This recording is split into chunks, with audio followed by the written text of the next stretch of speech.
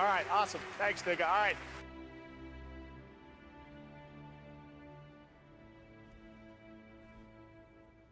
How's it going, everybody? How are y'all doing on this fine evening?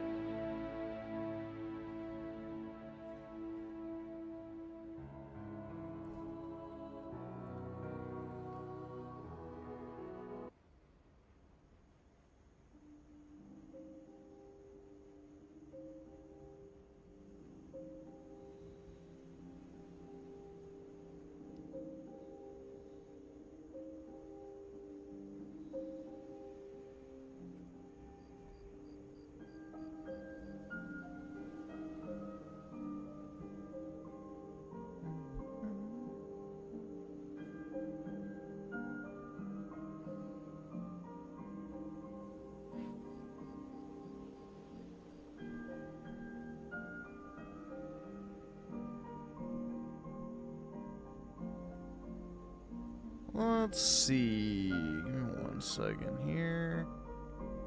This thing is not cooperating. There we go.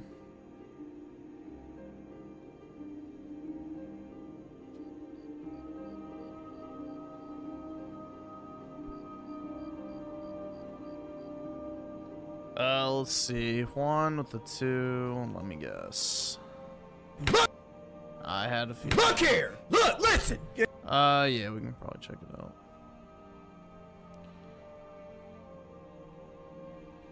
And Forza Italia with the 5. Soyman thoughts. Okay, yeah, we can check it out. Let's just look up by channel. We may be able to just go ahead and do that. So, why not? Yeah, I was right. I was guessing it was probably going to be longer. So yeah, maybe we'll go ahead and watch that. I kind of need to wake up a little bit anyway. Daryl Zone with the 5. Watch. Okay. Let me see. Let's check.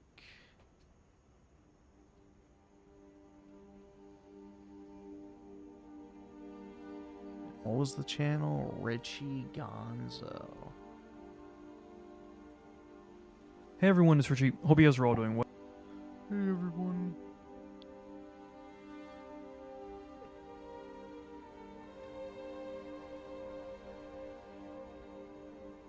Also play. Okay. That's fine.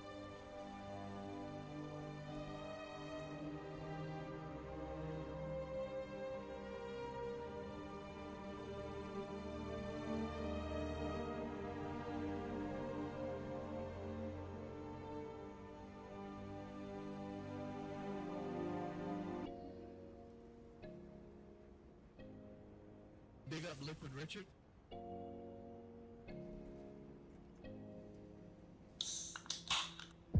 Get that ass, man. I'm a fucking baller, bitch ass nigga. Yeah, I didn't really like Pokemon Sun. Sun and Moon were meh. In this game, you know the rules. Swimming, mark coming like a pool. It's the only one I haven't ever finished. So I got very sick of it quickly. I stick my dick up in your mouth. I stick my dick up in your mouth.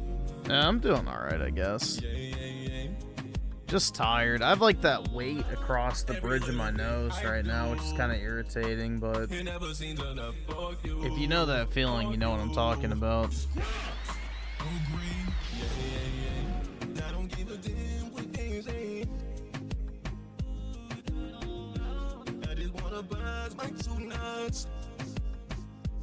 I want you to play with the balls. You can feel the pull, baby, when you left the key and give you the BBC. And I don't wanna lose it again. 'Cause I'm not like it. Yeah, X and Y were way better than Sun and Moon. I really liked X and Y at the time, but that was also because it was like the first graphical leap. So. In this game, you know the rules. Swimming mark coming like a pool. Yeah. Swimming mark coming like a pool. I stick my dick up in your mouth. I stick my dick up in your mouth. Yeah. In this game, you know the rules. Swimming mark coming like a pool. Yeah. Swimming mark coming like a pool. I stick my dick up in your mouth. I stick my dick up in your mouth. Yeah. Thank you for your money. Be about it. Don't talk about it. Shout out to Sean Wrangler. I can't afford this shit!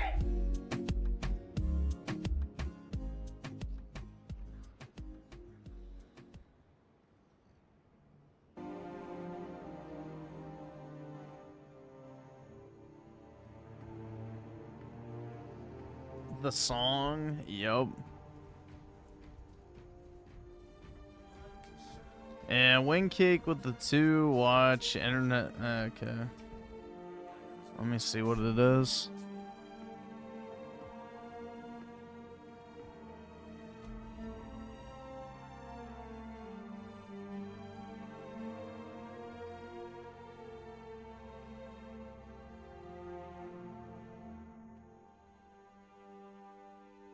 Is it just another Disney adult movie?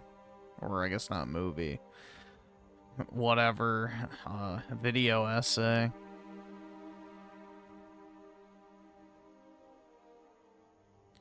Am I gonna watch videos only tonight? No.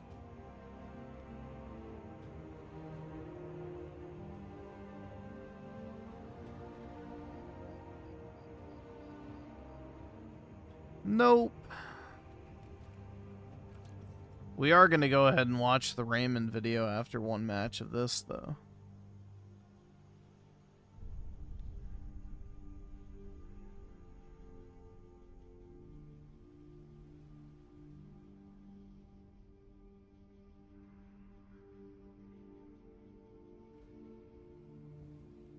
Why? Because I just want to get it out of the way.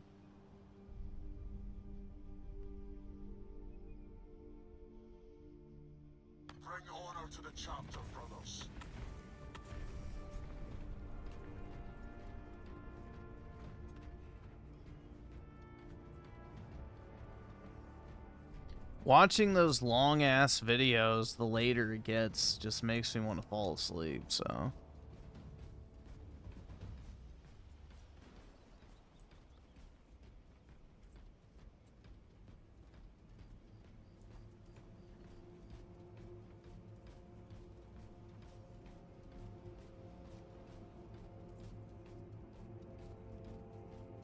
Rally point updated.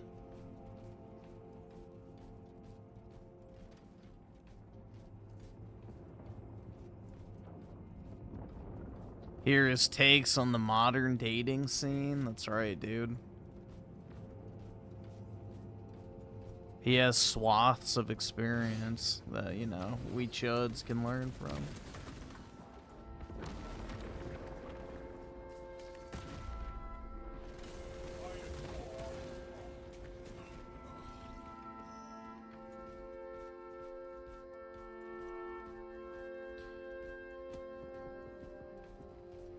Yeah, apparently the dude who's like leaking all this shit is in Russia, so he will face 0 legal ramifications from this, which is pretty funny.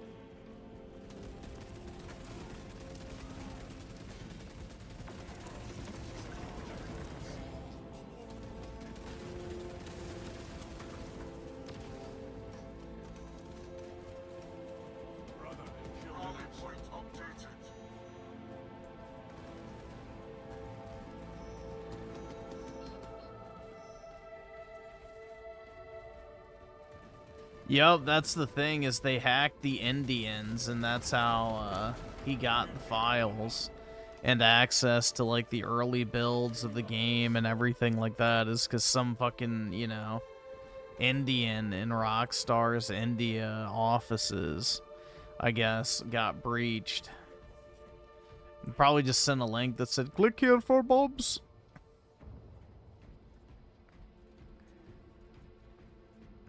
That's probably all it took, man. Click here for Bobs. Bobs and Vagine.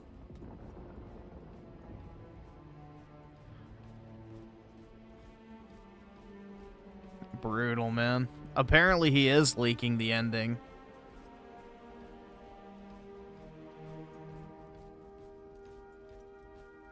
Yeah, they can't extradite his Russian ass. Russia doesn't have extradition agreements with anyone because the whole Russia bad shit that the, you know, boomers have been pushing forever. So because of that, the Russians have zero extradition with the West. So, in fact, they even encourage their hackers to breach Western companies and governments. So...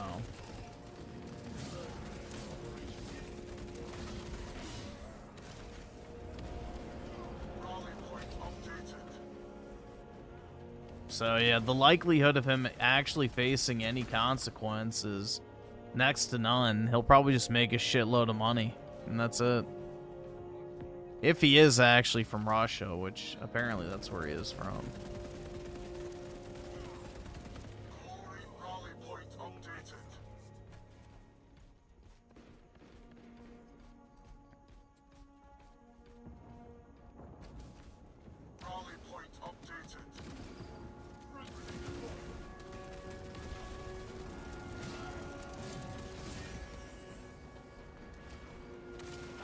He's fighting for our physical games, dude. That's right.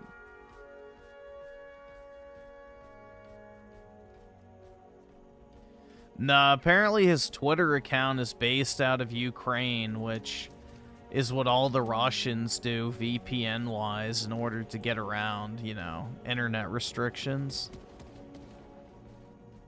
So...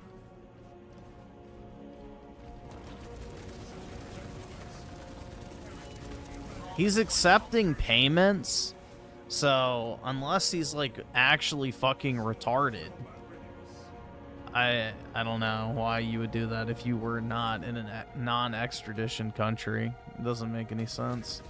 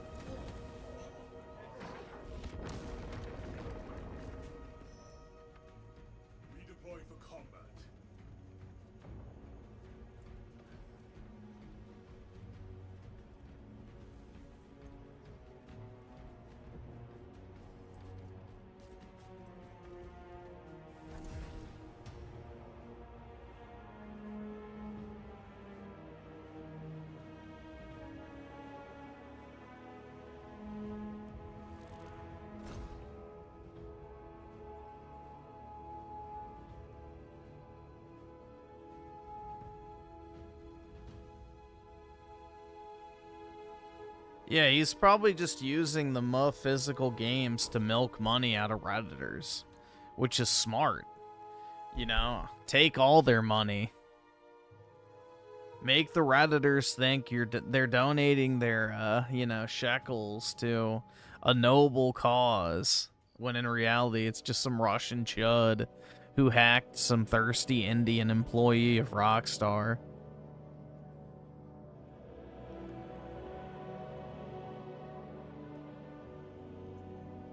That would be funny as fuck.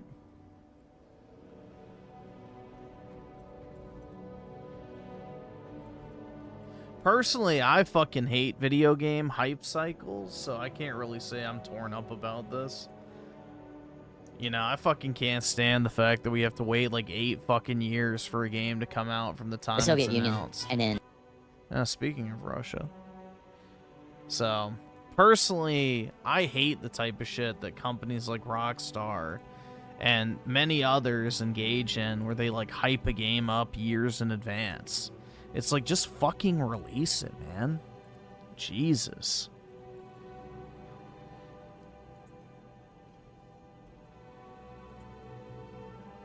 So...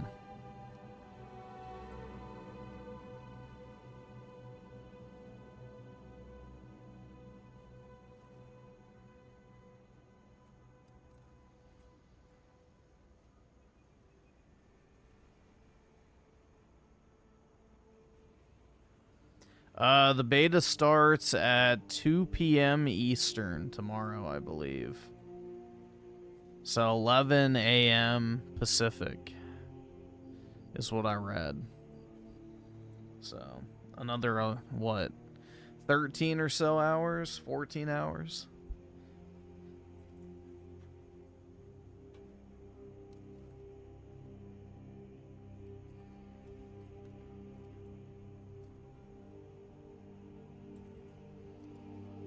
Take-Two lost $3 billion value, so doubt it. No, they didn't. Dude, that shit that's going around is from 2024.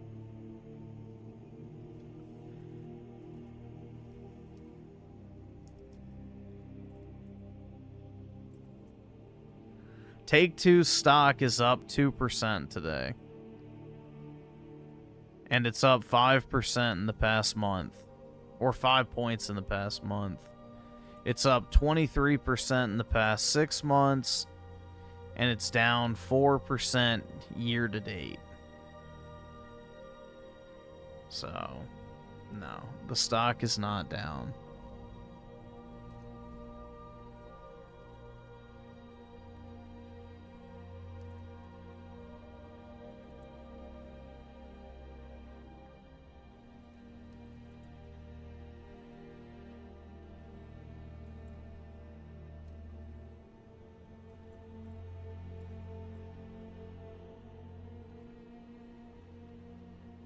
Alright, let's see. In the United States. I heard this great, I don't remember who it was. It was one of these smarmy dudes that sits behind a microphone with his little fucking comb over and his polo shirt. Polos. Jay Dyer type guy. I don't think it was Jay Dyer, but it was like a Jay Dyer guy. Does that make sense? He looked like a... Yeah, dude. Jay Dyer. Oh my god. I can't stand Jay Dyer. If you think about it, like, the Catholic Church is actually a heresy because they venerate the saints, and that's, like, completely different from what we do in the Orthodox Church, by the way, because the last time I checked, the Orthodox Church doesn't have, like, literal skulls on display and, like, golden statues. But that shit's demonic, man. I don't know, bro. I can't stand fucking Jay Dyer.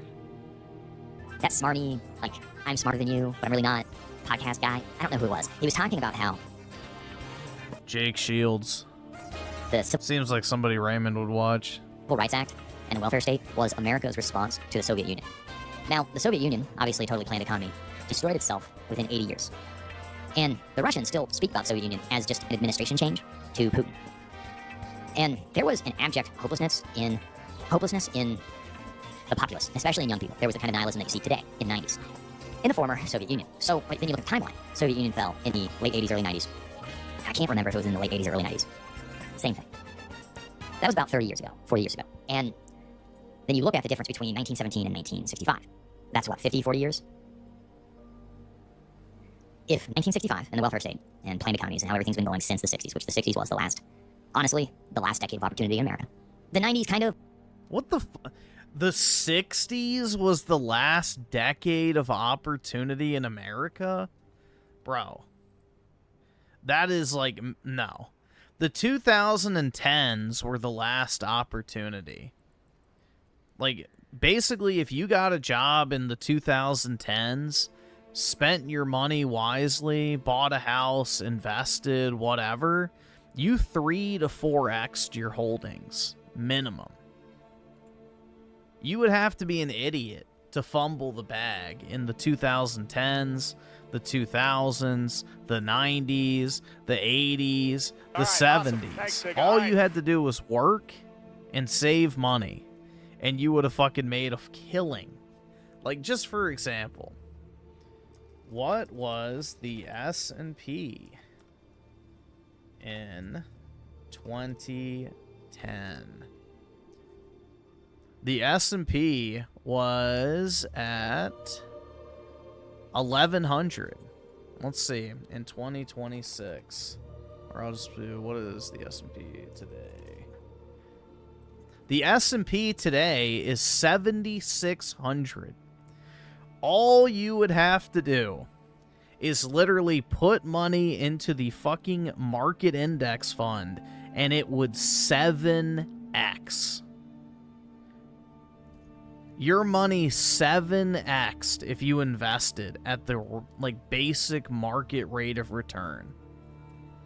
That's it. That's all you had to do, and you could 7x your fucking money in 15 years. So, yeah. The last decade of opportunity, my fucking ass, bro. Like, what are we doing here, bro? Hell nah. If 7xing your money in a little under 15 years isn't good enough, I don't know what the fuck is. It was really only because they just money printed it like crazy under Reagan. We haven't won a war since the 80s, guys. Do you realize that, right? This is the dirty little secret about American exceptionalism. It hasn't existed in almost 30 years. Like, the American are the dominant world power. It's a fucking LARP. So... yeah, because soylent cocks like you cry out every time the U.S. military, you know, actually uses force. No, don't kill anyone, please. You fucking proto, you know, crypto hippies, you know, cry every single time, you know, one person dies in any sort of airstrike or bombing or whatever it might be. If the U.S. military was actually unleashed, we could wipe out most of the fucking world within a few months. If we actually went hard in the fucking paint and truly set out to destroy our enemies, we could accomplish that in a matter of days in most cases. You look at the timeline between the start of the Soviet Union and the fall of the Soviet Union, and then you overlap that with starting the American Soviet Union in 1965, and then what are we? How many years later are we right now? I actually don't know. 61 years. Timeline adds up, because about the 70s, the Soviets were, and I've heard this talked about this way, the Soviets were dumping what little money they had left over, resources, into a nuclear plant that was failing. That is credited as one of the reasons the Soviet Union fell, was because they kept, like, American posturing about nukes was so effective that the Soviet Union spent themselves into oblivion trying to match America's spending on nuclear. Now, what is the analogous to nuclear? And I've heard many people talk about this lately. The analogous to nuclear is he gonna pull a Tucker and say that nukes came from the Nephilim? Data centers. This ties into what I was talking about earlier. See? Nukes are data... okay, here we go, man. Give me patience. I'll tie it in. Don't worry. The AI data center build out right now, this whole China competing with China LARP, we are spending ourselves into oblivion, inflating the currency way and building the stock market up to all-time highs every single day to try to outdevelop this invisible enemy on the same timeline that the fall of the Soviet Union happened. And Dwight, I did see your comment about the US may fall, but the American people will live on. Yes. I think Russians are extremely strong people. Just everything that I can garner from the Slavs, Slavic people, the Samis, they're Finnish, but, you know, the Slavic people, the Russians, the Siberian people, very strong for centuries. And Russia's still the biggest nation around. No, it is not. Geographically, maybe, but its population is tiny compared to most countries. Well, bam, I'm going to get to that point, too. I think that, in all honesty, the data center build-out, there's a 50-50 shot that it completes. I think that there's plenty of money, and money, capital, just because of the nature of hedge funds and private equity capital, will find a return. And these data centers, they're already trading credit default swaps based on these data centers being finished or not. These data centers are being funded by private equity lines, credit lines, that are backed by private equity hedge funds, basically, which is off stock market investments. Think Big Lots, Joanne Fabrics, that kind of shit. Your dental office that gets bought out. Your HVAC company that gets bought out. I just realized, Siguso said he was starting to be an HVAC guy. He probably works for, like, ECO or one of those fucking private equity HVAC companies. So he's worthless. Anyway, So he's worthless? At least he has a job. I think that politicians are not... He's an actual blue-collar worker, unlike Raymond. Imagine that, dude. Imagine that. The guy that Raymond loves to shit talk is an actual blue-collar worker. Even though Raymond, you know, skinwalks as the blue-collar working man's champion. Even though he's never worked a blue-collar job in his life. As smart as they think they are, and I think there's a direct intelligence correlation between believing AI is useful and real and can think for itself versus just a useful tool. And I think that there's a lot of people being duped right now, and money is flowing in ways that we will never be made aware of, and that people will never, that people cannot comprehend. Like in Weimar Germany, all that mattered was what you looked like, because the value system, they've taken away money or like success or... What? In Weimar Germany, all that mattered is what you looked like. Okay, bro. Entertainment or being an honorable person as something that is attractive. What the fuck is this shit, man? And all that matters is perceived attractiveness and then perceived status. And even the status thing doesn't matter because chicks like Amanda will date a tall homeless bum. Guarantee you, if he's hot enough. What could that Oh god, here we go. Yes, she is a theater kid. She's a theater kid. mean? Can you relate, Raymond? Today, we are going to be focusing on all or nothing thinking. You see things in black and white categories. If your performance falls short of perfect, you see yourself as a total failure, for instance, but that is all or nothing thinking. That sounds familiar. For instance, baby, This is getting weird. you don't know how much I lift. All or nothing thinking can look like, hey, just because I missed going to the gym this Sunday, I shouldn't go at all. I screwed up. I'm so fucking... Bro, that's like directed right at him. That's directed right at him. Oh, well, I already didn't do this, so what's the point in starting now? It's like, yup, there we go. This is his entire, you know, mental hang-up. Brutal, dude. Gym doesn't matter. Doesn't matter. Doesn't matter. I totally backtracked. I totally failed. She is reading her social workbooks. This is boring. I missed going to the gym this Sunday. I didn't get my lifts in. I can lift a whole 8 pounds. I can bench press it. No spotter. Pay attention to whether her advice helps your dating life at all. Nothing has helped my dating life. Literally nothing. That's what I realized. And that's when I stopped caring. He stopped caring. That's when I say, no. No! I'm not participating in this madness anymore. I'm done. It would be nice to have somebody come home. You generation of the 5. Enjoy. What is this? The biggest headline in the world of gaming this week. Oh, God. YawnYea. And wing kick with the 2, yeah, we can check it out. It would be nice to have somebody spend a night a week with. It'd be nice to have that be on an exclusive basis. It'd be nice to have somebody check in on me that was a female. I think that every guy, he's lying to you if he says, oh, I'm a female validation.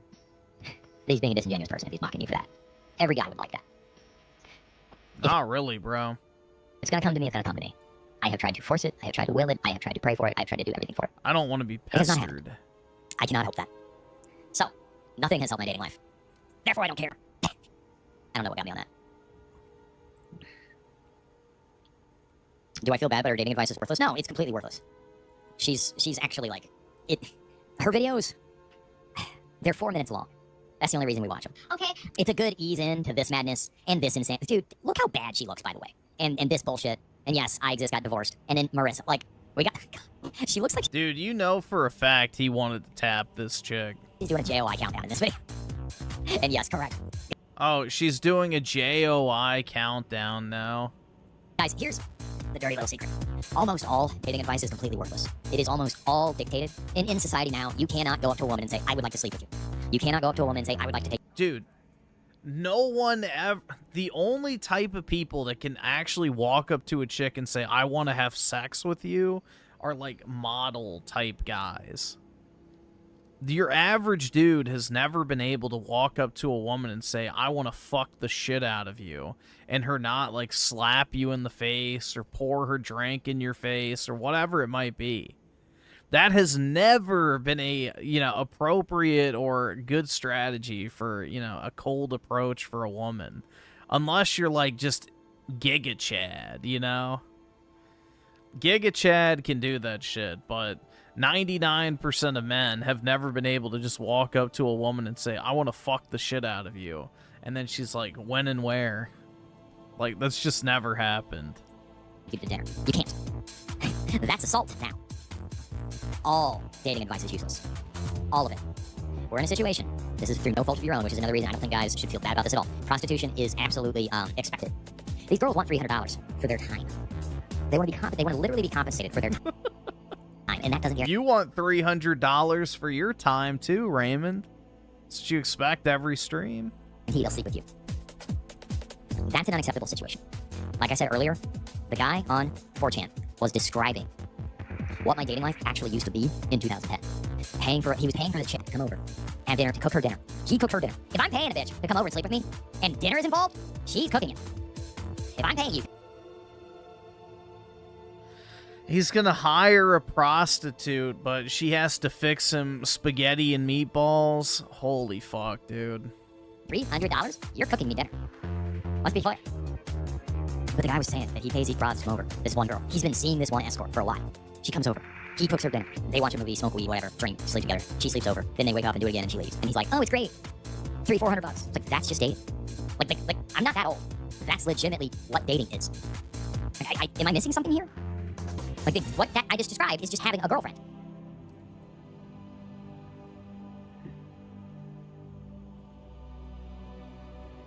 Yeah, she could make a lot of money just being a girl streamer. Well, she gets super chats. She absolutely gets super chats. She has no issue getting money. I think she should lean into the tarot card stuff shtick. I think she should completely give up on... Remember when... Dude, I remember he went on a rant about how her tarot cards were satanic. Do you guys remember that shit? Where he was, like, going on his, you know, crusade for Christ, saying that tarot cards were the work of the devil, and that women were demonically possessed because they were into the whole tarot card shit and Ouija boards. I think she should completely give up on the dating advice thing. Amanda, I don't know if you're watching this. No dude takes you seriously when it comes to dating advice. I think you should lean into the carny thing. I think you should lean into the tarot card shtick. I think you should get one of those fezzes and put it on your head and do the 1960s Miss Cleo or whatever. Do Collins. Carney Max 1000. I'm just saying, it's like the Wingmanda thing isn't working. It's not working. No one's taking this seriously. Carney Max. You're good at that, actually. Her live streams are like a sideshow circus. I can't speak today. Yes, that's one of the only things she has going for her, is she's attractive and pleasant. But here's the thing you gotta understand about women. If they are attractive and pleasant, they could be telling you to kill yourself and they get away with it. They could be saying, you know, jet fuel doesn't melt steel beams. They literally can say whatever they want. And YouTube has made that very clear. Is she attractive or just young? Well, that was my point, Dwight. I think these guys are blinded by the fact that she's thin, is young, and has long hair. Maybe that's what I got. Like, that's a bad... Guys, we're blinded by the fact she's thin, young, and has blonde hair. So she's conventionally attractive by female standards. Oh my god. Views. Because remember last night when I got really upset when I didn't get upset, but I realized that Eleanor was in her 30s. And she's living in a car, like Cece. And it's like, Cece is not attractive. Cece is kind of a disgusting hot mess, who's obviously insanely desperate. Look who the fuck's talking. Dude, she doesn't have 800 piercings, isn't covered in tattoos, and isn't some weird alt-looking freak. So, therefore, it's bad in the eyes of Raymond. The jumping, you know who jumps to conclusions? People who have been around the block once or twice. We kind of can smell bullshit from a mile away, and we can kind of figure out when you're trying to stick your fist up our ass. And you know what? Some guys don't like a fist in their ass, because we're Not certain other people. God damn it. So who are they to comment? No. They are the meme. No, it's not them. It's their simps. And it's the men in the Black Pill Manosphere space that want to see me dead. Drunk in a ditch again somewhere. It's their goal. Stated goal. Handcuffs, drunk, dead. They love to remind me of it every chance they get. I don't remember why I got on this. I think I'm pissed off because he's running that tractor. I think that's what the problem is. Well, they not only misjudge, what's frustrating is I'm not allowed to publish anything on YouTube without getting another hate speech strike.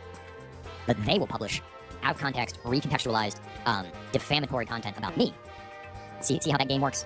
Which is why it's an op. It's way too coordinated. James is obviously in on it, not James Brannick. I'd say his last name, but I don't know if that's a trap to try to get me on something. But I'm almost 100% convinced that he's one of those clip channels. All right. Should we go to Bree? I'm over it. Amanda, I'm sorry. Amanda, I'm sorry. I'm not even gonna bother commenting. I'm not gonna bother. And she would reject me. I think she would reject me. I'm not even gonna bother commenting.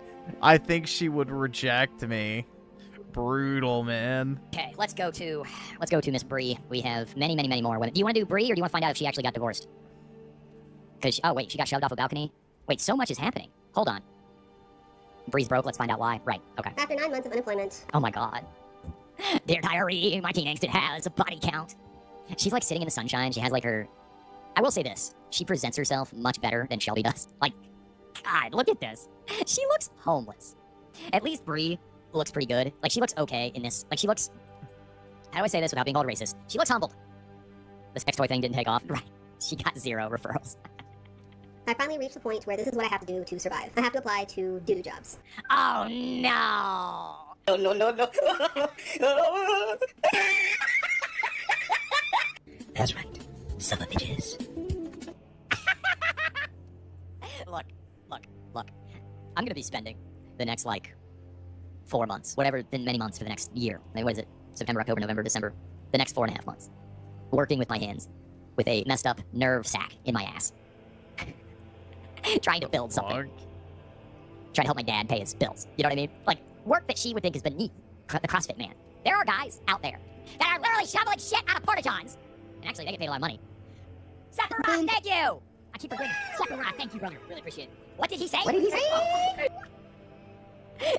They are so above actual work. Dude, his soundboard is so millennial coded. I'm surprised he doesn't have these nuts or some other shit on there. It's not like, here's what I've realized, and my dad might get a kick out of this. Young people just think work is beneath them. And this, I don't care if you say that this is the most boomer take I've ever had. The amount of people that I meet or interact with or talk to, without exception, there is a direct correlation between their attitude towards something, that, a job that is beneath them, and their financial position.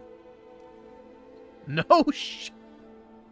You don't say! You don't fucking say. Wow, what a insightful observation there, Raymond. You're the first one to ever think of that. Every single one over the course of my entire life. You mean the guy who makes $1 million a year looks down on the guy that fucking shines his shoes? Yeah, no shit, bro. Every single one, without exception. They're not willing to get a $15 an hour job to make ends meet. It's beneath them. Shelby, the way she was talking about her fucking job at Kroger. Oh my god, it drove me nuts. Wait, it was this one. Yuck. Can you No, look that one. at Damn it, which one was it? It's like we were focusing on my performance. The performance. Remember that IQ video? She was losing her fucking mind over all these, like, literally retards. She was calling them retards at her job that were beneath her. It's gonna be funny when they get a job and they find her toy video. I don't know. She's a black woman. They basically have immunity in the workplace. Like, legitimately. It's... Alright, I gotta hear this. I gotta hear about this doo-doo job. Messed up nerve sack in my ass. I'm just saying, the neuralgia, that's what it is, because it gets worse as the day goes on, and it's, you know, any straining, I'm just gonna have to learn how to breathe. 135 IQ. There's at least 100 attempts that if she was like, I need a place to stay, they would be like, yes, my lady, yes, queen. Instantly. Doo-doo job, she's walking dogs. This is what I have to do to survive. I have to apply to doo-doo jobs. Oh my god, you're such a... Oh, it is a doo-doo job! Wait, is that her? No. No, that's her from the side? Bro. Jobs where I literally have to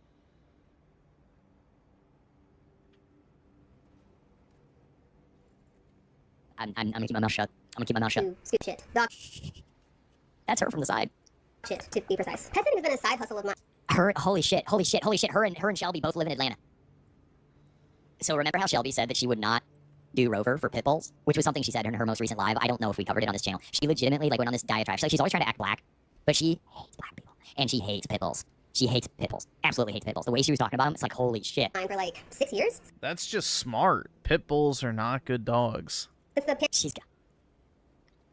All these women are gonna have a rude awakening soon. I don't know. I legitimately believe that once they all hit 65, they will line up I would never watch somebody else's pit bull, man. for the Soylent pods. They'll line up for it. Especially in fucking Atlanta. They'll love it. They'll, with glee, they'll get in the Soylent pod. I'm serious. They will probably end Roth non-taxation on retirements, and then they'll just confiscate. Well, through inflation anyway, they're going to confiscate. But mandatory death age, you don't think they're above that? When their horseshit office jobs are gone, they're screwed. Well, Bree, literally, I like big butts. And she was shaped like a... Not an attract. And okay, how do I say this nicely? An unfortunate outfit, but she's got a short back. You know what I mean? That's a bad combo from a physiognomy perspective for a black girl. Raymond, the physiognomy fucking expert here. All right. Oh my god, man. Yeah, she looks like an average black woman, bro. They all look like that. Like 99% of black women have that exact fucking build. I'm not trying to be... It just is. I can see why she's had trouble dating. People say that about me, okay? I'm just watching a video. I'm absolutely, once they realize there's no going back over the wall, nobody's interested in, and anyway, all the line up for the final noble sacrifice, well, that's how it's going to be sold. You're saving the environment, we'll incinerate you, you had a good run. I should stop giving them ideas. See, he's an idea man. See, that Raymond? We gotta keep him around, because we milk him for some ideas, yes. Our healthcare system, yep. There's, yeah. I mean, Martin Goldberg, 2 years ago, I remember this, I remember covering it, was talking about how, or maybe last year, was talking about this LARP that millennial guys will be able to find some chick that's over 35 to settle down with, finally. And they'll be fine, like, the Simps would want that. But he was like, there's not gonna be any women interested in that. They're moving into their cars. Legitimately, they're moving into their cars. The millennial women, they made their choices. They either are married and have children, or they are single, and they are getting priced out of their rental, and they are moving into their cars. In mass. And no, you don't, yeah, those unimaginative Malthusian ghouls. Well, it is true. In mass, that's right, guys. Everywhere you look around the country, millennial women are living in their cars. I don't know what reality he lives in. This is like those dumbass videos that claim that, you know, Gen Alpha and Gen Z are rejecting smartphones. It's like, yeah, you can find a few, like, outlier cases of that happening, but it's not a general trend. They are unimaginative. They are absolutely unimaginative. I agree with you there. I don't want them either. Well, there's, yeah, that's the other thing. One of the reasons we watch these, and I tell you about my life and my experiences, these girls are a mess. And you have to realize that, like, you should not be trying to please or appease or live up to their standards. At all. It's kind of like that saying, you know, your boos mean nothing to me. I've seen what makes you cheer. It's kind of like my detractors. I've seen what makes you happy. Nothing.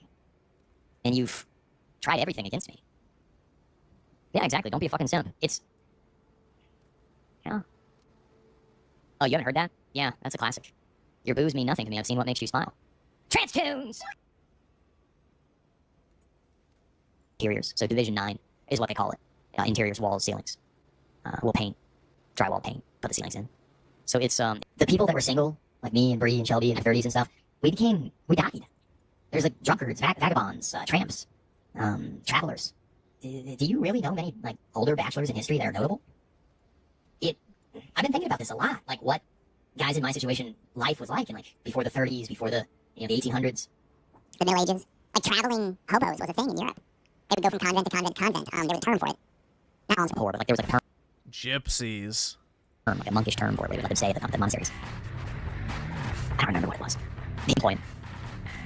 I really feel like, they're all the ones in the history books. I don't know. Hammers are dropping, band pockets, Tesla. Well, I mean, there was a history video I watched about these guys that were, like, single, not property owners. They would, like, walk around Europe, England, and they were, like, tramps, but they have been out of the loop. Are their YouTube videos really gone? Yes.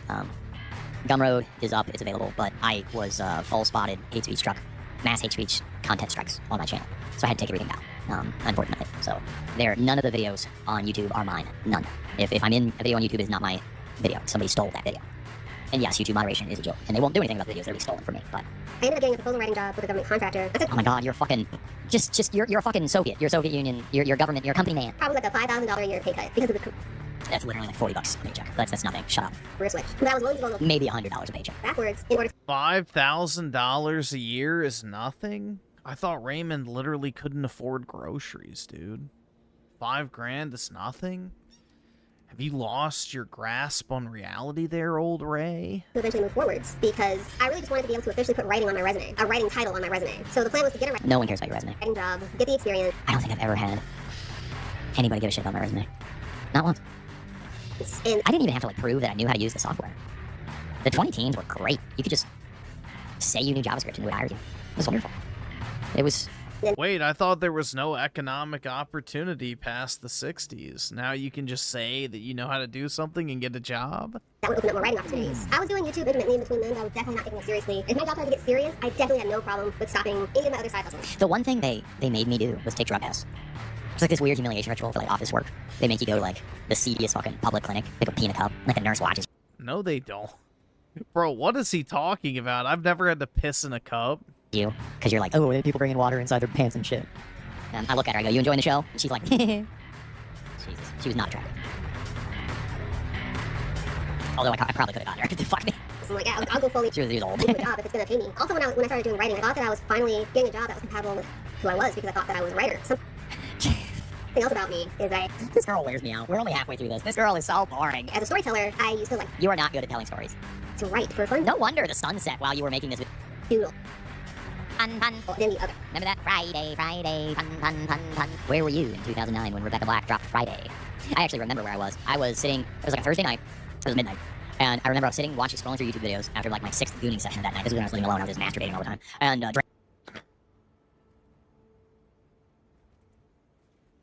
Oh my god. drinking DBR. TMI. And Rebecca Black comes on fucking YouTube. And obviously, I was shit canned. And I'm like, this is great. This is amazing. I pass out. I'm like dancing and everything. I pass out. I wake up at 8 o'clock for like an 8 a.m. Friday morning class. And I go in and I look at Twitter or whatever, Facebook, and everybody's dunking on this video, this Friday video, because I posted it. They're like, this is terrible, you're doing it. They hated it. I was drunk off, and then I re-listened to it, and I'm like, I don't know, it's millennial cringe. People loved that not Fireflies. Fireflies, remember that song? And in your eyes. The late 2000s, early 2010s was a different world. Like, hilarious when Ray does an honest alcoholic anecdote. I'm just saying, like, I was sitting at my computer desk, because you go from the hub to YouTube when, back and forth. As one does, right? Or the hub didn't, it was X videos. The hub didn't exist back then. I think I just like finished watching another movie or something. So I had like a TV, I'd watch like some sad emo movie for like the 17th time after I drank like 17 beers. And you open YouTube and that's at the top of the feed, or Tumblr, or some Twitter, whatever the social media was. Andy Patch with the gifted! Thank you, man, really appreciate it. Thank you guys for all the support today! All the support today goes to, what did I do this morning? Oh, the 10 cases of LaCroix that I bought this morning at Menards. It's true. Like thinking really, I was just like, whoa, there's a tornado in the Menards. There's a hole in the Menards. It was 2011. Oh, really? Then it was on YouTube, because I graduated college in 2011. I don't know, it's all a blur, man. Yeah, because I was in that one-bedroom apartment. I used to just drink, I would buy the 30-pack of PBR and just drink those for dinner. I was, I should not have finished art school. I should have dropped out when I didn't have any money to finish, because I had to take out all the, like, $45,000 to finish, even after all my scholarships and everything. And, I just drank all the time. I didn't do anything else. I drank at my fucking apartment. It was bad. If you like drinking and you're younger, you really need to get that under control. And sometimes complete abstinence is the only way to get it under control. But whatever keeps you not drinking, like junk food. I was at the food today. I was at the store today and I bought Fig Newtons. Those have fruit in them. Might as well have the LaCroix delivered by the tanker. I'm not going to be able to go to the store in the middle of the week, so I bought a bunch of cases of it. I don't care. It's better than beer. You never drank? Keep that up, seriously. No, seriously, yeah. If you're drinking frequently in your 20s, you just have to find something else to do. Yeah, Gen Z really doesn't drink very much, unless you're like one of those social butterfly types that goes out every weekend and, goes to bars and shit. Yeah, for the most part, drinking is way down. But unfortunately, weed use, in particular edibles and vapes, are way up. It's never going to get better, and I don't care what kind of coke, what kind of whatever, dry drunk, whatever fucking insults they throw. I am proud of the fact that I have not had a drink in 1,814 days. Because everything about booze ruined my life. And I drank because I was alone. I drank because I had free time. I drank because I was physically dependent on it. I drank because I wanted to. I didn't really like how my life was going. Now I can't drink. I don't particularly, my life is not bad. Some people would say it's bad. Your life, dude, this guy always goes, I hate my life. I'm not happy with my life. I don't like the way it turned out. Oh, it's not bad. It's sad the generational wine businesses are suffering, but Gen Z doesn't drink. Well, I don't think Gen Z has any money to drink with. I like to make myself believe that's the song, right? Sorry. I can sing Rebecca Black again. That's the thing with alcohol, most drugs is people don't realize it. Yeah. I missed your return yesterday. Good to see you again, Raymond. Yeah, no, it was a crazy. Last night was nuts. Last night was like, at least I'm not iDubbbz. That's true. I'm not the, all that, look. I mean, I don't know. Is Anissa that unattractive? She's not fat. Oh my god, bro. Like, I'm assuming she at least touches his dick sometimes. I mean, I know she does porn and stuff, but like, at a certain point, it's kind of like, well, if you want that in your life, that's kind of what you get. That's how Anissa is kind of like a quintessential millennial woman. She's just, they're all like that. They're all covered in tattoos and fucking... Yeah, exactly. He's envying iDubbbz of all people. Holy shit, bro. Yeah, it is over. They're all covered in tattoos, and they got horrible attitudes, and they're all intolerable to listen to talk. Honestly, I don't want to listen to any of these bitches talk. I do this because it fills the content. Like, I thought that doing graphic design was supposed to be a creative job, and... You're dumb. I'm sorry. Honey, you do graphic design, and these are your thumbnails? Like you know you can do more than just white text on the and put Trump on the thumbnail, right? You're just... It wasn't, because writing is a technical skill, just like drawing is a technical skill, and graphic design is a technical skill. You know what's amazing about millennial women? And most millennials in general, I'm gonna hate on millennials for a little bit, and Gen Z, just assume you're being lumped up in this. Most people that are artisans at their craft have done their craft incessantly for at least 10,000 hours. Do you know how long 10,000 hours is? In a standard HR year, that's 5 years. I think you should work in a trade or something for 5 years before you can bill for it. Whatever that is. As in self-employed business. 5 years. The people who are good at things are not good at things because they woke up good at things. A lot of millennial women, a lot of millennial guys, they think that you should just be good at things magically, like the Matrix. They just plug you in and upload it. People get good at things because they practice them all the time. And they're willing to learn and fail. And apparently Bree and Shelby and all these chicks, they just skip that life lesson. I feel like I learned that when I was 8. And I know people make fun of me and they mock me, they hate me, and they're like, oh, he doesn't do this. Fuck you. I was tearing down walls this week. Oh my god. You gotta wax on, wax off many cars. I waxed on, waxed off a lot when I was younger. I'm a millennial. I think I want a girlfriend, but I don't think I want a millennial girlfriend. Well, you know what's funny about that? The Gen Z girls don't want you. That's the one thing those damn feminists made sure they did, was they made sure they convinced every single younger chick that the older guys are not, like, that you're not allowed to have an age gap. Ah. Fucking, like I said, both of my exes slept with a guy in their 30s when they were 20. Because they had money. There are some cool Zoomettes out there. Yeah, if you know any, send them my way. I'd love to stick my dick in one. Oh, I say it to make people mad. Yeah, dude, he totally doesn't mean it. He doesn't mean it at all, bro. Oh, we're not even halfway through this. It's not all creative. He's just doing a little bit of trolling, guys. Creative aspects of it, but it's not all creative. So the exact half of Gen Z girls are lesbians? Okay, let's be clear. 75% of people are overweight. Of the remainder of the women that are not, how many of those are single? 1. Because roughly half of women are dating someone. And of the half that aren't, how many are actually interested in a man in any capacity? It's about 1%, actually, as of the latest Pew research, whatever. Now, pair that with the fact 8% of men that are single, which roughly half of the male population, it's roughly half.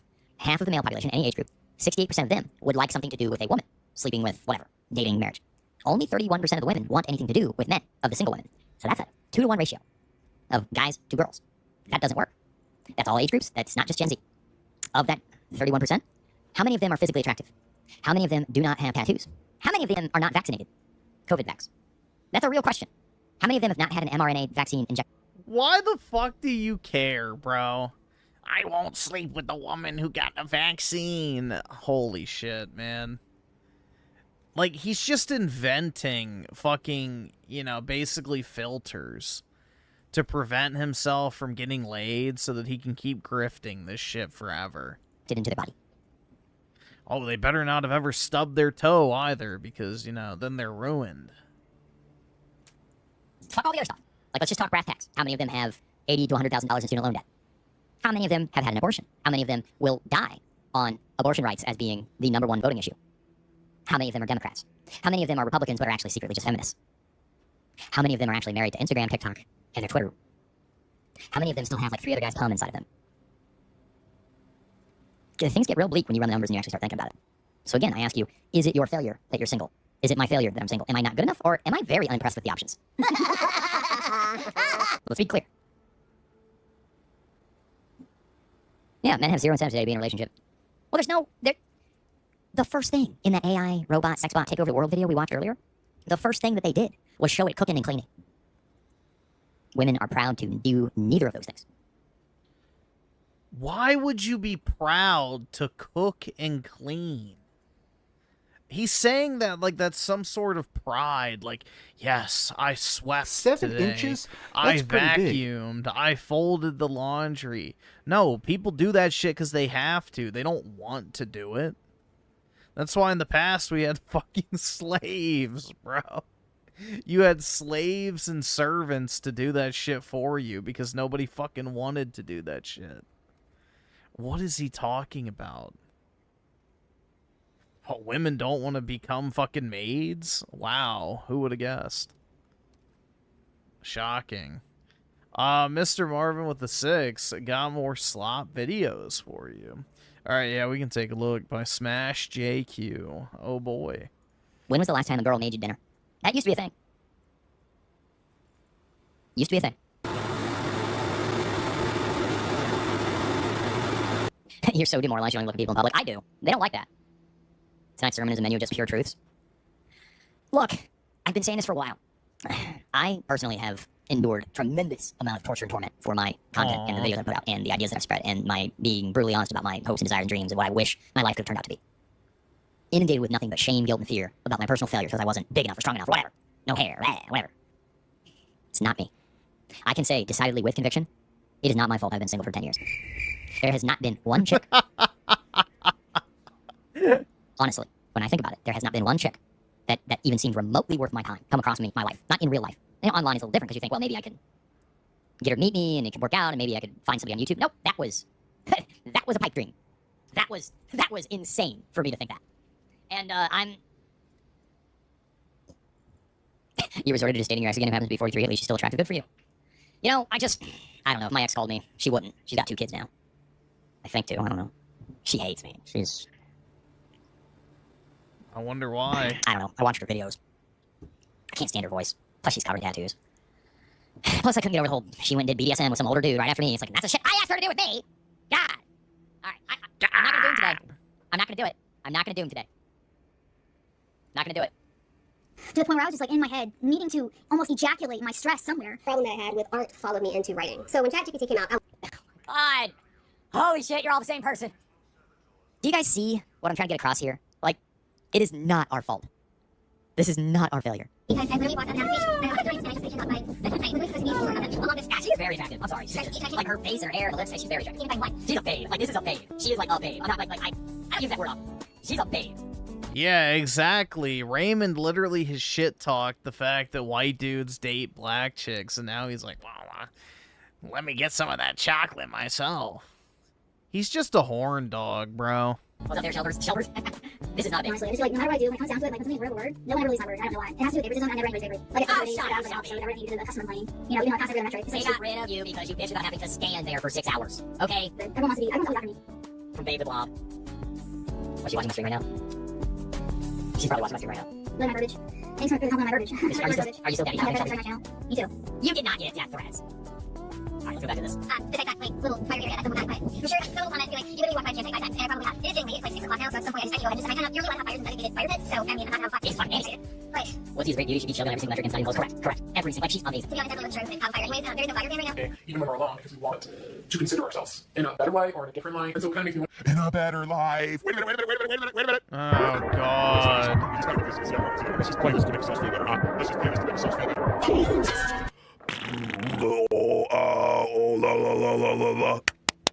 Alright, let's go back. Let's go back and look at some bipsies, because this girl sucks. She's... Wait,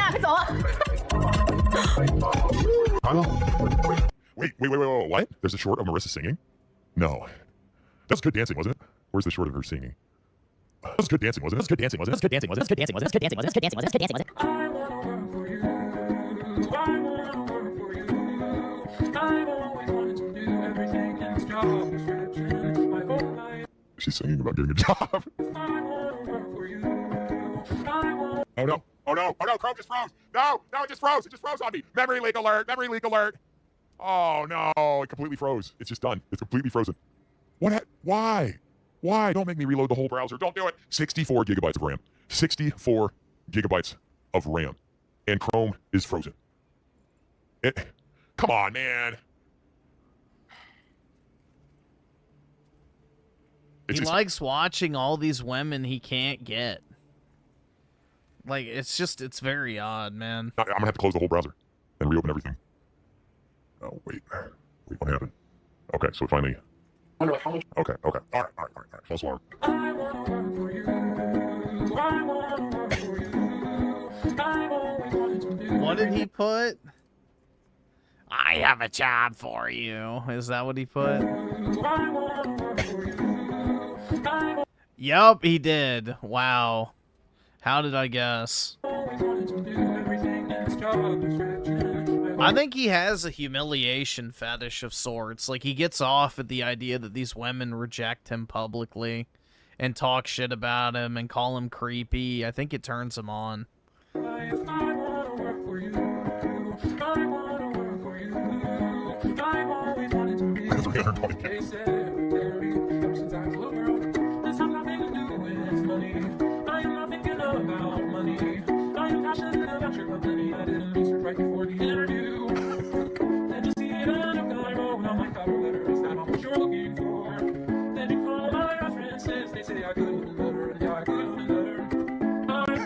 This is our anthem. Hey, this is actually not. This is kind of funny. With better microphone, it actually would be hilarious. God damn it, I'm kind of falling for this chick. I kind of like her. God damn it. God damn it. God damn it.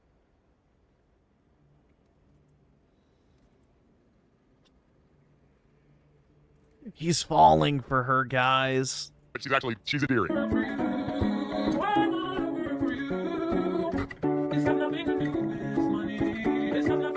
Dude, this is 100% the type of guy that falls in love with a stripper. That's why he won't hire a prostitute. Not because of his morality or the fact that he's a Christian or whatever. He's afraid that he's going to fall in love with the first hooker he puts his dick in.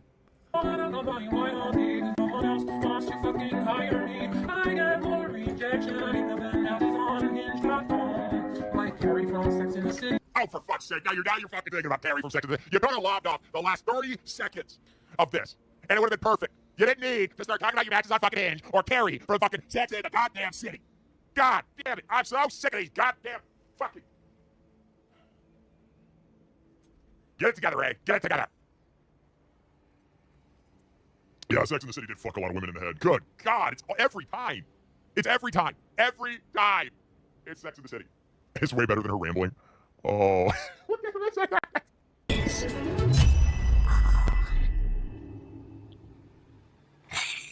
Hi. Good evening. Okay, I can't get too excited. I can't get too worked up. I missed you every day, every Friday. Last Friday, I came on super strong, super missing you. This Friday, I miss you already. There is never enough time. There's so much to talk about, and there's just not enough time. I have a newfound respect. Truly. I have a newfound respect for the guys that work day jobs and also do this. I know there's people in the background that will never be seen screaming and retching at me. Oh, I am tired. I am very tired, but there's too much to do. There's too much to talk about. It's been a very hard week. I'm just going to launch right into it. I'm not going to vamp or whatever. We're just going to super chat. If kicks come in, support comes in. That's great. I'm happy that you're here. Thank you for being here. I needed to just hang out. By 3 days off of this, I'm like jonesing to get back into it. I really just, oh my God. It's amazing. It's amazing what happened this week, actually. Thank you, RCT Goat, for the sub 7 minutes ago. Really appreciate you. And thank you to everybody who does support and who has decided to subscribe. There's still some subscribers on the YouTube side, and I'm not going to be doing anything further on YouTube. There's YouTube's not getting another second of my content. If you see me on YouTube, I'm on somebody else's channel. That's right, dude. He's really holding out. Google will never survive without Raymond blessing their site with his top-tier content. Or somebody's just straight up mocking me, basically. And anyway, that is to say, if you are still a member on YouTube, I got like $100 or something like that still coming through, like $140 for last month. Go ahead and cancel that subscription and come over here and sub on Kick. Please, I would appreciate it. 10 minutes away before you fall asleep. Thank you, sir. Recipes Ben's IQ. Oh my God. And we're gonna get into it. Let me grift a little bit. Yes, fuck YouTube, exactly. Fuck YouTube. Kick has been much better than me. Kick is 95.5 partnership. Kick is fantastic. I've had no issues on Kick. Nothing but uptime as long as you're online. And I wasn't making any money on fucking YouTube anyway as it is to begin with. So it's not like, you know, AdSense wise, so it's not like it's really that freaking much of a deal. Anyway, yes, I am here, and I did work all day. I did work all week. I think 37 to 38 hours. But this was the hard part of it. This was tear down walls, and these are 12 feet to the lid, basically. The actual deck. The lid is 9, but like 12 feet to the deck of the actual structure itself. It's a pretty rough one, and we've got our results. So we're gonna. You know, she changed her thumbnail, right? You saw that, right? She got rid of her thumbnail. Let me see if I can find the one that she did have. Let me see. I think I uploaded it. I think I posted it. Oh wait, do images not show up in media anymore? Hold on. I can't believe she freaking removed the thumbnail. I have the other video too. Don't worry. I have everything. Of course he saved it, man. But totally not obsessed. Not obsessed in the slightest. I have everything I need. I can't believe she removed the fucking thumbnail. It was the most god-awful slop thumbnail I've ever seen, and of course now I can't find it on Discord. And come on. Does anybody have it? It was so bad it was good. Yeah, and that's the thing. Most dudes working construction work way more than 40 hours a week anyway. Was I not the one that published it? Okay, apparently I was not. I gotta look in my actual Twitter feed. Oh, here it is. So we have this, right? And, okay, thank you. Yeah, so we have this, is the thumbnail she's showing here, right? Actually, that was the first one she put up! The new era of Shelby! Where's my sound effect? It's so bad, it's good. I love the fucking hand over the, like, the man. She got man hands. Like, let's be honest, that's a dude's hand. That is a man hand right there. That's a man hand. Like, let's be clear. That's a man hand. Amanda. Because he wanted to have sex with her. He thought that he had a shot with her. He, like, flirted with her. And she shot him down after they had a one-on-one conversation on Livestream. So she basically ghosted him. Pretty much said she wanted nothing to do with him. And it absolutely just shattered his fragile mind. And ever since then, he has been coping, pretending that he was never interested in her, that she's nasty looking. You know, there's a reason why no dude would want to sleep with her, blah, blah, blah, blah, blah. Meanwhile, seething over the fact that she went and lost her virginity with a 60-year-old man. So, no, the whole thing is Raymond wanted that shit, bro. He was, I guess, crushing hard on fucking Shelby, of all people. And, yeah, she shot him down and basically called him a creep. And I guarantee you, she did not make this thumbnail. She did not make this thumbnail. This thumbnail was made for her by one of her, it's probably made by Hassan. Sorry, sir, Shelby, please let me release, sir. To the point where I was just like in my head, needing to almost ejaculate my stress somewhere. And yes, I know it's an AI thumbnail, but holy shit, Batman, that's a bad thumbnail.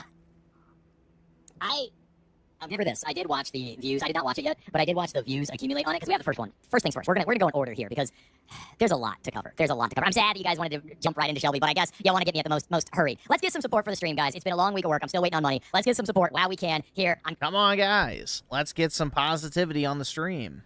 Super chats, kicks, subs, gifted memberships. Or you can try out the new gift feature. Gonna beg for it all night. Let's just get it started now, and we'll get into Shelby here because I'm fucking exhausted. I don't know how long I'm gonna actually be able to go tonight. So let's just little friendly nudge. I do this for money. and to hang out with you, but I do this mostly for money. But yeah, this was a bad. The new era of slap blade. That's what it's called. The new era of Shelby is upon us, and yeah. So I know that. Let me see if I can get the other file opened here. I think Brave is probably the one to do it in, right? How and Easy has gifted our inaugural. Thank you, man. Thank you very much, man. I appreciate you, brother. I appreciate you. I really do. It means a lot, and the support, as always, is very... He's worse than DSP, dude. He'll straight up suicide bait if he doesn't get donations. Very much appreciate it. I think we got a subscriber while the intro was rolling, too, so that's where the RCT goat, I think that's who it was, so thank you very much. Yeah, guys, so, you know, I have stuff tonight. I've got enough for tomorrow. We'll see how it goes. He will literally bait suicide if he doesn't make a certain amount of money. Like, it's fucking insane, bro. We'll see how it goes. We'll see how the weekend goes. But yeah, thank you for sending me that image, my friend. I really do appreciate it. I think the new era of sloppily is going to be, it's going to be interesting. It's going to be interesting. So let me find the file. Let me find the other file because I have several things. Let me see. What is this? Okay, this is fun. This is a new one that I saw on Twitter last night. Let me turn on my audio here and go into...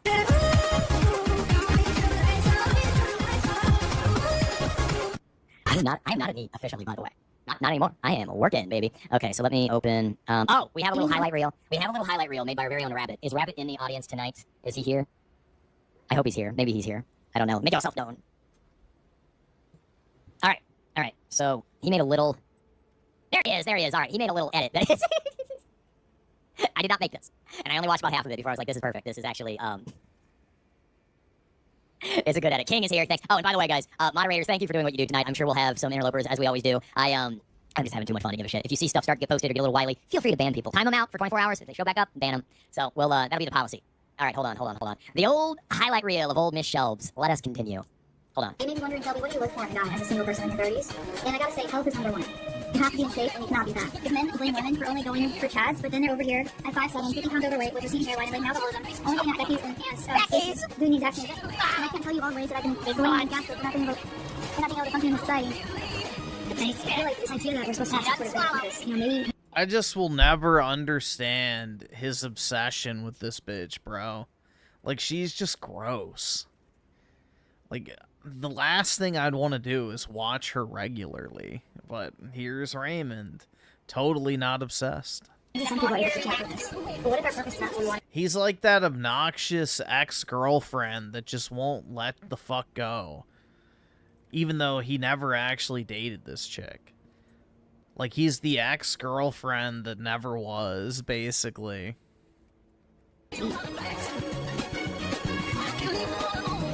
This is all real stuff that she's done, by the way. All real stuff. This is not embellishing at all. This is on the eyeball. Got it. That makes sense with the stuff recording.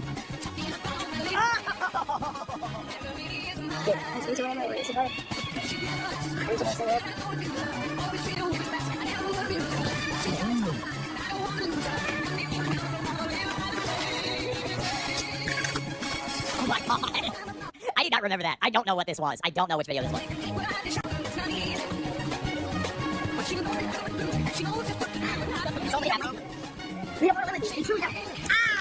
Maybe it's loneliness that's gotten to me, or maybe it's mental health attack, but I have really been looking for. Remember, he wanted this shit, bro. He can LARP all he wants. He's like, oh, she's gross. Dude, you wanted that shit, and you still do. Someone that has more like a daddy vibe in my life, like a daddy vibe on my honestly. I don't want to do something in a perverted way, but I'm looking for someone that can care for me. I need somebody that is a caretaker. You are not ugly. You are not ugly. You're women. You are dangerous. You are crazy. It is not a male loneliness epidemic at this point. It is a male consequence epidemic. What the? Whoa! What the fuck? I have not seen this. Holy shit! Oh, this is why I have a person in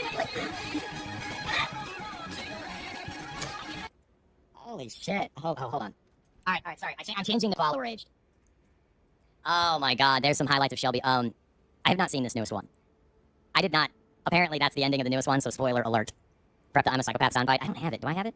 Oh, right. She had a person at 60. She did have a person at 60 years old. She did have a person at 60 years. And in case you're new here, yes, Shelby is someone she's kind of like a kid sister at this point. Dead Rabbit with the pack it up! Thank you, brother! A kid sister that you wanted to have sex with? Okay. Really appreciate you. Says, not to wed. You know? His words, not mine. Yeah, guys, if you are new here, I went ahead and I had to up the follower age and everything, so I just changed it to account age 1 month, and it looks like, because somebody just got at me on Discord about this, you should be June 11th. You should be good. You should be good.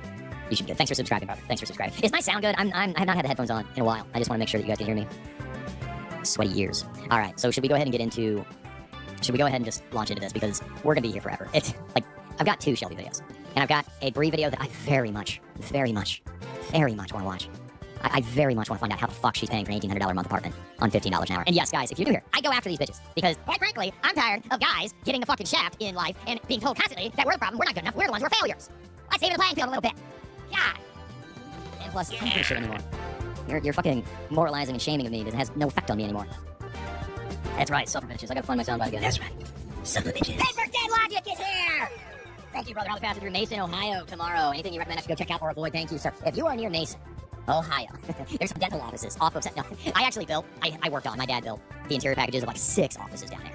Spent a lot of time down in Mason in my summers in high school actually working. It was it's a ritzy place now. It was not that way, but it was kind of getting affluent back then, but it has just up and to the right for money. It's expensive in Mason, Ohio. If you are so inclined to go see one of the most interesting, best grocery store in America, as far as I'm concerned. America, the whole country, yes, this is the best place you're ever going to go for food.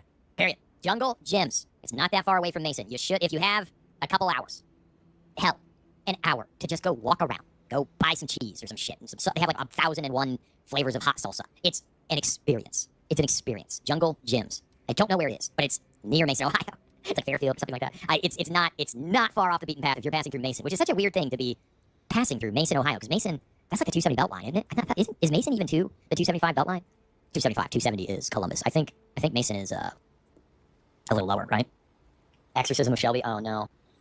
If you go, send me some pictures on Twitter. I'm serious. Somewhere.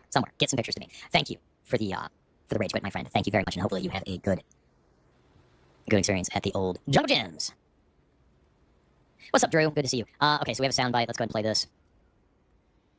Hey guys, I'm going to the city. Where should I go? You should totally go to the grocery store. Bruh. Great recommend. Sorry, I've got a million things. She's a lady. Wow. But I'm the crazy one. It's me. I'm the psychopath. Okay, I have to watch this video before I make a judgment here, because that looked insane. But we all know what we're dealing with, and you guys voted. You wanted Shelby. So, Bucky's...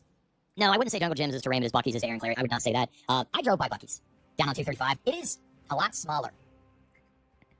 Less smaller than they make it out to be. It just looks like a big gas station. It doesn't look like anything special. And there's traffic past the highway.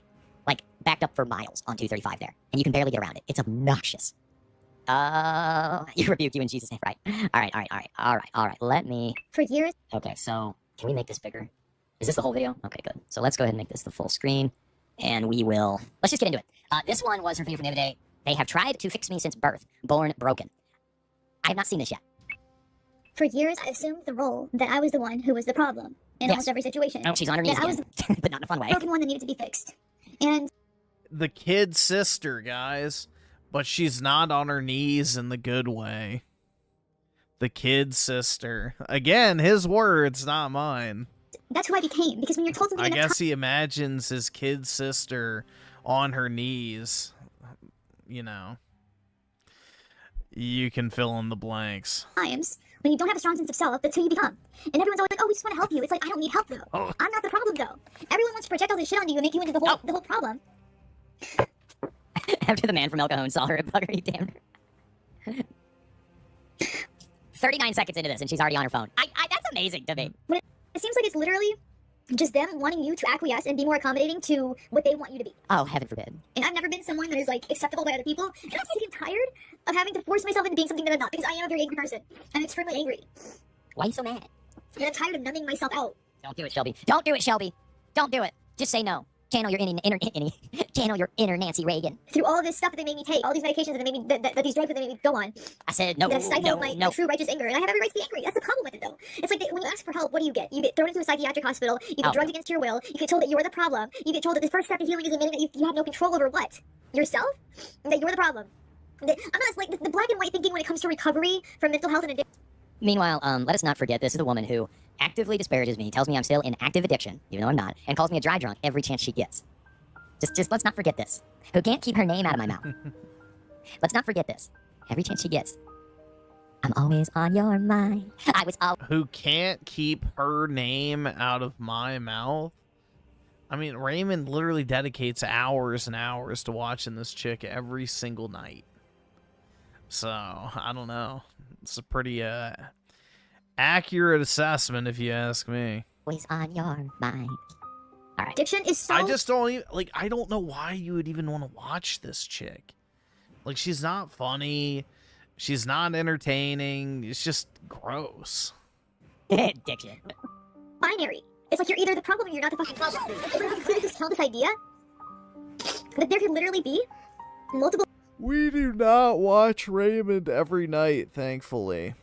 For a while we were, but thankfully that's not the case anymore. But that's more so due to donations, not of my own free will. Raymond watches this shit because he wants to. You only really watch Raymond when I get a donation. So. Factors? Multiple personalities? To why you're so fucked up, and some of those factors are external. So, oh yeah, that's true. There's also something to be said for the idea that, you know, certain things that people are critical of or the problems people have with you are just things you have to let go of. That's something I'm learning. You can't please everybody, period. Like, there's some baseline societal level things you need to be doing to participate in society, to not be homeless. Yeah, this was a donation. But for the most part, even from Forza Italia. In this crazy inflationary environment, if you can, like, put up with somebody's barking dog or, like, the sound of a lawnmower, you can live in a pretty nice area, relatively speaking. You just, you know, you're not going to be the center of attention all the time, which, of course, we know. I mean, I know attention is the best drug there is, period. You go without it for a few days, you're like, I need more attention, I need more subs, I need more likes, I need more fucking kicks. Come on, guys. Come on. Where's the support, guys? Give me money! Give me money! I get it. I really do. Because I know she had a breakdown the other day, and I gave it a lot of thought about whether or not I would cover it. But then I was reminded. Capybara supporter with a full send, thank you. Then I was reminded. The little angel tapped me on the shoulder and said, Raymond, need I remind you? See, this woman made a video called Ugly Men Are Not... No, ugly? You are not ugly. You are dangerous. And then, she came out with another video called Raymond Needs to Leave Women Alone. And admitted in said video that video was about me. It was about me. Well, I guess broken clocks are right twice a day. Hey, let's not forget that. Let's also not forget, as long as we're not forgiving and not forgetting, this shall be not everybody else the problem, but you. Who was the first to brave dance? When I was pushed off YouTube by the mob, it was you, Shelby. 7 dimensions with a full send. Thank you, man. I'm down here, guys. It was you, Shelby. You reveled in the fact that I was pushed off YouTube. You can't get me out of your mouth. You're the one that got 100,000 views fucking me over. those factors are... And then you're gonna sit here and talk about external factors and all these other excuses for the fact that you don't have a job and you can't stand for 6 hours straight. I've been standing on concrete, tearing down fucking metal stud, 5'8" drywall, 12-foot walls for 5 days straight. I'm a little crazy. Sweating in places I forgot existed. Staring down the barrel of the abyss of meaninglessness. Learning to let things go. Learning to let other things he's so back in the introspective. corners of your mind to access later. Learning my body has sore and hurt in places I forgot you could be sore. I got a cramp and I'm aching in the arch of my foot, on my right foot today. That's a Friday night at 2 o'clock in the afternoon kind of pain. My foot is sore from walking around on it. I need to put some ice on it. Is when your front arch of your foot starts throbbing and aching. That's how you know you're sore. What's up, Richard Solomon? We're hanging out today. Manic Drywall Ray is cool. Hey, you know, I haven't been on for a while, Al. We're going to see how good this energy burst lasts. I lasted till about, what, 10 o'clock last week? Thanks, nigga. All It all right. honestly, I'm here to grip for money. If I can hit my goal, I'll be happy. But I also... You generation with the 5. Think this will be fun. What is this? Why am I waking up to so much... Oh, God. I forgot he had that massive banner of the anime bitch behind him. Brutal, dude.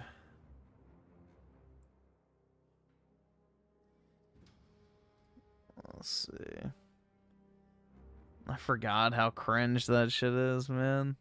So, there's a lot of Shelby to make fun of. And, you know what? Fuck Shelby. She fucking hates me. She couldn't wait to celebrate me getting thrown off You know, say what you will about my Aerith cards. They're not anywhere near that bad. YouTube. I'm pretty sure she's behind some of the harassment and craziness that I have been experiencing. Oh, and by the way, no comment of sympathy whatsoever for the social security number and everything else that got leaked and doxed. Thank you very much, Shelby.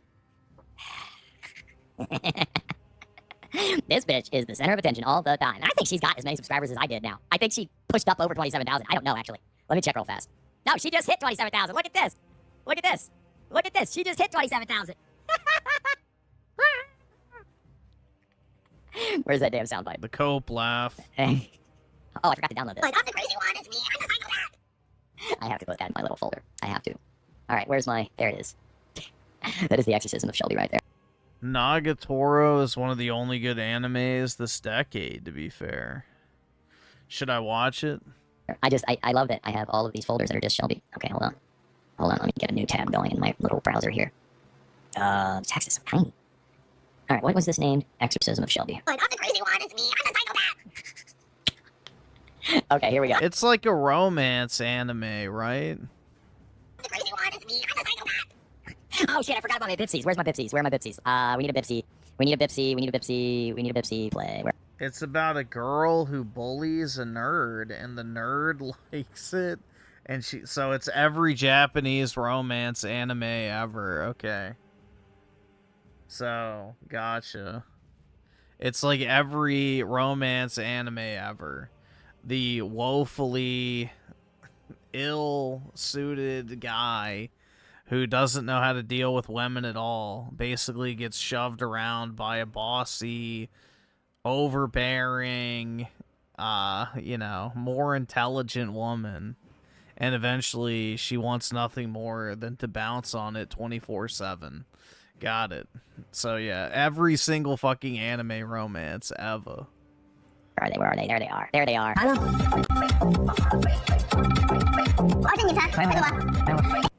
Yesterday she wasn't there yet. LOL, I checked because I wanted to see the thumbnail. She changed that thumbnail. She got rid of it. Yeah, the Japanese have like that weird fetish where they like overbearing women. Like, they love the idea of being bossed around by a woman, a woman being smarter or physically more, dominant than them. But they also love the idea of putting her in a mating press. So, it's very odd. I don't know. The Japs like that shit. They almost have, like, a bullying kink. External. I just have so much pent-up anger, I don't know what to do with it. I know. To the point where I was just like in my head, needing to almost ejaculate my stress somewhere. I want to deal with it in a healthy way. I want to deal with it through... That actually is a great point. I'm going to use this as a launching off point for a story. Something I realized this week, something I had forgotten over the last 2 weeks working. You know what's really great? To get rid of pent-up anger and frustration at women, at the system, at people not cooperating with you, at everybody telling you that you're whatever, at the endless... Whatever's going on. You breed the bully. That's right, dude. Exactly. Out of your locus of control. picking up a broom and sweeping. I'm not even kidding. It's like something's not going right. I just pick up the broom, start that little broom, that little fucking broom, that little quickie. You just start sweeping like this, like fucking Mickey Mouse in Fantasia. You just start sweeping. Just physically wear yourself out a little bit, and your body, you're done at 8 hours. You're done, but you forgot why you were mad. And I know that you cannot.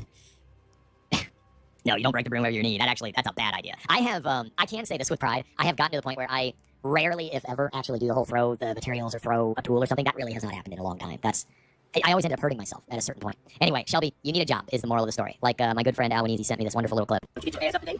Go out and look for a job. The word today is job.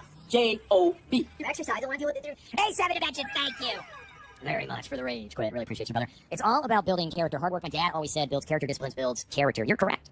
And this, like what I'm doing this week, is actually probably physically going to be the hardest part of it because you're disassembling something that was already built. My dad worked on this project like 14 years ago. He built this place. Like, he forgot. So now he's taking it apart. He keeps saying like, oh yeah, that's how I tie that together. Oh yeah, that's how I do this. Oh yeah, that's my calling card. Oh yeah, it's got my name written all over it. I'm like, yes, it does.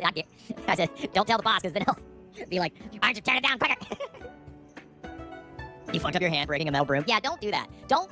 The worst is when you're angry and you punch something or you kick something and then you hurt yourself. Because then you have, like, especially if you hurt yourself I have never done that once in my life. badly. Like, I don't know, smack your foot in the hammer, or smack yourself in the hammer with a foot. Wait, smack your foot with a hammer.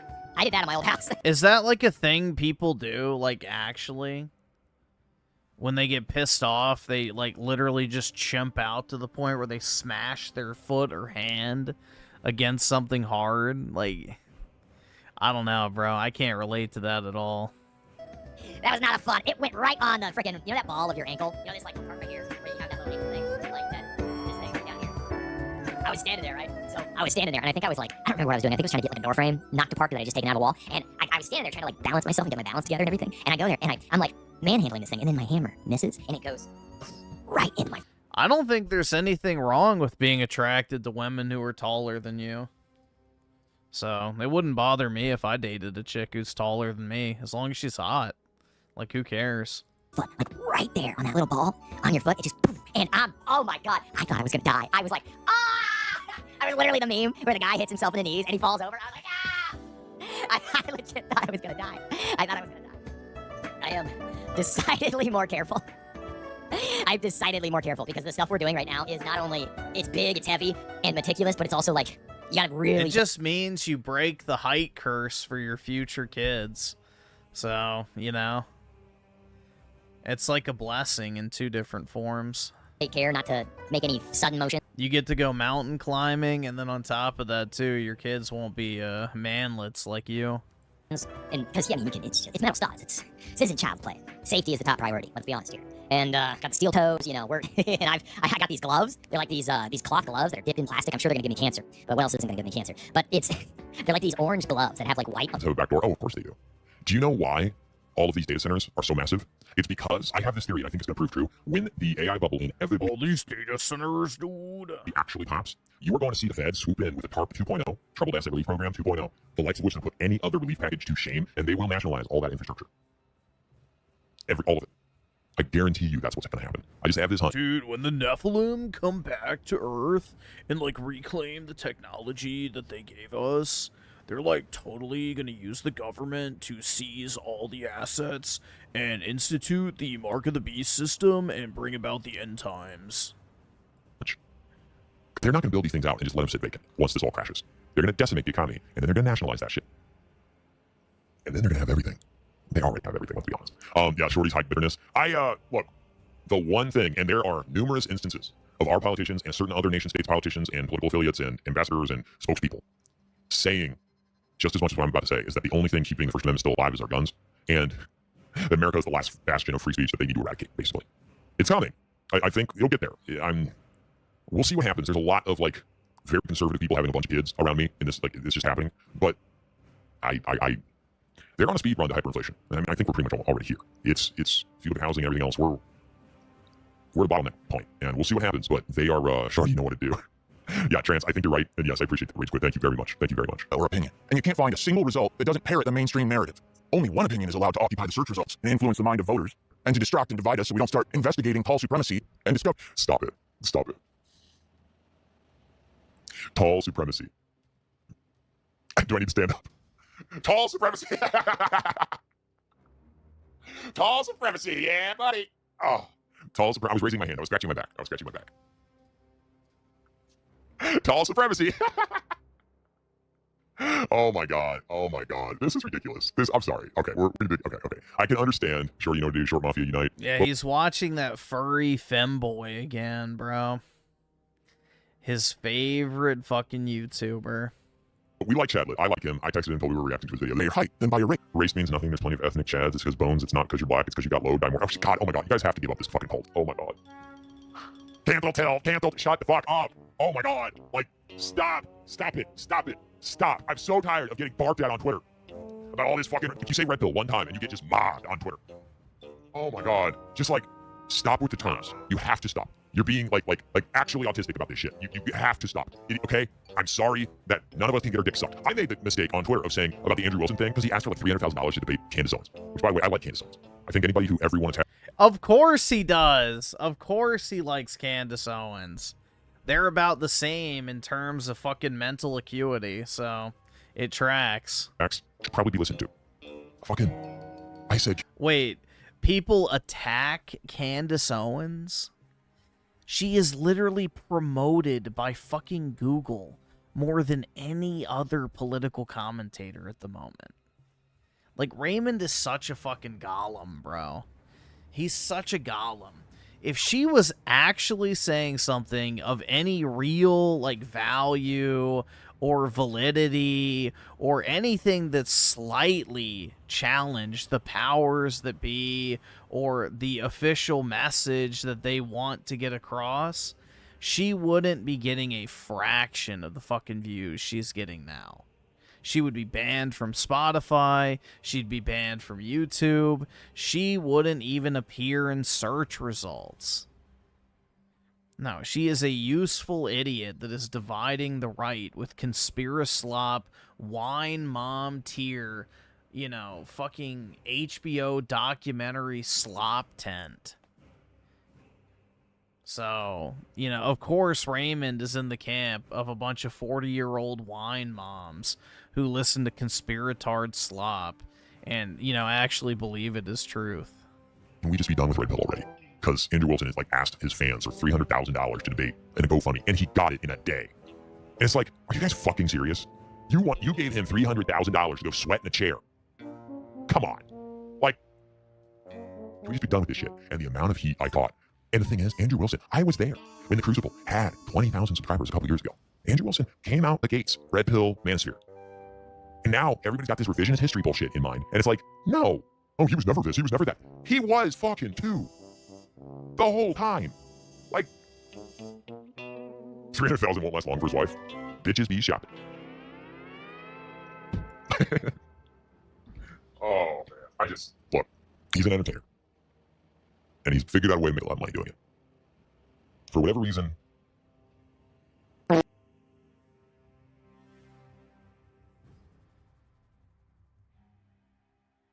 Yeah, he's mad that he didn't get the 300,000 instead, bro. That was the real issue. Which is usually the case with people like Old Ray.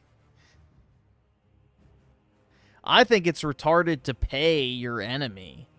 Like, why the fuck would you give the person you're debating $500,000 fucking dollars, bro? Like, if you think the person you're debating is a net negative to society, they're promoting everything wrong, you know, they're doing real damage to the country. Yeah, I'm going to give that person $500,000 for 2 hours of their time. Genius. Literally fucking genius shit right there. It's just so fucking stupid. Why would you pay that dumb fucking bitch to sit there and spew the same garbage you claim is, you know, harmful to the overall, you know, political discourse in the country? But I don't know. And nothing came from that debate, bro. Nobody talked about it after a day. The clips were, like, circulating for maybe a few hours at most. All of them were boring, by the way. There was no interesting moment or, you know, anything of note that happened. It was just a massive waste of time. You know, the Candace dick suckers, you know, literally aren't going to change their fucking mind because they're, like, literally just cult mentality retards. And, you know, the people who back Andrew aren't going to fucking change their mind either. It's just a waste of everyone's time. An absolute waste of time.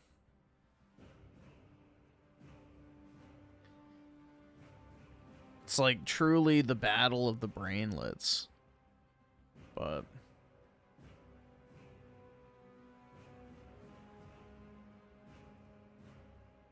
Hey everyone, it's Richie. Hope you guys are all doing well. Today's video is not going to be anything related to ZA. Instead, if you've watched my video ranting about Fire Red Leaf Green, it's going to be another one of those. So again, little disclaimer, if you're not interested in hearing me bitch and moan and complain for the next couple of minutes, go ahead and click off the video now. If you didn't click off the video, you probably know the news by now. Pokemon intends to shut down Pokemon Bank, a service on 3DS/DS that allowed you to move your Pokemon from older Pokemon games onto Pokemon Home and therefore the Switch family of Pokemon titles. Just like the Fire Red Leaf Green situation, this wasn't actually originally something that I intended to make into a video, but after seeing a bunch of morons brainlessly defending this decision over on X or whatever, yeah, I think I'm going to go ahead. So I'm going to go straight to the point. This is a very stupid and very anti-consumer decision. The Pokemon Company has practically infinite money. They are the biggest media franchise on the planet. I think they can afford to keep these servers up indefinitely. Yes, I said indefinitely. I should always be able to transfer my Pokemon from older Pokemon games that I own on hardware, no questions asked. However, my friends, I think that this rabbit hole goes a little bit deeper than what most people are seeing on the surface. Some of it might seem that the Pokemon Company has decided to shut this down just to save out on some money. What I'm alluding to here is the fact that they probably just don't care because the usage is so low.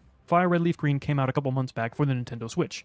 Notice how Fire Red Leaf Green is going to be getting Pokemon Home compatibility soon. What do you think the Pokemon Company intends to do? They get rid of Pokemon Bank, they release Fire Red Leaf Green, unedited ROM, practically no difference to the original game, for a very unreasonable price of $20 over the Nintendo eShop with home support. What do you guys think is the long-term strategy? I'll tell you what it is. These guys are going to resell you old Pokemon games with home compatibility for $20+. Probably next is going to be the Gen 3 games, Emerald, Ruby, Sapphire. I'm sure Heart Gold, Soul Silver, and the DS games like Platinum and Black and White will come at some point as well. Pokemon Company wants to resell you these games probably at just as much of an egregious, ridiculous price as Fire Red Leaf Green was over on Switch. An egregious, ridiculous price. $20. Dude, I don't know. I just can't get behind this, like, broke-ass mentality, man. We're bitching over $20 fucking dollars. That is less than ordering McDonald's on fucking Uber Eats. $20 fucking dollars. Like, if you're a broke boy, just say so. Like, real shit. Is now, if you want to transfer mons from older games, you know, now you've got to buy this new version because the version that you've owned for the past 20 years is no longer compatible. You can't transfer up anymore. Not to mention the devastating effect that this is having on people. Okay, but why do you even need to transfer? You don't need to. Transferring Pokemon is not a required feature. Like, yeah, it's fine, it's cool, whatever, but you don't have to. I've never transferred Pokemon. It's not that big a deal. Who like to have living dexes or maybe collect ribbons, etc. A lot of that stuff just isn't going to be possible anymore. Lots of Pokemon ribbons. Oh my god. Ribbons, dude. What will we do without the heckin' ribbons? Just aren't going to be shiny huntable anymore until these games hit Nintendo Switch and you gotta cough up some money for them. This Pokemon Bank stuff is all in an effort to try to get you to spend money on Nintendo Switch ports, which are egregiously overpriced. And I already went over this in my last video talking about egregiously overpriced. How much is a original copy of Fire Red or Leaf Green? I'm just curious. If I wanted to go out and go shiny hunting on fucking Fire Red, how much am I spending to get that copy of the game for the Game Boy? Just, you know, ballpark estimate. I'm sure that's a lot more egregious than paying $20 for a fucking digital copy on the Switch. About this whole situation with the Fire Red Leaf Green debacle, but I'll go over it quickly again. Fire Red Leaf Green is just pretty much an almost unchanged version of Fire Red Leaf Green. It's just the straight ROM from Game Boy Advance straight onto Nintendo Switch for God! I'm pretty happy with that. $20, which is a ridiculously horrible price. I see a lot of people defending this price tag saying, well, I'd rather buy... It's ridiculous. Dude, yeah, I'm sorry, dude. Like, $20? Holy fuck. Really? $20 fucking dollars is too much nowadays. For $20 than $200 from scalpers online. Why is that the comparison that we're using here? You want to know the metric we should be holding this upon? Why is that the comparison? Because that's the reality in which we live. You either pay $200 for the physical copy or you pay $20 for a digital copy. That's the reality in which we, are operating. So, makes sense that that's what people are comparing. On $8 or so, which is the price that Nintendo charged for Game Boy Advance games over on the Wii U Virtual Console. Nintendo set that metric. Nintendo set that precedent, not me. So to ask over double that amount for an unchanged ROM of Fire Red Leaf Green is honestly pathetic. One of the points that I made in my Fire Red Leaf Green video is that the only boon of this new port is that you have Pokemon Home compatibility, which doesn't really matter because Pokemon Bank still exists and you could just transfer from the version you already own. But I guess the Pokemon Company saw that video and decided, hey, he has a good point. Let's take that little boon away. That's right, dude. They saw your video and were like, we're getting rid of this now. It's not the fact that the 3DS is going on 2 console generations old, and the number of people using Pokemon Bank are probably in maybe the 4 digits. I think that probably has a little bit more to do with it than, some random-ass YouTube video. But hey. In order to force you to buy these new Switch ports, which are egregiously overpriced. And again, I already brought this example up in my Fire Red Leaf Green video, but if you want even more proof that you're getting ripped off, check out the Mega Man franchise and their innumerable game collections over on Steam. I mean, for fuck's sakes, again, I'm going to bring up this game again, but it's my favorite game ever made. Yeah, but dude, the Pokemon games, like, one generation of Pokemon outsells the entire fucking Mega Man franchise, so not really the same thing. The 0ZX Legacy Collection for only $30, and typically much less than that because it goes on sale often, gives you 4 Game Boy Advance games, 2 DS games, an entire music gallery, an entire art gallery, and an online leaderboard in a brand new speedrun mode called Z Chaser. Pokemon Company, you want to re-release your old games? How about charging $30 to $40 for every single one of your Game Boy Advance and DS era Pokemon games with online compatibility? Then maybe we can talk. When I start to make comparisons like this, people tend to say, oh, well, that's Mega Man. Pokemon's different. That's exactly the problem. They're leveraging their Titanic IP to get away with these horrible anti-consumer practices. Anyway, I think I've said what needs... Anti-consumer. Instead of having to buy a $200 retro game, you can just buy it for $20 digitally. Oy vey. To be said, so please, please, please, if you care about stopping these anti-consumer practices, not like we haven't much hope of doing so, but still, if you want to at least try, do not buy these Switch ports of old Pokemon games. Besides the fact that it's just not worth... I absolutely will. Your money, because holy shit, why are we paying $20 for a 22-year-old game? They're trying to force you into buying these games just to transfer from the older generations after Bank is shut down. The next thing I want you guys to do, if possible, is please visit the official Pokemon website and put in a support ticket and complain to hell about the fact that they are discontinuing Bank, because there is no reason that the Pokemon Company should not have this service up indefinitely. They have the resources, they have the money to manage this crap forever, and they should do so. My physical copies of the games that I bought 20 plus years ago should not be deemed irrelevant overnight because you want to make more money selling the same game on your Nintendo Switch for double the price that they should be worth. And again, just because these games are going for $150 a cartridge in real life does not excuse the fact that they want $20 for Game Boy Advance games. Please never... Dude, I don't understand. Like, if it was $50, sure. If it was $40, sure. $30 even, okay, maybe they're pushing it a little bit. That's like MSRP when they originally released. But $20 fucking dollars? Dude, $20 ain't shit. $20 is like the new $5. Like, when you were a kid, you used to get $5 and you could go, buy something. Well, nowadays, you basically can have that same experience with 20. $20 is the new $5. Like, that's just crazy. Like, $20 is unacceptable. Yeah, a game you're going to play potentially for hundreds of hours is not worth $20 fucking dollars. Okay, bro. Whatever you say. Stop bitching and complaining about the fact that Bank is shutting down. Please do not buy these Nintendo Switch ports of these Pokemon games. It promotes bad business practices, and Pokemon Company just wants to squeeze you for as much money as they can. It's nothing new. This is just the latest in one of their shitty trends. More ZA stuff on the channel soon. Thanks for watching.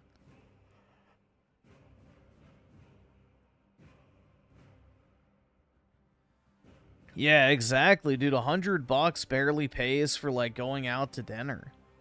Like, if you go out to eat with another person, you're paying $80-90 minimum. At least where I live, bro, you're not paying under $25 for an entree. Like, I don't know. Like, $100 isn't even shit anymore. Like, $100 is the new 20. So, $100 is like dinner for 2.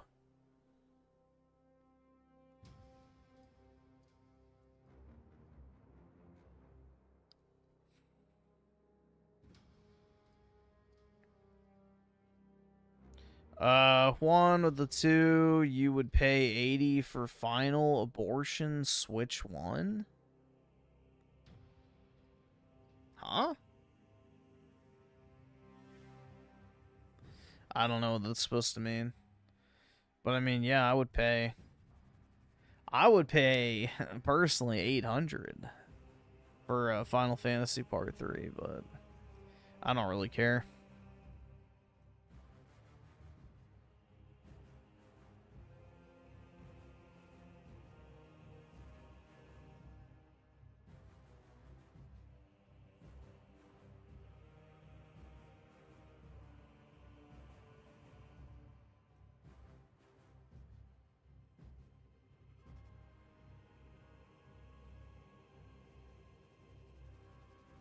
Rebirth and Remake are two shining lights in an otherwise dark industry, so I will happily pay whatever is necessary to get Part 3.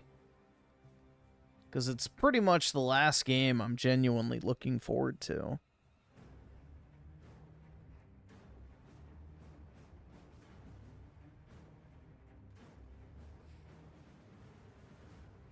It's kind of like the last hurrah of sorts.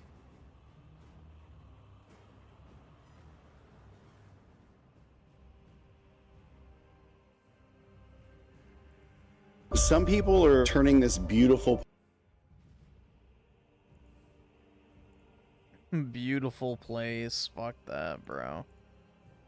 park into their personal ATM. We're having live sales shows in the middle of the effing store. This shouldn't be allowed. They're manipulating their followers, disrespecting cast members and guests, yelling at their chat, begging for gifts, talking over rides and the soundtrack of the park, eating premium meals while begging their loyal followers to foot the bill. I was accused of attacking another content creator at Disneyland. Fights between visitors has escalated at both Disney World and Disneyland. When I was at Princess Night, I almost got punched in the face. Yesterday, there were at least 3 swatting calls at Disneyland. My daughter was injured because of the stampeding crowd. Disney's theme parks were built to take your money, but today, they're also a place people go to make it. What started as a harmless fandom has turned into an aggressive digital gold rush, bringing real-world drama right onto the rides, ruining the park experience for regular families, and leaving frustrated guests begging Disney to finally pull the plug. For most of Disney's history, the relationship between the parks and its guests was simple. People bought tickets, food, and souvenirs before returning home with memories of their trip. But the rise of social media began to change that relationship. In the early days of online Disney content, most creators were simply documenting the parks. POVs, parade recordings, walkthroughs, and attraction footage allowed fans to experience Disney from anywhere in the world. But around 2012, a new type of Disney content began to emerge. Inspired by the rise of YouTube vlogging, creators stopped simply recording the parks and started bringing viewers along with them. They talked directly to the camera, shared their reactions, and they became micro-celebrities behind the gates. However, when the parks reopened after the pandemic, fan demand surged to unprecedented levels, and a new wave of creators began cashing in by live streaming directly from the parks. Viewers were no longer just watching someone's day after the fact. They were actively controlling it. They used donations to dictate which rides creators went on, and even used the Disney mobile app to order food directly to their favorite streamer. This is when Disney evolved from a tourist destination into a place people could participate in from anywhere in the world. One of the creators who built a career around this model is the Jungle Skipper. How often do I stream it? Disneyland quite often, Internet Oddities quite often. We stream 5 days a week, every week. Around his peak, the Jungle Skipper had 578 subscribers, each paying $8.49 a month, generating nearly Jesus Christ, man. $59,000 a year before accounting for donations, merchandise, or ad revenue. To put that into perspective, many front-facing Disney cast members earn between $32,000 and $40,000 a year, meaning a creator filming inside the parks could potentially make more money than some of the employees responsible for just consuming slop at Disney World. $60K a year in fucking, you know, subscription. That's wild. Operating the attractions themselves. And seeing that kind of revenue unlocked a whole new blueprint. Almost overnight, his success proved that a phone and an annual pass could be a ticket out of a traditional job. What started as a niche hobby suddenly looked like a viable career, and an entire anything but a job, guys. Army of aspiring creators flooded the parks, all trying to replicate his payday. One of those creators was Ethan's Adventures, a 26-year-old who quit his traditional job to stream at Disney up to 6 days a week. With his entire livelihood on the line, even his living situation became tied to his channel, eventually moving in with one of his own chat moderators. To keep the operation afloat, Ethan embraced a style of streaming critics frequently refer to as digital panhandling. Rather than passively documenting the parks, his broadcasts revolved Raymond around persistent the DSP of Disney requests for cash, asking viewers to fund his tickets, pay for his meals, and buy him merchandise in exchange for a shout-out on camera. Shelby, this is the jacket you want to get, right? For me? Let's freaking go. But as his platform grew, the dynamic between creator and fan escalated far past financial requests. Allegations surfaced that Ethan was leveraging his local internet celebrity and access to the parks for favors, offering free Disney tickets to female viewers in exchange for explicit photos or sexual acts. Bruh. Ethan wasn't an isolated case of questionable behavior inside the parks. Even top earners like the Jungle Skipper, who turned streaming into a full-time middle-class income, routinely faces intense backlash from parkgoers and online critics alike. Like many full-time streamers, Jungle Skipper is frequently criticized for broadcasting unsuspecting guests in long lines, talking loudly in dark rides, Ashley G, let's go! and treating public park spaces like a private broadcast studio. But his streams have also showcased deliberate tactics to manipulate the park environments for his own broadcast. In one infamous example, parkgoers reported watching Jungle Skipper board the Main Street fire truck at night to deliver loud, inspirational talks to his chat. To clear out families who were already sitting on the vehicle, he allegedly began shouting obnoxiously about diarrhea, making surrounding guests uncomfortable enough to leave so he could hold the space entirely for himself. Incidents like this, paired with his aggressive broadcasting style, have led to direct confrontations with frustrated guests and callouts from fellow creators, who argue that this hustle actively ruins the parks for everyone else. Just because you're a Disney streamer doesn't mean you need to take up that much space. You're not a celebrity. You can have fun at a theme park. You don't need to be screaming and punching the wall. But this friction didn't stop with dark rides or regular park guests. As the monetization arms race escalated, creators began targeting the people who actually work at the park, none more notoriously than a channel known as Magic Park Memories. She built an entire channel around a singular focus, Casey's corner piano player, Grayson Smith. Sitting outside the Main Street restaurant for hours on end, she began live streaming his daily performances, effectively commandeering a Disney employee as the unpaid star of her monetized content. Critics were quick to point out that she seemed to know very little about Disney itself, appearing to treat the park solely as a financial vessel. To make matters worse, her content crossed into parasocial fixation, tracking his work schedules, making uncomfortable remarks about his appearance, and accepting paid viewers' song requests and donations on his behalf. She sits there for their entire shift. She streams right up in their faces as these people are playing on piano. Because Disney cast members are strictly forbidden from accepting personal cash tips, her streams created an awkward, predatory dynamic, a streamer monetizing a working employee who literally could not walk away without abandoning his job. Her behavior drew mainstream media coverage, with outlets like the New York Post highlighting how creator culture was turning Disney's magical atmosphere into a breeding ground for harassment, grifting, and public disruption. What you have done is created a middleman business between the theme park and the people who aren't there who are watching on TikTok. By this point, the park floor was completely saturated. Regular guests were fed up, cast members were uncomfortable, and online communities were pointing across the globe to Tokyo Disney, which had already cracked down on the culture in 2022 by officially banning live streaming as well as, quote, any recording that inconveniences other guests. Yet in the Western parks, the gold rush raged on, despite— Yeah, well now they have those meta glasses, so you don't even have to carry a camera rig anymore. the ironic reality at the heart of it all. For every Jungle Skipper turning a middle-class income off park streams, the vast majority of these creators weren't getting rich. In fact, most were sacrificing their days, their self-respect, and the park experience for everyone around them for absolutely nothing. A lot of work coming out here, every day. I put 25 hours into the channel the last 2 days. We made about 90 cents yesterday. To understand how Disney parks transformed into a broadcast studio, you have to look at what these creators are actually carrying through the turnstiles. A decade ago, filming at Disney meant pulling out a smartphone to record a parade. Today, it's an industrial operation. Step on a main street on any given afternoon, and you won't just see people holding phones. You'll see creators wearing dual-device chest harnesses, motorized gimbals, external cooling fans, and heavy-duty battery packs wired straight into tactical backpacks. Because when your entire income depends on maintaining an uninterrupted 1080p feed in a crowded theme park, Disneyland stops being a fairy tale kingdom and it becomes an office. That right there is how to not be a Disney live streamer. That guy right there has more hardware than a Home Depot. For these full-time streamers, a typical shift starts at 6:30 a.m. in the security line before a rope drop, and doesn't end until the park clears out past midnight. They log 15 to 20 miles a day on sun-baked asphalt, constantly monitoring signal strength, dodging dead zones, and reading live chat feeds while trying to look like they're having the time of their life. So Art by Neiman said a super chat, $49.99. Super chat. Thank you, Art by Neiman. $49.99 yet again. It's an exhausting, hyper-competitive grind. But as their setups grow larger and the streams become more demanding, creators increasingly collide with the people responsible for keeping the park safe, the cast members. Officially, Disney's park rules strictly prohibit commercial filming without prior clearance. And while these streamers argue they're just personal vloggers, their bulky setups, monetized feeds, and refusal to power down during ride operations tell a completely different story. Take the streamer known as Fun to Be Free. During a ride on Star Tours, he refused to stow his streaming equipment when instructed by staff. Rather than complying with basic ride safety procedures, he stood his ground, arguing with a cast member over park rules, until he was ultimately escorted off the attraction. Does not extend. Yeah, you still have to put it. Does not extend. So it just got flight stop because this has to be put in. I'll leave. The whole policy is if it does not extend, A-okay. I'm here every day. Every single day. I prefer to stay. I've just been told that you can't have that. I'll exit because of the conditions. You want to talk to somebody? No, we're fine. I'm here every day. No issues ever.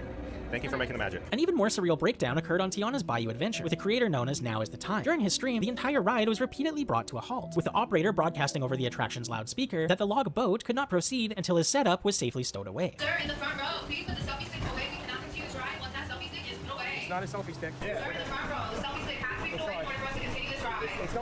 What makes the interaction almost comical is what happens after he gets off the ride. Unsatisfied, he approaches a cast member to complain, questioning whether the ride operator was educated on park policy. A bunch of us streamers come on here all the time, and we stream. And they said they would not let the boat go. I had to put my selfie stick away. And no big deal, and I don't want to complain. I was just curious if somebody just wasn't educated. As he complains, the camera reveals his rig, 2 iPhones mounted side by side on a massive motorized gimbal. In his mind, because it technically wasn't a prohibited selfie stick, it was fair game, but he completely ignored that he was holding a multi-device commercial camera rig on a high-speed water ride. When the grind for content takes priority over basic park rules, safety guidelines are no longer treated as mandatory. They're viewed as minor customer service obstacles standing between a creator and their stream revenue. And as streaming inside the parks grew into a lucrative subculture, it attracted a new category of creator: massive, mainstream IRL streamers with volatile, hyper-reactive fan bases. And with those audiences came the internet's most dangerous weapon against live streamers: swatting. Now, breaking news in Anaheim, where police say a swatting call prompted a police response at Disneyland tonight. Yesterday, there were at least 3 swatting calls, one of them at Disneyland, all linked to 2 popular live streamers. Swatting is the practice of making false emergency calls, claiming active shooters, bomb threats, or hostage situations to trigger a heavily armed tactical police response. This has plagued gaming streams for years, but bringing the tactic into a crowded theme park transformed a digital prank into a massive public safety crisis. The breaking point reached a peak after a streamer named Oblivion was broadcasting live from the park floor, when a malicious viewer called in a fake active threat, and within minutes, over a dozen Anaheim police cruisers, tactical gear units, and law enforcement helicopters swarmed the Disney resort. Dozens of police officers were forced to investigate a non-existent threat, questioning the streamer and disrupting park operations, while terrified families looked on. For Disney executives, this marked a line that could not be uncrossed. It was no longer just about loud commentators ruining the audio on Haunted Mansion. Live streaming was actively bringing SWAT teams, bomb squads, and mass panic into their family-friendly sanctuaries. Insiders and park analysts began reporting that these high-profile swatting hoaxes sparked serious debate at the executive level, whether it was time to follow Tokyo Disney's lead and issue a total, flat-out ban on all park live streaming. Because when a phone broadcast can summon a SWAT team to Sleeping Beauty's castle, the liability, insurance risk, and guest terror far outweigh any promotional benefit a streamer could even provide. Live streaming opened the floodgates for monetizing Disneyland, but it's only one corner of the park's creator economy. Beyond the all-day broadcasts lies an entirely different class of content creators: short-form influencers. To this wave of TikTokers, Instagrammers, and prank channels, Disneyland isn't even the subject of the content anymore. The rides, the castles, and the history have been demoted from the main event to mere background scenery. The park is simply an aesthetic backdrop for self-promotion, giving rise to main character syndrome on a scale the resort was never built to handle. In some cases, this means treating public walkways like private sound stages for commercial productions. I can't record a vlog without this going on. Really? Really? Right in the middle. Oh, we're just recording a vlog.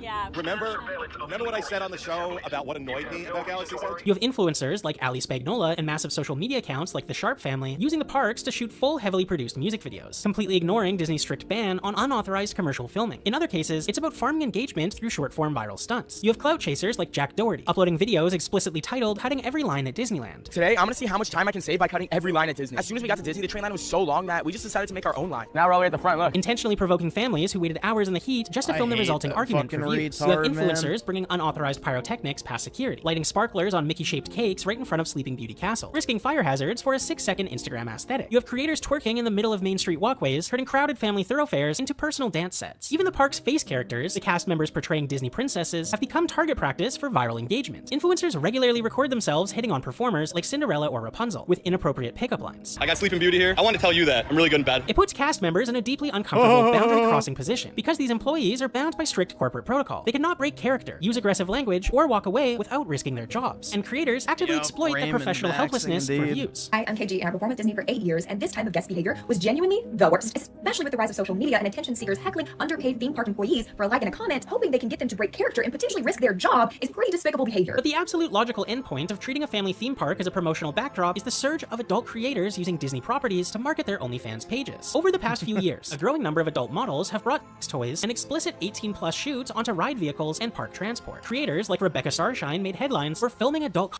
It all comes full circle, man. Horseshoe theory when it comes to our media overlords.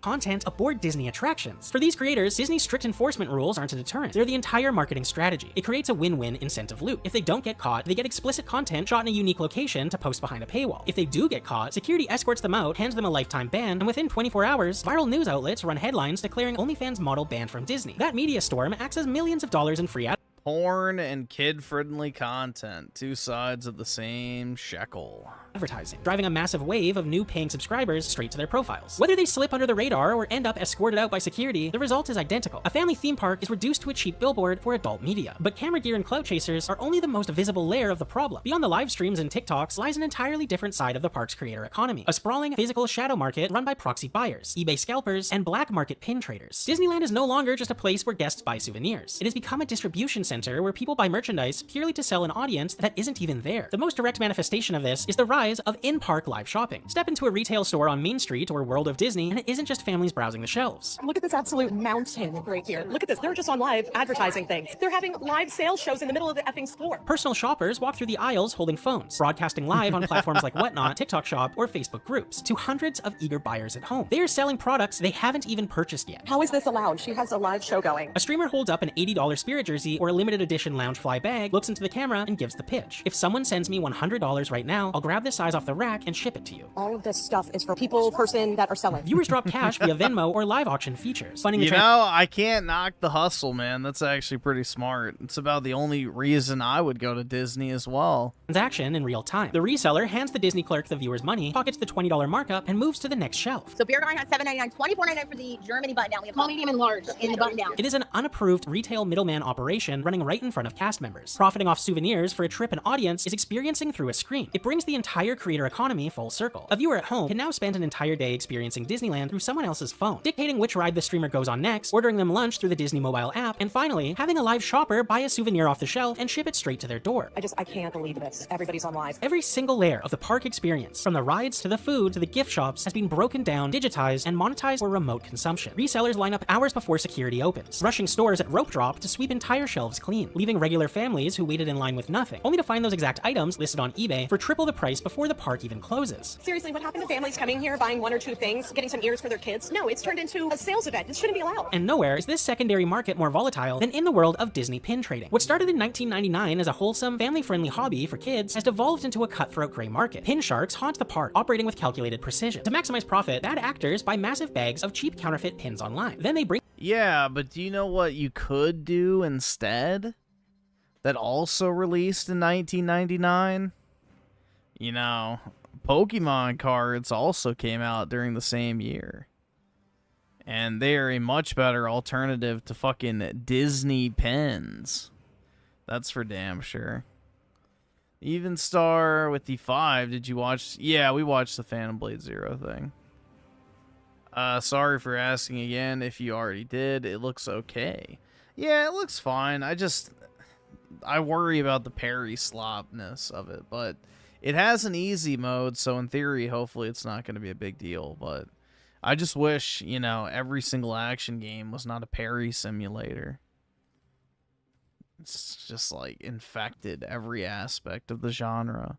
But yeah, it looks decent. I just don't know if it's, like, enough to make me actually want to buy that and play it over all the other stuff that comes out during October. I'm a Pokemon adult. Yeah, what's wrong with that? Also, how are you today? I'm pretty tired, honestly. I've got, like, that feeling of, like, having, like, a weight across the bridge of your nose between your eyes. So, I don't know. I'm pretty tired, but, you know, we're here. And luckily not queer. These fake pins into the park and trade them with unsuspecting cast members or young kids in exchange for real, authentic Disney pins. Once they've stripped the park's pin board of valuable, authentic stock, they list those real pins on eBay or Facebook groups for massive markups. The obsession surrounding limited edition pin drops has triggered literal stampedes inside the parks. On release days, crowds of adults sprint through the gates, trampling surrounding guests. In some recorded incidents, even knocking over and injuring young children just to get to the front of the retail line. My daughter... Dude, they should start cow tipping. Like, go find the fucking fatties in the line for the pins and just start shoving them. Their weak, feeble knees will not be able to hold their weight up. Just start cow tipping the fucking fat-ass Disney adults. Was injured during Pin Drop Tuesday because of the stampeding crowd. People bumped into me, and pushed my stroller over. It reached a point so extreme that Disneyland in Anaheim was forced to intervene. For years, professional pin traders effectively set up unsolicited storefronts inside Frontierland, monopolizing entire rows of park benches and picnic tables with massive display binders, velvet boards, and price sheets. Regular parkgoers trying to sit down or eat lunch were turned away by traders who treated public seating like their personal flea market booth. Disney finally stepped in, issuing official rules banning guests from displaying pins on benches, tables, or chairs, restricting displays to small handheld bags, and attempting to reclaim public spaces for actual paying families. When looked at as a whole, the picture becomes undeniable. From the live streamers harvesting donations on dark rides to the influencers shooting OnlyFans promos on the skyline. Yep, this is the consumer economy and its consequences, man. To the resellers flipping popcorn buckets and counterfeit pins on Main Street, Disneyland is no longer just a theme park. It's an open-air factory floor. Dude, the whole popcorn bucket phenomena is the most retarded shit ever. It's like, why do you even need a fucking popcorn bucket in the first place? I don't know. So retarded. With dark rides turned into broadcast booths, walkways formed into TikTok sets, and retail shops converted into live auction houses, a simple question remains. Why has Disney let it get this far? And the answer is simple. They helped build it. Long before live streamers were shouting on Space Mountain, Disney realized the immense promotional power of social media creators. Traditional advertising was expensive, but micro-influencers offered something far more valuable: authentic, daily access to die-hard fans. They launched official creator programs, hosted lavish press events, and began flying selected influencers out for exclusive, all-expenses-paid previews. When a new land opens, a seasonal menu drops, or a ride undergoes refurbishment, Disney doesn't just invite traditional journalists. They roll out the red carpet for content creators. These hosted influencers are given VIP treatment, priority ride access, free merchandise, gourmet meals, and direct access to park executives. In exchange, they deliver glowing, frictionless content to millions of followers, serving as a free, hyper-targeted marketing arm for the resort. And this created a lucrative incentive structure. Everyday fans saw creators getting paid to go to Disney parks, receiving free hotel stays and exclusive access, and thought to themselves, I can do that too. Disney selectively enforces its own rules, depending on who is holding up the camera. An unsanctioned streamer holding a multi-phone rig on a ride might get yelled at by a cast member for causing a safety distraction, but a Disney-hosted influencer doing the exact same thing during a media event is granted private vehicle access, lighting setups, and dedicated handler escorts. Disney wants all of the benefits of viral internet hype without any of the mess. They want the free advertising from creators hyping up a new $30 popcorn bucket, but they don't want the stampedes in the stores. They want influencers posting gorgeous aesthetic photos in front of the castle, but they don't want them flashing on the Skyliner or soliciting tips on dark rides. By feeding the creator machine for over a decade, Disney created a monster they can no longer control. They turned their own park into a media incubator, and now they're left trying to police the very hustle culture they helped invent inside the gates. After dark ride audio disruptions, live auction gift shop sweeps, and security encounters on Main Street, the obvious solution seems simple: ban live streamers. It is the demand echoed across comment sections, fan forums, and Reddit threads. Except by now, we know it isn't that simple. Hear me out. Euthanize all Disney pass holders over the age of 30 who don't have kids. There we go.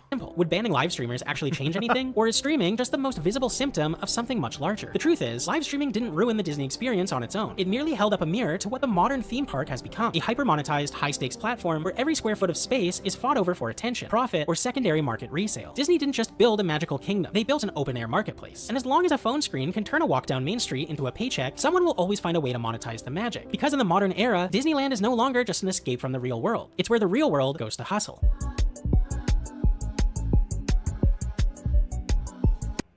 Reject the Disney slop, guys. Embrace Pokemon slabs. Although I've never been to a card show, so it could be just as bad, but I don't think it's that bad.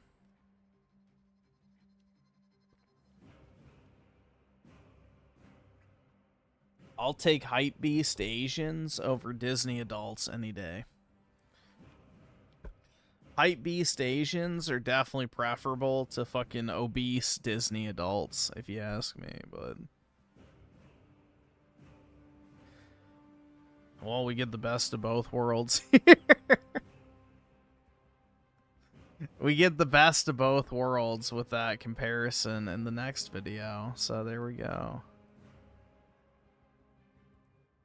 Week is without a doubt the massive hack that Rockstar and Take-Two are facing, as a hacker has just straight up been leaking gameplay footage of Grand Theft Auto 6 from an earlier build. And this is something that I covered in my last video titled Hacker Leaks GTA in Protest of Digital Only Release, and it highlights all the basics that happened within the span of a couple of days. Nick Tech here summarizes it really well. On August 18th, a leaker claiming to have GTA 6 footage shares a short clip that shows Jason playing basketball. At first, people are like, I don't know if this footage is real. There's plenty of like fake AI footage out there. This might just be one of those. But then hours later, this leaker posts a second clip and the full GTA 6 map. The leaks are real. There are doubts whether this is leaked footage from 2023 or 2025, but Take-Two is taking down everything that gets posted online, which basically says this is real. Otherwise, Take-Two wouldn't go out of their way. Then the following day on August 19th, the community thinks that the leaker has run out of leaks to post and is now just doing it for clout. But then the same leaker posts two other clips, one of which includes music on a radio station that was released in January of 2025, and another clip that has an in-game cutscene. And then on August 20th, the leaker's running a paid poll asking people which clip he should post next. The community thinks that since he is running a poll, he probably doesn't have that many clips left to share, and there's no way he is the one playing the game in these videos. But then, and this is kind of the headline of today's news, the leaker posts the playing video and writes his name on a wall using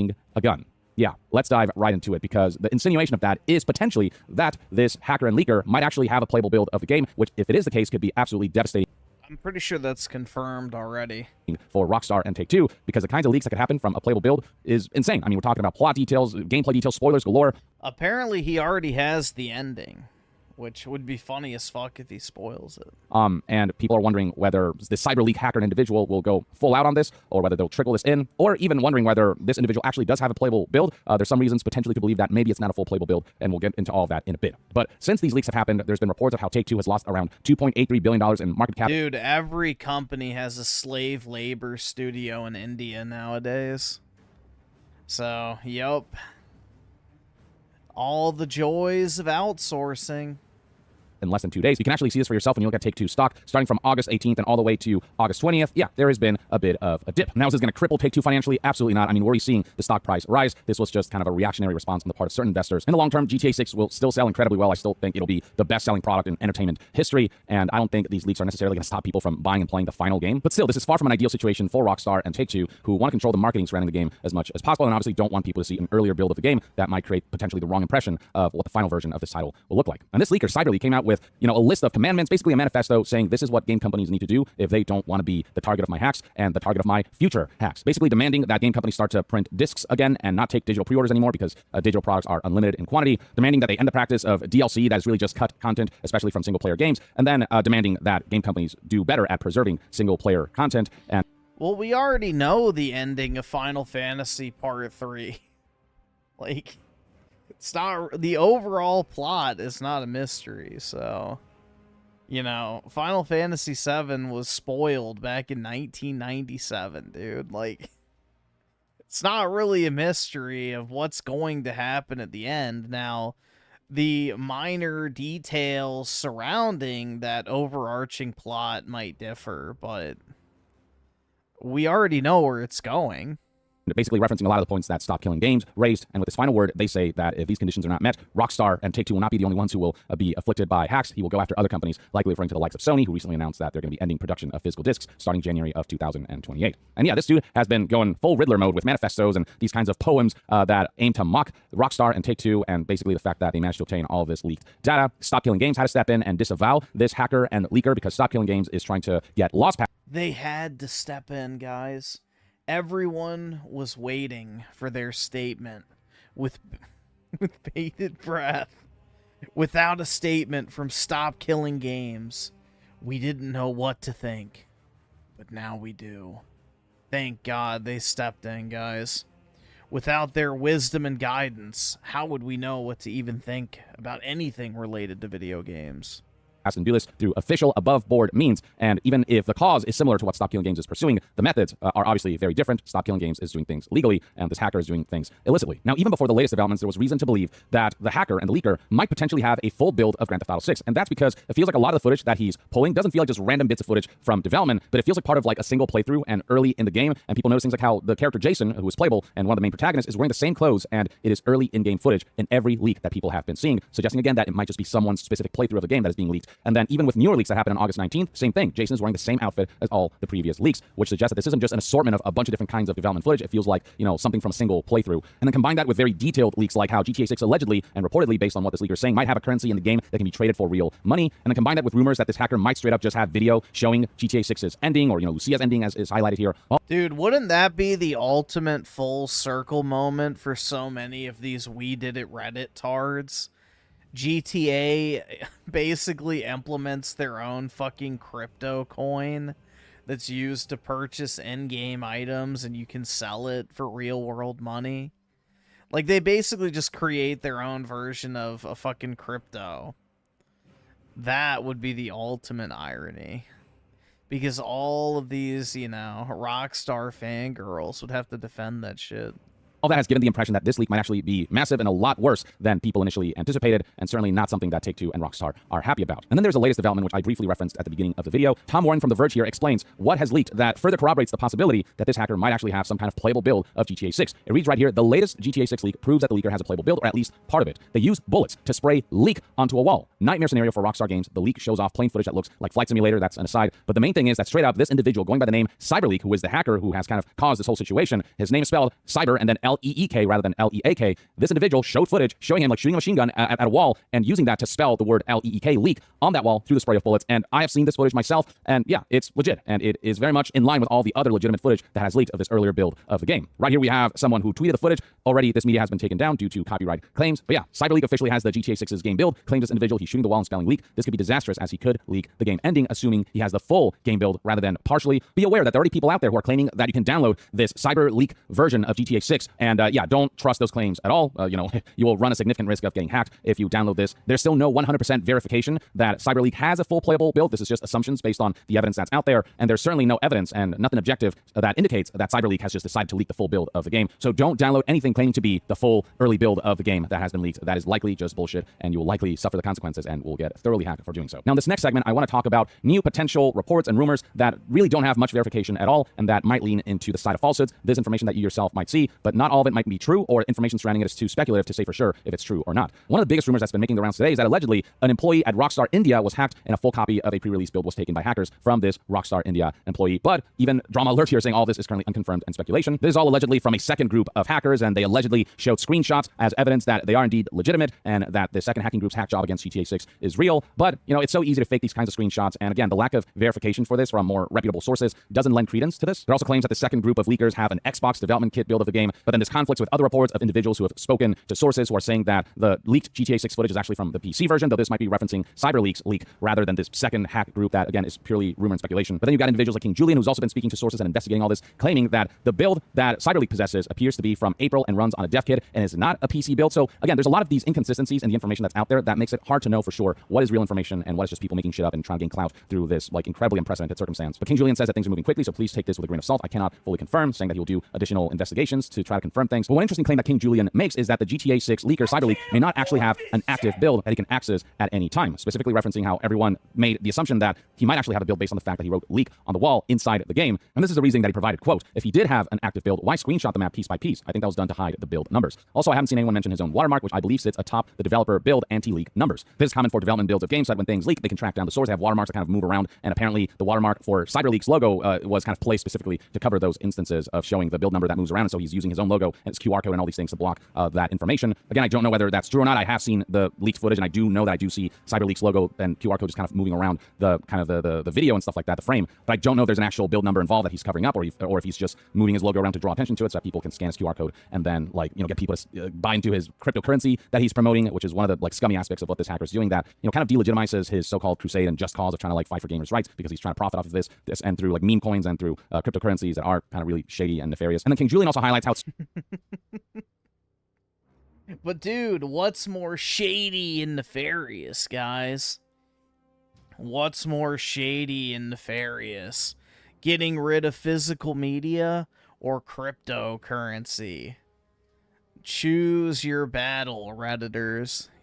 You can only wield one sword in this fight. Strange that in this paid poll that CyberLeak did to have people decide what should be leaked next, the poll's options are that of like pre-recorded videos and circumstances, rather than like, hey, well, you know, pay me and I'll do whatever you want me to do in this game and I'll leak that footage, which seems to suggest that the footage is pre-recorded and he doesn't just like record videos on the fly, that this is video that, you know, is already set. And so King Julian surmises that the only explanations are either he has an inside source at Rockstar who CyberLeak is going to be like, hey, can you get me footage that is something like this, something like shooting the wall with the word leak on it to try to legitimize my leaks, or, you know, the footage was pre-recorded during a breach, a private showcase, etc. Or as GTABase.com puts it here, a third option is that the leaker could have had access to a build in the past, recorded all the clips then, and only just started sharing them now. It would explain why it seemingly only from one play session appears to be early game footage only starring Jason and mostly just one outfit, and why he's been posting polls instead of straight up request lines for footage. New footage may be hard to get, and the game's ending could be safe, but ultimately, all of it is speculative. We don't know for sure if he has a build or not. If he does something like leaking a new footage where he shows himself like shooting the current date, like, you know, if he shoots up a wall that says August 20th, 2026, 8/20/2026, then that would be confirmation that he does in fact have a build that he has full control of. But for right now, there's debate as to whether this hacker actually has a playable build or not, if he's just making it look like he has a playable build by using old pre-recorded footage from like an earlier breach. King Julian also claims that in his investigation, he's already managed to identify the GTA 6 leaker, and he doesn't go into full details. He says he's going to like present that information when that is like fully set in stone, when that investigation is complete. I'll be curious to see whether this is legitimate or not, but along the way, people have been asking him about this rumor that a Rockstar India employee was hacked and that a build of the game got leaked through that. Apparently, King Julian insists that this is false information. When somebody asks him, people are talking about India, is it true? Can you at least confirm that? King Julian says, nope, not at all. At least my findings don't go back to India at all. I'll leave this here. He is in Europe. And then when this individual said people are ripping Indian guy called whatever, he's getting a lot of backlash. King Julian insists that there's zero indications right now that the leak is from Rockstar India, at least on my findings. Again, this is where information starts to get murky, where it's he said, she said, and multiple sources are saying different things. And so I'm going to wait before presenting what I believe to be like, this is likely the accurate information, this is likely misinformation. We do know that actual footage of GTA 6 where the player shoots up the word leak, L-E-E-K, on a wall, that much we know is real. And especially because we've been seeing Rockstar and Take-Two taking those clips and videos down, suggesting that it is legitimate footage of some kind of build, early build of GTA 6. But everything else thereafter, like, it's too speculative. And then another bit of such speculative information and rumor is allegations that Aiden Ross revealed he paid CyberLeak $350,000 for a copy of GTA 6, this early build, after confirming he actually That's funny as fuck. owns it and is planning to reveal his rating to his viewers live on Kick. And this is something that has been making the rounds on social media, but the thing is, aside from this one post where this information seems to originate from, I've seen no confirmation of this. I've not actually seen a video of Aiden Ross speaking to that effect. So, you know, I don't know if this is true or not. I just know that I've not been able to verify yeah, this. I don't think he can announce it, but I don't know. I mean, maybe you could stream it on Kick. I don't know what Kick's policy is about unreleased games or not, but he could probably get away with it. Let's see. Incognito Wizard with the 2. Stop killing games is a cringe, quote-unquote, movement. Like, who cares about? I agree, man. They already blew their wad when they tried the whole petition Europe thing, and it fell flat on its face. And there just doesn't seem to be a lot of verification surrounding this in general. Like, this would not shock me if it were true, but that doesn't make it actually true. Again, wait and see until there's confirmation before you assume something is true. So yeah, it's been kind of crazy on social media when you look up Grand Theft Auto 6 and all the reports, rumors, and speculation surrounding it. But with all said and done, will this impact the bottom line of Take-Two and Rockstar and Grand Theft Auto 6? While this does certainly suck, and it is creating a lot of negative buzz on social media, or the kind of buzz that Rockstar and Take-Two would not want to invite, I think ultimately, in the long term, GTA 6, again, it's way too big to fail. I think Polygon here puts it aptly saying GTA 6 is too big for these leaks to hurt it. It's more an insult than injury. And that's not a defense of Take-Two and Rockstar. That's just the reality of how massive Grand Theft Auto 6, when it comes to the hype levels surrounding it. It's one of those games that goes beyond just gaming enthusiasts, even the general masses who don't look up gaming news, who probably don't know about these leaks all that much, and who, are just looking forward to playing the final game. The average Joe is also fully aware of just what a historic release is going to be. The pre-order is already off the charts, already having generated over $1 billion.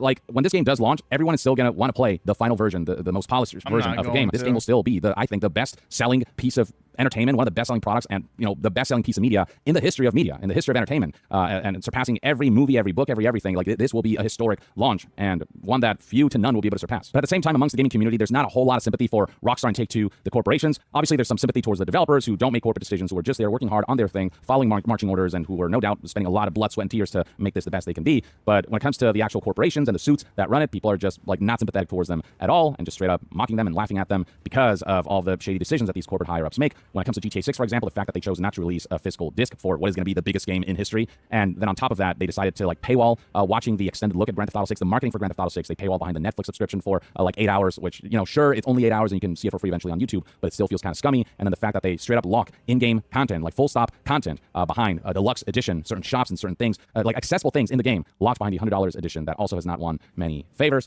But even then, there's reports that, the vast majority of GTA 6's sales are coming from that $100 deluxe edition. It's such a momentous game launch, and the hype surrounding it is so massive that people believe. Well, that's the majority of new AAA game releases. If you look at the top selling pre-orders at any period of time, it is the $100 deluxe edition, the $120 ultimate editions, whatever it might be. Those are consistently the highest selling versions of pretty much every single new release title. Doesn't matter what it is. That this is historic enough, I suppose, at least the general. I guarantee you Gears of War E-Day, for example, the premium edition or whatever, the $100 version, that's the highest selling version on Steam and Xbox. That it's worth splurging on the most complete version of the game, the $100 version of the game. But of course, the argument is that they could have just made the $80 version a complete edition and not have a deluxe edition that just basically paywalls content or takes existing content that is going to be in the base game and just separates it and into an edition that is more expensive for no good reason. So it's those things that's making people go, let the hacker have at it. Yes, what they're doing is illegal, but that is not mutually exclusive from not being sympathetic towards the corporations and the suits. And that is also not mutually exclusive from still being able to emphasize with the developers who, again, have nothing to do with the shady corporate decisions. So that's still an ongoing aspect of the social media response surrounding all this. But yeah, I'll keep you all further updated as this situation develops. We'll see if this leaker cyber leak actually has a playable build or not. There's evidence suggesting. I don't really care. All right, next up. The game developers of today are just so fragile. They cry and complain about.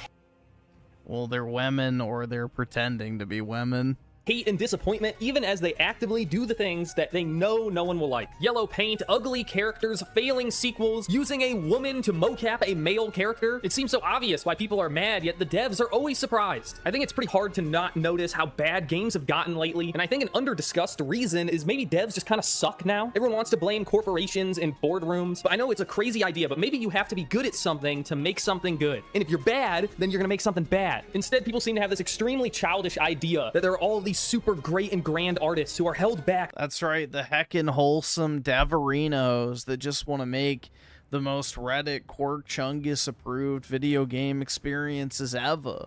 And it's the evil corporations that hold them back. You know, it's random boardroom executives that make the games suck, not the actual people making them. Isn't that interesting? You know, if you go to fucking Applebee's and your hamburger comes out and it tastes like fucking shit, do you blame the chef or do you blame the CEO of the company who probably never even touched a single ingredient that went into that hamburger? I think you'd probably blame the chef, right?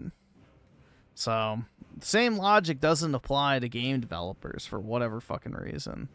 By society. And if only they could do whatever they want, we'd have the greatest games ever made. Well, all you have to do is take one look at Twitter to know they are doing what they want. They just suck. They're bad at it. Because in order to get good at something, you can't just go to college and get a title or have someone tell you you're good. You have to actually fail and improve. And the modern game developer cannot accept failure, no matter how obvious it is. The most recent example being the new Wolverine game, which looks like complete ass, contains some of the most lazy, tired game design that's been complained about by everyone for years, and yet still, the developers don't blame themselves. They don't even blame the corporations or restrictions. No, they blame the media platforms because they believe themselves to be gods of their world. They're the game developer and you're the lowly player. You don't know what you want. The player is far too stupid to chase what's directly in front of them. They need a red line to follow. Now, if you're stupid enough to keep buying this dog shit, maybe they're right, but it's on principle that it's bad game design, that there are certainly more creative ways of drawing a player's attention than yellow paint. But you can't tell the devs this. You can't tell them that they're even capable of improvement. You can't tell them what you want because that's harassment, and harassment is illegal. Well, maybe I'm feeling harassed. If someone was throwing feces into your face all the time, I would consider that harassment. And having to look at and play these shit-ass games, that might be even worse. Not that any real harassment actually happens anyway, and even if it did, can you really blame people? Good-hearted criticism has gotten nowhere. As I said before, this whole yellow paint fiasco has been going on for years, and you still see it. No, criticism has never worked. Not that harassment might work either, but at least it makes you feel better. But criticism never works because the devs already think they're masters of their craft just because they made one overhyped 7 out of 10, or even worse, they made only a series of bad games, but the industry and circle-jerking on Twitter who think devs can do no wrong tell them it's not their fault and that it's socio-economic problems or something. And if you don't believe me, one of the 3D character artists for Concord is now working on the Wolverine game. The art of that game is the most objectively bad part. Maybe you could argue the programming was good because nobody played it, but the art is visually disgusting. Nobody liked it, and it's the reason the game failed. And now mysteriously, the characters in Well, not according to the YawnYea types. The YawnYea types continue to fucking cope over Concord, saying it wasn't the character designs, it wasn't the woke shit, it wasn't the cringy dialogue. No, no, no. It was just simply the fact that it was a hero shooter in a crowded market, guys. That's it. None of that stuff had any impact on the game failing whatsoever. It was just the fact that Overwatch was already a thing. Wolverine look hideous too, but it's just a coincidence. It's never the devs' fault. And the funny thing is, it really doesn't even matter how obvious things are. You could make the biggest steaming pile of shit and it be 100% your fault, and they still sit there wide-eyed and dumbstruck when nobody likes it. Concord even, they blamed not themselves for making a terrible product that is obviously terrible. You can just look at it. It's one of the most maligned things in gaming history, and still they go on Twitter blaming the algorithm for negative discourse. And they're doing the exact same thing with Wolverine. They did the exact same thing for High Guard, the last piece of dog shit that came out. It's because quality doesn't matter to these people. Outcome doesn't matter. It's all titles. They think because they have a degree or an award, it makes them better than someone who's actually successful. It's like if there's some bear hunters and there's a guy who has killed hundreds of bears in his life. He has no formal training. He's just always lived in the old country, has real experience. And there's another guy who went to college, got a degree in bear hunting, studies bears, but has never killed a bear in his entire life. In modern society, we're supposed to see number 2 is the expert, even though he got mauled to death on his last bear hunt. Anyway, this is probably the longest intro I've ever done. Make sure to like the video if you made it this far. YouTube's really mad at me right now, probably for being too mean, and this video is definitely not going to help. So You gotta like and subscribe if you support, you know, like harassment. Speaking of harassment, it's time to go into some real examples of this actually happening. Because the outside narrative is always just, oh, I'm receiving harassment, I'm receiving death threats for my game trailer that looks really bad, and then they never actually show anything. So I'm gonna show stuff. I want to start off with some Frogmire only investigative journalism because I was watching Neopets drama videos. I know I'm really a high culture kind of guy, and I noticed the channel also made game writing content, like advice for people wanting to work in video game writing industry. And I'm not gonna give you the exact channel because I know you're gonna bully her and it's gonna get blamed on me, but I investigated this person's website because I'm like, okay, they're trying to teach other people how to write for video games. So surely they must have written for some big game that everyone likes the writing for. Now take a look at the games they worked on. Of the games I actually recognize, all of them are well known for having bad writing. It's not a secret either. It's not like a niche community of like writing nerds who hate these games. Nobody likes this shit. Zelda Echoes of Wisdom, the worst aspect of the entire game that you'll hear in almost every review is the long-winded, terribly written cutscenes. Vampire the Masquerade is famous for its writing. It's good only for that reason, and the sequel didn't even come close to that legacy, and it's why the game flopped. We're fabulous. We're gonna live forever, and the normies are terrified of us. You're a bloodsucker, my friend.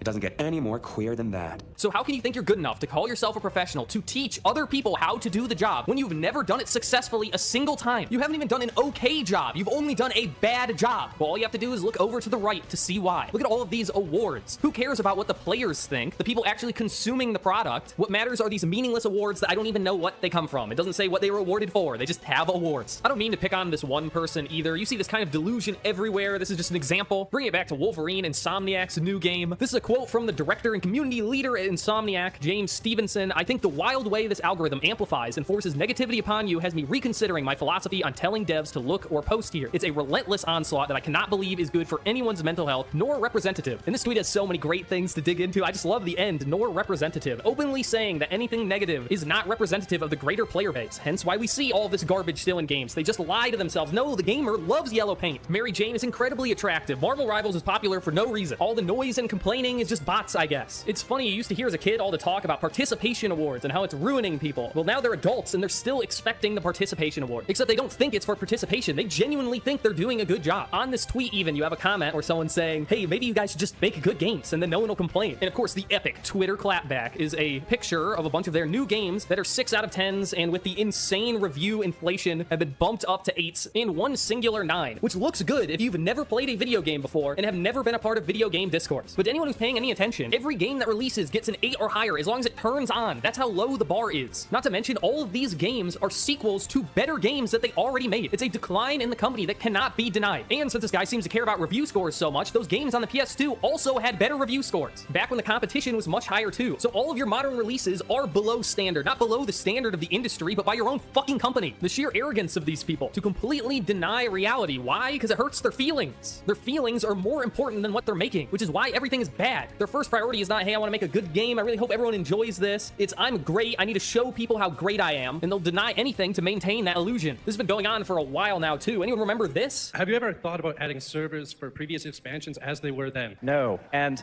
by the way, you don't want to do that either. Remember classic WoW? For years, people were begging for old World of Warcraft because the horrible developers had ruined the game. Rather than reflect on that and improve the game, improve themselves, instead they make fun of you. And now, years later, classic WoW arrives and big surprise, everyone loves it. Now, it's certainly fallen off in popularity because you can only play the same old game so many times, especially in MMO, which is supposed to be continually updated. But when it released, it was incredibly popular. It only took them half a decade because they couldn't look past their own egos. They will always think they're the greatest bear hunters of all time, even once they get mauled and end up in the hospital. It's the bear's fault that I'm bad at my job. Want another example of the delusion? How about the Bethesda layoffs? Everyone pretending like layoffs are such a bad thing, which they definitely can be, but when the industry is entirely bloated, makes nothing but dog shit, I think a handful of firings can do some good. I think it's perfectly reasonable to think that someone who does a bad job should get fired from that job, so that someone good might have a chance. Jobs aren't a daycare. It's not a handout. It's labor for a purpose. But anyway, after the Bethesda layoffs, you had some protests going on, people upset, and what do you think these former employees were saying? You know, we've been told that we're making great games that players love, and great games, great games, great games. We make great games. I don't know if you've played any Bethesda games recently, but their last 2 games, Starfield and Fallout 76, are the worst games they have ever made. And you would have to be completely delusional, ignore everything from anyone to think otherwise. And yet they have the audacity to say players deserve better. They don't give a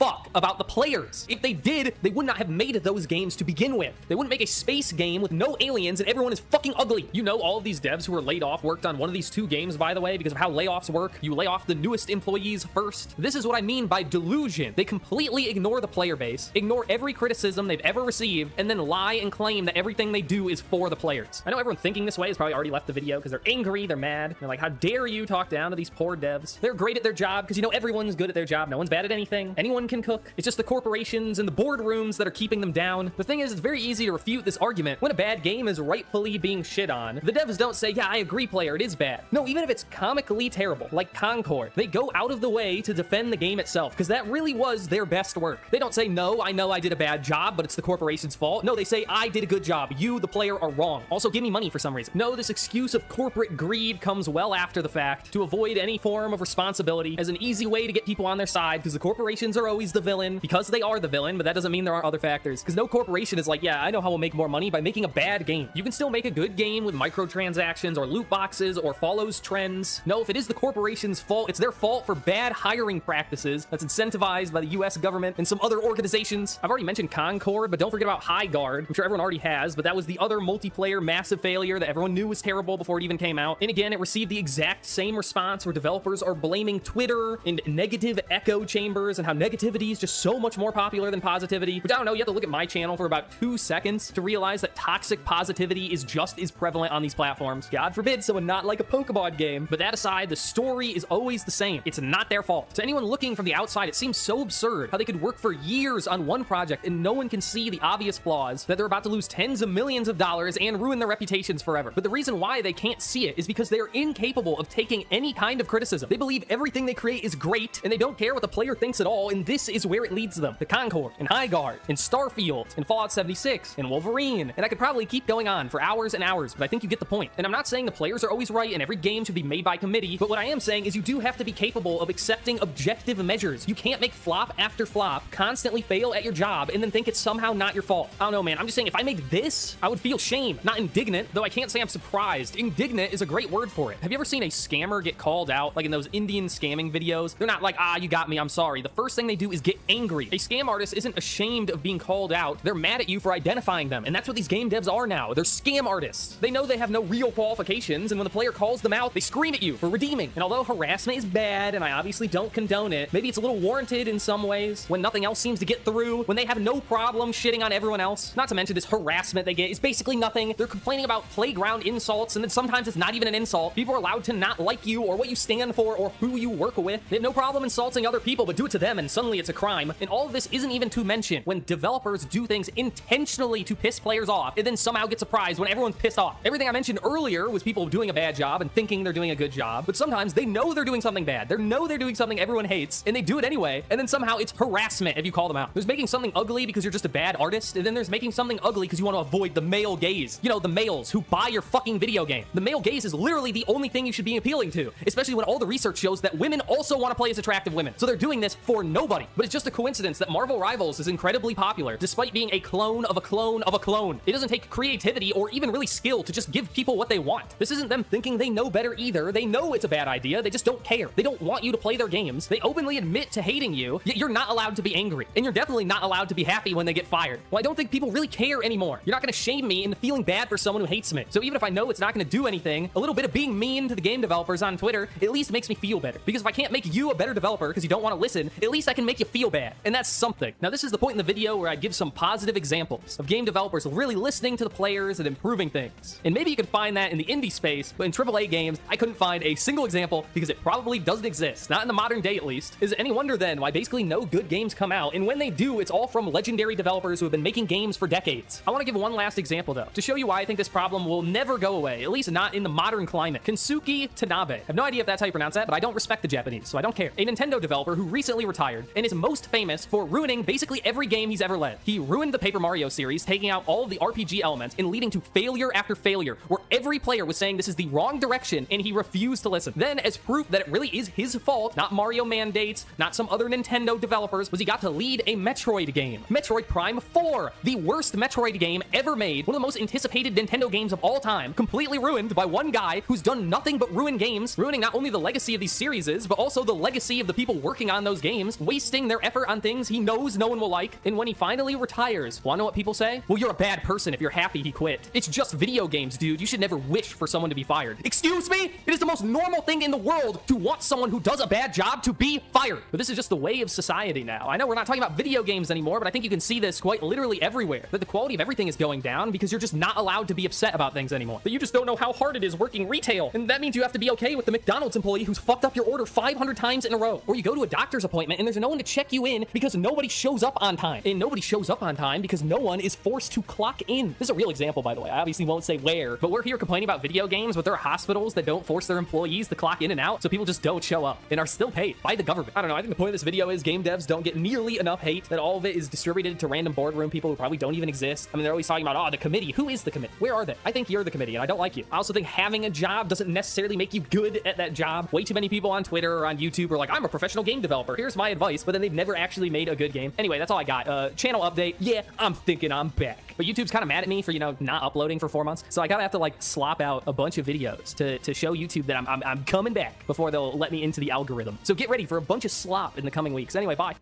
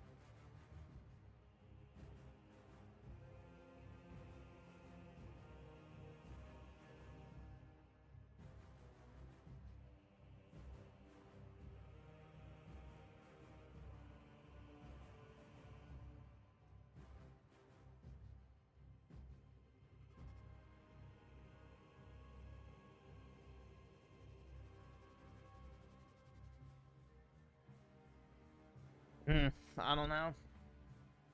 Whatever.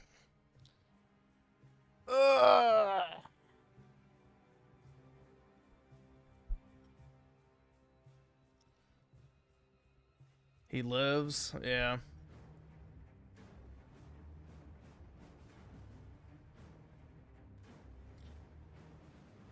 Not really sleep talking. I'm just kind of multitasking, if you know what I mean. I'm somewhat tired, but also I'm browsing eBay at the same time, so I'm kind of like halfway paying attention. But I don't know. I am gonna go take a piss real quick, though.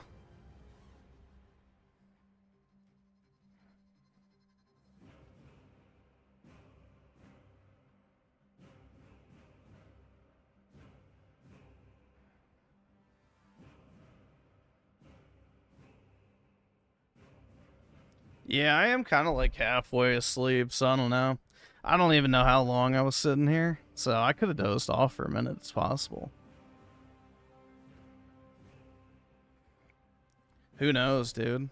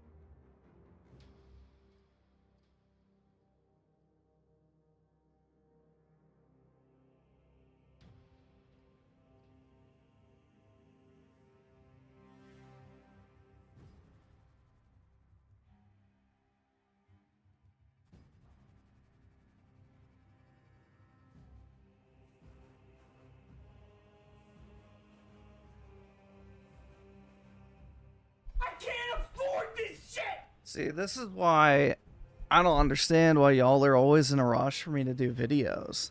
Like, this shit puts me to fucking sleep. So, this shit's boring as fuck half the time. But, yeah. Anyway.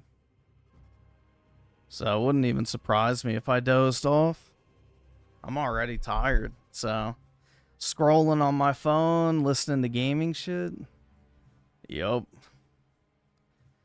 Because the thing is, bro, is this fucking chair leans way back. So half of these videos, I'm like leaned the fuck back. So, yeah. Wouldn't even shock me.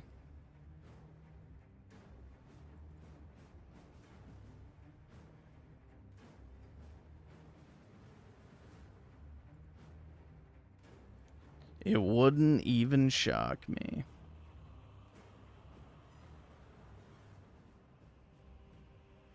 All these boring videos. Yeah, it's just like, it's the same shit over and over again.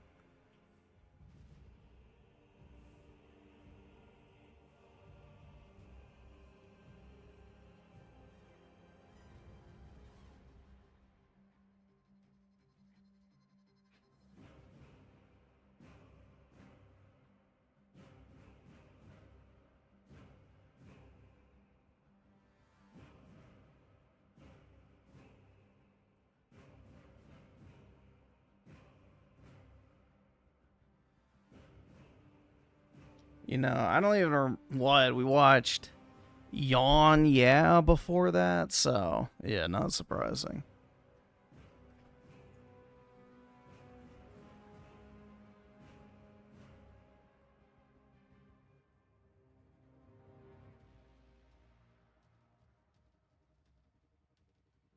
Just think you aren't tired. If only it was that easy. If only it was that easy.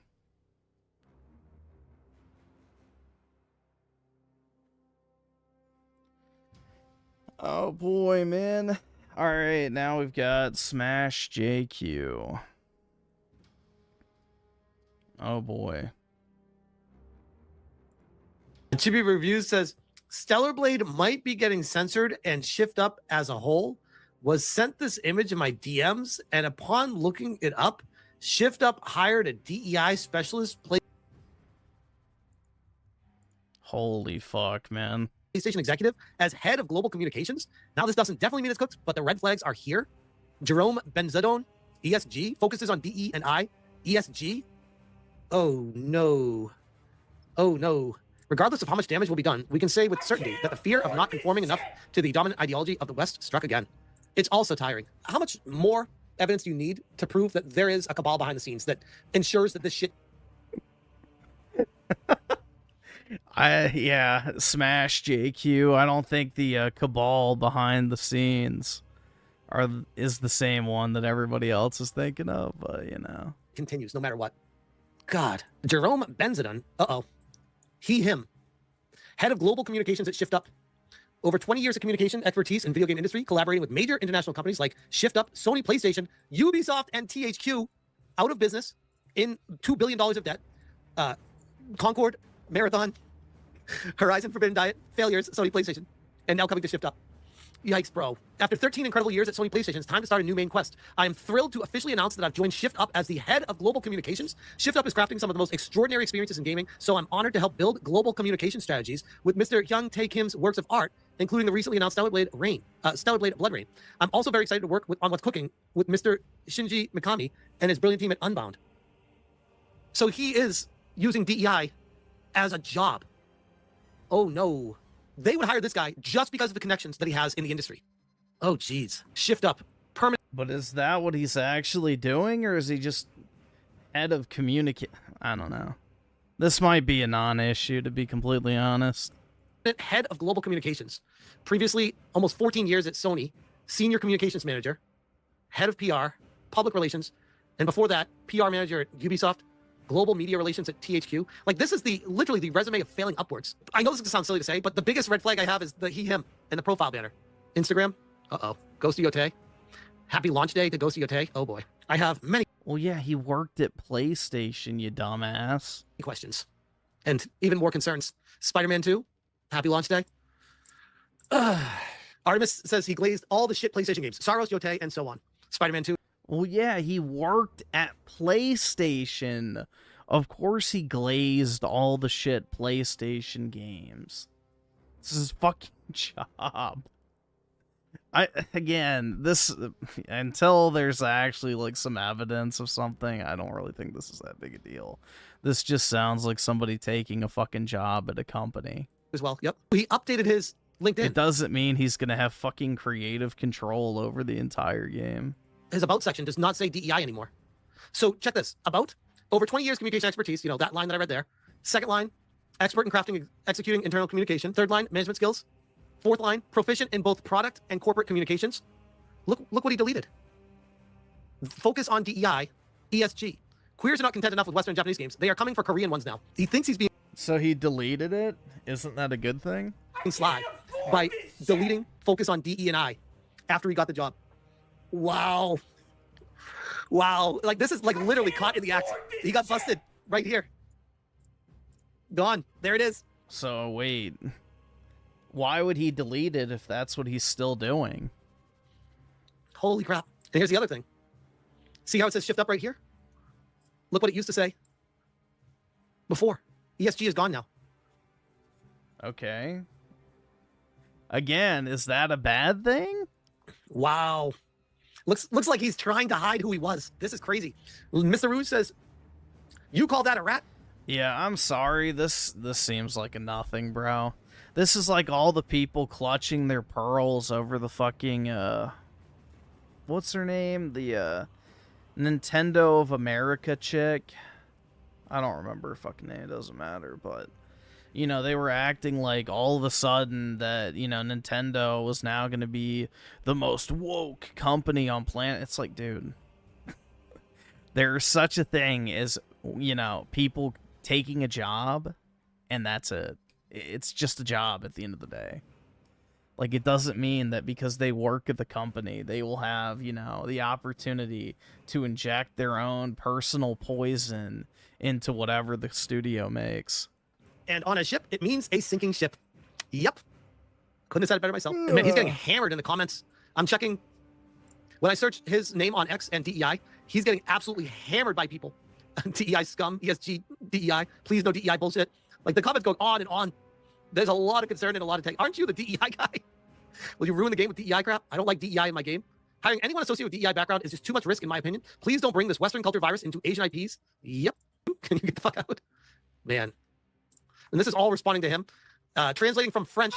After 13 memorable years at PlayStation, I'm thrilled to announce that I'm joining ShiftUp as head of global communications. Can't wait to steer the global campaigns for the gems from Mr. Kim, YawnYea, Mr. Shinji Mikami, and other teams. Wow. This is crazy. Yeah, the Flanders meme is probably the most on-point reply here. How is that crazy? So he worked for 13 years in one particular type of job, and now he's leaving one company to work at another in the exact same type. I don't fucking know, dude. Again, unless there's like some evidence of shit going on, this is a complete fucking just headcanon scenario. Lots of replies congratulating him, obviously, because these are from his followers. But man, oh man, people are not happy in these replies when you search them. After getting the job, deleting DEI and ESG from his profile. Well, isn't that a good sign? Again, like, if this was really a political ideologue, he would have left that shit up. That's the thing. You know, maybe Sony was the one that mandated he had to have that shit there in the past. Or he thought he needed it there because of, you know, the fact he was looking for a job in the extremely left-leaning video game industry. So maybe once he got a job at a normal company, he's like, oh, I don't need this fucking dog shit anymore. So again, I don't think it's really prudent to just automatically assume the worst. But most likely this dude is a lefty. Just like most other people who work in the video game industry at this point. It doesn't mean he has creative control over the game. So again, this is a marketing / communications role. They take what's already been developed and just sell it. Or communicate about it. They're not making creative decisions. It's pretty fucking telling. What is ESG? Is ESG is cool? Like, what? I don't know, ESG? Man. Why is there no details on this? This is very weird. I'm very, very confused. Did you go to school at the World Economic Forum for 5 years? Cajon says ESG may stand for École Suprême de Gestion, a business school in France. Okay, but the fact... Dude, what if that's actually what it is? What if that's actually what it is? And, oh my god, that would actually be fucking funny. That'd be the perfect encapsulation of exactly what I'm talking about. Like, it's just pearl clutching to a certain degree. The fact that he didn't write that for education tells me that he wants it to seem like it's connected to ESG. Otherwise, why wouldn't you put that name of the school next to it? Why would you just say education ESG? And well, that's what it is, saying it's like your place of employment, right? I don't really know how LinkedIn works because I don't fucking use LinkedIn. But isn't that like the two places that he worked? Unless you're trying to fool people or have that in the search term. Very strange. Core pillars of ESG marketing. Environmental, showcasing climate action, carbon reduction, renewable energy use, and waste management. Social, highlighting fair labor practices, diversity and inclusion, community impact, and data privacy. Governance, demonstrating executive transparency, ethical board leadership, and anti-corruption policies. Wow. So, it was underneath ShiftUp, and now it's not. And he still has the he, him, which is a dead giveaway. But I think the biggest tell is he deleted it from... Dude, I'm starting to drift off again. I can feel it. That is mind-blowing to me. Everything else exactly the same, but he removes focus on DE and I. And I wonder if that's a direct result of, once this happened and information got out there, he started getting hammered on X. I'm tempted to start doom scrolling again on eBay, but I don't know. That didn't work for me last time. With this. And he's like, fuck, gotta hide the DEI stuff. Some stimulation, I don't want people to know that's who I am. This is a fucking rat. Mr. Rouge called it on a sinking ship. 100%. This is like the perfect meme. ESG, DEI guy. I have many questions. Oh, man. Plazino Saga says, ESG was one of the original forms of modern woke ideology. You don't stick that in there on accident. Yep, 100%. So even if that was true, why would he not use the current name of his school? That's what I'm saying. Why would you call it ESG and then just leave it at that? That's, if anything, that's super unprofessional and weird. Why would you not name the school? I have many concerns for the future of ShiftUp and the next Stellar Blade immediately. I don't know if this guy's going to have enough time to impact the game, or if it's far enough along for him not to be able to do anything right now. But I have a tremendous amount of concerns right now. Like, yikes. Yikes, yikes, yikes. Guys, this from the reply to him. I'm not attacking you or anything, but you do understand what type of content ShiftUp makes, right? They make fan service for people who love that sort of stuff. And modern Sony PlayStation was the antithesis of that. I'm a ShiftUp fan since Destiny Child. Don't worry. This is on Nikki Mobile 4 hours ago. We're getting Sony PlayStation representatives in ShiftUp. This is despite the fact Stellar Blade had problems because of Sony PlayStation Publishing, and they're handling the global communications. So wait, hold on. Hold on. This is despite the fact Stellar Blade Child. Don't worry. So maybe that's the thing, is he left Sony to go work at ShiftUp because he actually liked their shit. Again, we're automatically assuming the worst. But maybe this dude was like, dude, I'm fucking sick of PlayStation. You know, I worked with ShiftUp during the initial launch of Stellar Blade 1. And now I have the opportunity to work with them full time and get the fuck away from PlayStation. Like, that's also a possibility that nobody's looking at. So, again, if he was happy promoting woke dog shit, wouldn't he have just stayed at PlayStation instead of going to the fucking Korean Gooner game studio? Like, again, I don't know. Until there's actually, like, some sort of whatever, I guess, proof of foul play, a lot of this shit just seems like pearl clutching, I'm not gonna lie. So.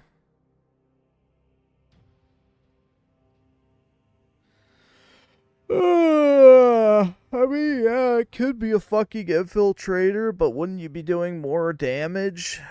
Fucking PlayStation? I don't know, man. I don't really think a Korean mobile game studio is a bit high profile enough fucking target, to be completely honest.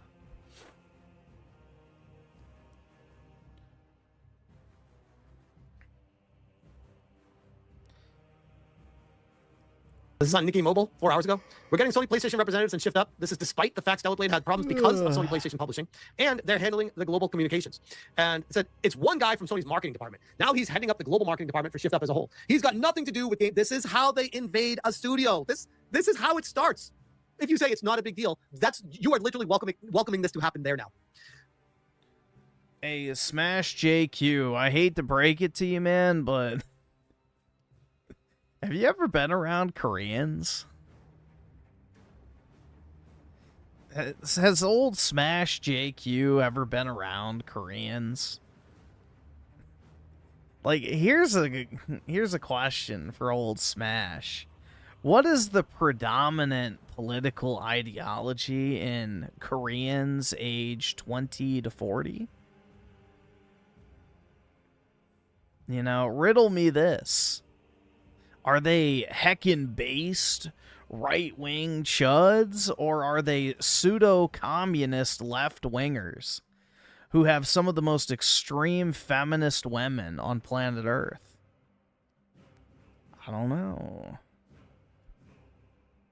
I feel like this is way overblown and dramatic. This guy said, you just invoked the culture warriors on this platform. Just because something's not Western doesn't inherently make it based. It's like the whole argument that, like, anime is super based, bro. It's like a lot of anime is not fucking based at all. A lot of anime is incredibly left-wing. It's just not Western when it comes to left-wing, but it's left-wing nonetheless. To defend why this is the fall of Western civilization. Cajon says, just to be absolutely certain, are we sure that France doesn't consider the ESG school like we in the US consider UCLA? Just initials is enough as it's Bro, famous. I'm struggling. Maybe. I'm just saying it'd be a hell of a coincidence. That's a hell of a coincidence. I don't believe in coincidences unless it's on purpose, where it is a coincidence and he's leaving it like that to purposefully make it look like that. And yeah, it doesn't dismiss that he had DEI in his profile. Exactly. Even if you remove the ESG thing and say, oh, it's a school thing, it's like, no, he's got DEI in his profile. This is crazy. And the he him is a huge red flag. Like, more than all the others. Well, no, the DEI is probably the biggest one, but the he him is right there as well. He/him is whatever for me. That's just LinkedIn garbage. It's not whatever for me. It's literally a dog whistle to the wokies. If you put that there, you are saying I'm one of you. It's literally the digital equivalent of a nose ring, putting your pronouns. So it's a very big deal. 100%. It's coded language for these fuckers. Like, it's a huge deal. Yes, I would not downplay that at all. That's huge. I'll probably make a follow-up video on this because there's so much information to check in on this guy to see if there's anything else. But man, I guess I'll leave it at this. I have legitimate concerns for the future of ShiftUp right now. Even if this guy, even if you're going to say he has hands off, he's just the communications or doing the marketing stuff, even if he has no connection to the direct development of the game himself. This is exactly how they start to seep into other cultures in other areas of the world. This is how they start to slowly change what's acceptable in what the games are being made. So yes, I think anyone who's a fan of ShiftUp should have massive concerns. If for nothing else, the one thing that was found on his LinkedIn profile, this right here. This is the biggest concern I have out of everything. Focus on DE&I. Nope. You do not get hired at my company if I see that at all. But I'll keep you guys posted if I find anything else. But for now, I'll leave that there. I'll keep you guys posted if I find anything else. But for now, I'll leave that there. LinkedIn profile. This right here. This is the biggest concern I have out of everything. Focus on DE&I. Hold on, I'm just curious.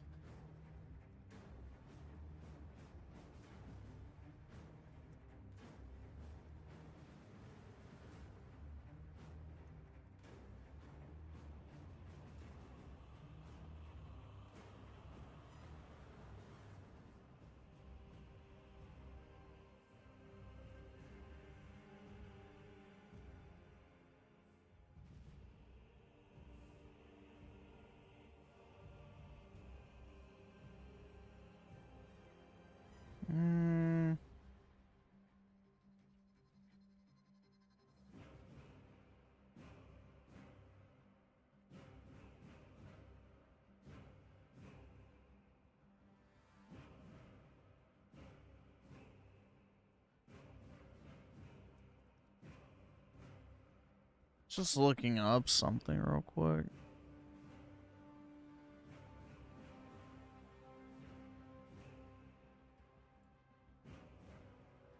Okay, no, that's not it. Anyway, whatever.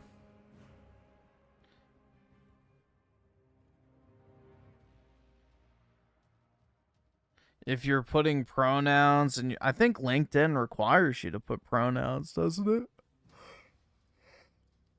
I had to do that shit on fucking Microsoft Teams at my job, so they required you to. It's a Microsoft product, so it wouldn't surprise me.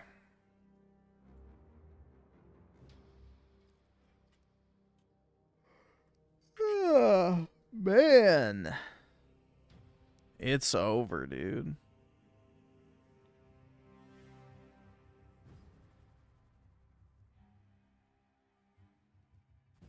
Alright, let me read these super chats. So, Bud Sunny with the 2. Let me just see what it is.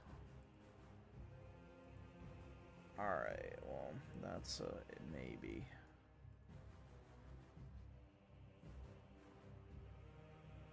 I guess that's fine. And CUCARACHA Gaming with a 3. HeckinSteve has heckin' diabetes. I'd say so. It's probably pretty likely. Small Shriveled Nuts with the gift of membership. Appreciate it, bro. And Bud Sunny with the 2. It's time to sue Sony. Oh my god. More physical game slop. You are, like, y'all are trying to put me to sleep. See, this is the thing. You act surprised.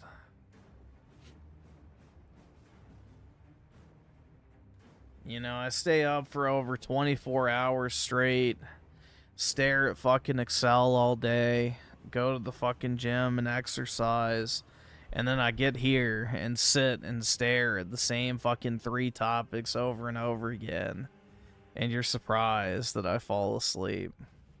Even though I'm, like, trying to fucking Autism Max and, like, shop on eBay and trying to do my best to stay awake while having to sit here listening to gaming shit over and over and over again.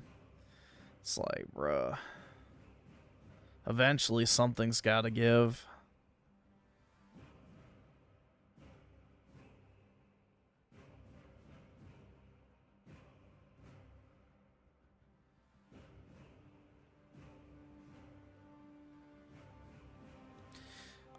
Dude, I've already taken a caffeine pill. I'm already drinking a fucking Monster right now.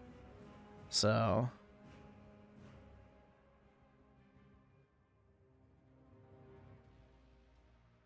I don't know what else other than snorting fucking coke I'm supposed to do at this point. To a monster enema. Now that's hot, dude.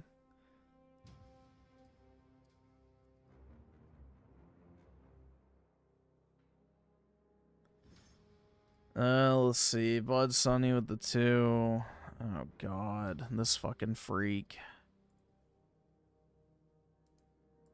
My dad. Why don't you become your own person?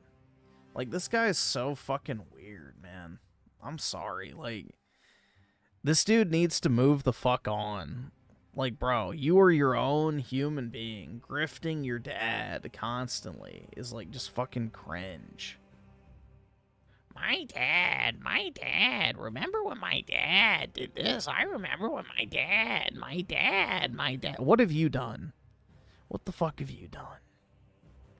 What? My father was a gamer. Like, it's unhealthy. I don't know, bro.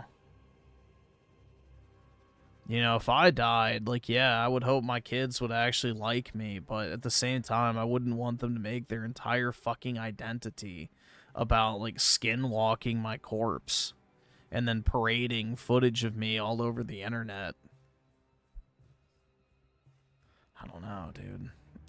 It's a little weird. It's a little weird.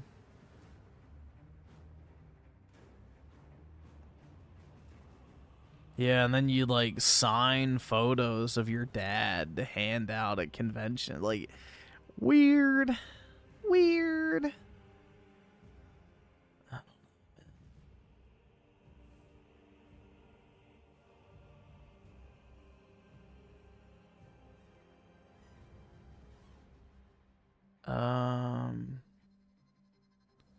Bud Sunny with the 2. This rental store hoarded 1,000 boxes. Dog, what the fuck is this dog shit? Yeah, this is gonna put me in a fucking coma.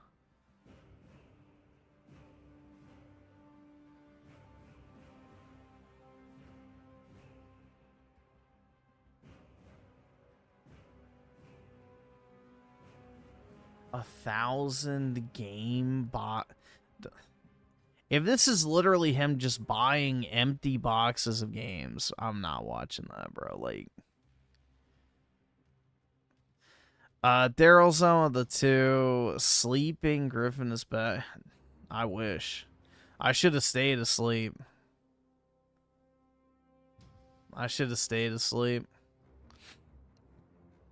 Honestly. You know, my brain was right to shut down.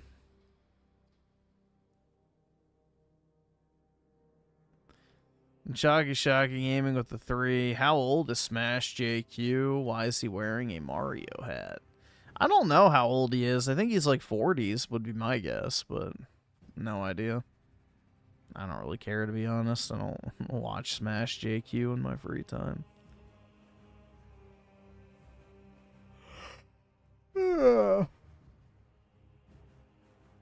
It's very tempting again, man, because, like, what happened the last time is I was just leaning back in my chair, letting the video play, scrolling on my phone, looking at eBay listings, and drifted off, dude. So, I've already been awake for like 30 hours at this point, so I'm pretty tired.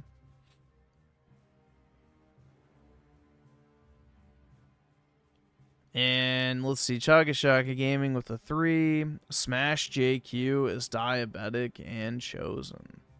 Nice. An HCM 101 with a 2. Try Twisted Tower. It's a Bioshock inspired game. I can look it up. Watch the trailer or something. Let's see.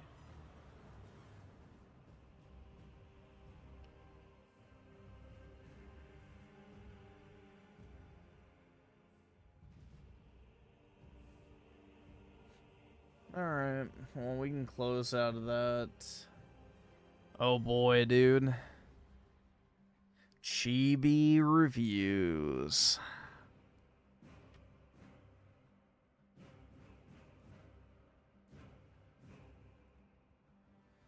I would love to see Chibireviews like top 10 animes of all time. Thanks, nigga. I'm just curious if he's like actually like that much of a serial gooner or not.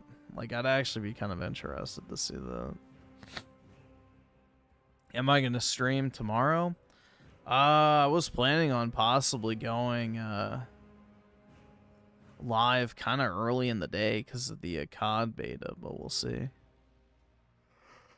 We shall see. It just depends. And let's see here. I need somebody to touch my damn penis! With the 5, pronouns are actually useful since so many third worlders join the workforce. Without them, it's hard to tell what their gender is just by name. Yeah, it's an unnecessary problem to be solved, I guess. But yeah, I guess that's the cope, right? That's the cope. It shouldn't be a problem in the first place, though. We shouldn't have the third worlders here anyway. And then we wouldn't have to worry about it. Bad news this morning. Like, I did not want to see this. Like, ShiftUp that's had just so much good PR. They have had the CEO retweeting fan art of Evie, basically not caring about cancel culture, cancel mob, and people upset with attractive female characters. They didn't care. And it was just like non-stop based commitments that we saw from ShiftUp and the CEO of ShiftUp. But for some reason, the company decided to make one of the worst decisions imaginable and hired an individual that has actively been harming gaming for over a decade. Don't believe me? Let me show you proof. So it was announced literally yesterday that this individual called Jerome Benzadon, he is now being hired at ShiftUp as the head of global I hate that he uses the Majula music in his videos. communications. The reason why this is very important and why this is bad news, why I'm starting off with such a negative bad news this morning, is because this man on his LinkedIn profile literally yesterday when this was announced is that he had focus on DEI and ESG in his bio. And then when people started to discover this, he removed it to try to hide the entire situation. As you can see, this is what you look at now if you go to his profile. The point here is that this individual has actively been working with Sony PlayStation for 13 years. This man has also been working with Ubisoft and THQ, companies that have been actively pushing different agenda, narrative, and watering things down, making it dumbed down, all sorts of different stuff like that, really ruining gaming for a while now. And the point... Let's see. I need somebody to touch my damn penis! With the 5, it's not cope. Well, I was just more so talking about the fact, like, if you wanted to try and spin pronouns into a positive thing. I don't need that shit because I have a normal name, and it's obvious what my gender is. Let the pronouns go to the freaks of nature. Yeah, I mean, in a perfect world, you wouldn't need them, but, yeah. I get what you're saying, man. You know, the problem would solve itself if we just didn't have the third worlders in the first place.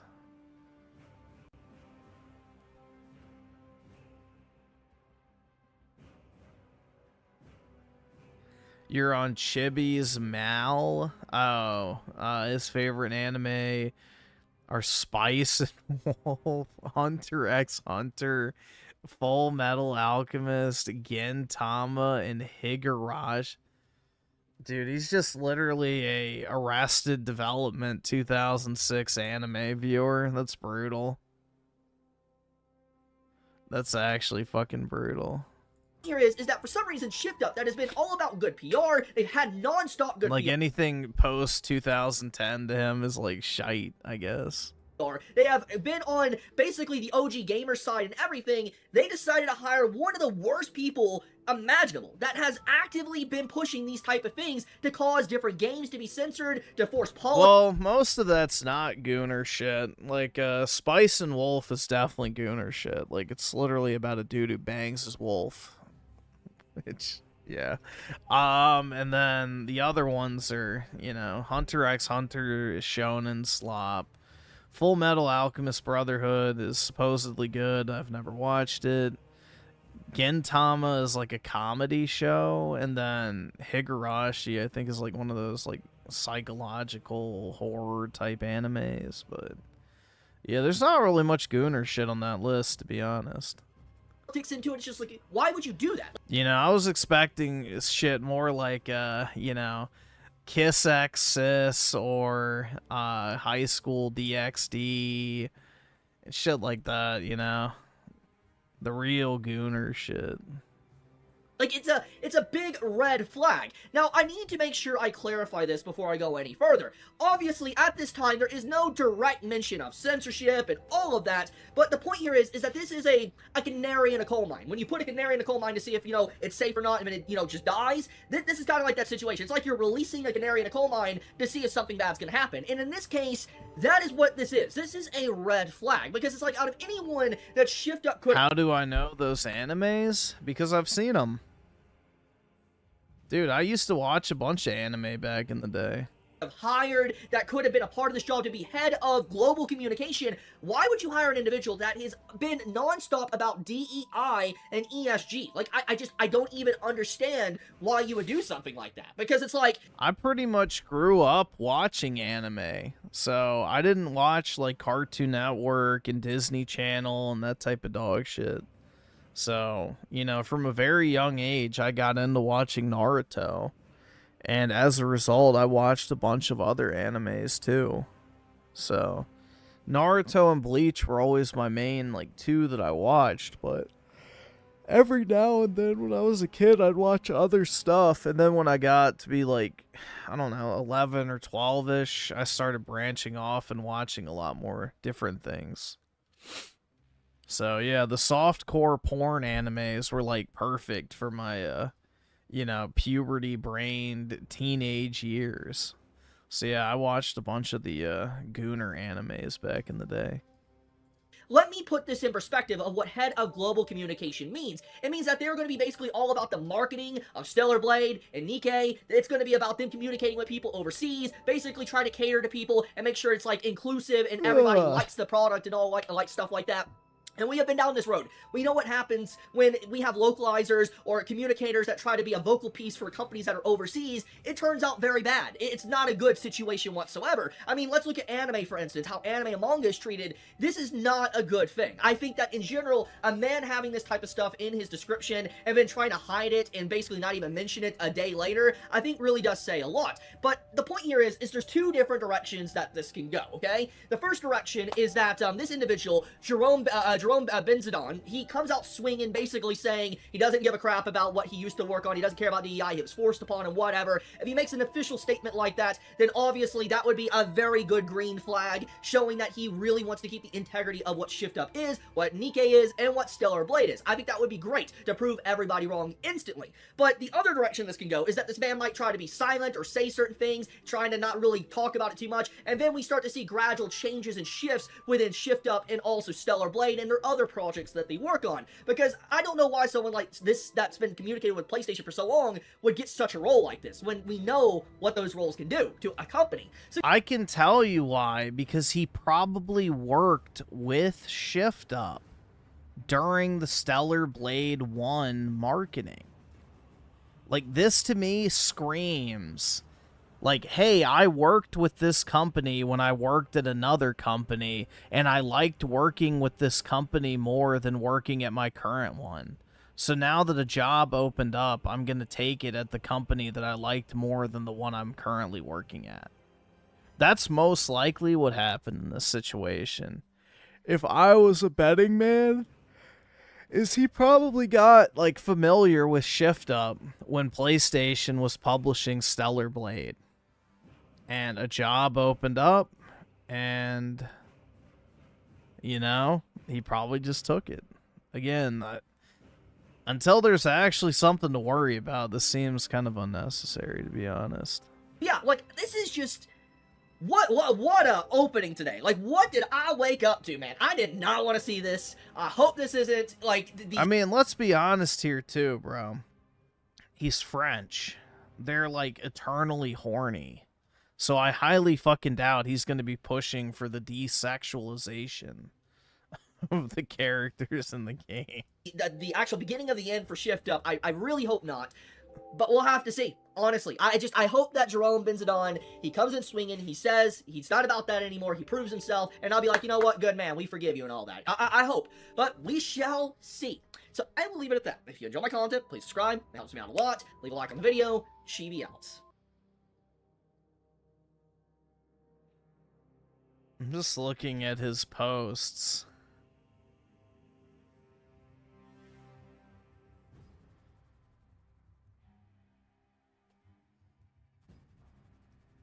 I don't see anything that like sticks out as anything super crazy. But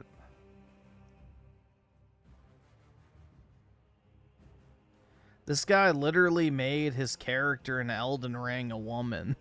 So again, that bodes well, dude. So if he wanted to goon to his Elden Ring character, that's also a positive sign. I don't know. Again, if I'm a betting man, my chain of events in my head is what I'm going with, personally.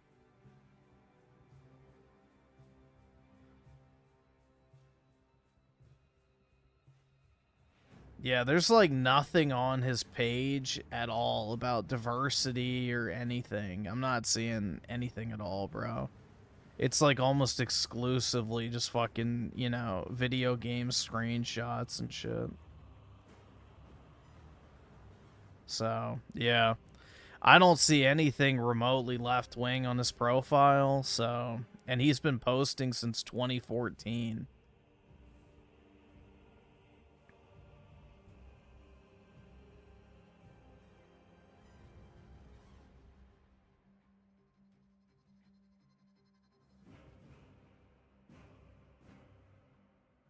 Like, not even, you know, BLM shit.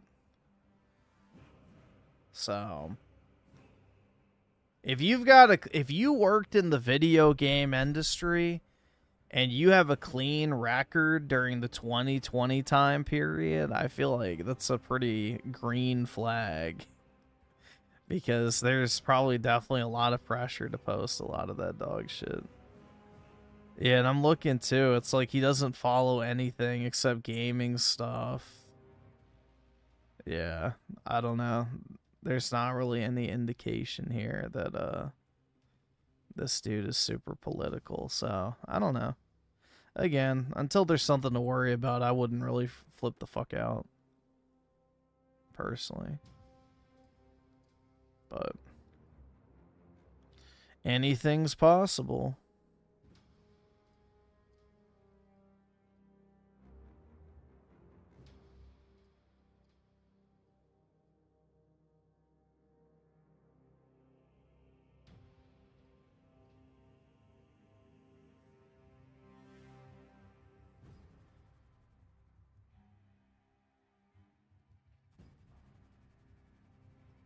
Isn't Ben Zion? No, it's Ben Zadon. Like Mercedes.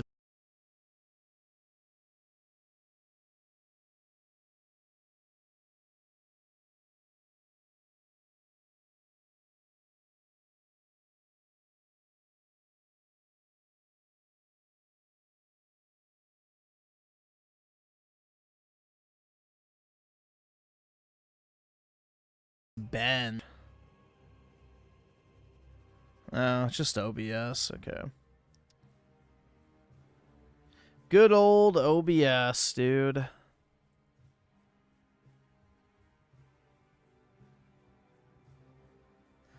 Why am I such a massive Chibi fan? Because he just makes some really good points, dude.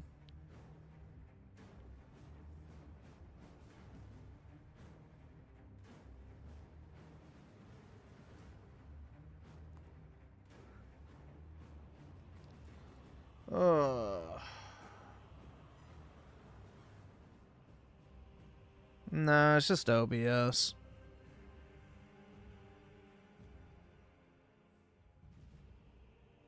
Alright. What up, peeps? It's your boy HeckinSteve. Welcome back to the channel. And today I want to talk to you about pity tubers. You might be thinking to yourself, Steve, what is a pity tuber? You've probably came across a video that usually, you know, has a title like "My life sucks," or "I've never had a girlfriend," or "Life is pointless," or blah blah blah. They seem to be all over the place on YouTube, and they tend to do very well. Like, so it's basically Yo, literally me. I feel lonely. I don't have any friends to hang out at Friday nights. Agreed. Random Japanese man. Just like if you want to be a successful YouTuber, all you have to do is just get a lot of pity out of people. Well, there's one channel in particular that I want to talk to you about today, and that is a channel called Ask Japan. Now, so this is the first video I've seen where his views really just hit over the top. It's called I Feel Lonely. I Don't Have Any Friends to Hang Out at Friday Nights. But one thing he learned from doing this type of video was that, you know, it made a lot of views. So obviously, if it's working for you, then you got to keep doing it. But that's the thing, though. It's like, how sincere does a pity YouTuber become when they're just constantly doing the same thing over and over again? So now let's keep looking here. Dude, he should have watched that one fucking Japan salary man guy who's like, I want to fucking kill myself. I hate my boss. I hate my shitty apartment. I hate my mundane schedule. Like, that guy's way worse, I feel like. You know, he went back to doing his normal stuff, which wasn't doing well. And then it looks like he started doing My Life is So Boring. Why so many Japanese middle-aged people feel so, and then that's it. And then it hit 340,000, or 340,000 views. Then, you know, it just keeps going from there. And then you look at his most popular videos. I'm 50-year-old Japanese man and really worried about my future. 1.6 million views. Then, I'm 50-year-old Japanese man. I'm lonely on Saturday night. I play Sailor Moon. He misspelled Sailor Moon. He probably doesn't speak English as his first language. Totally cool. I mean, he is Japanese. Another one here. I'm 50-year-old Japanese man. I'm always alone, even on the Saturday night. But I need either subscribe, donate, or get the fuck out. I agree, Japanese man. I'm alone on Saturday nights too. Chill out. Why don't I become a rip and ship streamer? I've thought about it, but I don't have space for it, so I don't have anywhere to rip or ship. So, I mean, it's funny, you know, like, it's funny to laugh about, like, the poor grammar and everything, but, you know, it's not as fun. First of all, I'd have to, one, get a massive sealed inventory, which I don't have space to store where I am currently. And two, I would need to get, like, an actual, like, desk setup with overhead camera, so that I would have somewhere to rip said packs. But I thought about it at one point. It was something I considered. It's a pretty easy business model, honestly. And it's like, you know, you'd, you know, pretty much just make money for doing nothing. Because you would just upcharge the packs like $1 or so, and then, you know, people buy them because it's on stream, and yeah.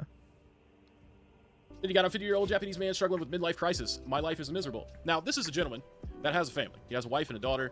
Seems to live in a pretty decent place in Japan, based on, you know, this big-ass fucking TV. Dude's eating Doritos. You know what I'm saying? Like, he's not living in a fucking terrible situation. Like, here's another one where he's eating Doritos. Yeah, so let's just take a look at his most recent video, okay? And this is basically the same fucking video that he's made over and over. Just ordinary Sunday lunchtime. I'm heading toward McDonald's in Japan, located close my house. Dude's going to eat McDonald's. But if I do it, you know, I'm a fucking piece of shit. I'm a loser. You know what I'm saying? Because I'm fat. I shouldn't eat at McDonald's. Only Well, McDonald's Japan is a lot healthier. skinny people are allowed to eat things that are bad for them. But yeah, that's pretty much that's how all these videos go. Or like here's one. I'm a 50-year-old Japanese man struggling with midlife crisis. Me and my daughter. So like, how can you have a midlife crisis and be depressed and be sad? Yeah, dude. Is this that guy we watched where he was like LARPing as like a retro gamer? And it's like, dude, how can you be alone on a Saturday night when you have kids? Like, that doesn't make any fucking sense. When you have a nice house, nice family, with a fucking kid. I don't think that this dude is actually feeling bad about him fucking self at all, especially when he's getting the views that he's getting. I don't know, man. I just, I think these types of videos are stupid. Well, first of all, like, whenever you're making this type of video, and maybe you're not necessarily seeking pity, but you end up getting a lot of it. You get a lot of sympathy as well. But I added a lot of videos to my watch later here. And yeah, I'm 23 and never had a girlfriend. Watch this if you never had a girlfriend and you're craving love. My life is a loser version. And, you know, look at the view counts. You know, 241,000, 223,000, 591,000. And these are all channels. Notice how all of them are almost watched to completion. Brutal. That, like, don't have a lot of subscribers. Even now. Then you have Camelot331. So we're definitely going to watch that one. Because that dude has no fucking reason ever to be depressed or sad. At least not to the point where he needs to make a 12-minute video on it to get some fucking views. And that's probably the most popular video he has. 2.4 million views in 3 years. This dude has never, ever been that popular. Yeah, I will say, in fairness to the Japanese, their culture is, like, actually fucked when it comes to, like, the loneliness shit. Like, every aspect of Japanese life is, like, hyper-optimized to being, like, a solo experience. You know, everything. So they just assume that people do shit by themselves in Japan. So, I mean, there are opportunities to meet people and stuff, but it's not even remotely similar to how it is in the West. Like, people think it's hard to meet friends in the West, bro. Like, Japanese society is way more structured for isolation. Yeah, he had 1.1 million. That's his second most popular video.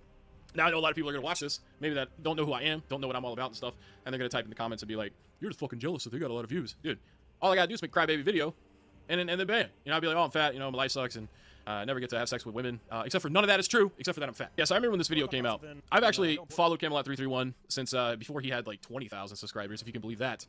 He got famous from making a lot of I used to work at GameStop videos, and then he kind of, you know, kept going. Yeah, he kept making videos about how GameStop molested him over and over again.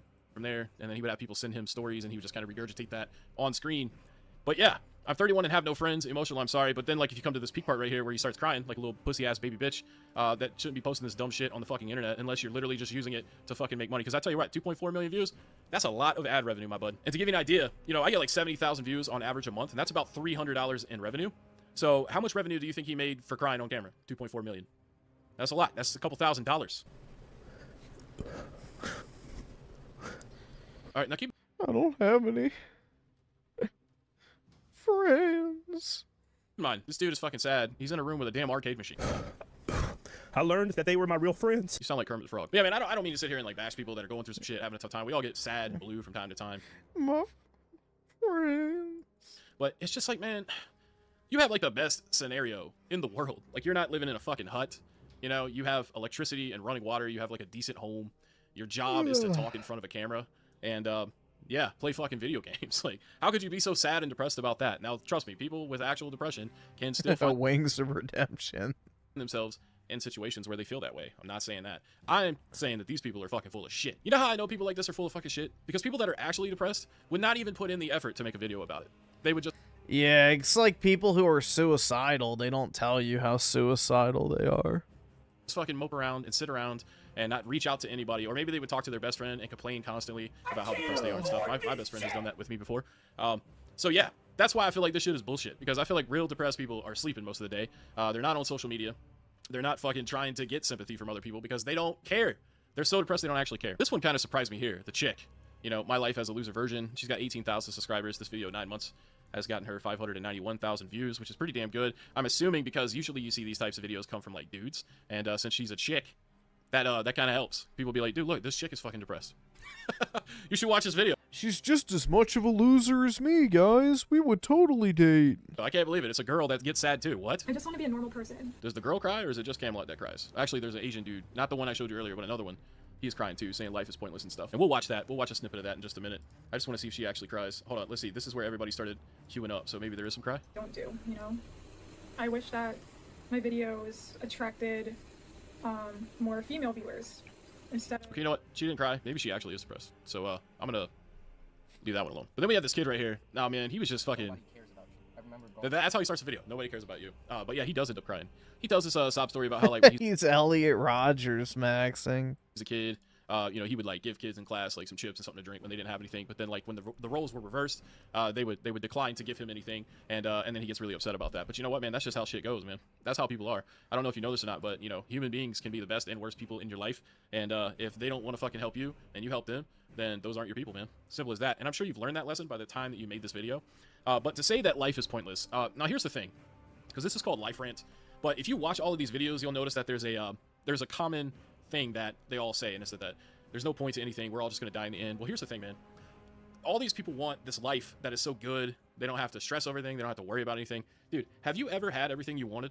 Like, not everything in general, but like, let's say you wanted to have like every video game that was currently out on the market, or like every game system. Okay, we'll put it that way.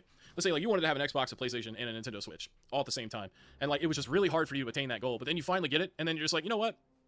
Why did I want this so much? Because it's not that big of a deal. And that's how life is, man. It's like you need shit to be hard and stressful. Maybe not to the severity that it is these days. I mean, it's pretty fucking hard out here. But you gotta have problems, because if you don't have problems, then there is no good shit. You know what I'm saying? Like, if everything is hunky-dory and like perfect all the time, it'll fucking drive you crazy. You gotta have some spice in your life to make stuff that's good actually meaningful. Let's say like you're just born in the right fucking family, and like you never had to buy your own cell phone, you never had to pay for your own car insurance or have your own car, you never had to fucking... I wish. pay rent until you're like, I don't know, 39 years old, but then your parents pass away and you get their inheritance, so you still don't have to work, and you just get to like become manager or owner of a company that your father had.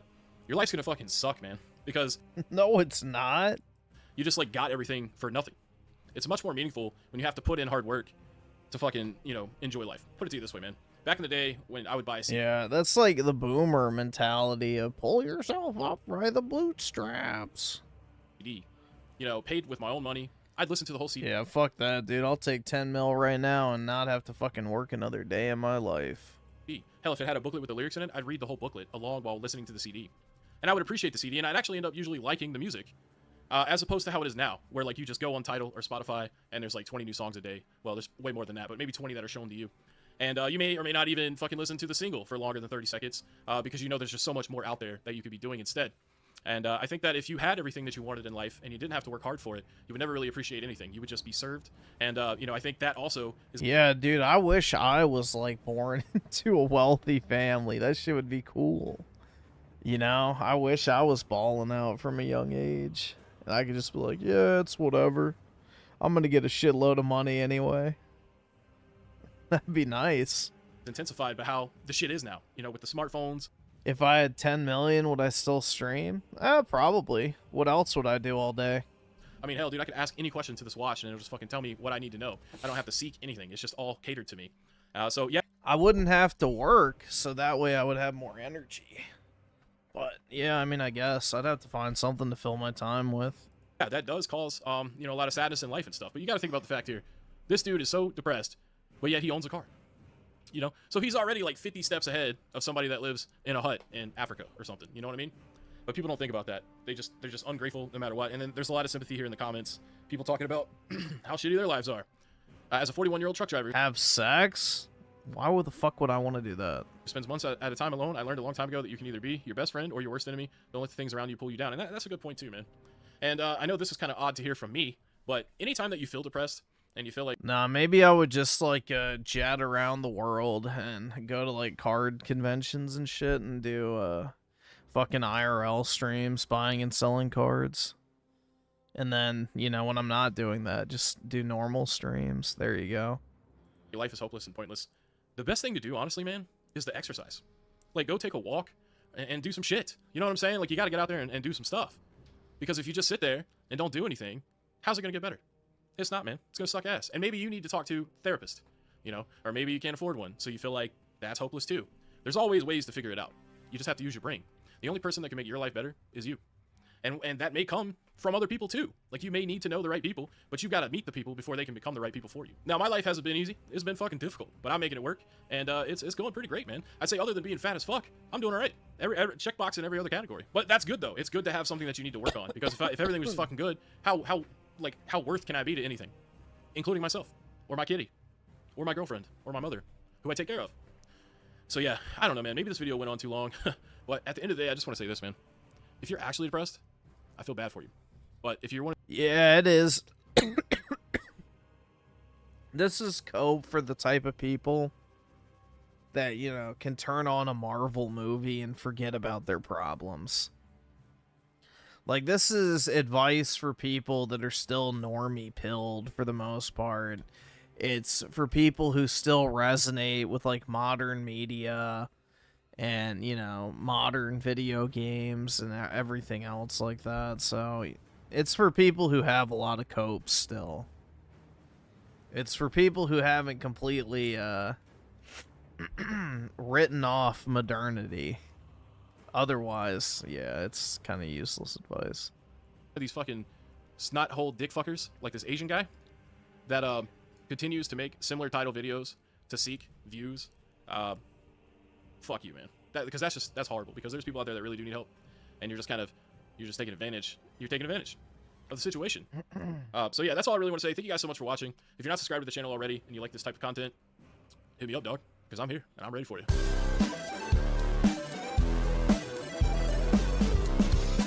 Breathing dust? No, it was a dog hair. So, no, it's not dust.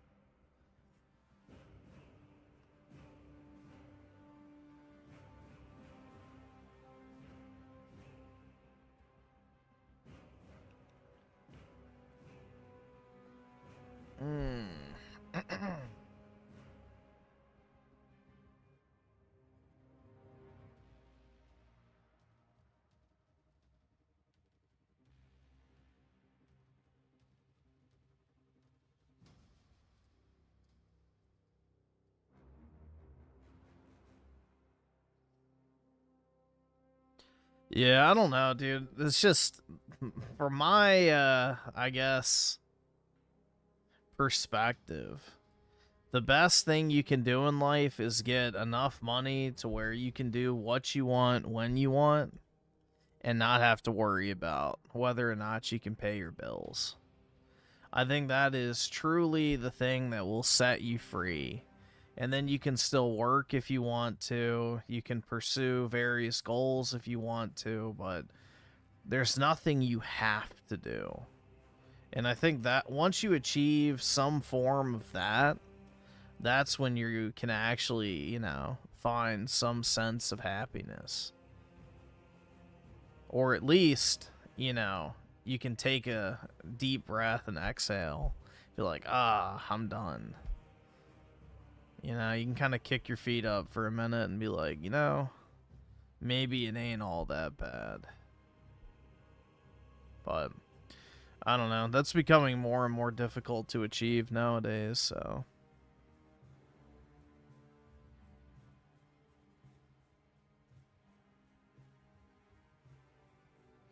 How do you do that? You have to amass enough money. So, like with anything in life, it's all about the money. Have you ever noticed that digital PlayStation games are more expensive than physical ones? They're not. Pretty weird, right? You'd expect digital games to be cheaper. They usually are. So what's going on? Sony has a monopoly on digital game sales on PlayStation. Your PlayStation is designed so you can only buy digital games through Sony's own store. And once Sony stops selling physical games in 2028, you won't have any choice at all. That's how Sony shuts out the competition, and you end up paying way more. On average, up to 47%. It's basically a Sony tax. And that's clearly against the law. Look, of course, Sony is allowed to make money, but it has to play fair. That's why we're taking legal action for fair game prices, without the Sony tax and with real alternatives to Sony's digital store. We're also demanding that Sony repay the money it unfairly made from Dutch gamers. Yeah, this is just another LOL suit, bro. Their other one went nowhere as well, so. And Dutch gamers can help by signing up on our website. Together, we can create a fair PlayStation. Wow, dude. They're gonna do it this time, guys. Don't worry. Even though the EU Parliament has already come out and said we cannot force Sony to make digital and physical discs. You know, this time will be different. Believe.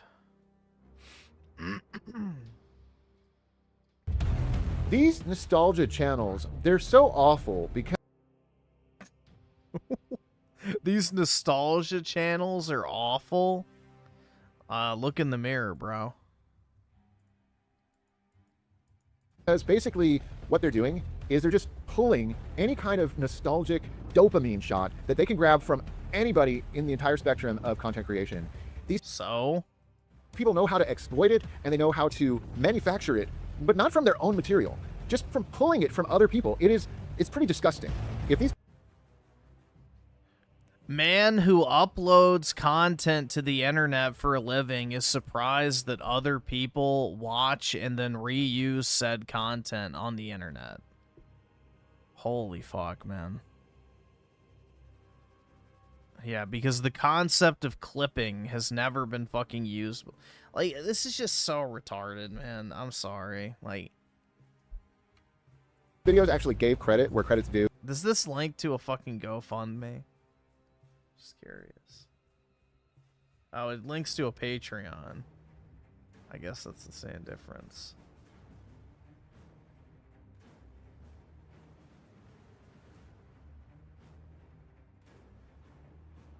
And were tagged properly, leading people to this channel, my retro life would probably have over 100,000 more subscribers, if not more.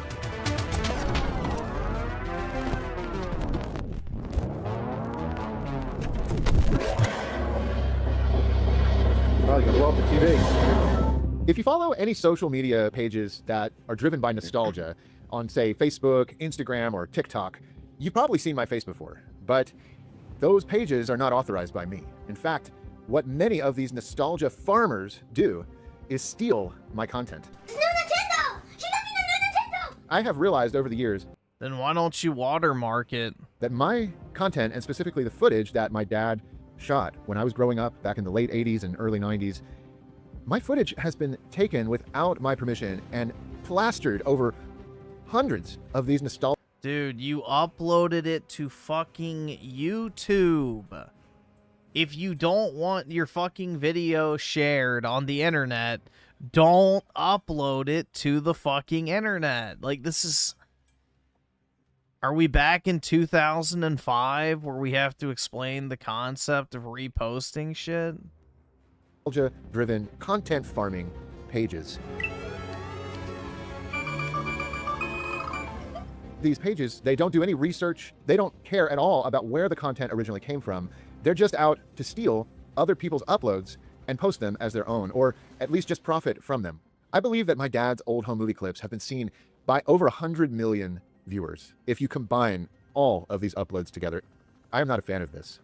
And I really don't know what to do about it. Oh, you're gonna blow up the TV.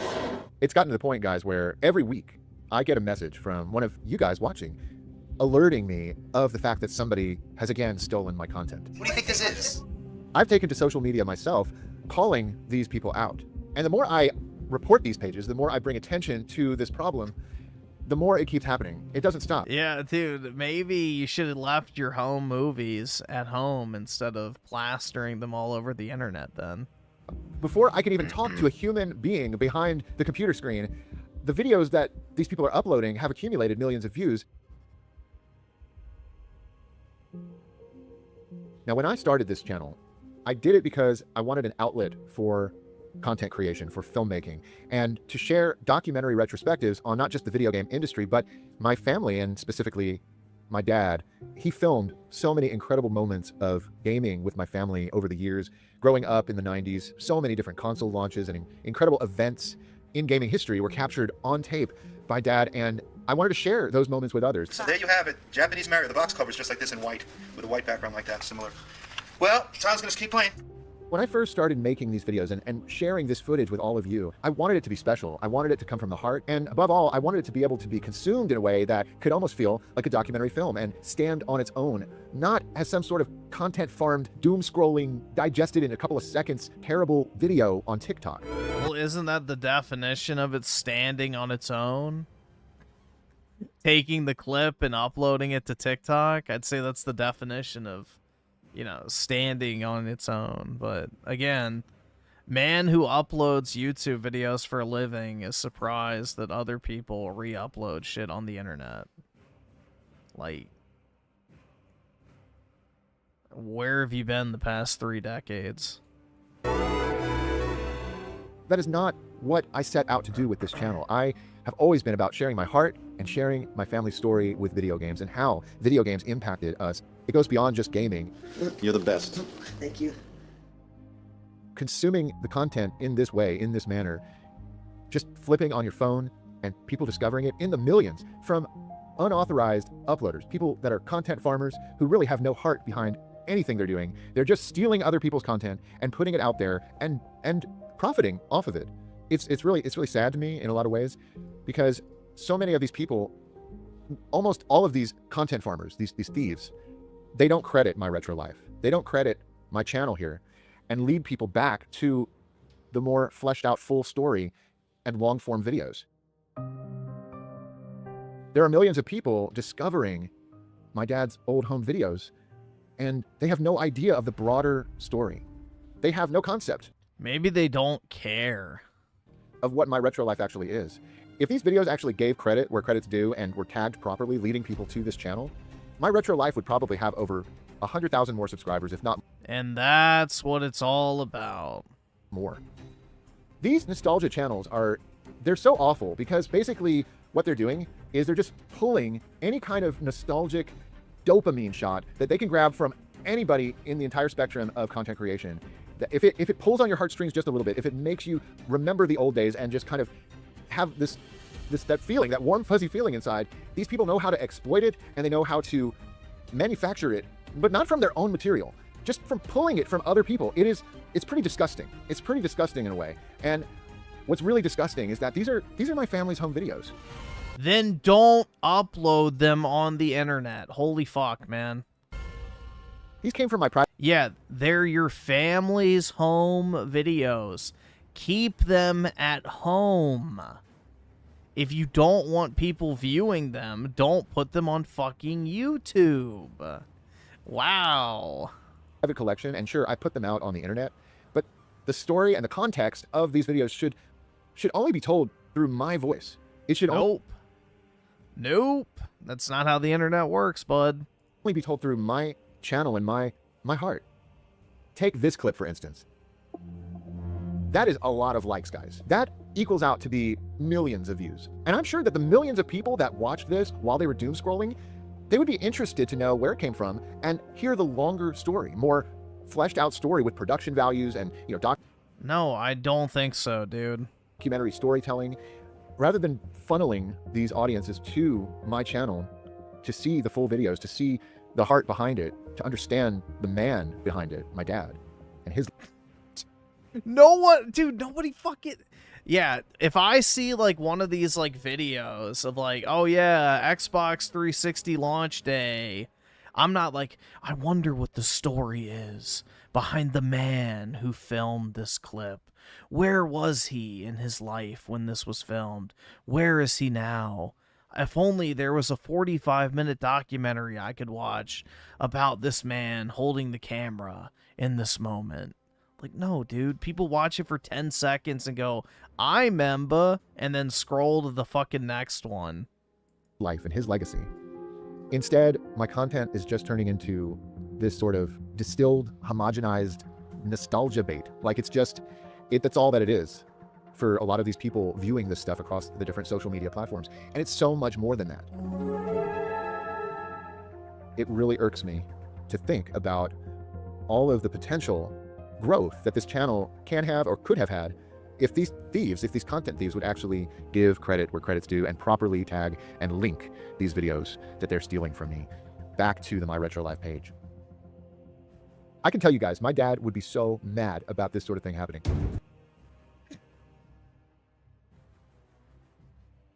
I know he's dead, but trust me, guys, he'd be pissed off that Indians were stealing our home movies that I uploaded to the internet in order to monetize.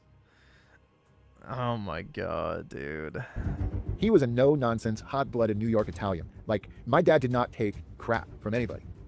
If his home video footage, and thus his recordings, were being pirated like this and put around and spread across the internet with no credit given, he'd be doing everything he could. Did his dad know that he was uploading all this shit to the internet? Or I don't fucking know the timeline of this dude, but was he uploading all these home movies while his dad was alive?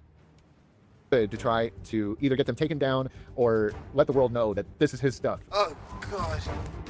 Here's a user on TikTok that his entire page is... He died before YouTube? Yeah, so we don't even know that his dad would be like, yeah, son, upload all of our home movies and intimate memories to the internet and make sure you put as many fucking mid-roll ads as possible. Like, made up of my content. This is by far like the worst offender. He's literally taking my videos, my edited who's to say his own father would say, son, what the fuck are you doing with our home movies?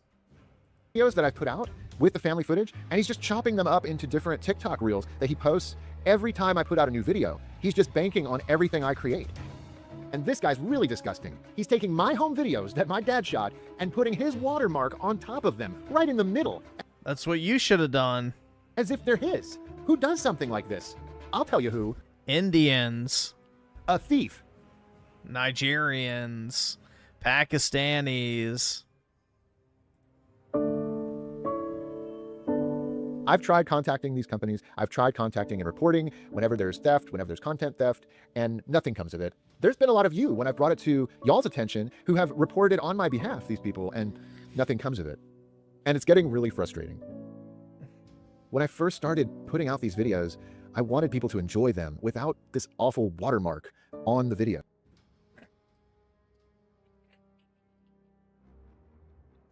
Now we've gone from it needs to be viewed in a 45-minute documentary to now the evil watermark is ruining it.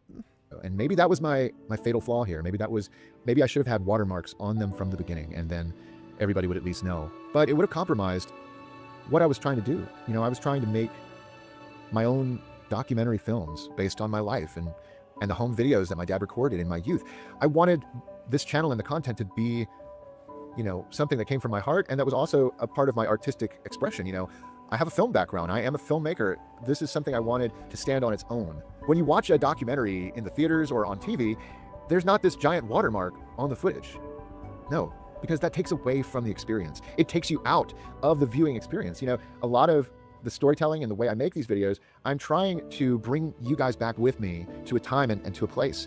And if you put this giant watermark on the footage, that's going to immediately take you out of the experience.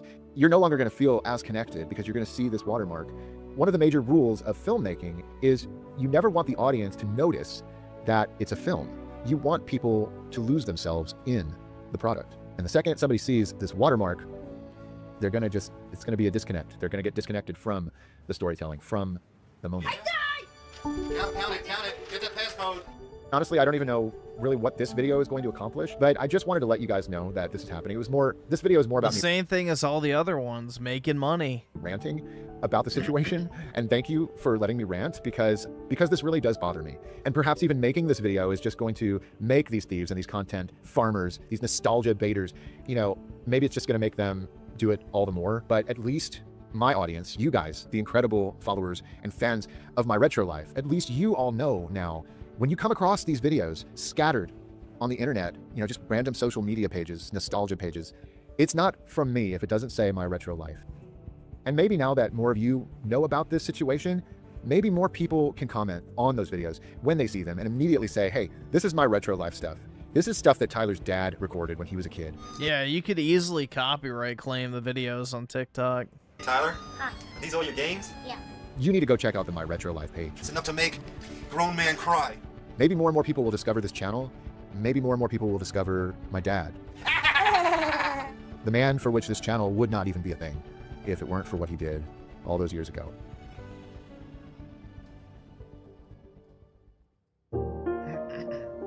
Sometimes when I see the content on these pages, these nostalgia pages, and I see that they've gotten millions of views, it actually kind of brings a smile to my face. As much as I'm upset that they stole it from me, there's another part of me that actually kind of smiles and is kind of happy that millions more people have just gotten a little glimpse of Dad. You know, they've experienced a little bit of the man, who he was, even for that short minute to 2 minutes.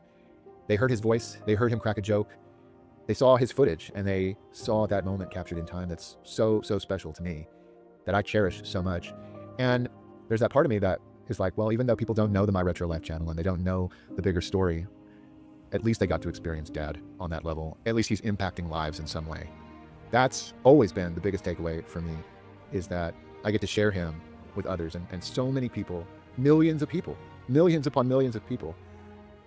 It's crazy to me to think that Dad is still impacting lives.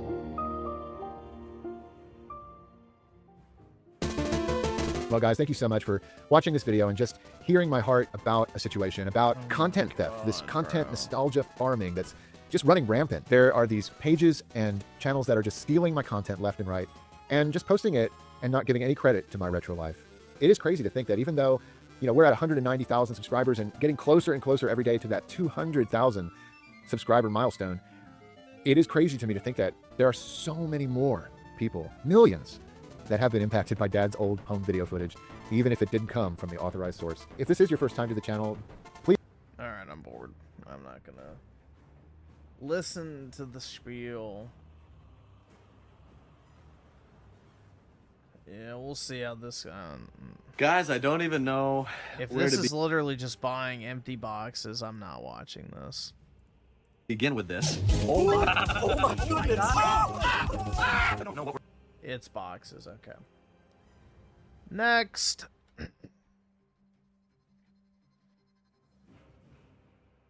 Don't care. I bought cardboard boxes. Wow.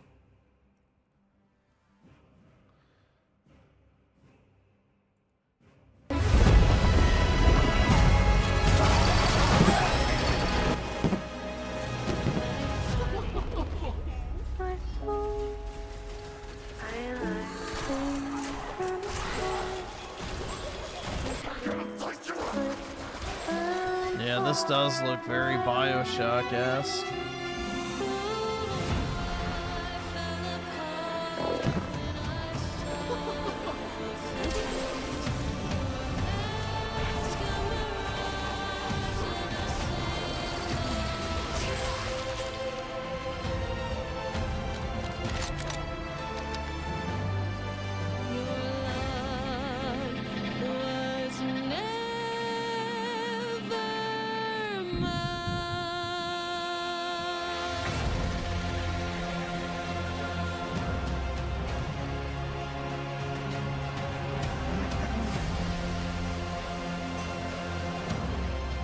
Get me out of here!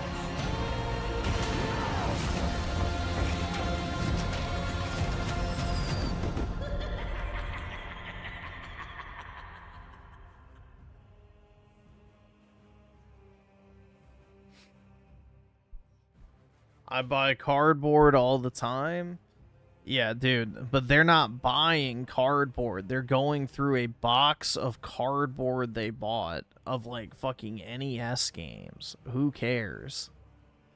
Like, that's just boring. Like, oh, look, dude, it's a Mario box. Look, it's a Sonic box.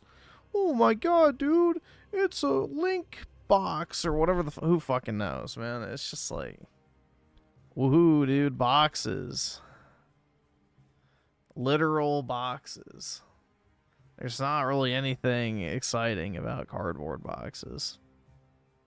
Yeah, at least, like, the cards are cool. Because, like, cards have, like, unique, you know, aesthetics to them. They're much more fun to look at.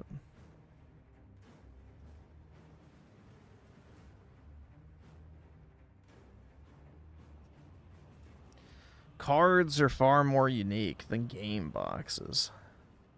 For real, for real.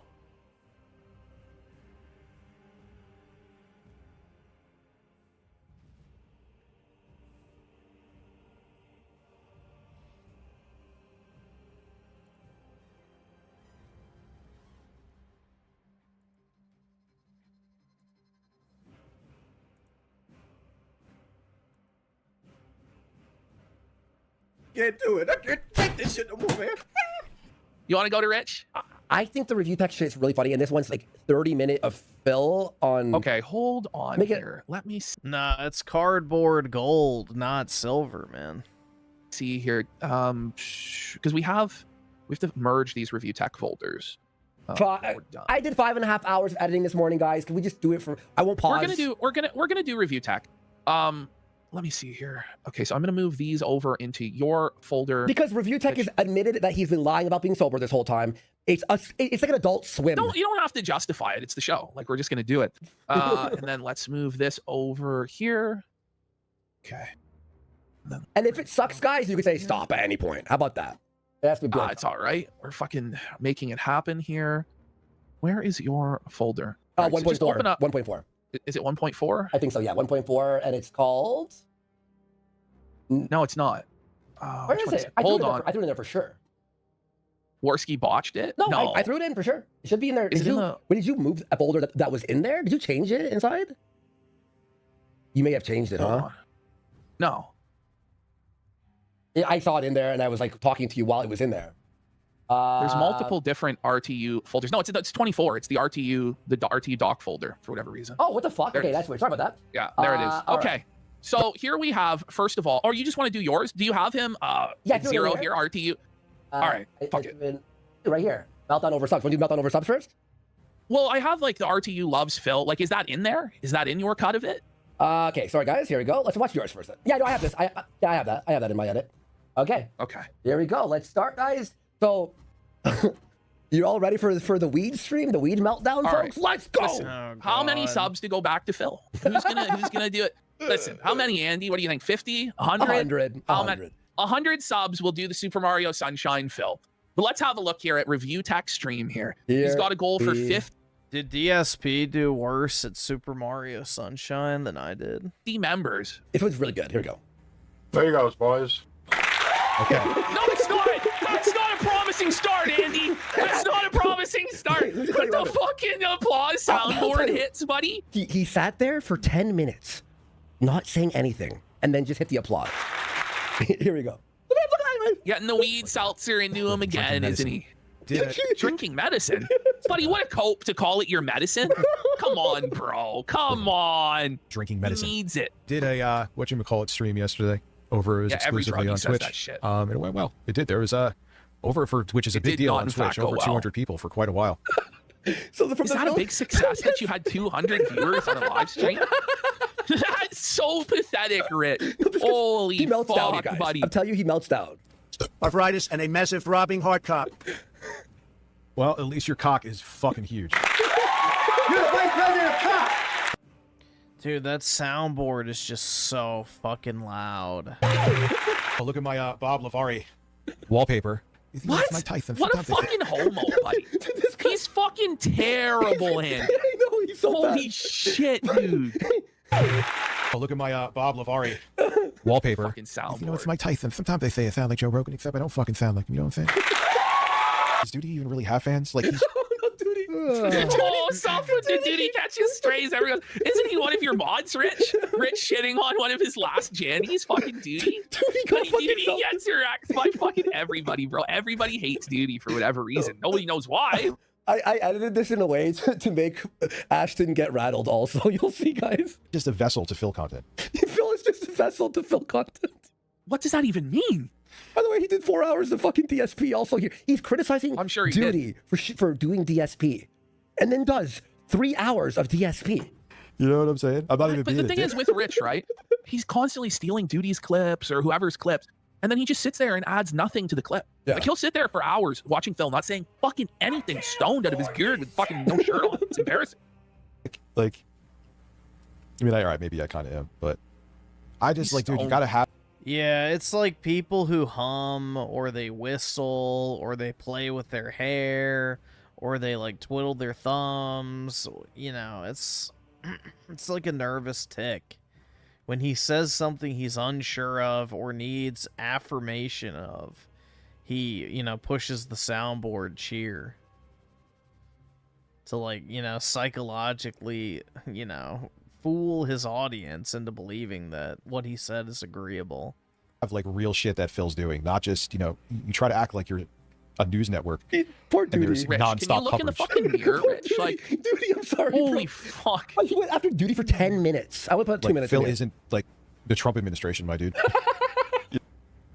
Imagine Phil had, like, a long-lost son. Okay, that was your thought. What a great bit. Well, imagine if Phil had a long-lost son. And? What would happen? What would his son be like? Like, what woman would have been with Phil? Like, go ahead. There's no That's terrible. But this is 15 He's one of the worst entertainers I have ever seen. Ever.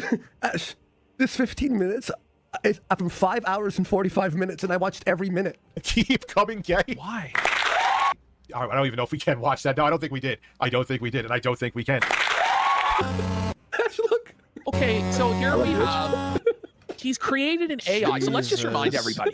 Review Tech USA in real life got a real tattoo of DSP's orgasm face on his body. Okay. He has now made AI depict him and Phil as gay Brokeback Mountain lovers shirtless, holding hands in a field of horses, and they're going to make out and have gay sex. Apparently, this is a crime in the state of New York to make someone have sex with you in AI. So he deleted the stream. Because he was, can you imagine actually going to jail for making gay porn of you and Phil? The biggest downfall of all time. There's no chance that would ever fucking happen. What a God. freak, man. This stream is just like, what the fuck's happening? Oh, God. Oh, God. Oh, God. No, Richard's bricked up. Whoa, he's bricked up for it. Whoa, he's horny. What a freak, bro. He's bringing a cock to his mouth as he's fantasizing about Phil making out with him. And by the way, I didn't zoom in. He's gonna suck the cock. He has the new camera. That's the zoom in camera. So this is him zooming in. Freed Encore says this motherfucker ate his daughter's eyes and talked shit about everybody else. He's gay. Man. Also, soft with dudes, soft with smash, JT. He mixed it so bad. I'll save it in the Dropbox so I always have it. He saves it. Whoa, he saves gay porn of Phil in the Dropbox next to the bikini pictures of his stepchildren? Whoa! What the fuck? He's whispering his sinister Dropbox of unspeakable evil secrets into the fucking cock's ear, buddy. I honestly, when I heard that, I'm like, why is he saying this? Oh, that's right, baby. Oh. Love you too, Philip. No. Sorry. I know. How many times must we watch this, Rich? Is there like a tear coming out of Phil's eye as he's making out with Richard? He's moaning to AI porn of himself with Phil. That's fucked. I don't need to take over. Sorry. He plays this like 12 times. Everything. Just whispering to himself, watching it privately. Look. What has happened? This isn't the live stream, sir! Sir, this is sickness! So now here we go. I gotta make sure the video's looping. Why? Why do we need to watch that on the fucking homo? What the fuck? Guess how long he had it looping for. Guess. 10 minutes. 10 minutes. 10 minutes. 9 minutes. and 30 seconds. Spenzinator for 5 subs. Kino Jam says every RTU segment causes me to do the 1,000-yard stare as I yearn for the sweet release and for everyone to ask for DK. Well, we're only 95 subs away from skipping the RTU it's almost segment. Look, guys, it'll go by fast, okay? Oh man, you can't get more robust and meaningful than that.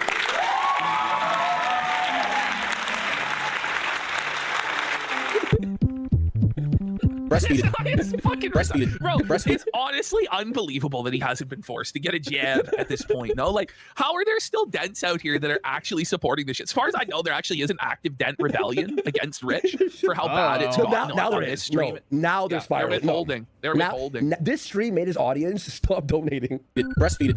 Breastfeed it. Breastfeed it. Breastfeed it. Breastfeed it. Breastfeed it. Okay, look, Ash. No, okay, you fast forward it, like in high speed. How many times do they need to make out? Oh my god! And now it cuts to, by the way, him eating a giant meal. Anyways, a move point. Review Tech's now deleted all of his streams from the last 3 days. So if somebody has it archived, these streams, send it to us immediately. Please, I'll edit them. We got to see, because I guess he crashed out tonight again as well and received no support. So yeah, so what I'm showing you, folks, this is important, folks. This stream is the downfall of reviews. I mean, the downer fall. Fire in the skies with a gifted sub. Boogie and RTU have absolutely no stamina whatsoever, so they can't ever fight. It's true. Like, they would never be able to fight anyone who has stamina. He's eating fucking whipped cream out of a paper bowl. What a fucking bum, bro. Yeah, a paper bowl, dude. Who does that? Who eats fucking Cool Whip out of a paper fucking bowl? Look at this shit.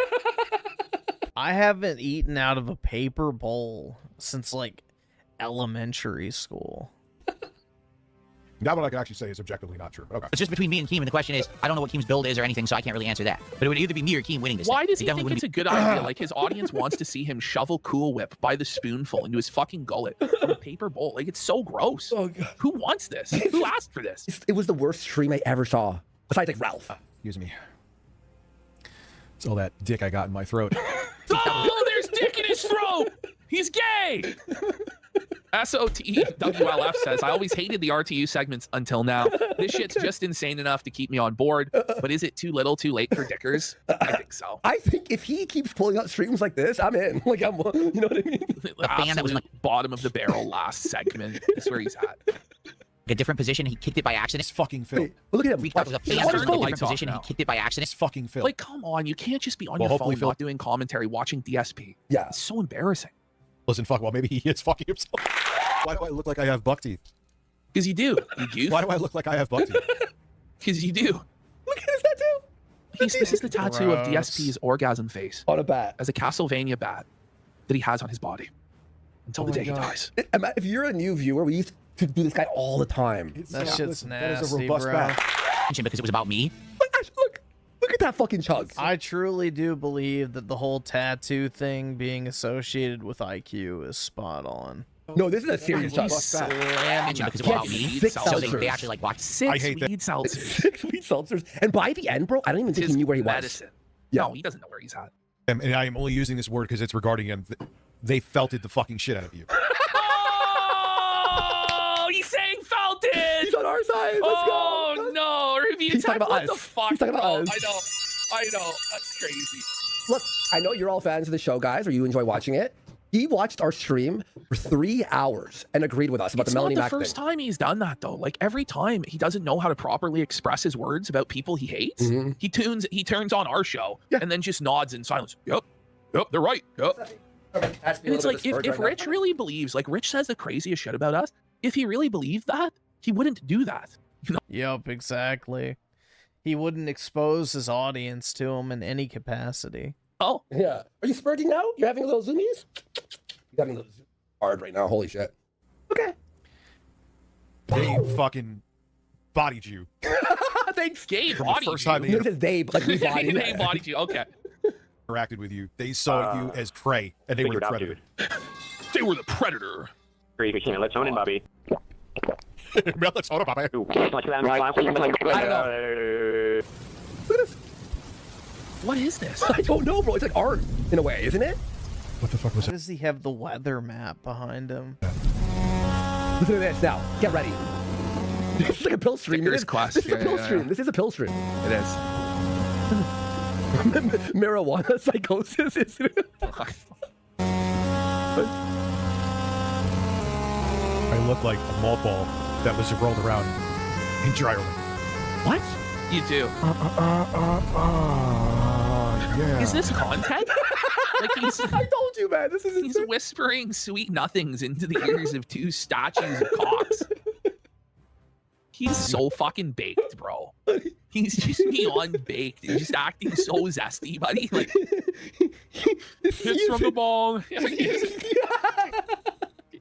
I told you. I texted you at 9 a.m. and I went, this is like watching an Adult Swim cartoon. Do you see what I'm saying now? I was no, like, it really is. I feel stoned watching this. Have grandpa's energy in your face.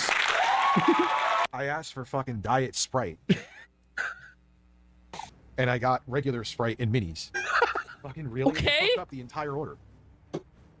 Suffle Richard, you know he wanted the fucking regular Sprite. He wanted the full sugar Sprite, but his cope was, oh, if I just get the mini can, it's not so bad. That's what he did. Let's just get the mini can. That's what happened. I guarantee you. I guarantee you. Exactly what happened. Look at him here. Look at that fucking dude. Yeah. Suffle Dickers. We may have to reintroduce the audience to his story of how he got paddled at the fucking store. Yeah. Mm-hmm. And the dating, like Rich was working at the furniture store, and there was some guy smoking angel dust out in the parking lot, according to Rich, who was his coworker, who came into the back of the furniture store and grabbed a wooden paddle from the back and started slapping him on the ass while calling him Dickers. And Rich just accepted it. Dickers! That is so... I don't know, man. This is so funny, dude. The final time I use them for another 6 months. Well done. The worst might be Rich's last segment here for 6 months again. I don't know. It's I find it fun, but... I like it. For end of the night, it's pretty fun. Sir, I think I do. Ooh, yeah, the Macho Man's gonna eat your ass! Rich is gonna eat Right ass, now, huh?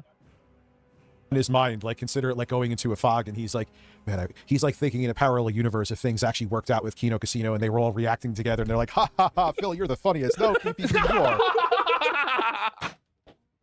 It makes me want to make that reality real just to make Rich seethe, you know? Do we bring back Phil just to spite Rich? God, no. We're bringing back Phil. It's the return of the king, chat. That's the return 2027. of the king. That's when we just completely run out of ideas for the show, and we've just given up, and we're like, what do we do now? All right, fuck it. Bring back Phil. That's like bringing back Scrappy Doo or some shit. Be like, what the fuck? That'll be the end of the show. Yeah. I don't know if we'll survive the return of the king. No. Oh, no, Andy, you're my gaming soulmate. Phil's still getting God. felted?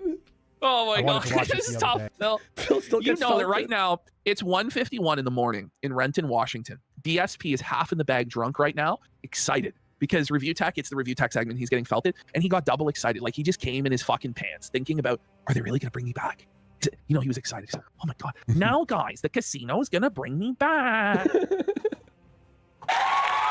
I love this shit, dude. I wanted to watch this the other day. I hate bringing Kino Casino up again, but listen, man, they used me to fucking fill their bags up too, so whatever. Oh, he made a big bag off of Rich. Oh, no. Oh, wow. Suffer Rich.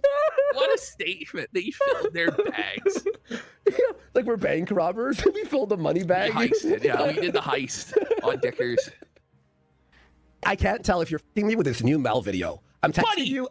This whole thing with Melanie Mac and not being about... I gotta piss real quick. I'll be right back.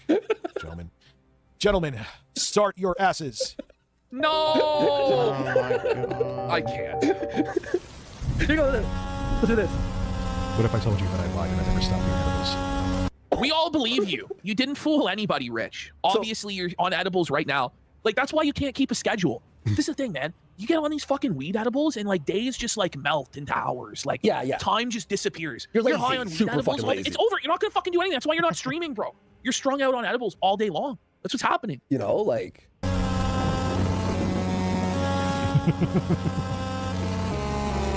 Because I never did. He never Obviously, quit. we all knew. We all knew. But we were And now crazy. he's Remember? He's we were full, lying. He's going full-blown lolcow again. Like, it's sad. It really is sad because he was starting to get his shit together in a way. You know, obviously his show always sucked. Yeah, anybody who thought Rich was actually going to quit weed, like, that shit was never going to happen. He's too far gone when it comes to addiction at this point. He can't live without it. But there's like a small niche audience for it, right? That was showing up. But then it's like, if you don't stream and you just get high all day, it's over. Like, what a fucking bum. Uh-oh. The GTA 6 Authentic East leaker? Coast pasta. Nobody cares about the weed as long as you can do your fucking job. The problem is, he gets high on the job. You can't fucking take edibles before you decide to do your show. It's not gonna fucking work. It's retarded. Ash, the GTA 6 leaker is going to release the Netflix thing tomorrow. The entire the thing they have ready for Netflix, he's releasing it. Let's go. What a legend. You mean Rockstar is gonna release it early to Yeah. build more hype, so that people then tune into the Netflix thing to see if it really was leaked? Yeah. Ooh. I never did. I'm just a really good actor. No, you're not. No one believes you. They're calling him the worst actor of all time. There's not one person who believed his lies. Buddy, this is fucking nuts.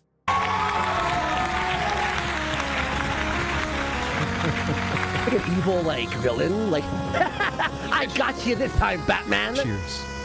And there it So goes. what it's come down He to, just there shoves he the is, seltzer. He getting the doesn't give a weed fuck. seltzer and do him again. Literally. Just full-blown mask off. Mm-hmm. Oh, but we were lying The the reason whole time. why he's gone mask off about this, by the way, is that he's just not getting the support that he wants. So, and the audience is rebelling against him. So now he's like, see, guys, I owned you. I lied to you this whole time. Okay. This is an interesting comment here in chat. Intelligent Counterspell asks, if you could hang out with Review Tech, would you? Why would you even ask that question? That's insane. Are you high? No.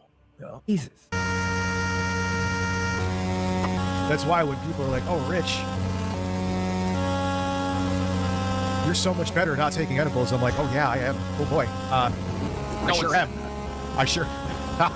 So he just lied to his audience. It's like, you weren't lying to us. Yes. Or it's like, we don't care. He was lying to his family and his audience. Yeah. Look at this. Evil Rich. I mean, regular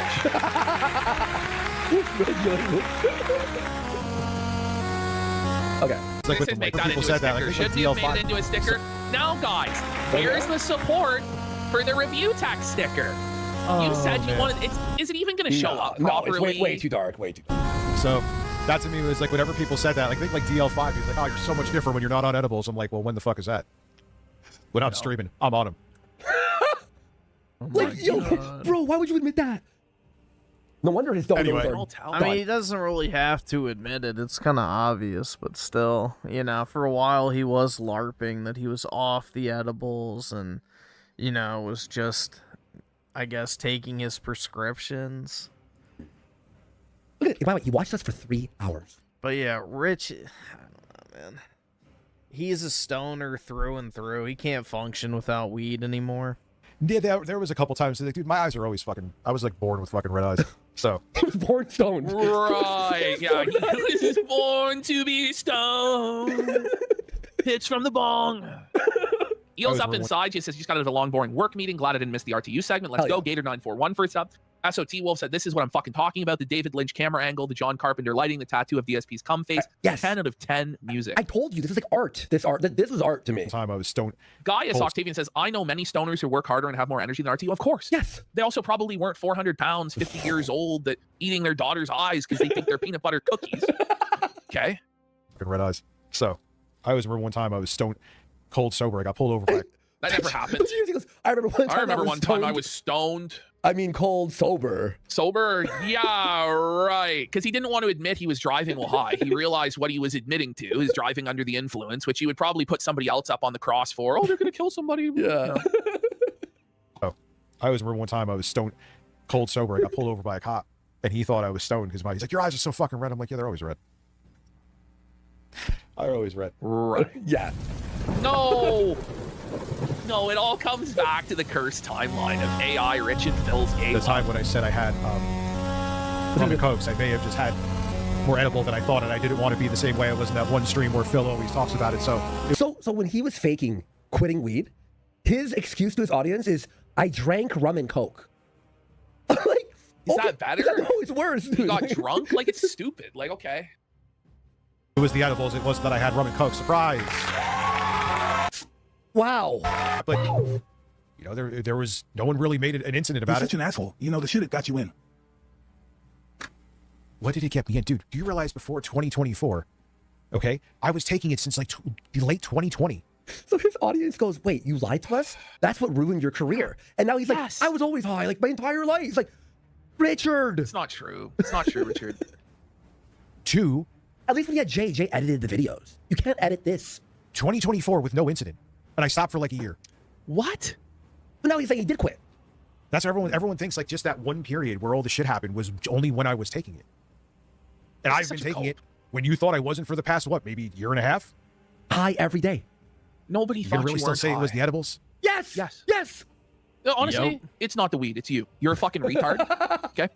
You can't handle just it, but you're also enhances just the a lazy fucking retardation. retard who lives with his parents in his mid-40s, and you're a deadbeat father, okay? Who wasn't there for your daughter in the hospital. That's the real truth, okay? You're a fucking perpetual man-child. And it's time to fucking grow up and put down the edibles, bud. Right? For fuck's sake.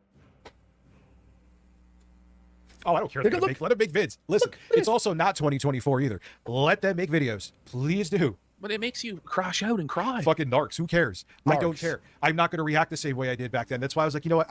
Let's just put it back on the table because there's times But I he's may want actually reacting exactly like that. He's acting exactly like he did during the time when he completely ruined his fucking life. Yes. And it's like, can you just repent, Rich? Can you not do this? Like, I don't even really want to see him do this to himself.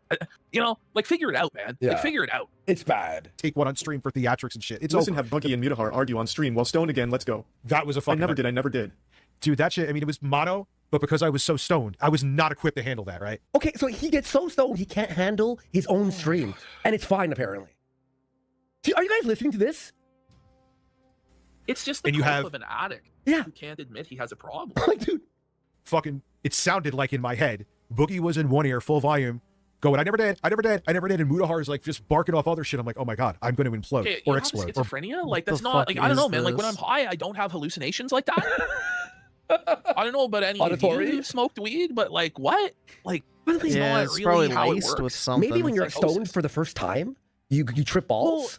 Like, he's got to be taking some fucking insane edibles. Like, okay, if you're like, if you get down in the fucking dirty hole of these high power edibles, maybe fuck, but like, Both. So the whole thing of, it was like, a lot of people pointed to the weed. I'm like, you realize I took it for like literally almost 4 years beforehand. And someone said to me recently, like, oh, see, Rich, you're not on edibles and you're so different. I'm like, dude, I am stoned as shit as you're typing that. He lost. He was stoned? Wow, man, he was stoned the whole everybody's- time? Look at this. As he finishes that sentence, just back to it. It's another one, shameful, the addiction. 6. If it's going over my head right now, well, now you know I've taken some edibles. So, wait, he wasn't even understanding what was happening in our own video. And that's why he said that. He's like, You're a big black hawk. Whoa. This Now- woman is now watch this. excited. 2 hours later, this is what happened. Imagine actually being too stoned to watch Kino Casino. You'd figure it'd be an ideal show to watch stoned. But you get on the level of the show. But he's so far off the fucking wagon, bro. Like, he's too baked to even watch this show. Like, it's time for bed then. You're too stoned. Go to bed. You are too high. You cannot drive. You cannot stream. You are too high. Go to bed. This last hour of his show, honestly, I thought I fucking took LSD. Look what happens here. This is great. Look at this. He watched this for 2 hours. Yes. No, he didn't. I swear to God. I have the original clip, by the way, if you want to watch the original. Is the show just meant for him? Yeah. For him to just get high and giggle at scribbles? I will open up the original. I have the original video still downloaded on my PC. And I will scrub through it and show you that he watched this for 2 hours. And one more thing, you'll see. It's even worse. Look at him. He has no idea what's happening. He's like, oh. Watch this. This is one of the best fucking things I ever watched. One of the best things I ever watched.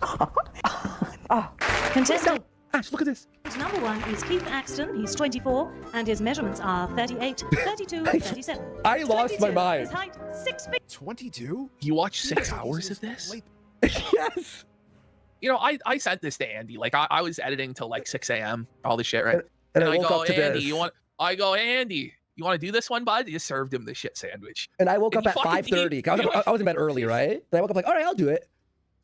And I'm just like, what the fuck is going on? Like, what's happening? This is Adult Swim. This is like Adult Swim. Like Shoulders. It is. I mean, it's like the vibe, I guess, that he's going for is that it's just so ridiculously surreal. But the thing is, when you're watching the actual stream, it's super boring. Like, it's not like bang, bang, bang, all this random kinetic stuff happening. Like, it's just... Believe you me, the other 5 hours and 30 minutes is horrible, boring bullshit. This was the gold, by the way. Is that on pause? Your shoulders. Number 5. Oh, hello. Mervyn Blake. Quarter floundering He's saying we should 20, check and out his Raw measurements Media's always video on just Chibi reviews. Yeah, maybe. No, I mean, that hair. I think we're a bit late to that. Those are robust urban garlic men right there. Listen, get on the top bunk and breasts. Men and birds are pecking the corn out of Phil's shrimp. Listen, Phil is still. Rumor has it that Phil is still looking at that wall to this day. What? And he's still waiting for those He doesn't even make sense. He's just stoned. He likes visiting auctions, gardening, photography, dressing up as Dracula. He's gay. You're gay. He's like, hi, ladies, I'm here for you. Look how he's strutting. Okay, so he watched Rich does that too well, doesn't he? Yeah. This 2-hour block, right, was 45 minutes of the art girl, which is horrible. 30 minutes of this. And somehow, the next thing he watches, part of this, whatever block of 2 hours, is worse than this. He's This guy's putting me to fucking Oh, come on. Yep, same here, bro. I can't do things like that when I'm sipping some fucking seltzer. Oh, I'm you dozing sipping again, the weed bro. seltzer, eh? Remember when he tried to deny that they were weed seltzer? Yes, I know. Remember when he tried to tell us he was just drinking like Diet Coke? But they were green and like dark blue, and you're like, that's not a Diet Coke. Master Chief have. I made the mistake of leaning back in my chair again, bro. I dozed for like a minute or so. But ass to eat is the question. For those of you who have 2 left feet, He watched you're in this for trouble. 30 Remember, minutes. a thing of beauty. I'm not kidding. Joy forever. See, like, that's how you know, like, somebody's not fucking sentient. Like, if this type of stuff just makes you laugh uncontrollably for hours on end, like, you've already lost the plot. You better not see balls. Man, this By the is way, a you'll really notice my socks effective haven't moved. anti-drug PSA. I haven't, but now I'm very impressed. Thank you for pointing that out. By the way, if the glare off of my hair is blinding anybody, I apologize. My wife makes me do this every morning in front of her before I start my day. Recommend my toothbrush. Oh, John, yeah, you're trying real hard to be crazy. Here's the That ending. bisexual lighting, I understand why you have 2 big cocks on your desk. Oh my god. All right, that's it. I'm done. That was it. Fuck That was the edit. Thoughts? I'm tired. You want to watch DK? I'm tired too. Let's save it for fucking Friday, right, guys? Are we all good? All right, guys, we'll be back on Friday, same time. You're amazing. You can't even sit still after drinking Monster. Dude, I'm fried at this point. Like, I've been awake for like 30 something hours, and yeah, I'm tired, bro. Like, I'm very tired. So, sitting here in my chair, you know, the warm air from my computer blowing on my legs, reclined back, microphone pulled up. It's very easy because I have one of those Herman Miller chairs, so they're super comfortable. So it's very easy to fall asleep in them if you lean back. I've fallen asleep in this chair many times when I've been like working at my desk, when I've been really tired, not necessarily streaming. Like, there have been times where I'm like working on my laptop for like actual work stuff, and I fall asleep. So yeah, this is a very comfortable chair, and for better or for worse, when I'm tired and the videos aren't like super engaging at that moment, it makes it very easy to, you know, just kind of zone out.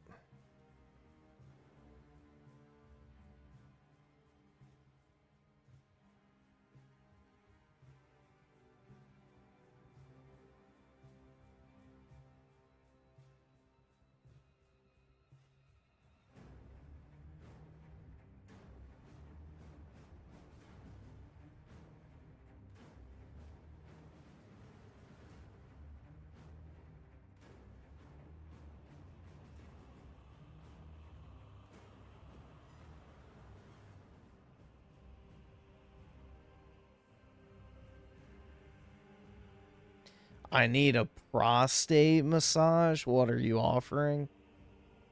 No thanks, dude.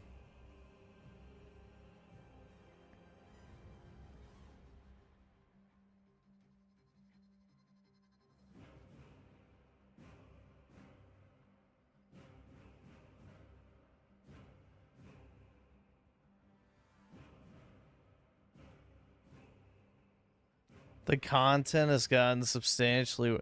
Yeah, there's like nothing to fucking watch this month. I agree.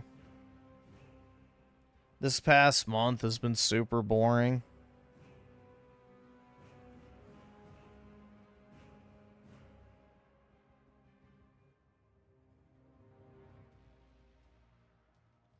Like, I genuinely could not give a rat's fucking ass about the physical media shit. Nor do I care about GTA 6, so none of this stuff really even, like, remotely registers as interesting to me.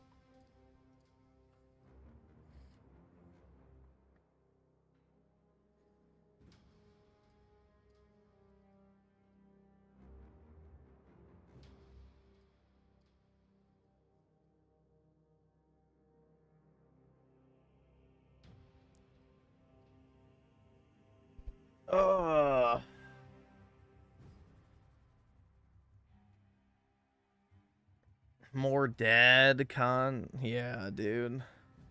Dad didn't trust my friends.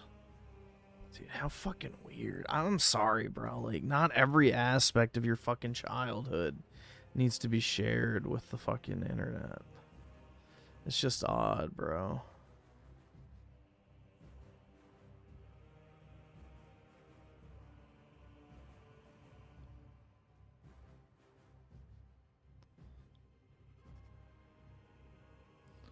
Let's see. Big Slime with the 24 months. Damn. Can we watch the new... maybe. I don't know. That's probably gonna put me to sleep, too.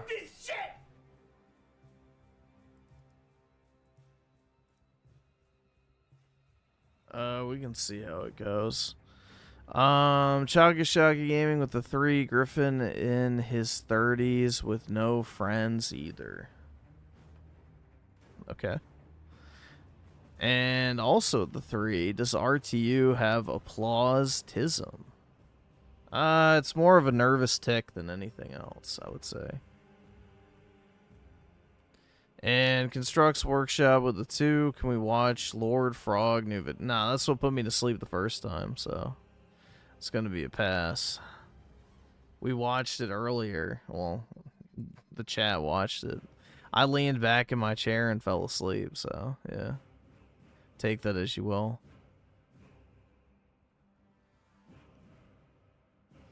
I was leaned back, scrolling on eBay, and I guess I just, like, faded off.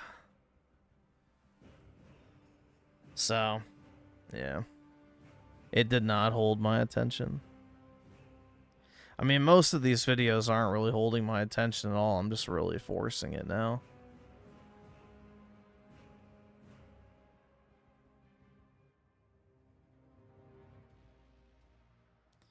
Let's see. The Groovy Truth with the 5. Mute me for 10 minutes. Alright, can do, man. Appreciate it.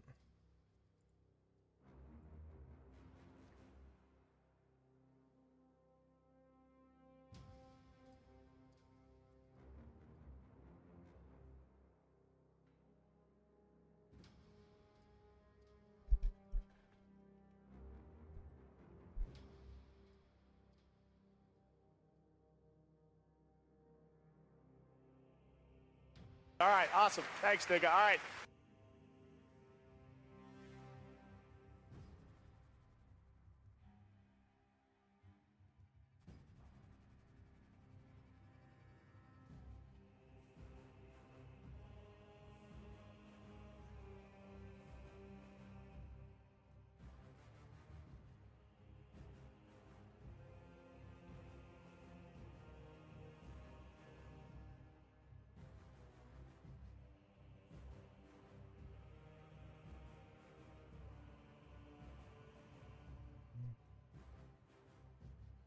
Alright. We'll see how this goes. That's me fighting a violent crackhead in Seattle, Washington. Back up. Overrun with drug addicts, drug dealers, and a black market of stolen goods sold here in Chinatown, which many believe has been sacrificed as a containment zone to the city's ever-growing population of drug addicts. So I met up with Seattle's bravest journalist, Jonathan Show, risking his life to document the city's drug crisis. I got a dude coming at me with nunchucks. Right there, here's the baseball bat. He came charging at me. You got a knife. Why don't we just fucking street sweep these people? Air quotes, people. Like, just get rid of them, man. Explore parts of Seattle completely overwhelmed with drug addiction and the many problems that come with it. Starting with Containment Zone 1, Chinatown. I talk about how the illegal activity has essentially disrupted this entire neighborhood, but unfortunately, the inconvenient truth is you have Asian American grandmas, the grandmas who live here, who are looking for deals. So they're fueling the market. Look at the grandmas. The Asian grandmas all wearing surgical masks right now. Right, while they smoke. Yeah, they're looking for deals. Yeah, you have cigarettes? No? Okay. You need some Nikes, Tyler? Let's see what we got. We have a small Nikes. How you guys doing? What up, guys? What up, fellas? For deals right now. How much are the Nikes? How much are the high tops? We're just walking on the sidewalk. No worries. 30 bucks for Nikes. Looks like some new Air Force Ones. Beyond the drug gun, there is a black market of stolen goods here right now. We can buy everything from razor, shampoo, ointment for pennies on the dollar. So where the drug addicts are, the criminal network supporting their habits comes to meet them where they're at, right? And this is the worst kept secret. Law enforcement knows about this place. The prosecutor's office knows about this place. The politicians, the elected officials. Nike guns being sold. Sure. So, So, you got alcohol. we have Sounds like you're filming like me without. I almost want to tell you the kind of thing. Okay, so we have countless people out here. There's a boosted market. There's people. I said people. Countless people. We have a little boosted market. Bro, what's going on? What's going on here? Tell me. Yeah. We all are trying to live our life and trying to do what we need to do. We want to actually live a community. Okay, so we have the characters out here. We have a few people full. You're more than welcome to walk inside with us if you want. I don't speak for other people like you guys do, but I'm good at the moment, which is pop. Okay. God bless you. Yeah. We're on the sidewalk, right? We have people smoking right now, right on the sidewalk, heavy concentration, specifically right here. As I browsed the stolen goods for sale while the drug addicts nodded out, stumbled into a woman trying to get these people off the streets. First, I came out here to evangelize. God has done a big work. She has a proper. She was actually one of them. On the streets in LA? And God supernaturally saved me, and now He used me for His glory. I just have a heart for people. I feel like God has people out here. I just came out here to share my testimony, provide what I can. What's one thing that people should know about anyone in this position out here from your perspective? Someone who's been here and gotten out? That these people are people. Yeah. People out here because they want to be out here. People out here because there's a lot of trauma, there's a lot of pain, there's a lot of pain out here. So don't just think that people out here because they're out here having fun, right? Thank you. Well, I'm sure some people are having fun, right? The new socialist mayor, Katie Wilson, she's essentially abandoned this neighborhood, turned it into a containment zone so the rest of downtown Seattle doesn't have to deal with this homeless drug crisis we're seeing on the streets right now. So everyone's been pushed to Chinatown once again? It's a human dumping ground now. It's a containment zone. They've essentially been told, just stay here. Don't come to the tourist corridor. We need to keep the waterfront safe. We've got to keep Pike Place Market safe. So obviously these folks have listened and they've decided to stay here. Problem is there are so many businesses here, primarily Asian American businesses. Many of these folks who feel marginalized, they don't speak English as their first language. They don't know how to advocate for themselves. Just for context. Well, maybe they shouldn't be in the U.S. if they don't speak English. We have a small shop right here, a small business operating right here, right next to this. Yeah, you want to know what's going on with this particular corner store? I do, yeah. They've been charged actually several times now with EBT fraud. I see. So what happens is a lot of these homeless drug addicts go in there and sell their cards for pennies on the dollar. What's going on here? Who threw that? Right here. Who threw this guy? You did? What's the problem? What's up? Why are you throwing your shit? Come on. Why are you throwing all the ice at us? Come on. You on the streets? Oh, who threw it? That guy? That guy? Yeah. Okay, all right. We'll have to roll the clip. What? What? You're talking about a dildo? Is that what you said? Bro, I don't even know what you're talking about. All right, let's keep walking. Who's playing with who? I'm not playing at the park. Come on now. Settle down, settle down. Yeah, I'm talking to you. Yeah. What would America do without diversity? Thrive. Huh? Why you keep walking away? Huh? Bruh, this is fatiguing. So I guess this guy's a gangster. All right. Oh, he has a sharp fork, is that what he said? While drug addicts threatened us, Jonathan introduced me to the man whose restaurant has been sacrificed. Incognito Wizard with the 2 this month has been a snoozer for videos. Nothing. Yeah, it's just the same regurgitated shit, so I don't know. It doesn't help either that I'm just fucking tired all the time, so especially tonight. I see the gang of drug addicts doing drugs and breaking into cars. I've got like that feeling of like the weight across the bridge of your nose. Like, I guess like right between your eyes, right across the bridge of your nose, you get that really like heavy feeling. I've had that since earlier today, so I'm extra tired tonight, so not a good combo. But yeah, most of the videos have been just pain. That's very bad now. It's even bad than before. You know, then you see that all time those people they drug. Okay, their life is like 150% will die. We're dying by year.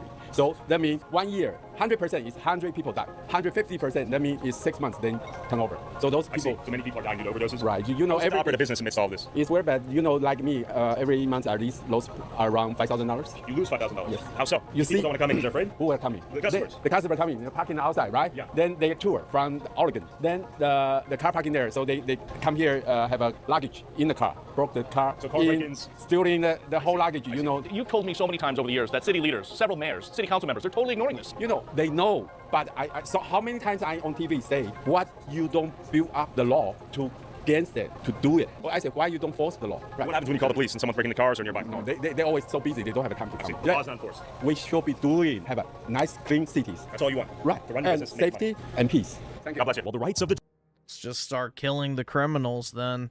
drug addicts to do whatever they wanted on the streets outweighed Henry's right to run his business in peace. He wasn't the only one whose restaurant was being held captive by this chaos. Look at this, they're trying to run a thought restaurant. It's boarded up. Why don't we just kill the drug addicts and dealers, man? If nobody's buying and or selling, then the problem solves itself. It up with metal fencing. It's like a cage. How's it going, bro? Hey, you guys think you're recorders though, right? Yeah, I do. Why you do that? Good. You want to talk about something you guys are doing? What are you gonna do? What am I gonna do? Nigga, I'll snatch both of you. What are you doing? See? Why you running? Hey, Yeah? so much. What are we doing? What are we doing, huh? I'm not gonna kick a crack. What a vibrant culture, man. Come on now. What are we doing? What are we doing? Come on, bro. I don't want to kick your ass. What are we doing? Put your shirt on. Put your shirt on. And then this thug I'm sure he's planning his enrollment for law school next fall. targeted my cameraman, threatening to beat him if he didn't stop recording, rapidly closing the distance. Hey, back up. Back up. Back up. Back up. Back up. Back up. Let's go. Let's go. Back up, my boy. Too slow, bro. Too slow, bro. Quit running like a little bitch. Am I? Go yourself. Chinatown felt like a PvP zone with no law enforcement in sight and every man for themselves. I don't know who he is. I don't believe him. He's not with me. I'm in the Asian restaurant. Then get your homeboy. We are. Exactly. I got 3 minutes. Yup. And the fucking kick my little brother for nothing. I didn't know that. We got homeboy back here. Dude, they should just be able to pull a gun out and shoot both of them. Go get a shirt on, bro. Smash your window. You're gonna smash my window. Yeah? I dare you. You want to do what? What are you talking about? Nah, you can't come on my boy like that. Huh? What are you talking about? You're trying to jump my cameraman. As I fled the aggro fiend, little did I know I'd activated the hive mind of violent drug addicts who wanted to let me know who ran these streets. What's up? What's up? What's up? These fiends are banded together. What up, girl? How you doing? How we doing? GraysonLove.com. I sell food in Seattle. Okay, I gotta go. They're gonna jump me. Peace out, girl. EBT fraud. Give me that car, yeah? Yeah, he's chasing one of my photographers, and I'm right now at the corner of 12th and Jackson. He had a gun. He's on the scooter chasing. Oh, there he is. There's our boy. Our boy's back. While I was looking for my cameraman, unsure of whether or not this thug was armed with a gun, my cardio was now being tested against this thug on an electric scooter. He's trying to jump me. What's up, bro? Whew. What are you doing? But even with the scooter, he was too slow. We headed towards the car. Still, with no police in sight, the scooter thug was testing the limits of my cardio. Chasing Tal a little bit right now. Oh my gosh. But he recruited more thugs, wearing their pants halfway on their ass, somehow armed with pepper spray. Where were the police? We called the cops already. Get to the car. Right here. Catch the keys, go. Go. Jonathan, come over here. Pick me up, take it right. This is how most of DC is outside of like the immediate touristy area. Run! And finally, after running for my life for 10 minutes straight, thug was arrested and taken to jail. You're gonna keep me though, right? So Jonathan and I headed to Ballard, another neighborhood taken over by tents everywhere, homeless drug addicts, and a criminal network supporting their habits. Last time Jonathan came here, he was assaulted by the mayor of the camp, Billy. Is this yours? We're good, man. Relax. It's all good. We'll bring in the cops. Come on. Do it. SPD here in 30 seconds. Exactly. You think I care either? Can't just bully anybody. I'm not going anywhere, bro. Yeah? We threw up the drone to see how the entire postal office was conquered by tents. The same violent fiend came out of his tent armed with a revolver, aiming to shoot our drone out of the sky. Why was the city allowing the sidewalks to be covered with tents occupied by armed drug addicts? It's completely my choice, and the choice is... Exactly, dude. All that needs to be done is get a fucking LMG and unload the fucking, entire... I don't even know. What do you call that shit? The, I can't think, bro. The thread of bullets or whatever? I don't know. To use fentanyl. 100% of the people who you see on the streets are either severely... Just light them the fuck... Yeah, the belt. There you go.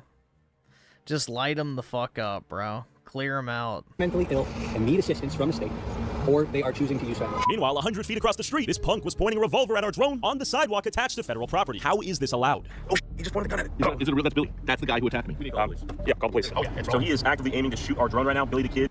I have a defeatist attitude. That's right, man. He is actively trying to snipe our drone out of the air. With the police on the line, Billy's pistol eventually lost focus on our drone once he saw Jonathan across the street. So he's brandishing a weapon. He's approaching us right now. He's approaching us right now. Yep, and he has a pistol in hand. He has a pistol in his hand. And he's coming our way. Right now. Hey guys, I would keep it moving. There's an arm. This guy's armed right now. He's a crackhead. Keep it moving. As the armed crackhead approached us in the parking lot, to our surprise, the police actually showed up. How you doing, bro? So be careful in that blue tent. Some gunslinging crackhead over there is flailing his gun around. I think that's smart. Yeah, go around these tents is what I would say. They're all tweaking and they're strapped. Look out here. They steal shit from me. They piss me off. I hear you, brother. This is going in with a shield. Yeah, they're going in. Yeah. This is absolutely wild. The situation was escalating rapidly. You can't make this shit up, bro. Yeah, get rid of the shields and just get fucking shotguns. Light those fuckers up. So basically, a guy pointed a gun at us.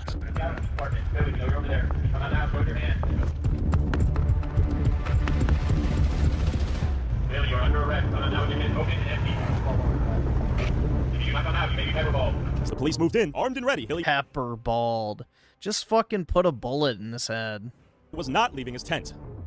Bro, maybe he left. I don't know. Who knows which tent I guess he went into at this point, right? A lot of dips. Somehow, in the 90 seconds our drone wasn't on him, Billy had vanished into thin air. We've seen Billy deal drugs. He's a known criminal here. In fact, he's one of the drug kingpins in Ballard. He's been moved around with the city sweeps, and several months ago, he assaulted me. He came out of this encampment when it was on the other side of Fred Meyer, near the Albert Lee, and he pulled out a knife and he threw a rock at me, and I was assaulted. So people know Billy, but the concern is the people he's associating with, especially a young Asian girl. Her name is Juliana. She is deeply addicted to fentanyl. In fact, her family has been trying to rescue her. They've reached out to groups like We Heart Seattle to intervene, but every single time we see Billy with Juliana, it's just a risky situations. And you just went into the tent? What did you see? Squalid living conditions, rats, drugs, paraphernalia, foil, garbage. But no gunslinger? No, they fled. So Arnie, I'm on the phone with Arnie, who's over at where there's an active shooting right Someone now. did just get shot on a separate incident. Yes. Right down the street. Yes. But right now, that encampment needs to be dismantled. Yeah. But again, this is the frustration. The cops they're handcuffed because they can't go in and get rid of this, because in Seattle, they allow encampments like this to flourish. You have to go through the bureaucracy of the city outreach team now. And then we heard a woman screaming Jonathan's name in the background, right where Billy the Kid was holed up. They don't, this is it. This is entitlement. Yeah. You don't get to yell anymore. What did I say that was a lie? What did I say? What's a lie? Everything you said is a lie. No, it's not. I'm just showing what's happening on the streets. You have to be homeless like your house.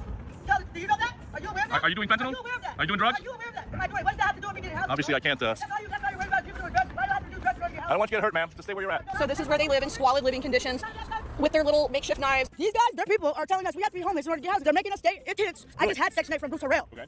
You're saying the big state Donald Trump and Bruce Harrell took the funding from me. 3 years I stayed in my Section 8 apartment. Which one's your tent? I don't have a tent. I got housing at the new Bayside, tiny homes, and they're very nice. Thank you. I'm yelling at this man because he's sitting here saying that we're doing drugs. Do you guys do He's drugs? asking me, do I do drugs? Why do I have to do drugs for you to have a video, or for you to record a video? You just admitted you're not homeless. Why are you hanging out at this encampment then? What are you talking about? You just said you have an apartment. Why I didn't say I had an apartment. I say I stay at the tiny homes at the new Bayside. Sometimes we don't even survive through the night. Some people don't even smoke Freddy. Yeah. A lot of people smoke meth. Like I said, it is on the sidewalk though, right? People want to walk, with their kids, maybe They go can bike. do that. I clean up this road every morning. Respect. Do you have a day job? Do you? Yeah. What's the difference between me and you? I was just wondering, what do you do all day? If you're staying in a tiny house, are you required to find a job and work? Or do you... Why are you worried about my life? What about yours? Hey, why are you pocket watching, bro? Like, for real. Why are you sitting here? You're talking because you're in front of the police, bro. You are, though. you said I'm the type of bitch, I don't give a sorry that you have no pride. Wastes of oxygen. And you hate yourself. Thank you. Because you sit there and you put people that you think are lesser than you and just make yourself feel good about yourself. Crisis, man. Jonathan has no female. Jonathan has no life. How do you one day find yourself a female? So you can start She's saying Jonathan gets no, is what she's saying right now. Got the propane tank right here. Do you think Jonathan gets females or no? That's right, dude. All life is sacred. We have to save all of them. Damn. He might get females, but does he date them? No. Look what he does. He with homeless people every day. I am subscribed to his YouTube channel. Oh, you're subscribed? I'm subscribed to his YouTube channel. And Okay, so you need to find you a female so you can leave homeless people alone. Get you a lady or something. Listen. Yeah. You guys got the story way off. Yeah, okay, tell me. I just got here and he's got crazy. Tell me what happened. Yeah. Julian is not being trafficked by Bill. Okay. That guy is one of the nicest fellows you've ever shirt off his back. Okay. So they love each other. Okay. Like everyone does. She's not forcing. She wanted to leave. Hey, be quiet. I'm talking. This girl here is just a rude person who won't stop. As we try to capture the scale of this tent town literally on the sidewalk, I witnessed the struggle that the few journalists covering homelessness and drug addiction... Yeah, we have people like this in DC, man. We have people like this in DC. Luckily, it's gotten better in, like, the areas I would go into. But for a lot of, like, the DC area, it's still just as bad. So, yeah. Like Jonathan, experience out here on a daily basis. But real quick, this era of media corruption and bias, it's tough to know what's fake news and what's real news. But luckily, the sponsor of this video, Straight Arrow News, can help you stay up to date on fact-based reporting from the left, right, and scholars who are ready to kill United by Born. Now, he's saying the story with this woman. Let's sit in the interview room. They want to give you your own show. Damn, she's getting a little personal here. Is this personally affecting you in any ways? I should be aware. I deal with this all the time. Every single day. People insult me. Killing people I don't like has consequences? Not for me. If I get rid of everyone I don't like, then I don't have to worry about them anymore. Always get checked by himself. He got paramedics. What are they gonna do? They're dead. Pepper spray. He had water thrown on. I told you, man, I'm a warrior. I pulled on me. I had knives pulled on me. A lot of people try to kill this guy, but he still walks. What does that say about him? At least he's persistent, right? Yeah, he wants to die, I guess. Not quite. I don't want to die. I just want to. Why don't you go to the road bridge? Can be like Hillary Clinton. We came, we saw, they died. Jump off of it. That's what you need to do. This is getting a little harsh. Nobody likes you. You don't even have your own show, though. You got a YouTube channel. You have a YouTube channel. You broke-ass bum. I've been called worse. So things are getting harsh when a homeless woman is telling you you're a bum. And soon enough, the screams of this woman's insults attracted liberal women and even more violent drug addicts like a moth to a flame. What up? He's got something in his hand. What's going on here, guys? Oh, you think he's a victim? He literally just pulled pepper spray as walking across the street. Then why don't you keep it driving, Grandma? Liberal women automatically defaulted to protecting the aggressors, assuming they were victims, serving as a key enabler of this neighborhood's prolonged chaos. I don't care what's happening. Go away. I'm in the public. You're on the streets. Is she homeless? No, she's somebody ex. Hold on. This guy comes up on us. Her husband What? So can I? You, bro. I did nothing to you. You're acting disrespectful. What are you gonna do then? What am I gonna do to you? Okay. Your own guy. You want me to beat you or what? Come on. Why are we gonna get violent for no reason? You bumped into our guy. You're carrying the mace in your hand right now. What did I do to you? Go away, mister. Stop doing that. Do her husband died. Who's this? Another guy. We got Cuz right there. He's covering his face. He's got bear mace. He got bear mace. Well, PK, are you a drug addict or a criminal? If not, then you don't have to worry about it. Can you introduce yourself before you swim? Public street. Come on, bro. Hey. Everyone, hey, let's all calm down.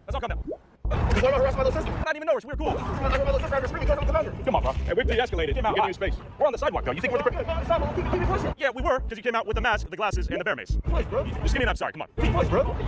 We're not getting an apology. Have a good night. You too. He says God bless after threatening us with Memphis. This is occupied territory. The sidewalks have been besieged and conquered. Right next to the grocery store, right next to the USPS. What's going on here? This is welcome. Yeah, it's an undeniable fact, guys. If we killed all criminals, we would just be living in a much better world. So, that's the thing. If we just got rid of all criminals, we would be living in paradise.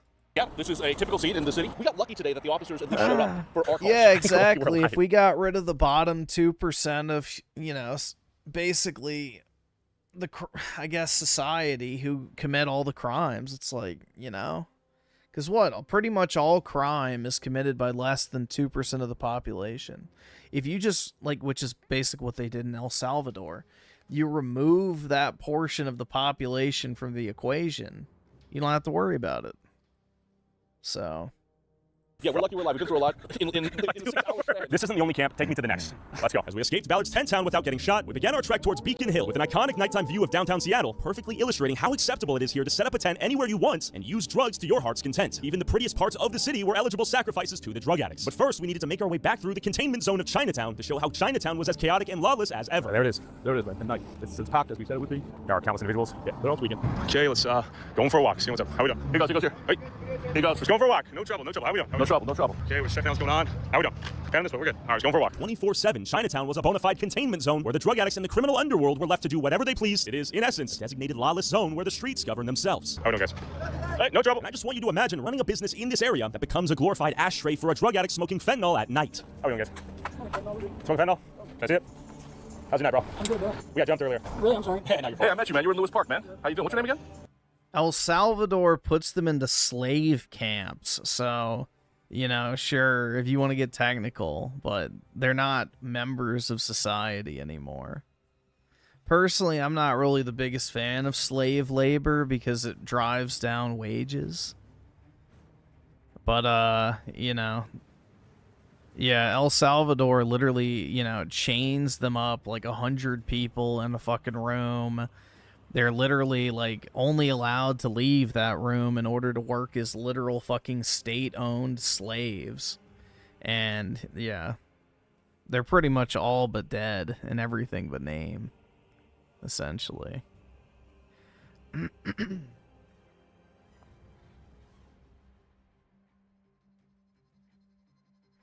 But, yeah, personally, I would just get rid of them. But, you know, you could go the slavery route, too. All right, yeah. You, Jaden? Yeah, you got a new face tattoo. Characters find us. Is that new? So you got a new face tattoo, man.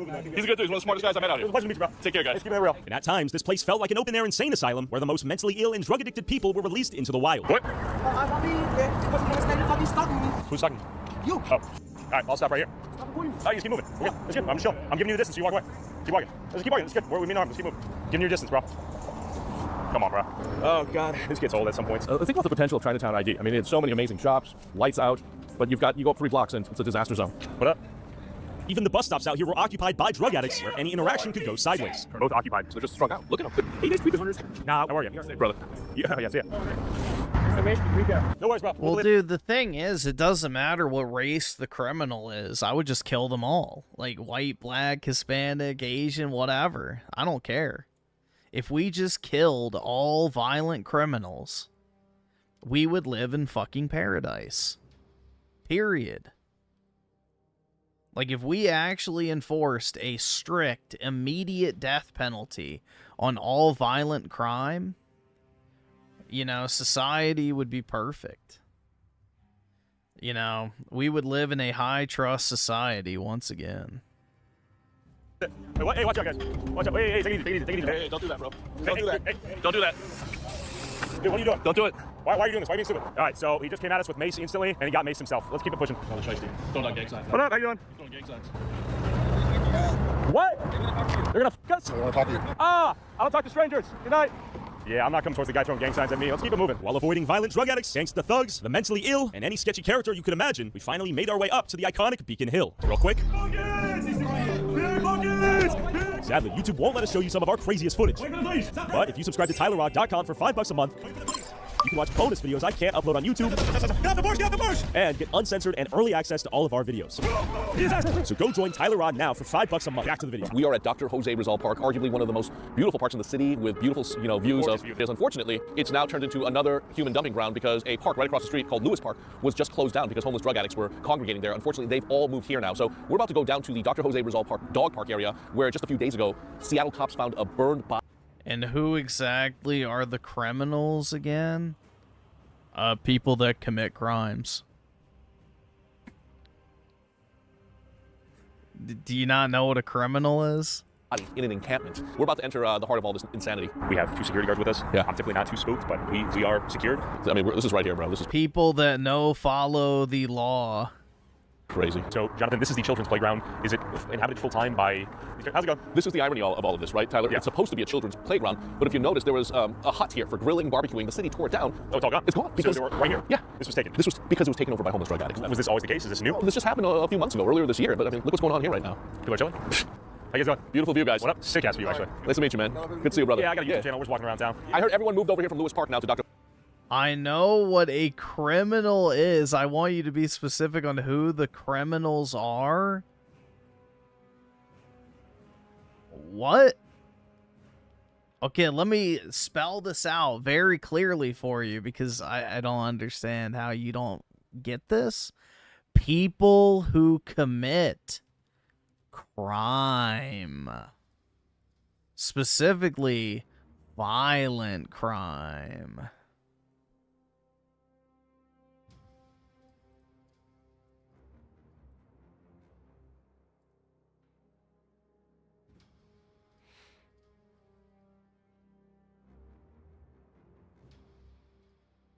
He wants you to say black. Well, I think he thinks all black people are criminals. So, you know, his words, not mine. Jose Rizal, is that right? Because personally, I would enforce it indiscriminately. But, you know, if he only wants to enforce it on black people, that's his prerogative. Got shut down? That's where everyone's from. So where were you before you came out here? I was in Kuchak. What is it? Kuchak County. How did you end up? We got a rat right there. Look at that. Right over there. We got a rat tag here. Damn. You asked me how I got here? Yeah, how'd you get here? I came here with a friend, and then I guess I just never left. Is it dangerous out here? Tell me about that. Say very dangerous. Like, if you ain't on your P's and Q's, like, you're liable to get...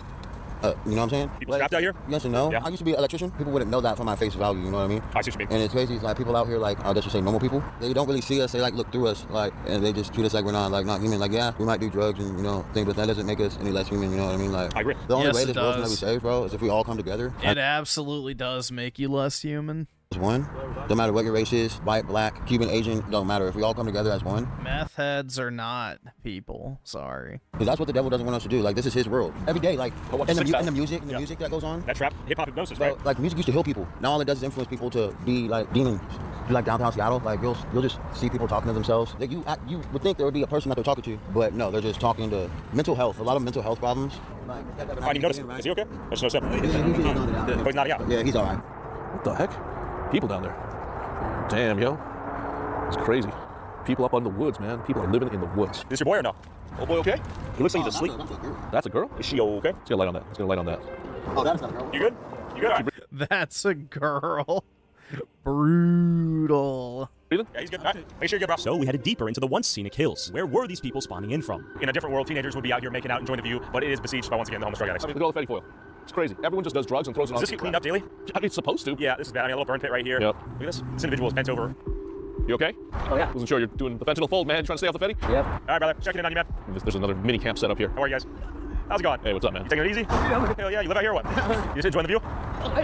Oh shit, if you go up there, man, it's badass. Is it okay? Yeah, we're doing fine. How about you? Right, nice. Wasn't sure, but there's so many people here. Where did everyone come from? I don't know. I'm from all over. Okay, I know a lot of people got moved from Lewis Park. I mean, look at this. This is just absolutely nuts. How we doing, guys? Disgusting. What up? How we doing, guys? We get some light down here, that'd be great. How you doing, guys? We should not have to live like this. They yelled YouTube guys here, so we might get sieged right now. So I'm holding my tripod like a weapon if need be. I mean, look at all the people here right now. This is crazy. Some people enjoying the views. No. Some people kind of just showing out here full time. Looks like some. Look at this. There's so many folks here. And if you walk a few steps along this dimly lit path, you'll soon find hidden fortresses in the hills. That's been burned down. It's been here forever, actually. So we should head down. Yeah, I mean, look at this. Okay, we stumbled upon again. Hello? Anyone here? Hey, how's it going? Is someone here? Is anyone here? Yeah, there are a couple of guys in there. You guys all right? Just checking it out, you guys. Making sure. You okay, brother? Okay. You guys live out here? Yeah, they're in here. Oh, we're exploring the woods. We're checking We saw with some you guys? lights. Yeah, we just saw lights in here. We heard there was a burned body here. Where was that? They found a burned body. Okay. Leave it alone, guys. All right, take it easy, guys. Sorry. Tyler, what this is an encampment that's been here for a long time. And look, that's I-5. Wow, lots going on here. Yeah, there's so much. There's so many of these pathways now. Disgusting, man. All right, sorry, it's coming at me. I was like, whoa. All right, how you guys doing? You live here? We're doing a little woods exploration. Beautiful scene up here. You come down, you're on like the biking path, the walking path, little camps left and right. And you might be wondering, why is it so dark out here? They stole the copper wiring. It's dark because the lamp doesn't function. The copper wiring's gone. The copper got stolen. Dude, it's like when they put in that water pump in Africa that was made of copper within the first few hours of the water being available for everyone to get drinking water from. Somebody came and stole the pipe so they could sell it for $5. Stripped it for parts, and now they're going to sell it. Yeah, we don't have lighting at night. Yeah. Now it's safe to walk out here. Welcome to Seattle. Come on. Yeah, this looks It's like bright light over here. We have a massive pile of trash and a suitcase. Which way do we go? It's like pick your adventure now. Look at these steps. Are you ready? You ready? That's not made by the city, That is not city barbed wire. And look at the grooves. They made steps. It's a human pathway. Okay, so look at this. We have rope over here. This isn't barbed wire. It's rope of a sort. No, dude, this is what I'm. Be careful. Yeah, prevented the entire village from having clean drinking water for $5 worth of copper, bro. And they wonder why Africa will never get better. Because I'm concerned that some of this is booby traps, right? This is what I was talking about, Tyler. Look what they've done. They've used stakes, all kinds of things to create this fencing. And wow, yeah, this is man-made. I didn't even put that together. They're trying to keep people out. Man-made little barrier right here. I wonder why. Yeah, what is this leading to? Wow, this goes 666. Yeah, they eat right there. the Look seeds. at that. Let's 666. In the horror movie, we would be in, Jonathan. Who would be the first to die? Hey, look. There's a campfire burning right now. Let's go. Hello? We don't even have to announce ourselves. All right, well, I don't want to get jumped. Hi there. So multiple people. Seeing fire in the distance? Okay, we'll approach slowly. This is actually sketchy. Yeah, look at that. Hello? This is a full-blown camp. Rat. We have a rat. Look at that rat. Look at that disgusting rat. Okay, we have a fire burning right here, a fresh trash can, incinerated. We have firewood for the night. We have a lawn chair, some foil, rats over here, a hammock. And Tyler, let me show you this. Without fail. Do a full 360. The fentanyl foil, without fail. People were living all over the woods out here, right beside a walking path. One bad gust of wind on an unlucky day. This could be the next Spokane, right? This can be tipped over. Well, yep. Point being, unattended fire. Unattended in the woods. fire. What could go wrong? Okay, we have a mask right here as well. We're living here. It's a skull mask. This is Look at this. Wow, look at this. That's like no mark. Okay, yep, another fire. Shall we backtrack? Let's keep moving. Yeah, let's just backtrack. We just can't risk it. This is not our turf. Hey. Yep, and there you go, just like that. What's up? And the people creeping in these woods seem to have gained night vision living in the darkness. We're just exploring the woods. How are you, man? We come in peace. And you just know this place like the back of your hand? Use a flashlight or what? You see, I didn't come with one. How'd you end up out here in the woods specifically? Split up with my girlfriend. You know, it just went on and on and on. Okay. Lost my career job. Then I got into drugs. Then ever since then, you know, just been trying to chase it. You ever try to walk away from this life? I tried. Well, I didn't try hard enough, but Okay. I tried. No judgment, just curious. I tried multiple times, time after time, but Brings you back every time? yeah. What do you want? Uppers, downers, fentanyl, you know, All meth. of it? Yeah. And where are you sleeping tonight? Somewhere around here? In the tent, yeah. In I the tent? sleep in the tent about. Hey, have a good night, brother. And he literally has night vision. He's just cruising through, knows the place, has a mental map. Pretty impressive. It is dark out here without the lights. Another one. More copper wire stripped here in Seattle public parks. That's why we have no lights. This is embarrassing. Just roll. Yeah, look at that. Look at the stakes in the ground. Do you want to explore it? No. Hello? Yeah, people walking out. That's another path. Hey, how's it going? He said get out of here. What'd I do? Can we come down for a tour? Hey, bro. We come in peace. Oh, he literally has a security camera. Can you show this? He's got security cameras. He has a security camera. Okay, this is a fortified fortress right here. Wow, okay, did not expect to find this. This is, like I said, it's a new camp. Yeah, large camp right here. There's clearly someone. We don't want to piss him off or anything, but there is trash right here. Hey, can we come in for a tour? No worries, no worries. No? No worries. All right, he says no. See you, brother. Sorry. And we're off. Let's get out of here. On our way up, is it? What? Look at this squeaker rat. Where? Oh, hey, you scared me. Hello? Sorry, I'm just making sure I'm not getting jumped. Sorry. Do you live out here by chance?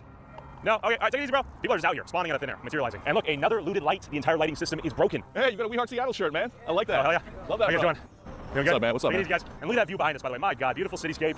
So this is Lewis we're Park. going to the heart of dark. It's shut down. No one's supposed to be shut in there. down. But clearly people are in here. Go for a walk, shall we? Hey, what's up? Park is closed. People were doing drugs and sleeping in every nook and cranny of these woods. So surprisingly, we show up here, and now they're enforcing the law. It's Yeah. interesting. And there's Lewis the Park. LPD. Now we know how it works. They typically do that? That's the first time they come. That's strange, right? That feels like unusual. The cop didn't get out of the car. They didn't. We have this lady over here. They don't even bother to put fencing up. Sure. They just put up a little sign that says temporarily closed. The city of Seattle doesn't even have the common sense or decency to actually fence off a closed park. Do they really think people aren't going to go in there? Has Seattle gotten better since I first met you? No, it's gotten worse. It's also because we have a socialist mayor. Homelessness is up. Drug ODs are up. We're seeing more of these violent incidents on the streets. I mean, a lot of these violent incidents aren't necessarily being reported because you see how long it takes for the cops sometimes. You know, another solution could be we could just give them all drugs. Like, go to every crackhead and give them an ounce of crack and let nature run its course. To show up, you're not going to see mainstream media covering this, so it's almost like if it's not covered, then it never happened, and that's the problem. There's a lack of accountability in the city. Public officials, they really know what's going on, but they're okay with this as long as the public doesn't complain, and the public would only know if the media would cover it. What's happening here is the failed housing first policy. They're essentially trying to warehouse homeless drug addicts. Yeah, it's like that movie, The Kingsman Gold Circle or whatever, where they poison the drug supply, and that's supposed to be the villain. It's like, bruh, what a zoggy movie. What a fucking zoggy-ass movie where you're supposed to side with the fucking drug addicts. Like it's somehow an evil thing to eradicate the drug trade. Like, fucking insane, bro. Yeah, if we could get rid of crackheads, meth heads, stoners, pill pot, like every one of them, bro. Like just with one fell swoop. That would be like, you know, civilization saving action right there. If we got rid of basically any and all illicit drugs and their users and dealers alike.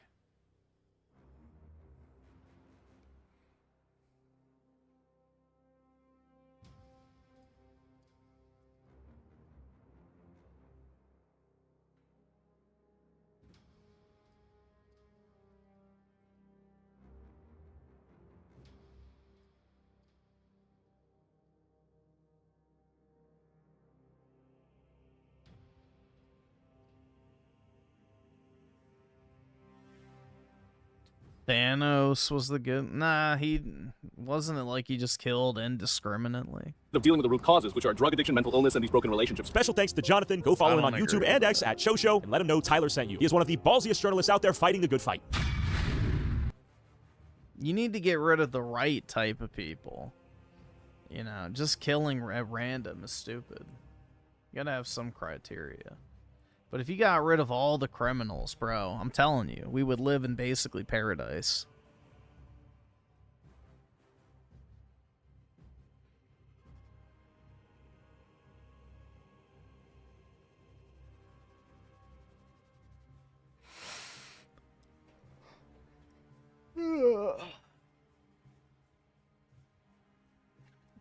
It's like that fucking meme, bro, where it's like, you know, Thanos snaps his finger and goes, you got rid of 50% of all crime. And it goes, what did it cost? 87%. Like, be careful. You gotta make sure you go after, you know.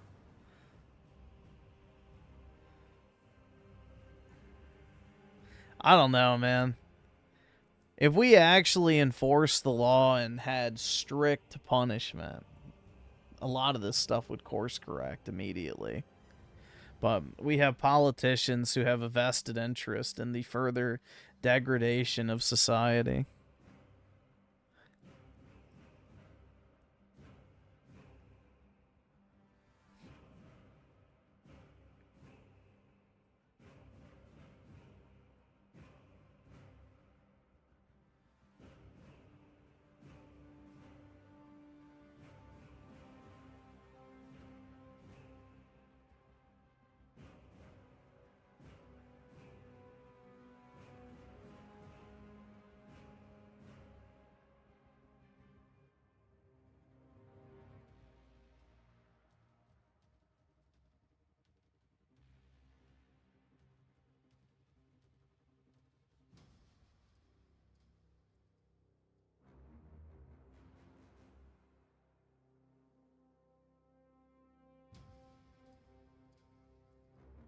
No, guys, Light was heckin' evil. That's right, dude. Killing criminals is bad. They can be rehabilitated. Never mind the fact that most people who commit violent crime reoffend as soon as they're let back out. That doesn't matter. We still need to try.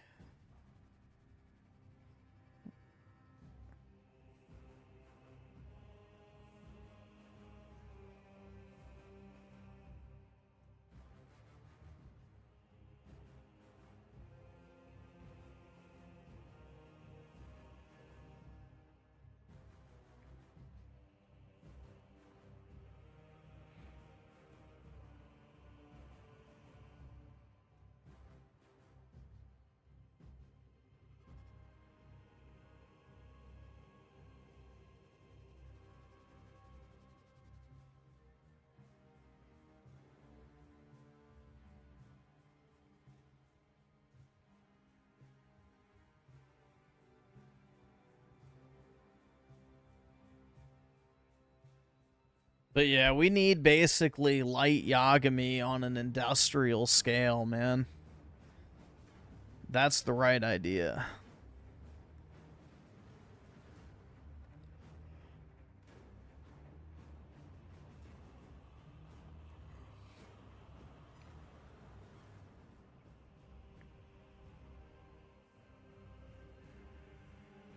I don't know, bro. That ending always pissed me off, because it's like Light was the objectively good guy. I don't know. I feel like a lot of the chuds could see themselves as Light, you know? Pretty much, I think most people, if they had the Death Note, would do exactly what Light did.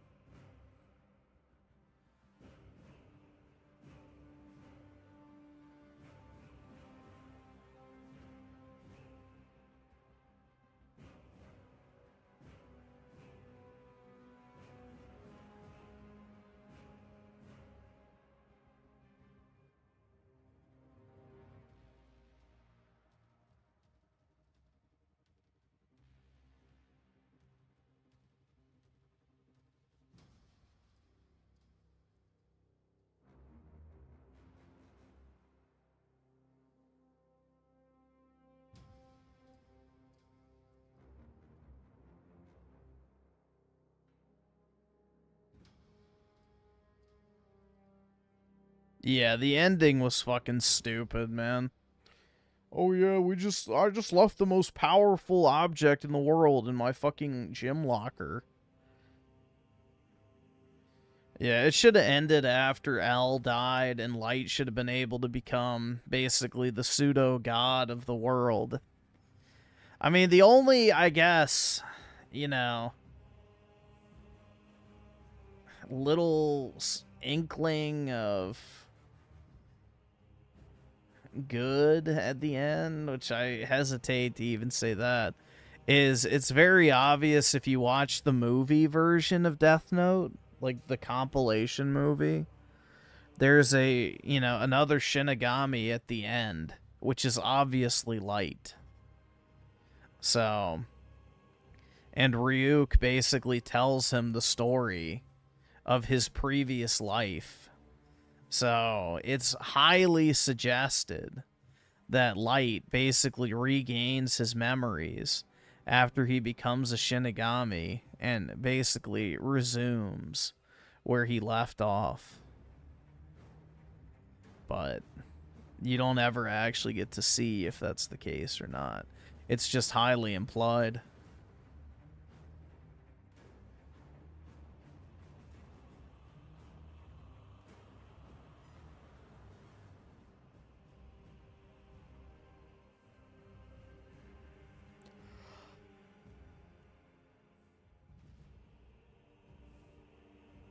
Also, get rid of women that kill their kids due to postpartum. Well, yeah, that's a violent crime, dude. They'd be executed on the spot.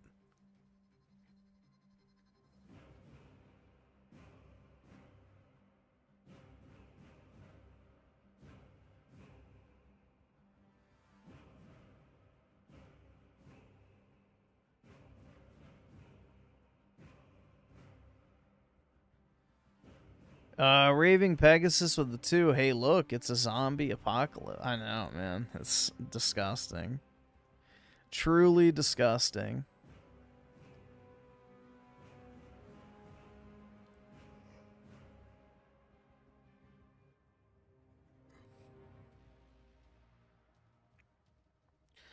A white person is less likely to be arrested by a police officer? Yeah, because white people are less likely to commit crime. Wow. What a great observation you made there, bud. Someone who's less likely to commit a crime is less likely to be arrested. Wowie zowie.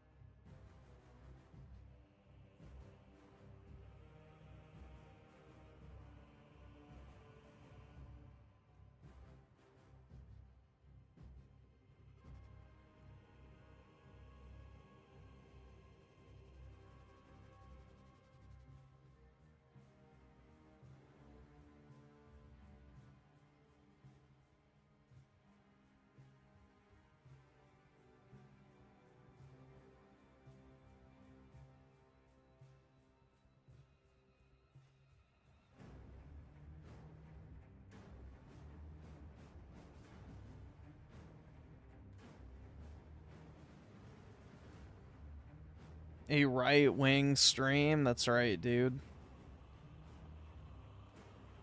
We are gamers, after all, and gamers are right-wing.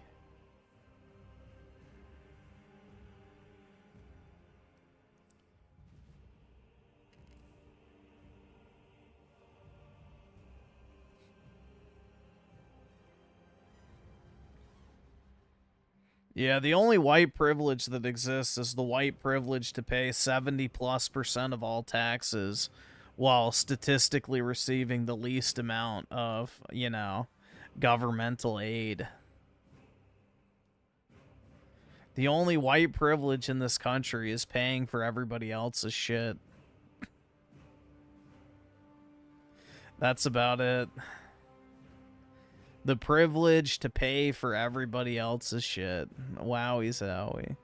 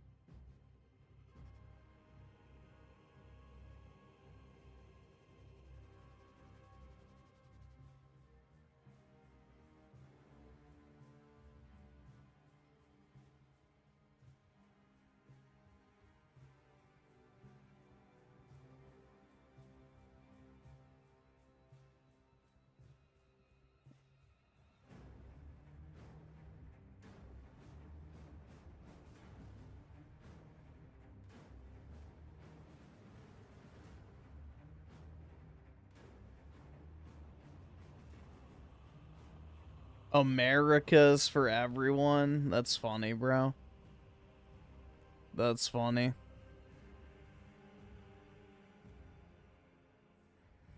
Schizo, I'm not entertaining your fucking pipe bomb shit, so forgive me for not, you know, even bothering to give a response to that type of shit, dog.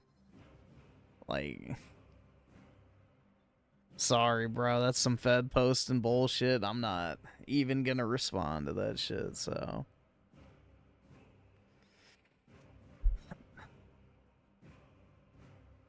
You'll have to do something else if you want me to, you know, actually react to that type of shit. Ain't gonna happen. I'm not participating in the Fed post. Pipe bombs accomplish nothing.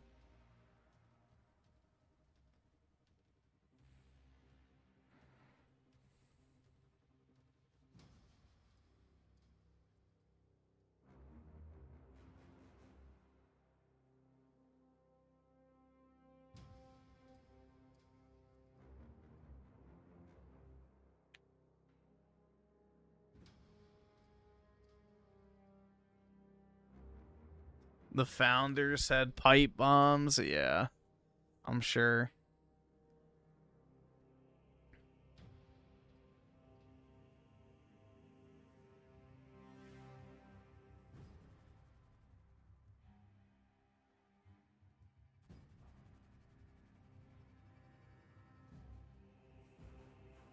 In the year of your Lord, who's that? Hashem?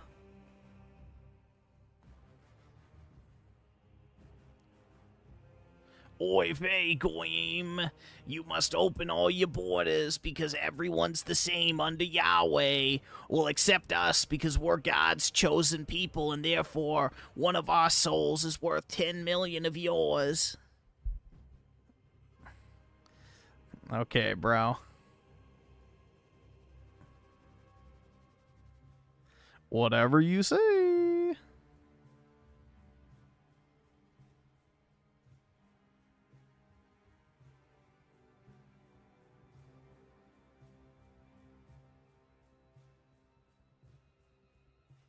I can't afford this shit!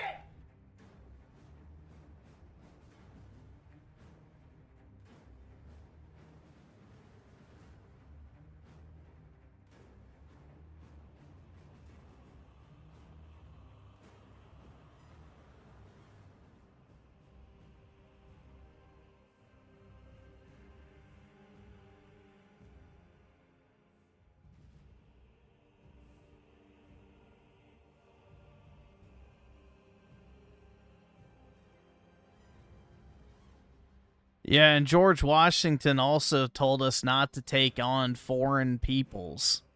So, yeah.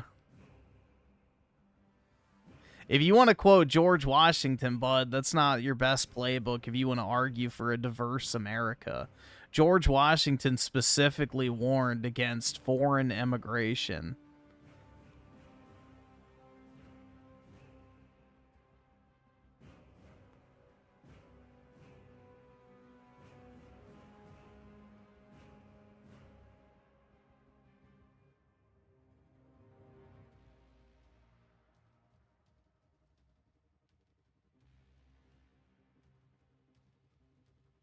Yep, they didn't even want other Europeans.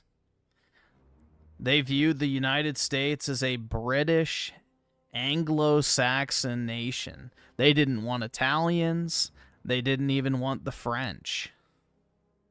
They didn't want Germans. None of that. So, the only people... They didn't even want the Irish. So...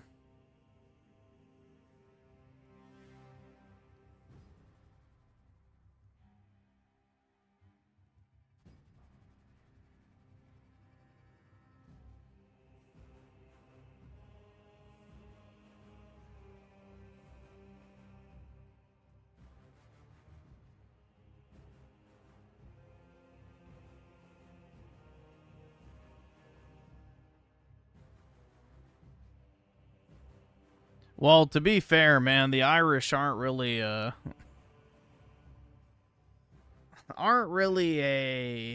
how should I put this nicely?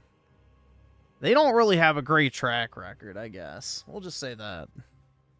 They're not exactly one of the more accomplished peoples of Northern Europe.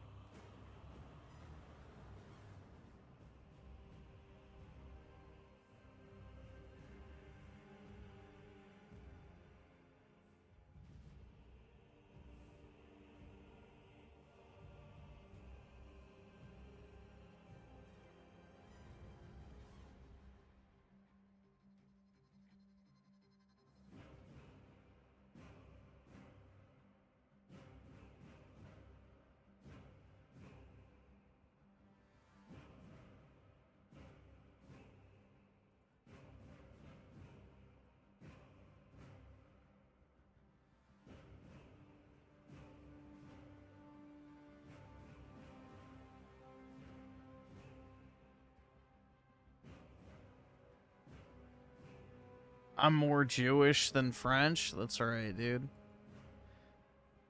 Exactly.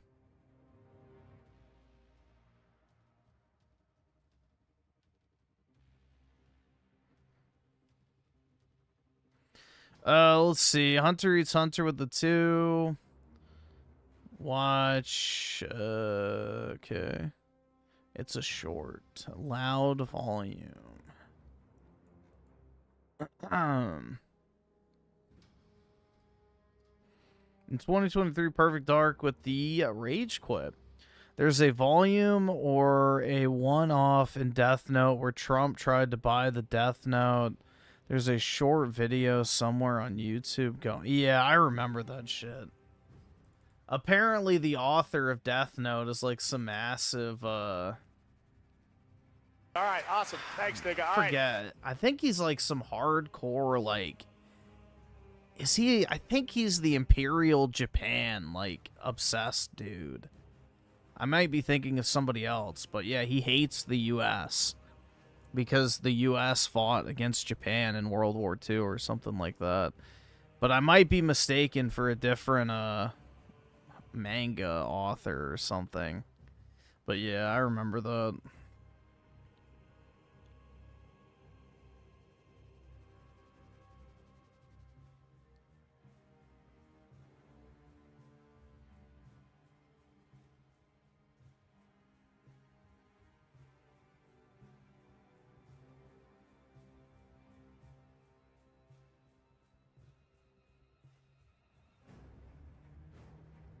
Raving Pegasus with the 5. The U.S. should never be open to all foreigners, especially to those that wish us harm, physically and our values. Exactly, man.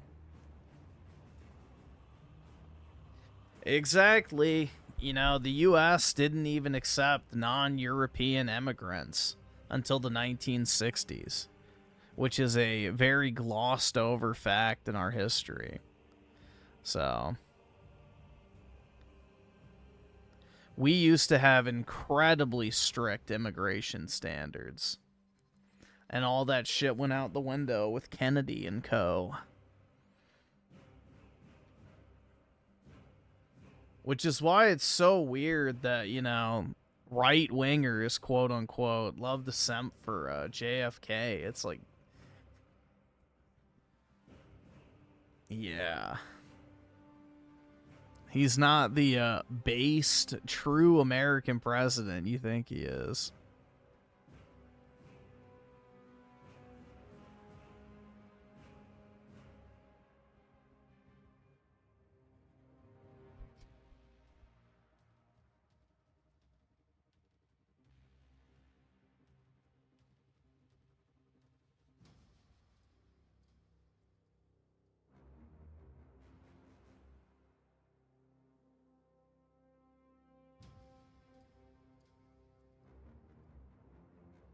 Obama did not deport more. Okay. That is a literal objective falsehood, because what Obama counted as a deportation was anyone they intercepted at the border. So look up the total border crossings under Obama versus Trump. And there's your discrepancy. So the definition of what a deportation under Obama was is not the same thing as what it is under Trump. The Trump deportation numbers are people who have actively been in the United States already, not people who are turned away at the border.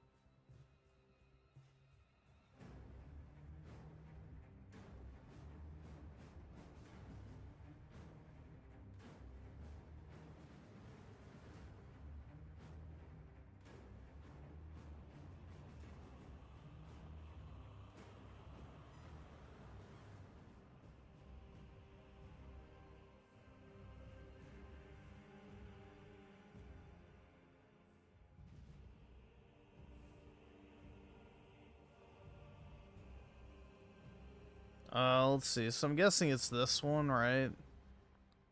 Halo X Error Zone.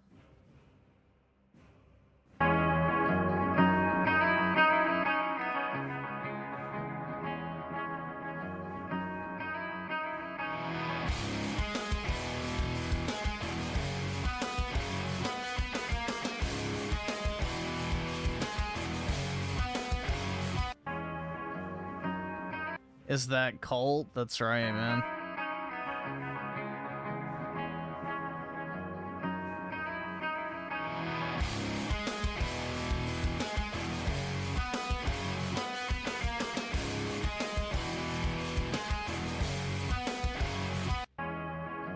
So have y'all been getting those videos? I asked the other night, but it's like, dude, I've been inundated on Instagram of like those anime opening nostalgia fucking reels. Hold on, let's see if I can find one.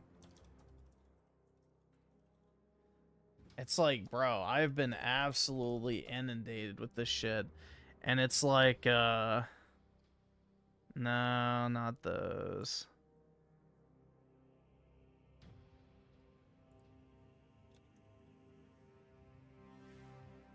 I might have to find it on yeah, like this type of shit, bro. But there's a way more aesthetic setup than this. But dude, there's like 100 fucking of these every time I open up Instagram now. Of people filming like their CRT setups. Like just filming like the first, you know, 30 or 40 seconds of anime openings. Or like the Yu-Gi-Oh opening or whatever. Or sometimes it's video game music. But yeah, there's like a specific style of this.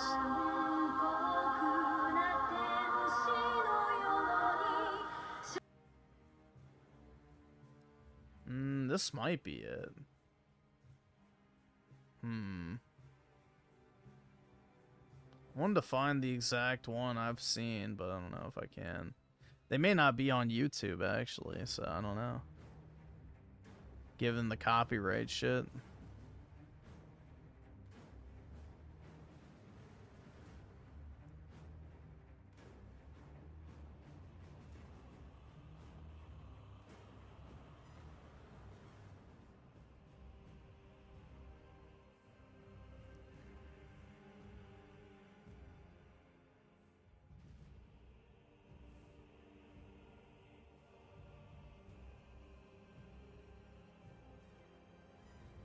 Hold on, wait. I think I sent myself something. Let me check.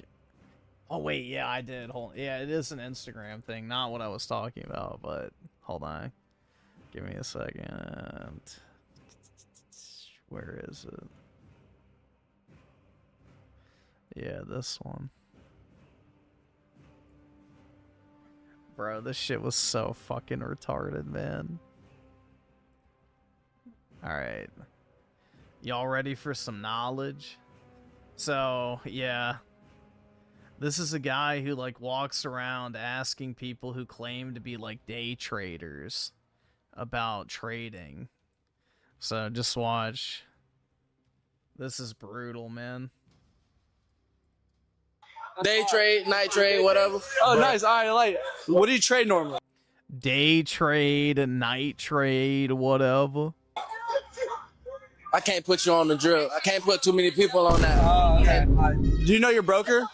Nah. Calci traders have an idea in mind of how much Bitcoin is going to be at the end of the year. How much do you think it's going to be? $100. Yeah. Nice. And what platform do you use to trade? That's too much insight. Then y'all gonna jam it up, and then I ain't gonna be able to use it. And like, where do you invest at? Me, I be using like California. Saying I can't give you the drip. It's California and probably Atlanta. What's the most I made? Uppers of 60K. 60K? Nice. And like, when you hit your biggest trade, what were you trading? Apple. And if you had to guess how much one stock of Apple right now is, what would you say? $3, $4 now? Yeah, man. Gee. But yeah, this dude has like a bunch of videos like this. But yeah, that's your day traders, man. The day trader. Man. I don't know.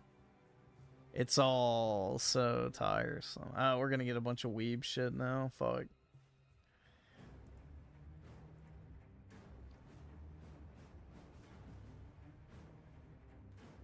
Yeah, exactly. He just got so much paper that everything's divided by 100 all the time. Exactly.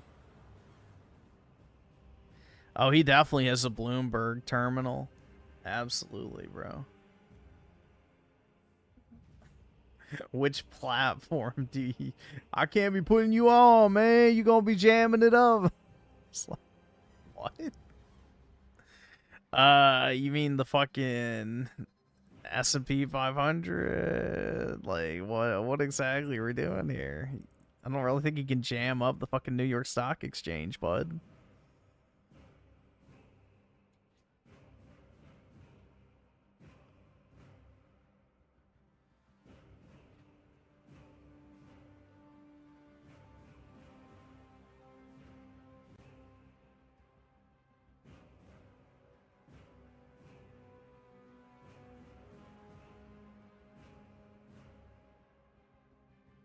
Was Griffin watching Asuka videos?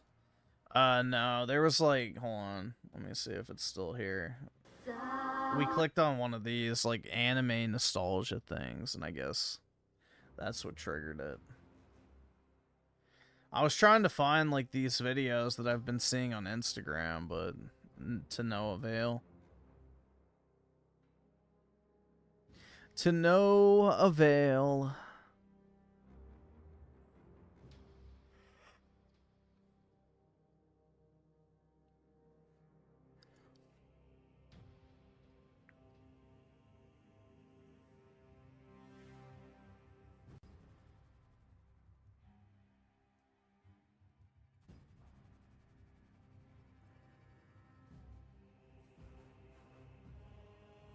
Did I see the Fedtez Roach video? No. What was that?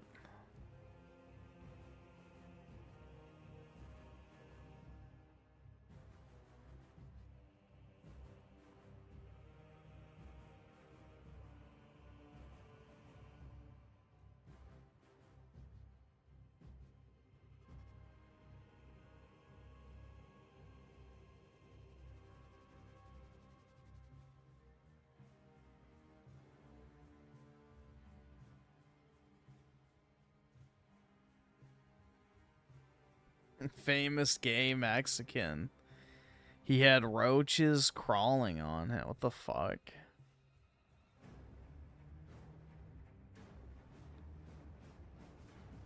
During his show. That's disgusting.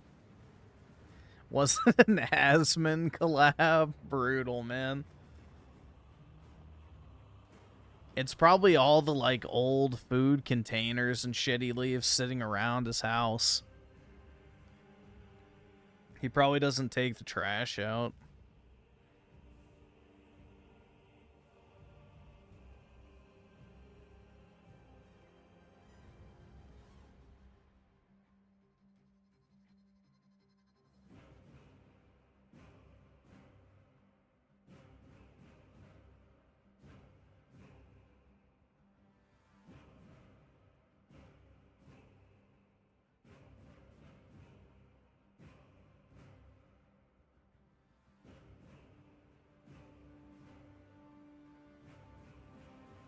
Trying to see if I could find it real quick.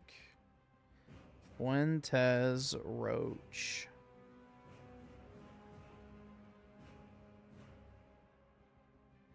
Ew.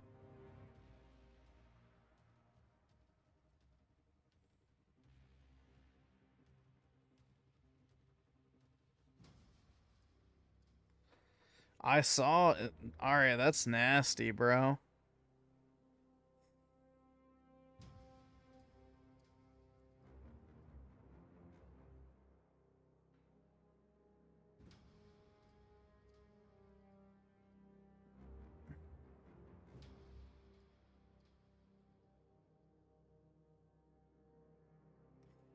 Yeah, dude, I live in the fucking city and I don't even have roaches.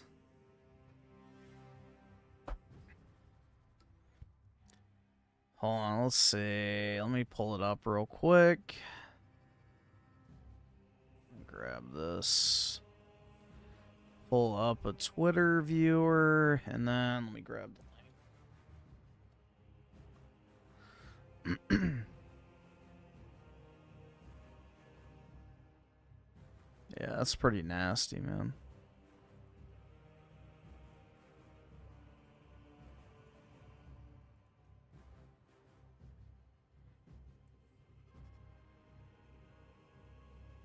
Son, his vice president, the Joint Chiefs, Tucker Carlson, who visited him 3 nasty, bro.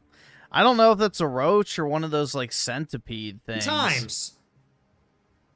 But now that it's blown up, it kind of looks like one of those centipedes. Charlie Kirk was going to... Which are just as bad, but... tip the scales? Why? I don't know. That'd look different. Because Charlie Kirk had a personal relationship with... So did Lindsey Graham. And contrast Trump's reaction to Charlie Kirk's death with his reaction to Lindsey Graham. Son, his vice president, the Joint Chiefs, Tucker Carlson. Yeah, that looks like a centipede. Who visited him.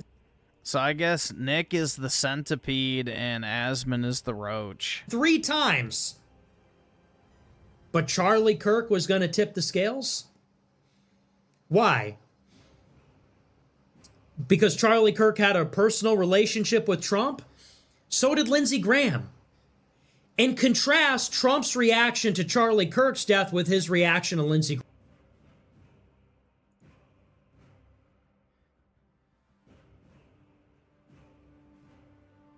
I forgot what causes those centipedes to show up. I don't have those either, but...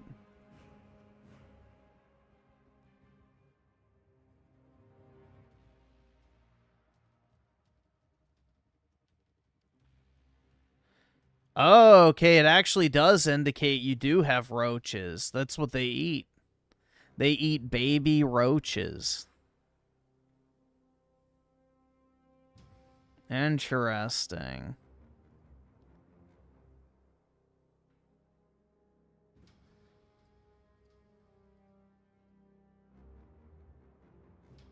Yup, that's their main food source is roaches. Roaches and silverfish. Those aren't real plants, bro. Those are fake. Most people don't have real plants inside because you have to maintain them. They're probably fake plants.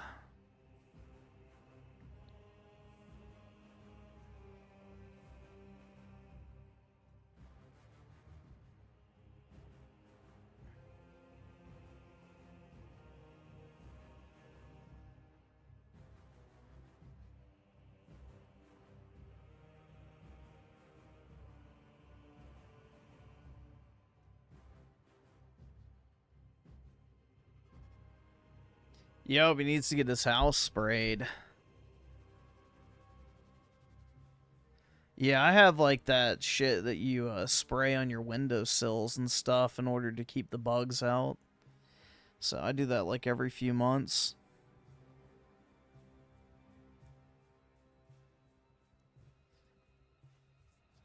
Because I live in the city, so, you know, bugs are an issue.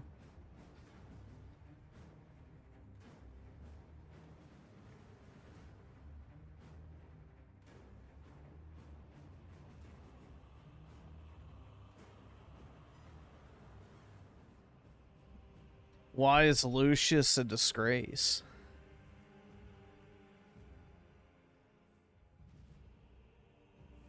He's an asset? For what?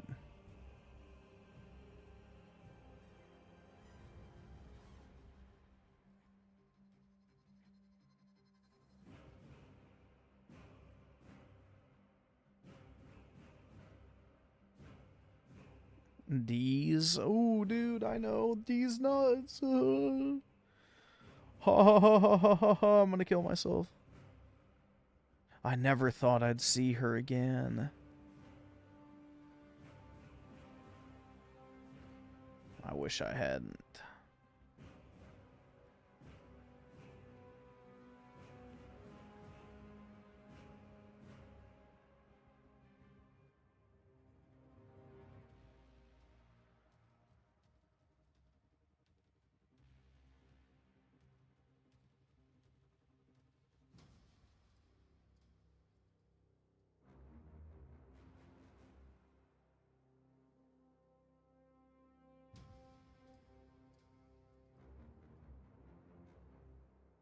Comfy cringe? Like what?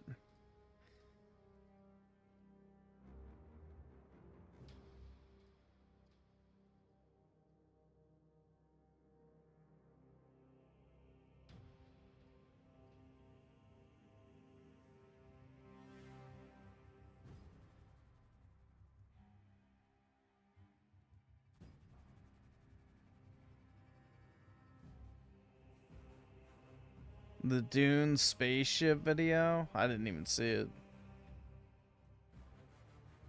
Where was it? I guess I missed it again. Oh well.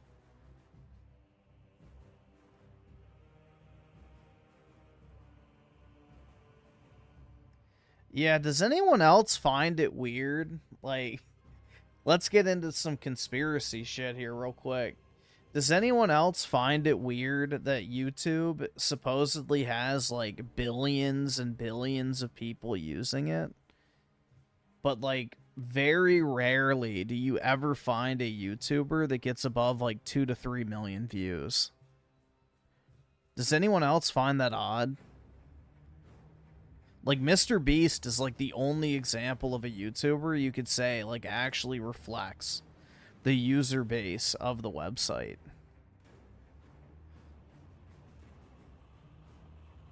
Like, no matter how viral a video is, it seems to always cap off right at about 4 million views.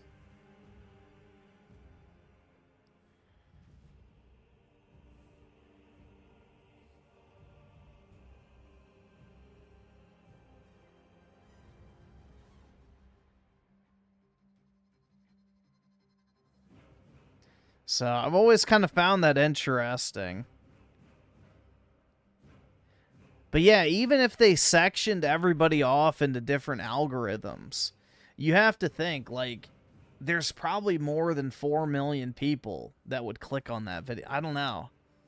It's always kind of one of those things that's puzzled me. It's like, You know, you go on Instagram and you see just shitloads of like videos and stuff that have like tens of millions of likes, which means billions of views constantly. And that just doesn't happen on YouTube. And for as much as people use YouTube now as like TV replacement and their primary like entertainment platform, it's very odd that, you know, it doesn't seem like any channel can escape like that 3 to 4 million view limit.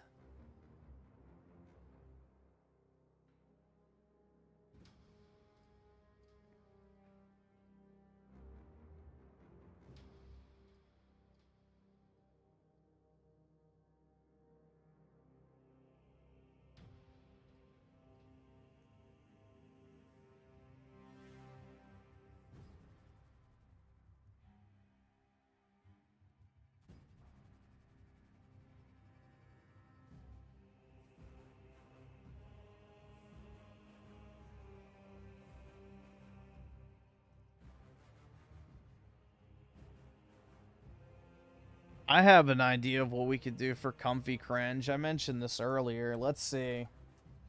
Chibireviews top 10. Let's see what his top 5 animes are. He hasn't done one of these in a while, bro.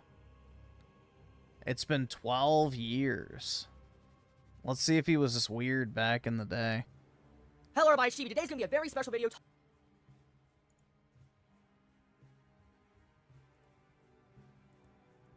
Talking about my top 5 greatest anime I've ever watched of all time. Now, we'll see my how top 5 is degenerate my this top shit. 5. So if you have something different, you know, with your top 5, let me know in the comments below, and I'm interested to see what everybody likes. The reason why I'm doing this video is because I've had countless and hundreds of people ask me to do this, and I felt like it's time I finally sit down and do this video. So hopefully you all will enjoy this, and you would like to see more stuff like my top 5 horror, top 5 romance, stuff like that. If you all enjoy it, please let me know in the comments below. And everybody, let's begin the top 5 of Chibi's 5 greatest anime. Number 5. So with any top 5s, let's begin with Clannad.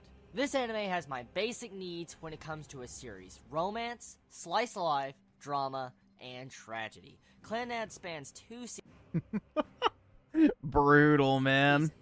Clannad and Clannad After Stories. Clannad. For anyone that has yet to watch this series, this anime is a tearjerker and will leave you in a pit of sadness, so prepare to cry. If for some reason you made it through Clannad without tearing up, well, I fear for your soul. Being one of my very first romance anime I've ever seen, it definitely has a lot to offer for anyone that is seeking a very good story-driven plot that will make you just wonder about your entire life. Great drama elements that will make you keep seeking for more things to watch in the same type of genres, and I recommend... I don't think so, man. Schizo loves Clannad? Yeah, it's too bad his alt just got nuked for posting a fucking address, which I have no idea what the fuck the address is to, but... Can't be doing that, bro. Clannad as my top number 5. Number 4. Madoka Magica. If someone in life has ever told you that a magical girl anime was for girls, point them towards Madoka Magica. This anime will destroy your entire outlook on the magical girl genre. From the famous Shaft Studio comes this tale of sadness and badassness that can't be compared to anything else. Madoka Magica defines the magical girl genre. Dude, what if Schizo actually is Chibireviews? This is literally Schizo's 2 favorite animes. Clannad and Madoka Magica. With a new twist. And in the first 30 seconds of the first episode, if you're not hooked, then I guess this series definitely will not be for you. But the music of Madoka Magica will make you wanting more, and it'll make you want to even buy the soundtrack of how badass it really is. Number 3. Higurashi. If you're a gore and horror fan, then you found an anime for you. Higurashi has to be the most satisfying thriller anime I have ever seen. Higurashi is separated into 2 arcs, the Questions arc, which is Season 1, and the Answers arc, which is Season 2. At first sight, Higurashi looks like a happy-go-lucky slice of life, till the colorful paint is removed. Once the happy colors is removed, the series gets darker, so much darker than any other thriller anime out there. Has one of the most interesting plot elements and makes you wonder what is going to happen next, leaving you wondering episode after episode what is going to go down, and it has to have one of the most satisfying endings in anime history with how it manages to wrap up the entire plot in just 2 seasons. Well, he just spoiled it, bro. He kills all the women. That's pretty satisfying. Number 2, Spice and Wolf. Bruh. One of the most refreshing series I have ever seen. Spice Wolf spans 2 seasons. Spice Wolf contains one of the best written female characters when it comes to anime. Holo is a very unique character that is so vastly different from other female characters. Being a real-time economic series that takes place in medieval Europe, the politics and economics will have you at the edge of your seat the entire ride through Season 1 and 2. What is not to love about such an epic series that will make you question about all these supernatural elements, the world aspect, finding out more about economics, and make you question what is going down between these 2 iconic characters in the anime industry, Lawrence and Holo. Number 1, Shakugan no Shana. Shakugan no Shana has all the elements I love in anime: romance, slice of life, action, drama, I've never heard of supernatural, and a dark plot. Spanning 76 episodes and 1 movie, Shakugan no Shana has a lot of development that'll make anyone watch episode after episode. The music of Shakugan no Shana has to be Yeah, I'm not gonna lie, bro. Most of these picks are straight dookie. the best soundtrack I have ever heard to suit the tone of an anime series. The animation, even for the age of it, looks beautiful. So if you want a stunning ride, watch Shakugan no Shana. It has so much to offer for anyone that wants a nice, good romance that develops into the proper path and has a very satisfying ending that will leave you just jumping for joy in the beautiful heart-touchness of the entire series. Well, hopefully you enjoyed this special... What's my top 5? I don't know, man. I don't remember half the shit I watched, is the problem. I would say overall my favorite is Fate Zero, though. I really like Fate Zero a lot.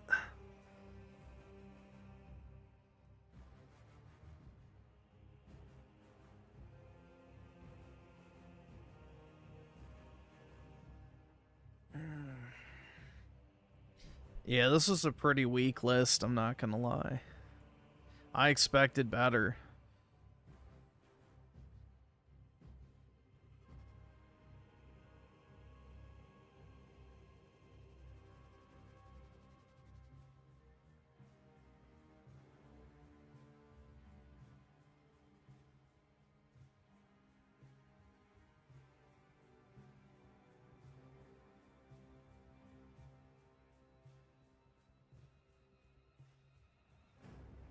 I can't believe he hasn't made one of these in like fucking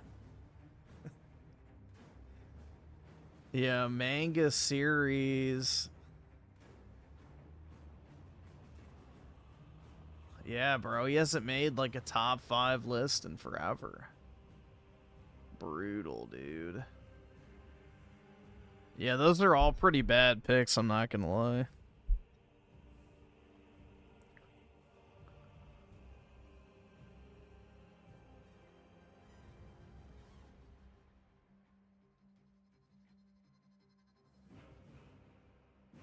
The thing I do like about Code Geass is the lack of poverty.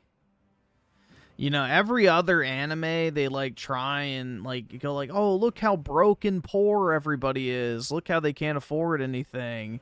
And it's like, nah, what if we just had a bunch of rich people as the only characters that fucking mattered in a series? And none of them were poor. And it's like, I really like that aspect of it. It's more believable.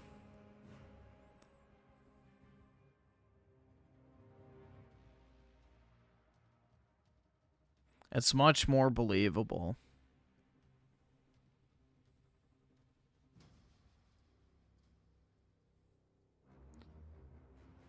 But yeah, the fucking Nips aren't the main characters, though. That's the thing. The Nips aren't the main character.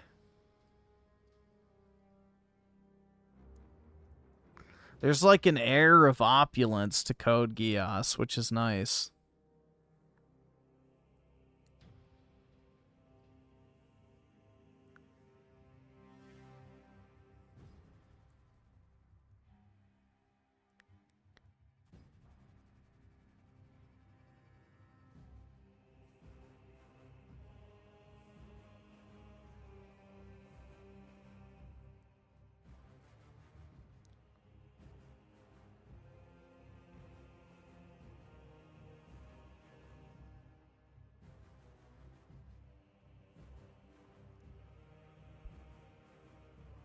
Yeah, I haven't watched the rest of Attack on Titan. I only watched season 1. So. I know, I think I watched maybe part of season 2. I got to the hairy Titan. The Beast Titan or whatever the fuck it was called. But I haven't watched the rest of it. I never got around to finishing it.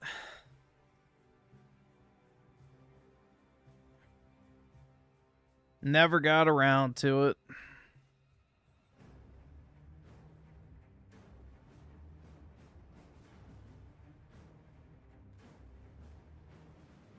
Yeah, the monkey titan with the fur.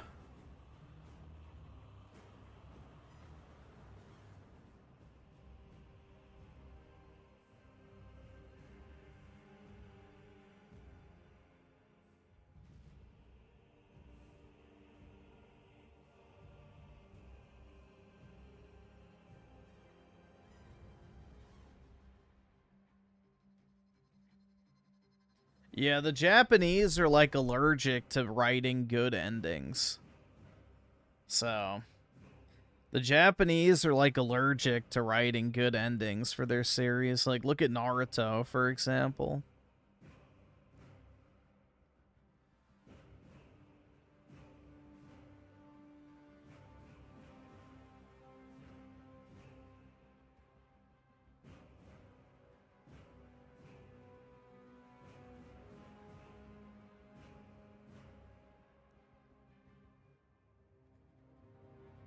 People were mad that the ending wasn't happy? Okay. Yeah, I mean, I don't really care about a happy ending, personally. I mean, most of the time I wish that the villains would have won. Oh my god, bro. Mirai Nikki. That's a throwback. See, this show was actually decent because the main character fucks the chick. So, one of the rare examples of that actually happening. He pounds that pink psycho pussy. But, yeah.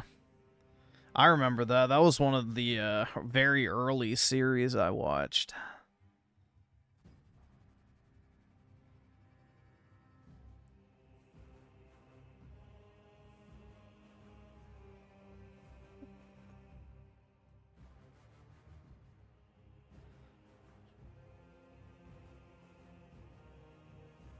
Well, I guess it depends on your, I guess, perspective on what would account for a happy ending. In theory, my version of a happy ending would be great all the time, but your mileage will vary on that definition.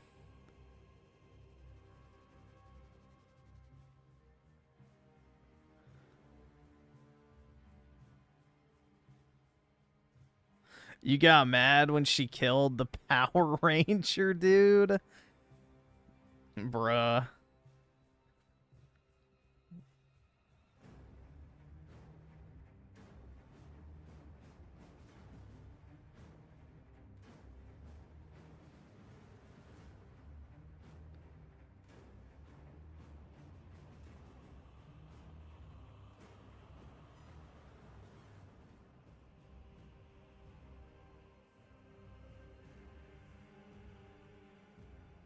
Yeah, I remember, like, Mirai Nikki was pretty weird. Like, the concept, I don't know. It was decent, I guess. I haven't watched it in, like, over a decade, so I don't really remember much details of it. The main part I remember is that he fucks the pink-haired chick. He becomes, like, God, and then, I guess, recreates her so that he can have unlimited celestial sex like a Mormon god would.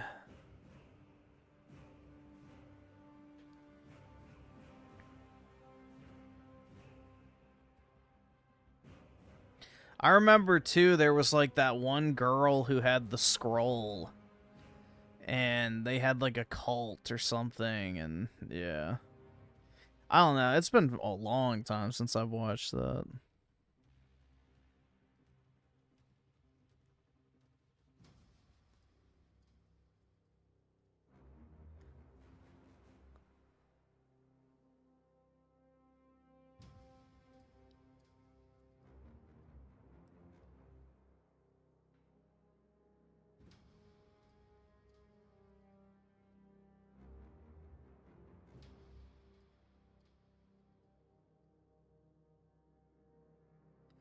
Yeah, I saw... Well, a Kami Ga Kill was fine. It was alright. Wasn't my favorite. But, yeah, it was decent.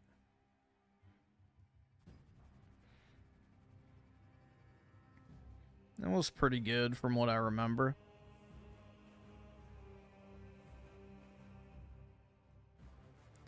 I like the fact that everybody died, pretty much.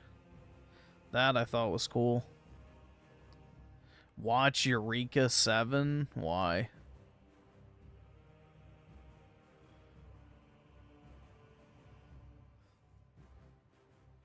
What is Eureka 7?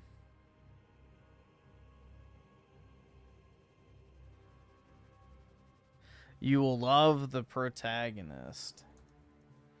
So I won't.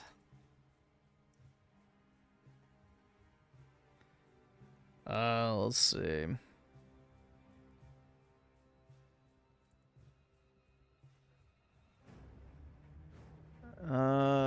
Eureka 7 tells the story of Renton Thurston and the Outlaw Group, his relationship with the enigmatic mecha pilot Eureka, and the mystery of the Corallians. The 50-episode series aired from 2005 to 2006. Huh. Yeah, I have no clue. I haven't heard of this.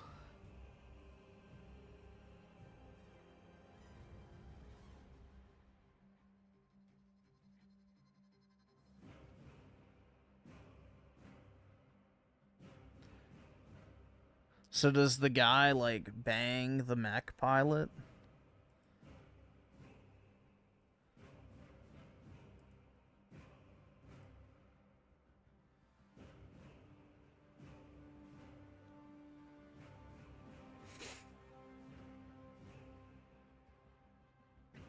Yeah, there was another one of those, the Darling show,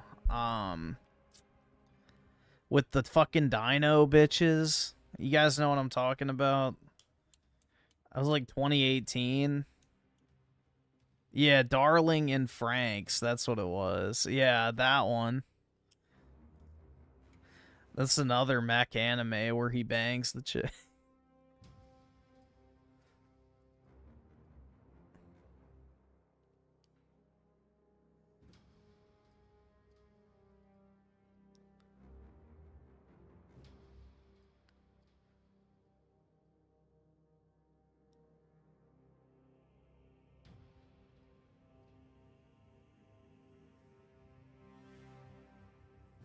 Yep, people were crazy over that.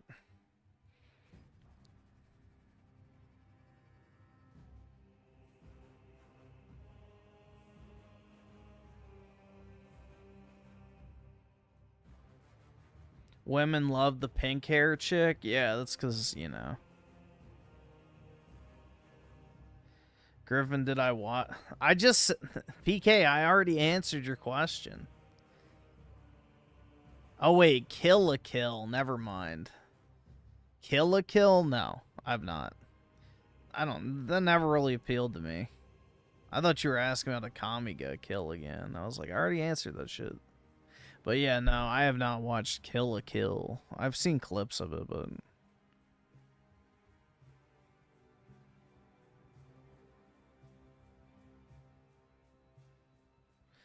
Yeah, that's the thing that bothers me about anime, bro. It's like they literally present the objectively like best girl in the series.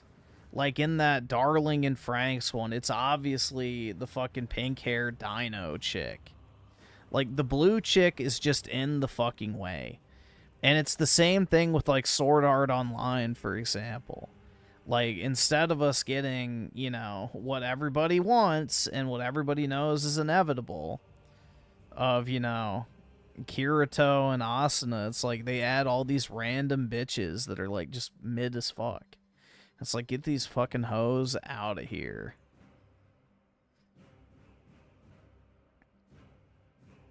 Yeah, but how much time is wasted in the first season, you generation, with all those other bitches? Like the fucking random chick that dies in the dungeon, the blacksmith chick, his cousin, the gun girl, yeah, the lolly one, yeah. It's like there's so much like wasted fucking time. Like them trying to make it a harem show, and it's like, dude, nah.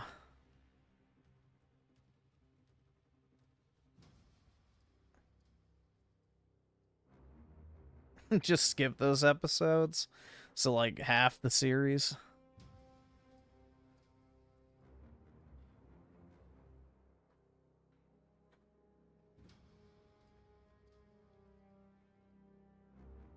But it's like the same thing with like that ReZero show. You know, it's objectively the case that the white-haired chick is the better like choice. Like there's not even a dispute on that. But then they, like, have to shoehorn in the fucking pink and blue-haired whatever maid bitches and shit. I don't know.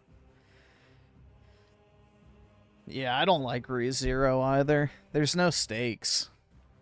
It's like, he can't die. It's like, what the fuck am I watching this shit for? What am I watching this for? It's like there's zero stakes at all.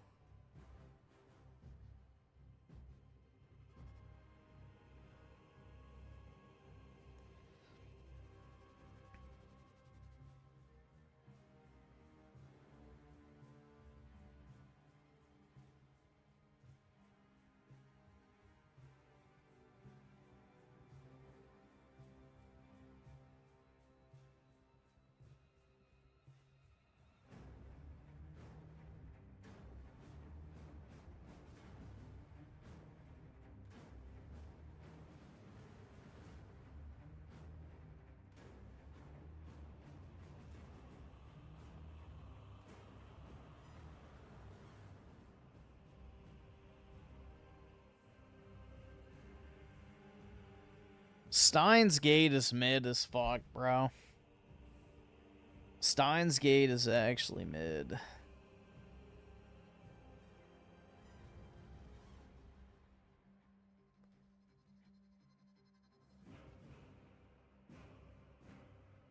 I really wish I would have kept like a record of all the animes and shit I watched, because it'd be interesting to go back and look.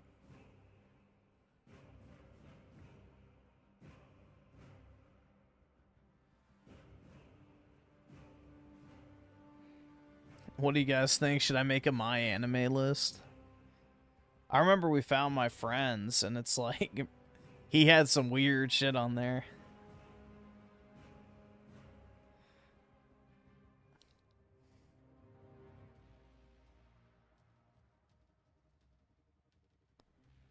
I don't know if I watch enough volume to justify it now. It's like, what, I've watched like 3 series in the past year.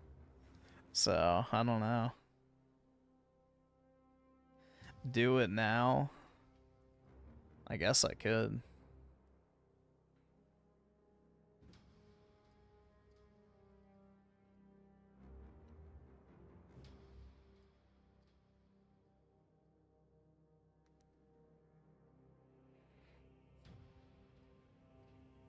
Your list has 609 hours in anime? That's not that bad.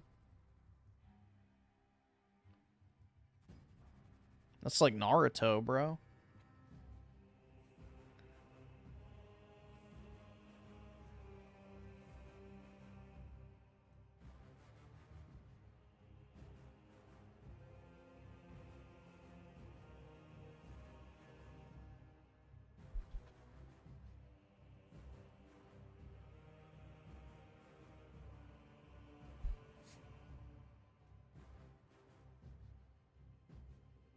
Let's see. CUCARACHA Gaming with the 3. Stop being a weeb in your 30s. It's weird. First of all, I'm not in my 30s. And second of all, why the fuck does it matter? Who am I trying to impress, CUCARACHA? Who exactly am I trying to impress that I have to worry about whether or not I like weeb shit or not?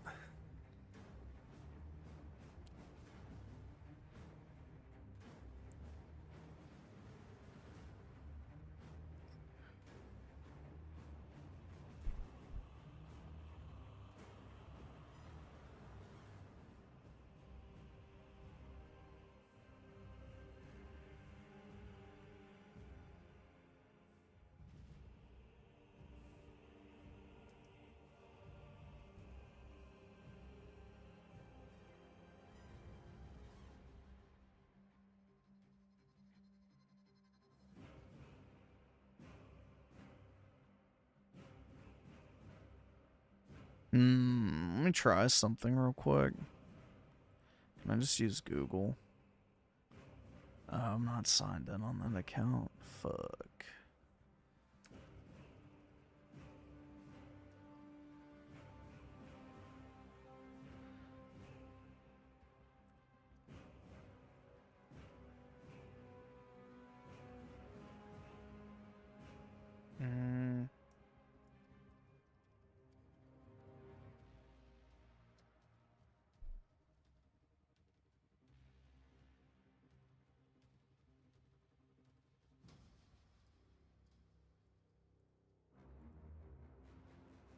Let's see. I'm gonna make an account real quick. My username wasn't taken. Alright, I have to receive an email? Why? Gotta verify my email. Opt out, opt out, opt out. Alright, I guess it's signed in now? I don't fucking know.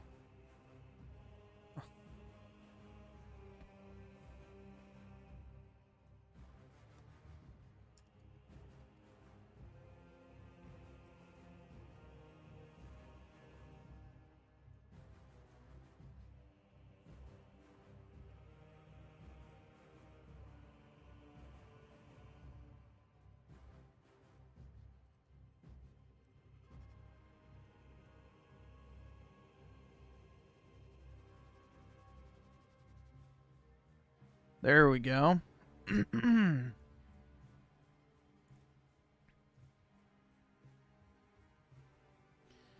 Alright, well, I have an account now. Let's see. Search. You already know what I gotta put first, dude. Add to list. Select 10.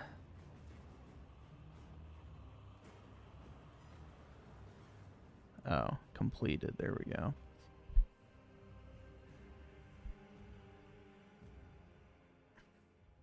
Even I don't have a Mal? Well, I have one now. So, there you go.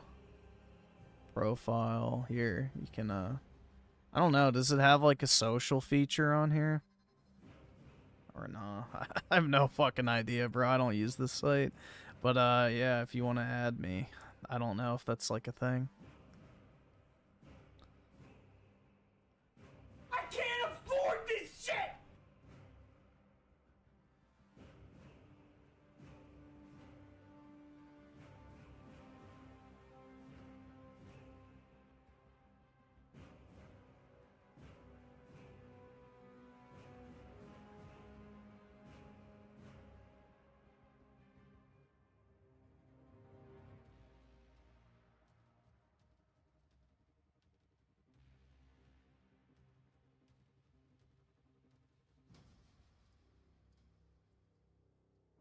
CUCARACHA Gaming with the 3. I'm going to be pushing 30 in 4 hours.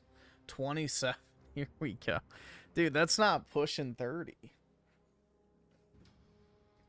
You've already been pushing 30 since 25. But I guess happy early birthday to you, man. They do have a clubs feature. Ooh.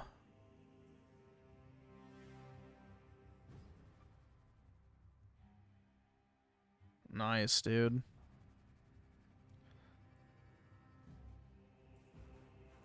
Wow, dude. Ormo only has a 6.9 rating. Wow, that's kind of low. I'm not going to lie. But it's the 330th most popular show on the site. What's the most popular? Probably Naruto.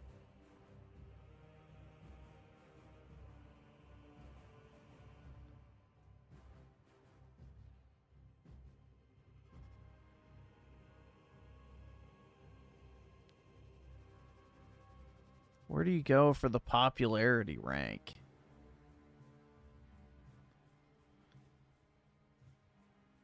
Top anime? No, that's by score.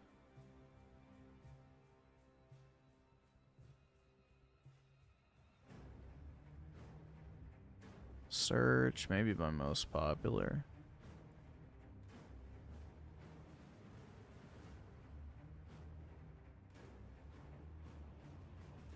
Nope. I don't know. I don't know how you operate this website.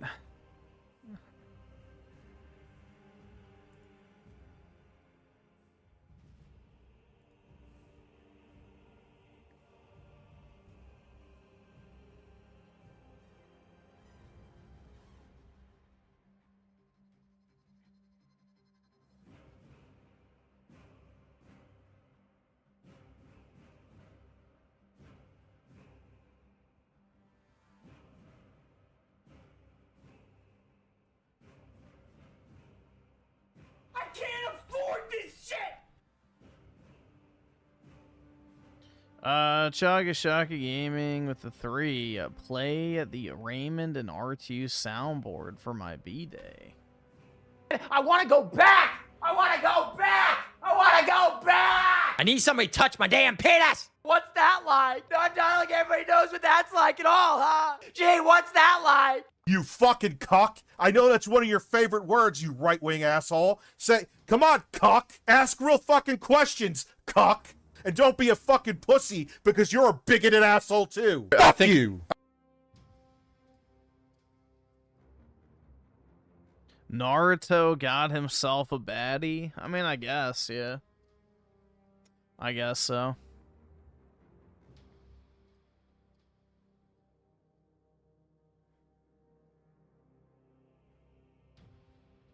Griff, the Asian chick short on the right? This one? That's that dumb bitch from The Boys. Yeah, no thanks. No, thank you.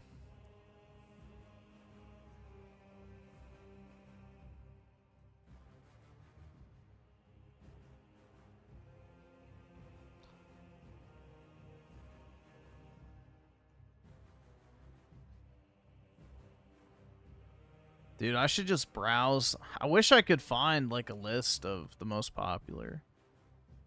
Let's see.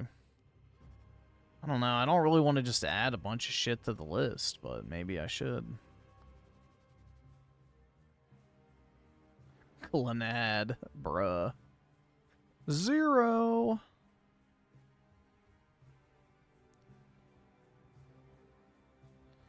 I guess I could add Code Geass to the list. I've seen that. Add to list. Completed. What would I rate that? Like an 8, I guess.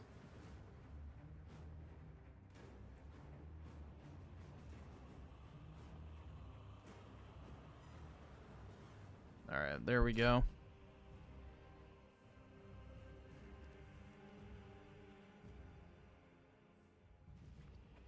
Hunter Eats Hunter with the 2. How much to play? Need for Speed, Most Wanted. Depends on if it's available. Is it back compat?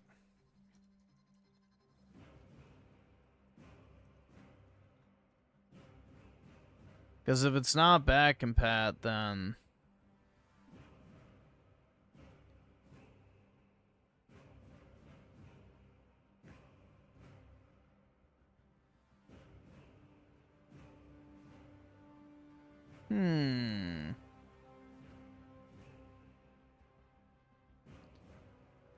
So 2005.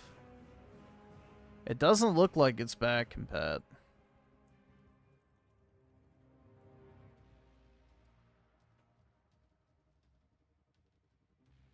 Yeah, neither 2005 nor 2012 are back compat for 360.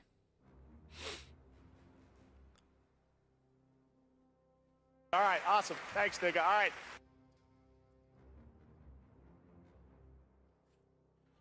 Holy shit, dude. I need to sneeze, but nope.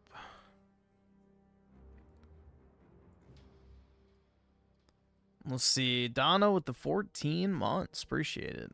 Most popular show by popularity is Attack on Titan. That's actually surprising. I would have thought it would have been like Naruto or Dragon Ball or something, but I guess, you know, a non-normie audience is more likely on my anime list. So, I guess that would make sense.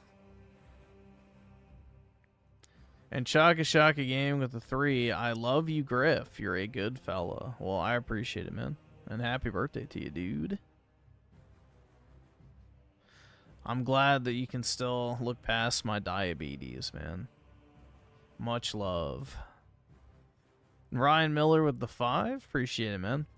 Have you been keeping up with the situation going on at the WNBA? How they are stuck in a tough position because they can't define what a woman is? Yeah, I saw the two NBA or I think former NBA players declare for the draft or whatever, and they tried to say that, oh, it has to be in good faith, but it's like, how do you define what being a woman in good faith is? Like, that's where you get into the legal issues. And you can sue the shit out of them, most likely. Because how can you argue that it's in good faith or not when there's no actual clear definition of what that means? That's discrimination.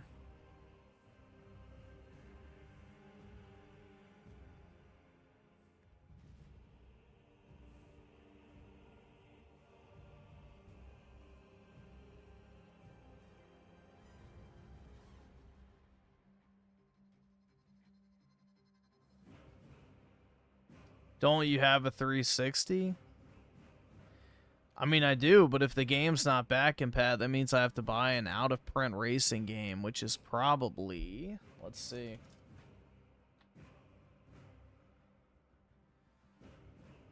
Need for Speed Most Wanted 360. Let's see how much this bad boy is. Yeah, $82. Yeah, so it's 82 bucks pre-owned.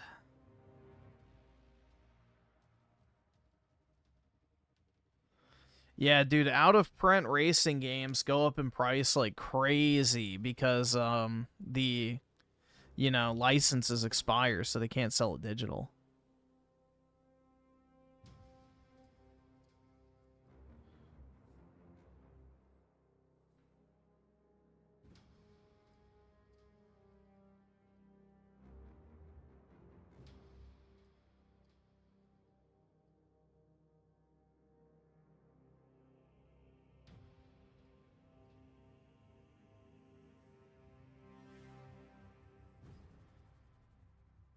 Griff, be honest, the only reason you don't like Clannad is because you have zero understanding of what its themes... No, I think it's corny as fuck, and I don't like it. It's boring. Yeah, Magical Starfish Girl. Like, no, dude, it's not my thing at all. I'm not into that shit. It's like a chick flick anime.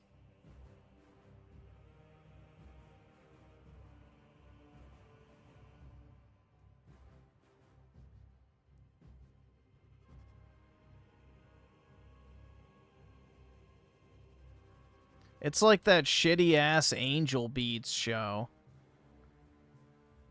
What are some other animes I can add to my list, guys?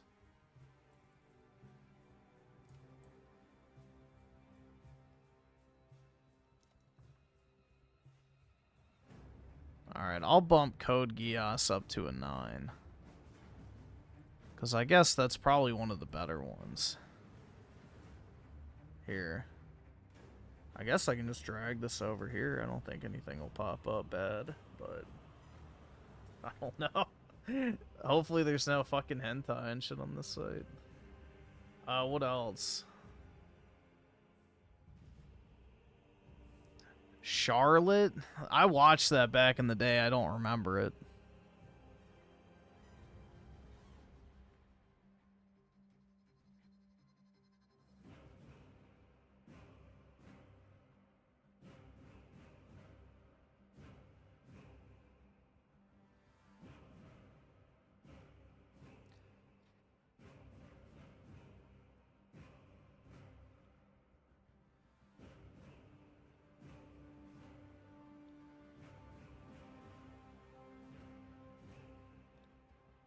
I have experienced death in my family. I mean, it's grandparents and stuff, but, you know.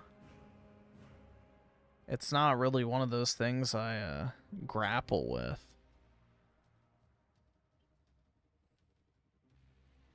Dude, I watched, or no, I think I attempted to watch Magical Index, but I couldn't bring myself to finish it. It was really boring.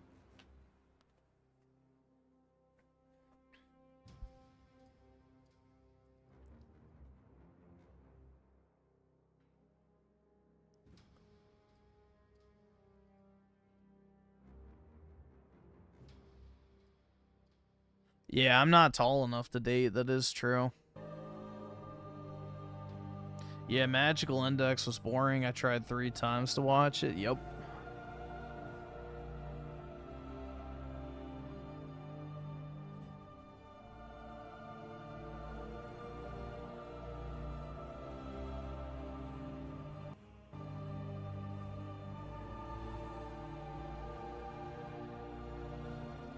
I guess I should add this too.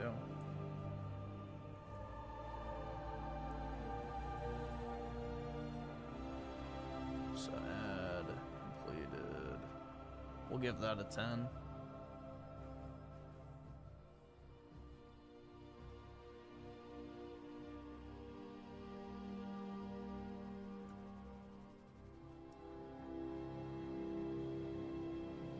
The first season.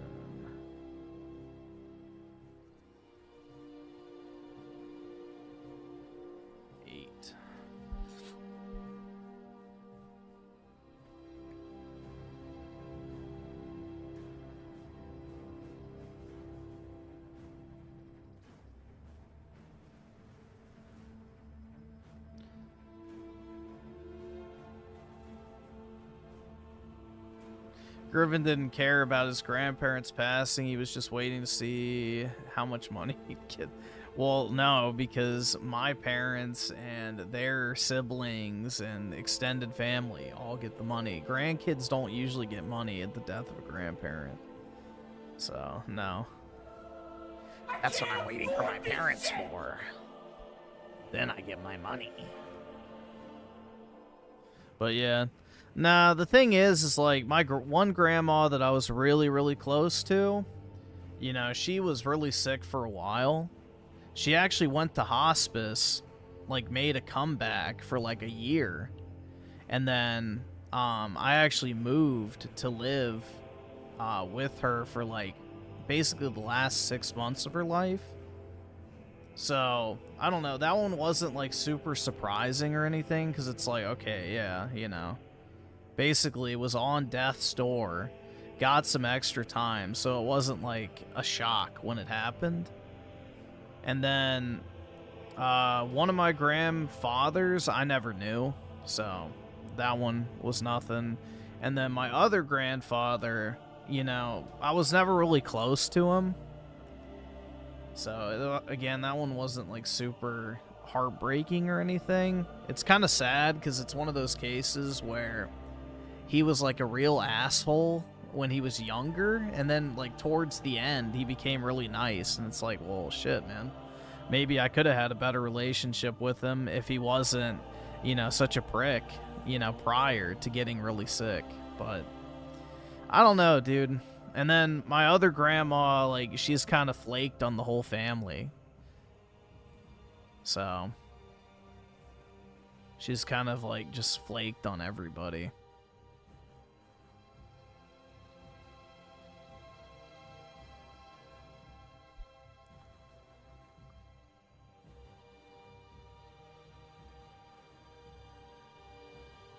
No, he had a really bad temper.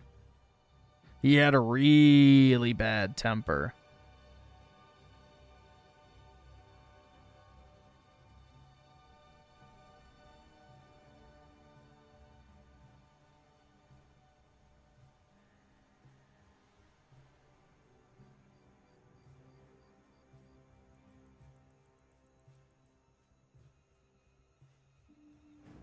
Like, he would just explode over nothing, bro. Like, the smallest inconvenience or, you know, something slightly not going his way. Like, he would just get so pissed. Nasty to be around.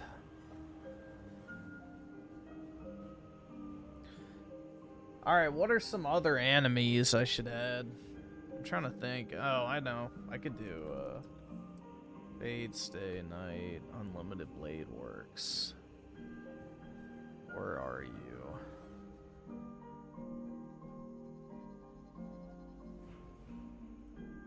Completed. It's like a 7.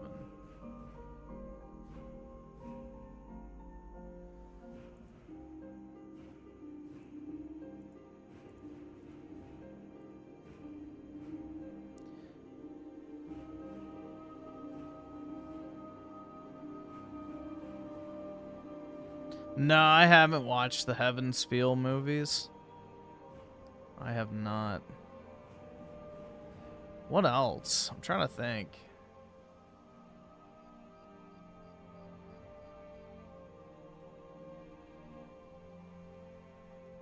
Here, let's just see. Top anime. Yeah, so I have not seen that. The Frieren show. ReZero, I've seen the first season, but not anything else. Steins Gate. I don't really want to put that on there as one of my few I have. I have not watched the Bleach season.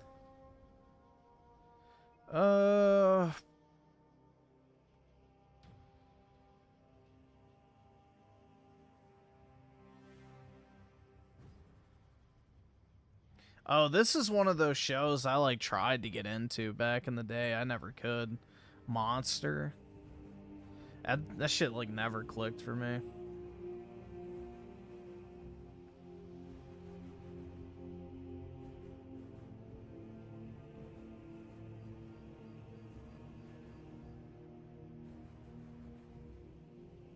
Yeah, most of these I don't even fucking... I think I watched Mob Psycho 100. I didn't like it.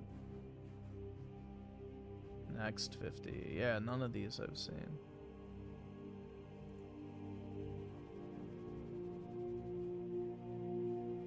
One Piece. Fuck that, dude. Fuck One Piece.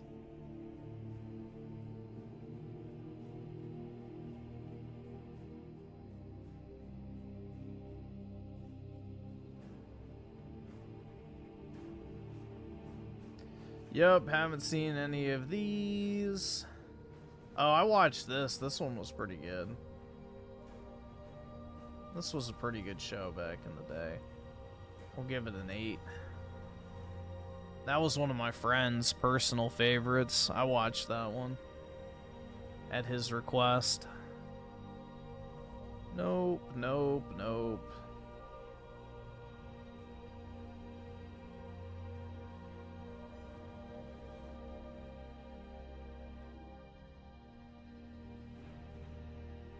Death Note.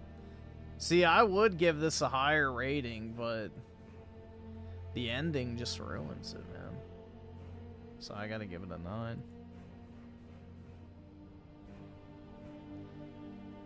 It would be a 10.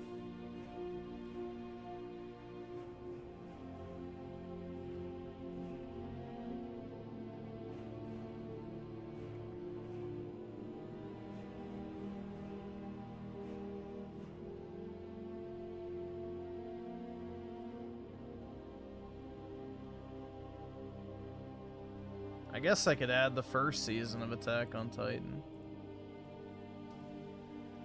That was alright.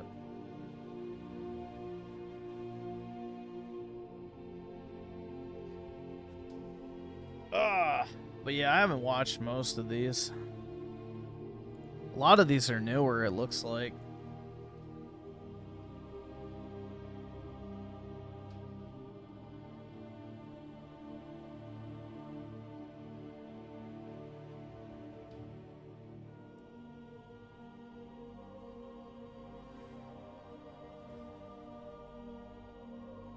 One Punch Man? I've seen that.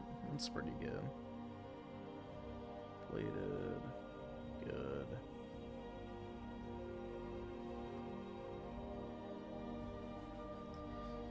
Nothing else, though.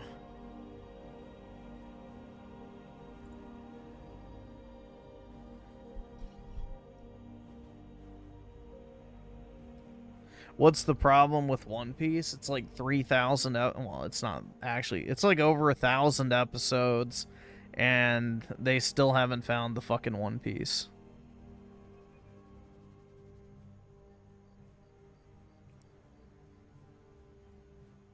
Either subscribe, donate, or get the fuck out.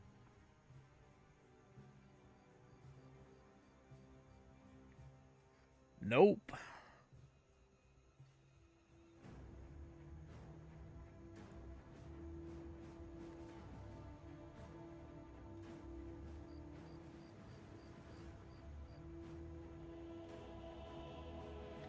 I watched No Game, No Life back in the day. It was okay.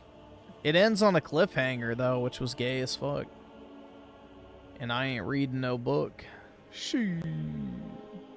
I don't even know how.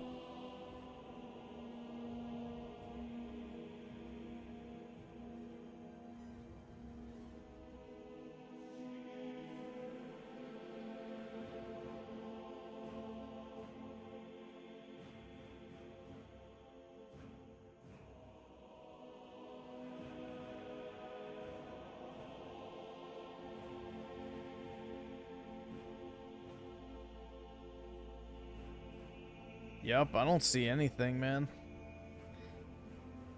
I haven't watched a lot of this stuff. Oh, wait, I think I've seen this. That's Parasite, right? Yeah, I've seen that. Was pretty good. I like that one. That one was pretty good.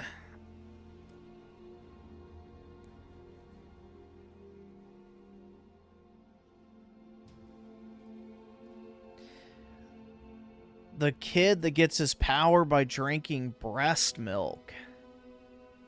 No, I haven't heard of that one. I have not heard of the one where he gets power by drinking breast milk. Which, dude, that sounds very anime-like, but I don't know. I haven't heard of that one.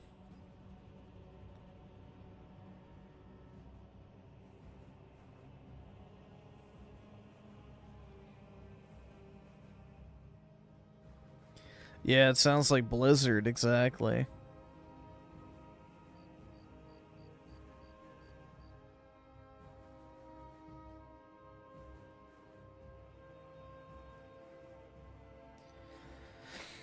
My favorite hentai? Oh, I guess I could add that one, dude. This fucking shit, bro.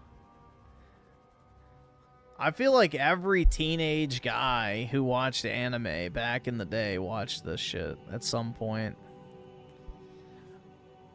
If you went down the Gooner pipeline of anime, I feel like most people watch this, or at least know of it. There you go. This is my favorite hentai, dude.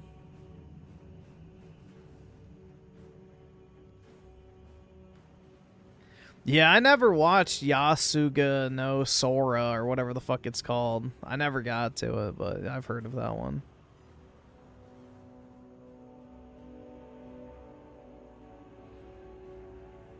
Fun fact, this chick from the show has the same voice actor as Kirino from Oromo. So, W.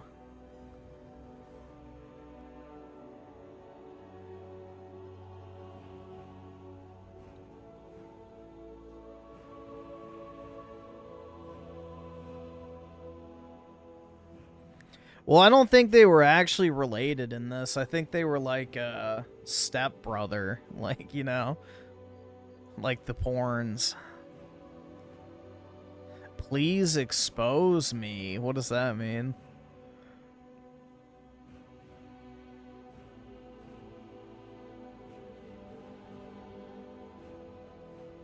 Look up Schizo Garcia on my anime. Oh, God.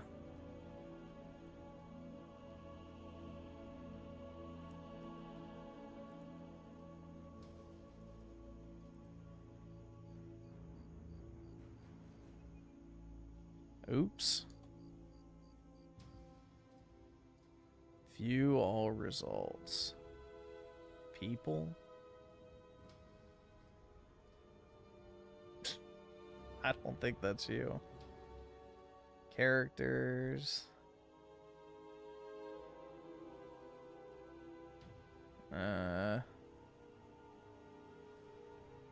Users, maybe?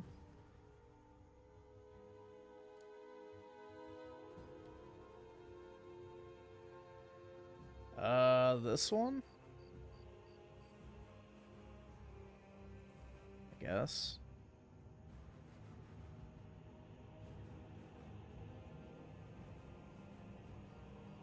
Is this you?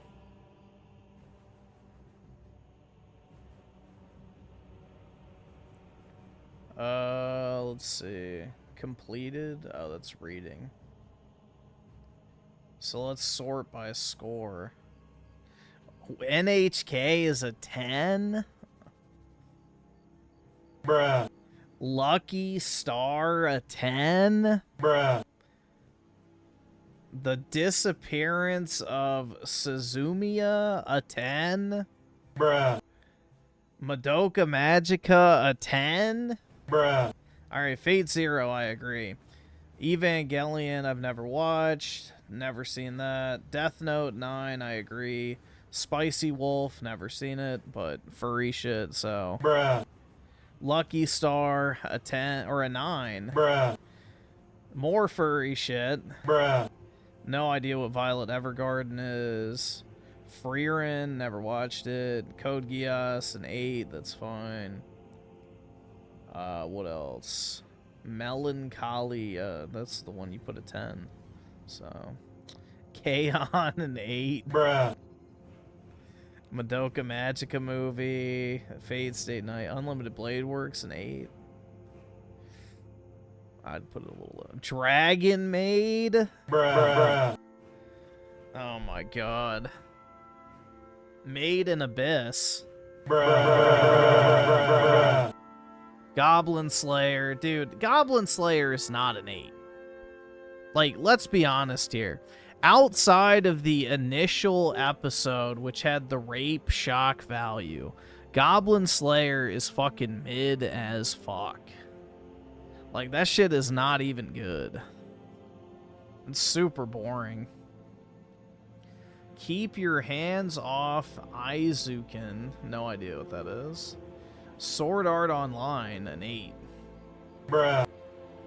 Anything Sword Art Online above a 6, I have to question. Comey cannot communicate? No fucking idea. Dress Up Darling? Code Geass is 7. Bruh.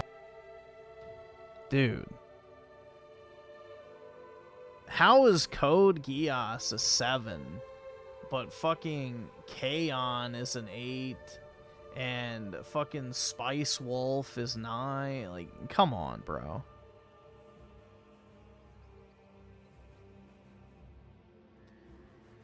Quintessential quintuple. That's got to be a harem show. Where were we? Oh, God. Dude, what? Get this shit off your list, man.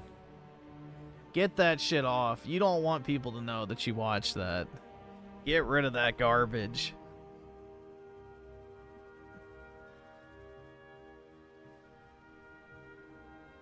Yeah, I'm just trying to see if he has Mysterious Girlfriend X rated high, but it doesn't look like it. Oh, he's got the Nagatoro show. A 7. ReZero is a 6. That's fine. Oh, yeah, this show was overrated as fuck, bro. The Bunny Girl show.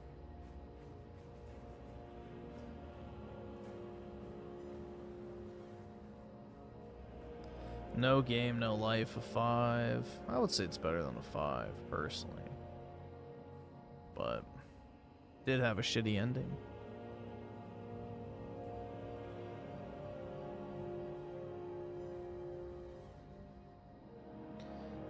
Future Diary, a 4. I disagree with it. Sword Art Online being a 4, I think that's too generous. Darling and Frank's a 4. I'd say it's probably more like a 6, but... And Rent a Girlfriend, a 3. Yeah, I don't know. That's not too crazy of a list. I think your top picks are pretty bad, but, you know...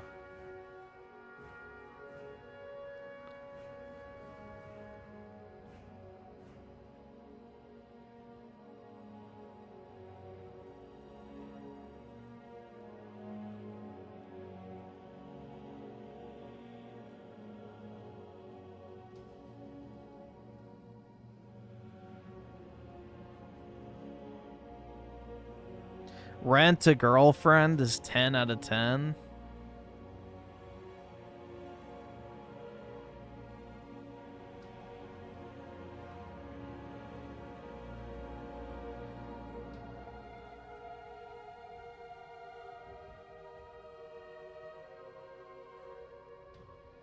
Schizo is a sensitive young male type. Yep.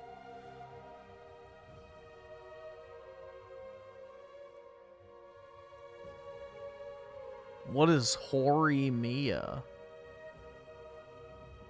That's what you watched last. Let's see. It's got an 8.2. On the surface, the thought of Hori and Miyamura getting along would be the last thing in people's mind. After all, Hori has the perfect combination of beauty and brains. Okay, so it's just a romance anime.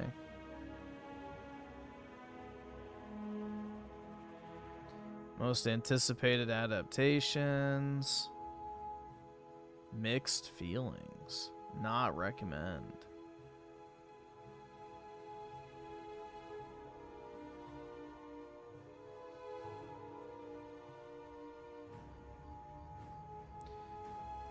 Yeah, I don't know, bro. I feel like if you watch too many romance animes, you're gonna be on a one-way trip to Rope Smart. Because it's like, dude, a real woman is never gonna be like that.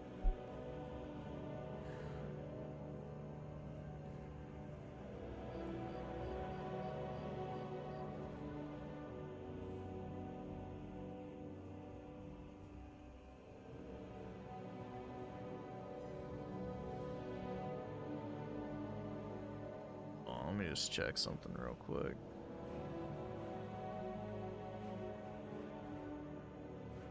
Alright, yeah, it doesn't pull up like my actual account info. So what? This is all I have on my list thus far. Completed.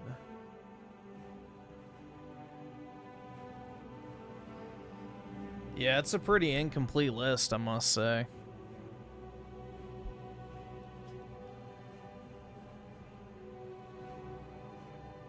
But got some decent ones on there.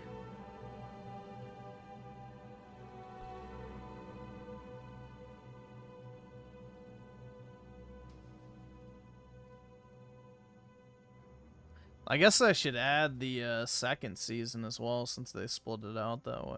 Oh, God. These? Alright, we gotta give this like a 5. These are terrible. Yeah, the first set of OVAs suck. Balls. And then...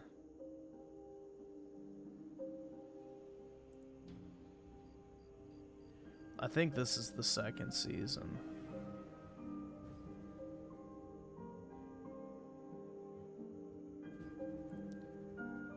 Yeah, it is. Complete.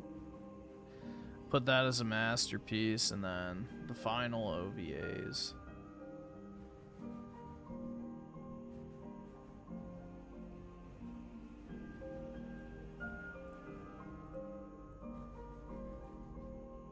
Alright, there we go. Now I have more.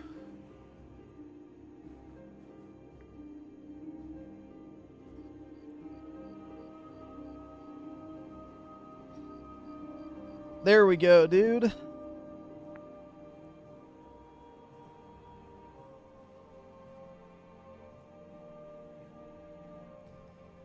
What did you walk into? We're going through animes, so...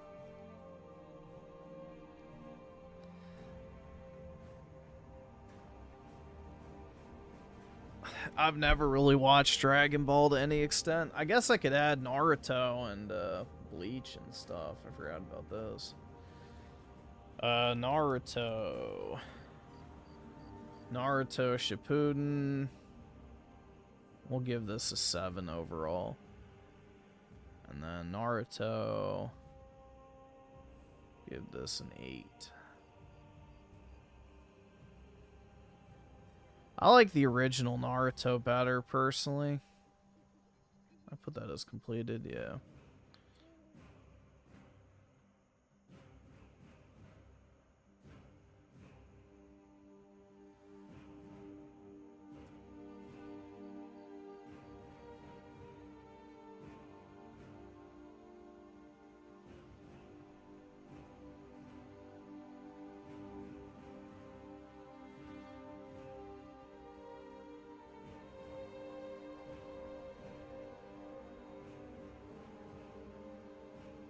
I don't know, maybe I'll just put both Naruto's at 8.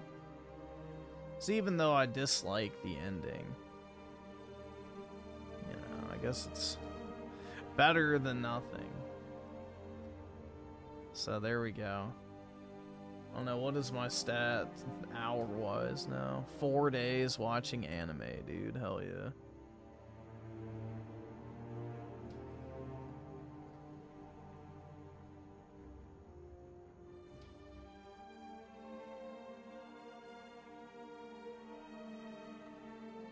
Oh, yeah, what's that other one? I just watched this, so I'll add that to the list, too. This one. So I would say the first season was like a 7, and the second season was like an 8. It was much better. Food Wars. Yeah, I can add that one. Food Wars is good. I haven't finished it, though.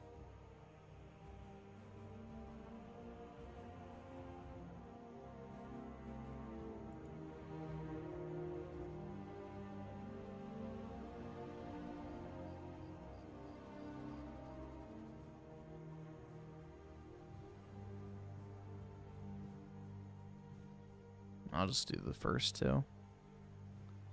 Griffin loves Food Wars for the tits. More like the tips on how to cook.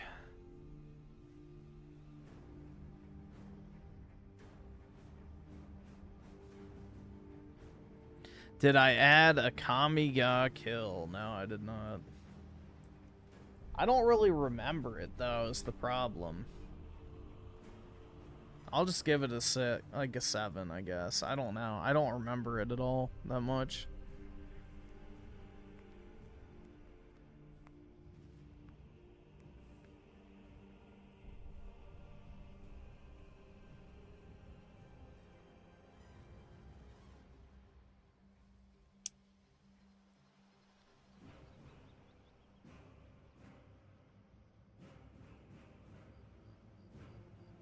That's a 10. What the fuck?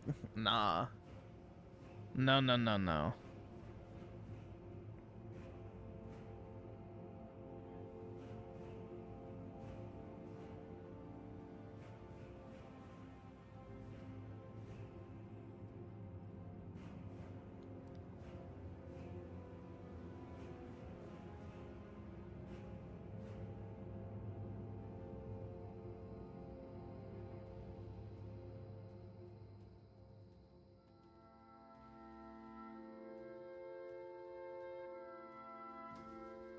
Trying to think, is there anything else I want to add? I don't know. I've got stuff I need to watch still, which I'll add, but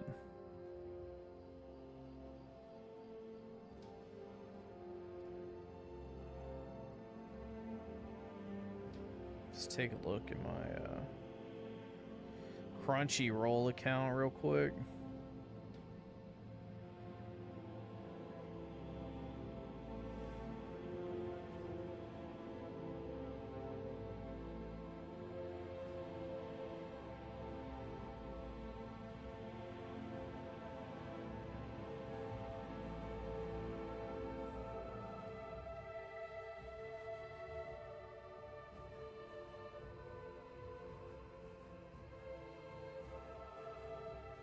Oh, yeah, dude, I can add, shit, I forgot.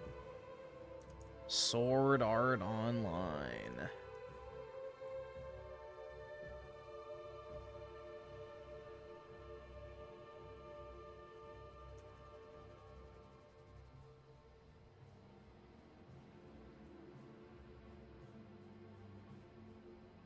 We'll just do good for that one. Sequel, I did watch this one. Completed, like, average.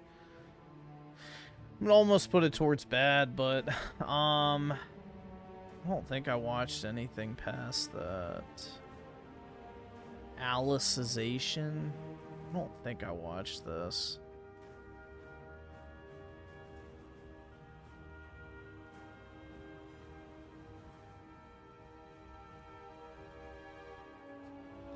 Oh, we'll add Schizo's #1 pick.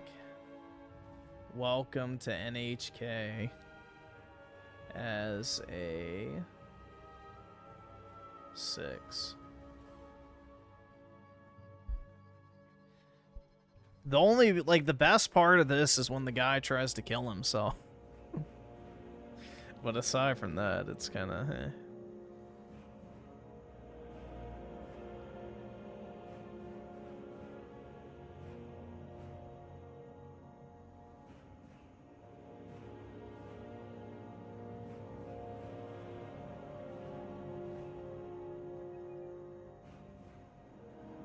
It's a brutal black pill. It's not, though. It shows you how fucking retarded being a shut-in is. That's the entire point. The entire point is to show you how stupid it is to be a shut-in. Like, how fucking retarded you look. So, it's like the opposite of a black pill. Here, I'll add Elfin Lead. I do remember that one. That was decent. Pretty good.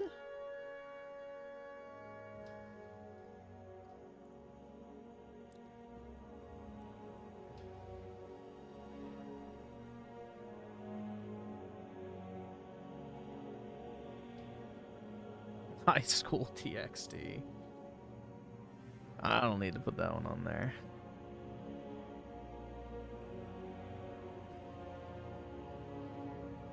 Log Horizon. I don't remember that one that much. I watched it, but it was not very memorable.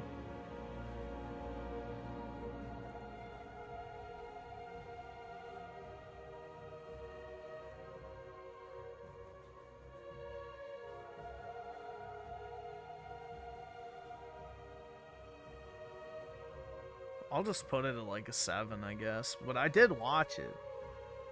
I did watch it back in the day. It was just okay.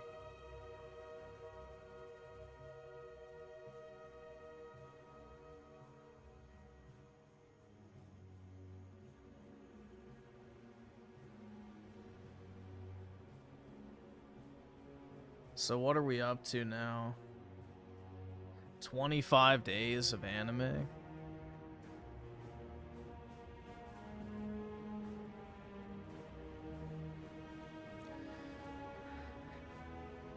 Got a decent selection, I guess.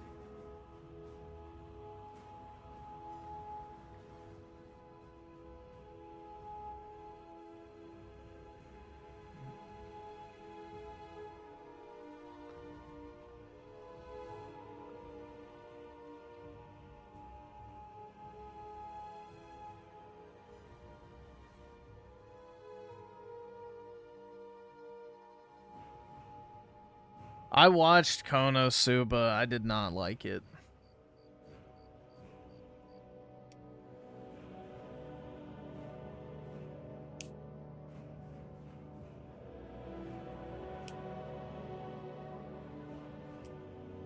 It was not my thing.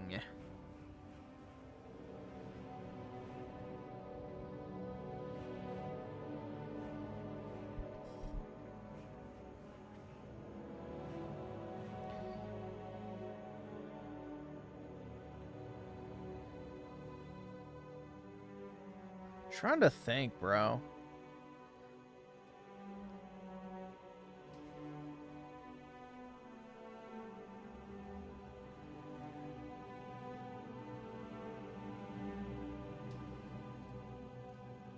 There was one show I watched, and it was like a fantasy one, and I can't remember the name of it. Dude, it's rough. We're going back like a decade. We're going back like a decade at this point. I don't remember most of these. Dude, 7 Deadly Sins sucks. What are the seasonal animes? Oh, the Cigarette Cat. Yeah, I've seen that one. The Japanese apparently hate this show, and they view it as Jewish propaganda. Which is funny as fuck, man. They think it's like literal propaganda to try and destroy Japan.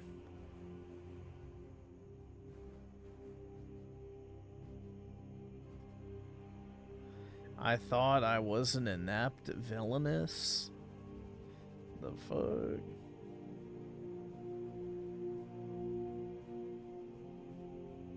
Yeah, you gotta be careful watching too many of these romance animes, man. It'll make you BP hardcore.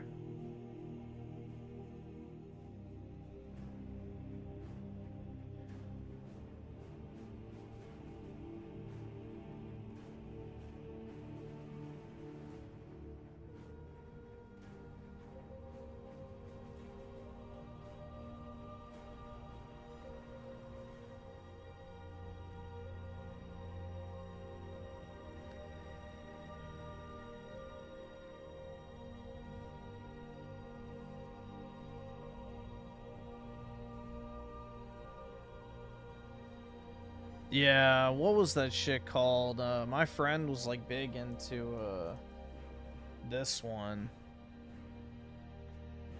And apparently like the show literally ends with them breaking up. Or I guess not the show, the book, because it never got fully adapted. But yeah, the book ends with them breaking up, and that's the end to the romance anime. And it's like, bro, what the fuck?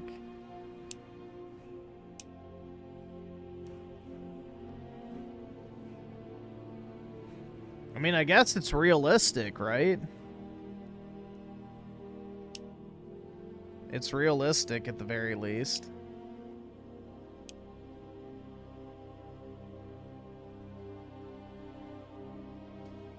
But yeah, I have not watched this one myself.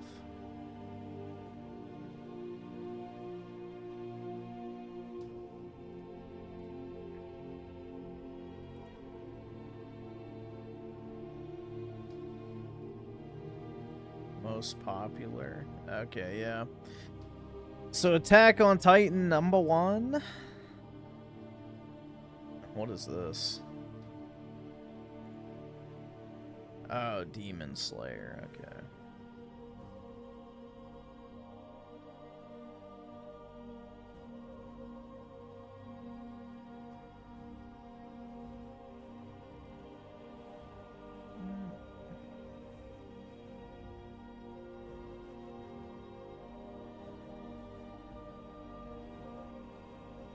Oh, yeah, dude, I remember this show.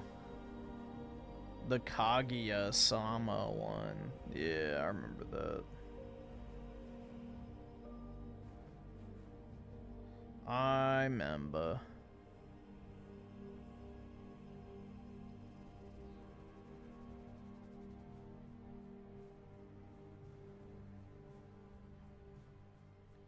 Huh. I don't know. I'll have to go through. I'm sure if I go through my watch history on Crunchyroll, maybe some of the stuff will still be in there. It's the same account, so I don't know how long they store it, but...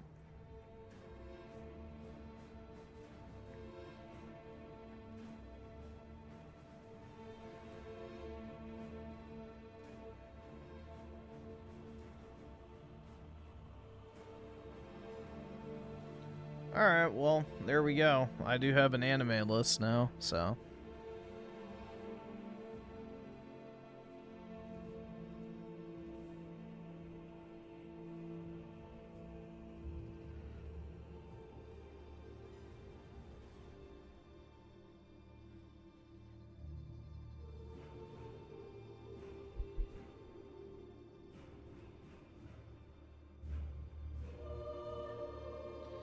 No, I didn't like it.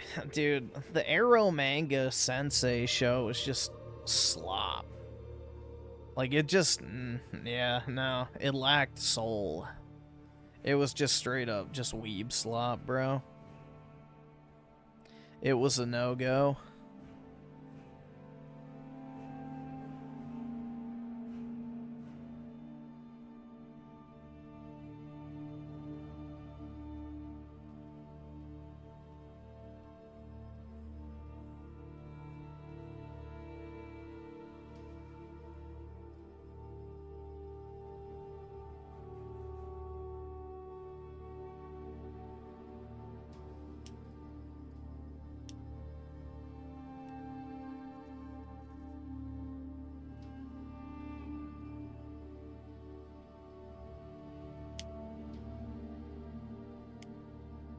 I don't even know if I would say it's way more sexualized. It's just... there's nothing there.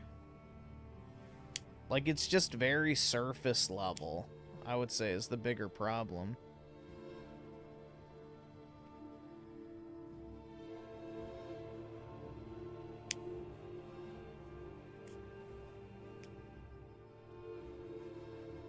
It's like the author was like, hey, I had this super popular franchise that was basically, you know, this premise. Let me change a few things and see if I can repeat my success. It just felt like a cheap copy job while missing all the reasons why, you know, Ormo was actually good. They kept all the degen shit, ramped it up, and then kept none of the actual redeeming qualities. So, I don't know. I didn't like it.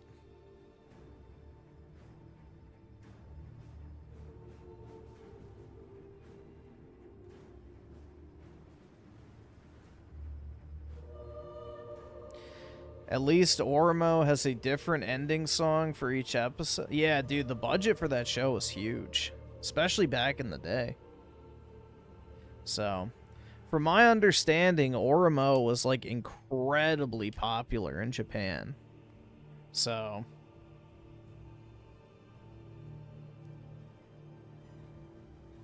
it had a massive budget behind it. Plus, it was an Aniplex show, so usually they did a good job with stuff.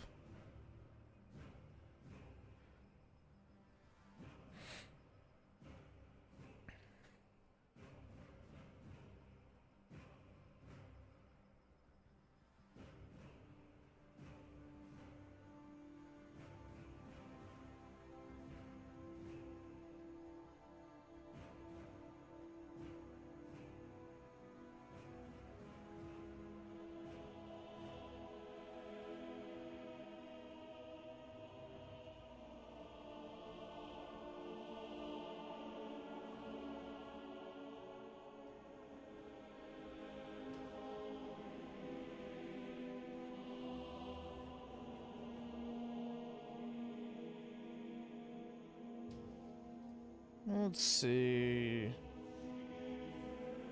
I've got a package showing up today. Nice.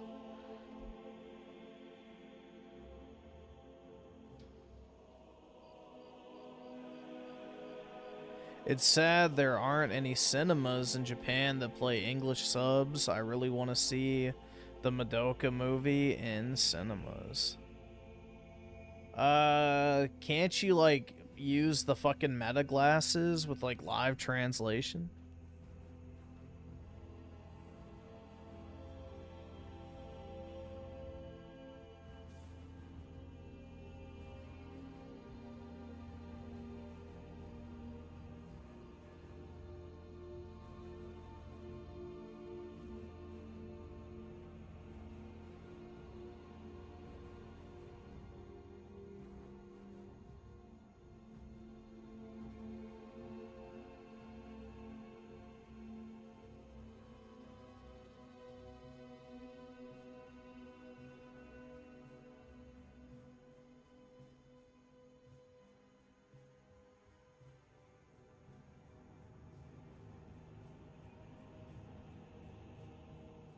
Am I ready for the blackout? Oh yeah, dude. We're gonna show them.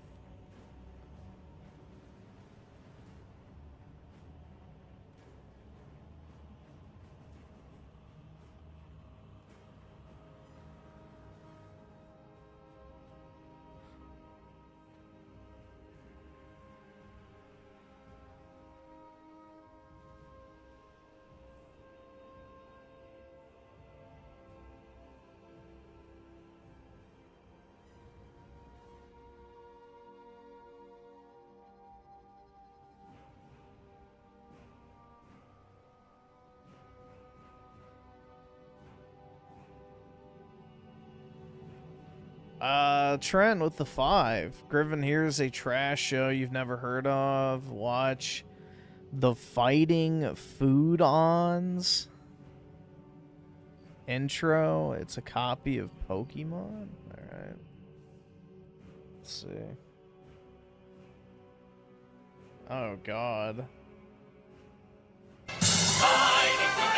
Here's something incredible. These monsters once were edible, so everybody take a look at combat creatures you can cook. Fighting Foodons, certainly no in between. Fighting Foodons. What the fuck? It's really neat cuisine. Pick the right ingredients to make the food obedient. Depending on the spice you add, your foodon could be really bad. Alright, awesome. Thanks, Digga. Alright. Fighting Foodons, sugar, burn, or even shoot. Fighting Foodons, it's for food with attitude. Carefully select your recipes. Pizza will attack with gooey cheese. Power up the fried rice with some peas. What What will win, Italian or Chinese?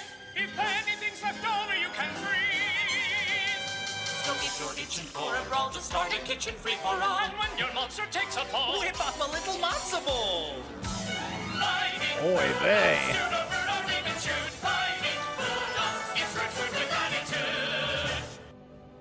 Oh my God. Jeez. Yeah, I can't say I ever heard of that.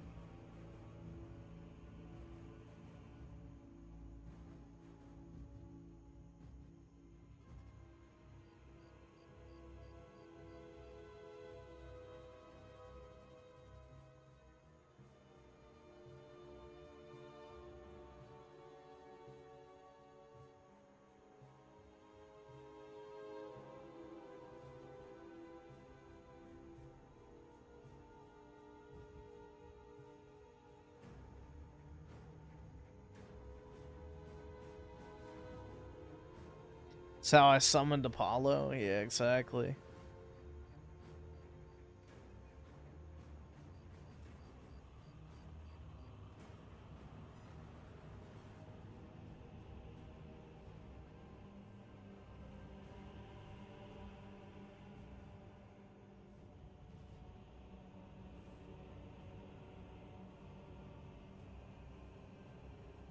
Let's see. Oski Woski with the 2. Put the Pokemon show on there. You know you want to.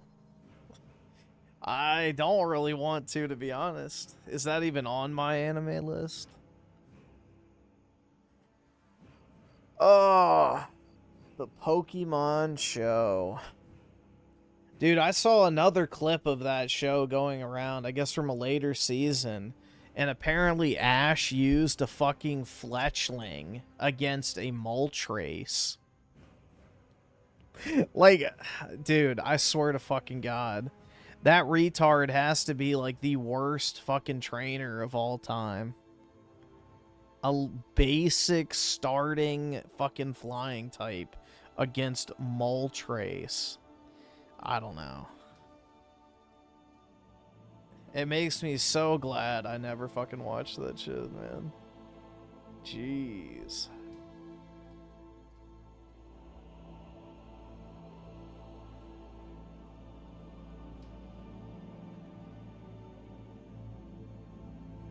Did it work? I have no idea. I didn't watch it. I didn't stick around to finish the clip. We can watch DSP's thing. DSP, Mario, Sunshine. We'll see. How long is it?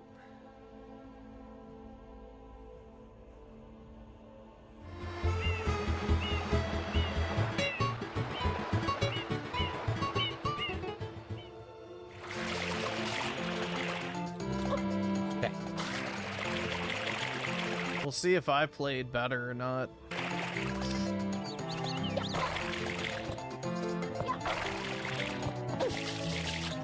What is going on? Why is he falling?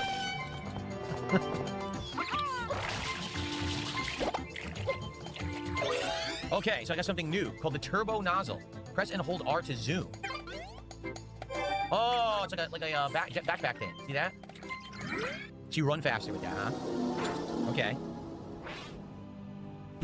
Yo, I need to get that. Okay, look at this. Oh, brother.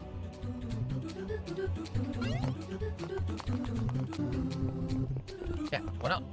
Cool. That was easy. You could fall. Probably don't want it. Okay, spin jump. Oh no, I didn't know that happens. Oh, yo. Oh, I see. You want to stay on top of it.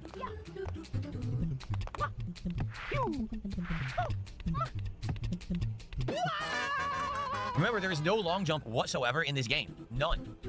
Oh my God.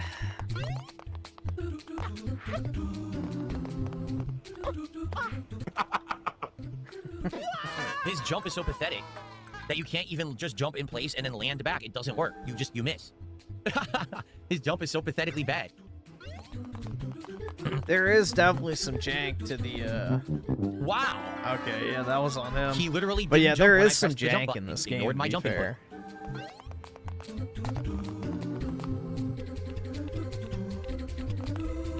Without a long jump, I legit don't know what they want you to do. Like, there's no long jump in this game.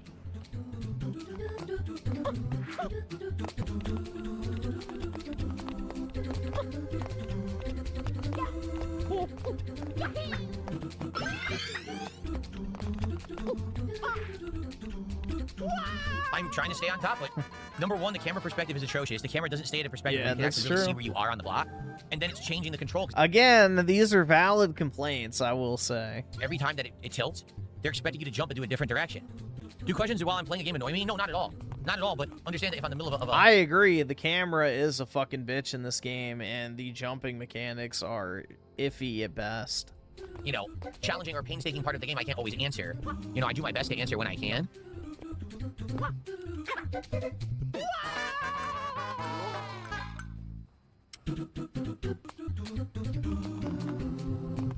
You're kidding me. It's that easy. You just walk. I mean, that doesn't even make sense. I pressed jump. All you do is walk on the cube. You don't have to jump, which makes no sense. You'd never be able to walk over those edges in real life. And then it dropped my jump again. I guess the real question here is, what's at fault? Is it that we're playing an emulated version and it drops inputs, or the inputs are delayed, or is it this controller? Because honestly, I haven't really done much with this controller outside of very easy mode games like Pokemon, so maybe this controller actually isn't very good. I'm not sure. I mean, I could try to play this with the Joy-Cons and see what happens, I guess. All right, so in this case, don't even jump. Don't even jump. Okay, I walk right. I barely tap left. He goes flying and careening way to the left and flies off the cube, even though I just tapped it lightly. Am I letting people show collections on stream? What do you mean collections? You have to be more specific than that. Again, you saw how far you went? Like, what the hell? Like, Mario, just go a little bit. Why are you running at monstrous amounts of momentum off the edge?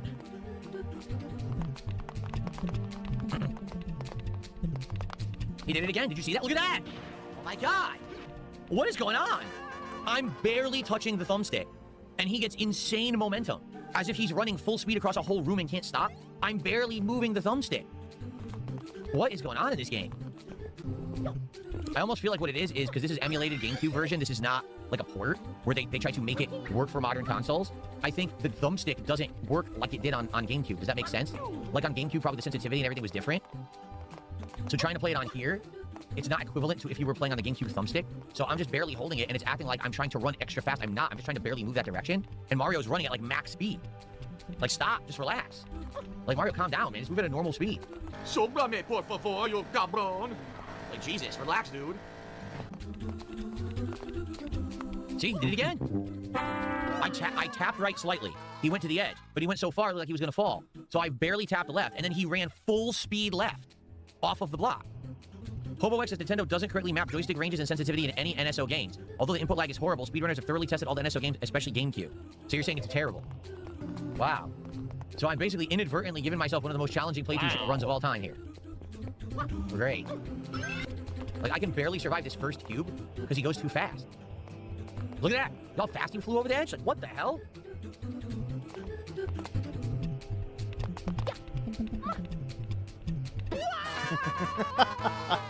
Brutal, man. Press triangle says when you are facing away Why from the did he direction wait and try to so move Mario in the long? 180 opposite direction, he ends up doing a mini dash.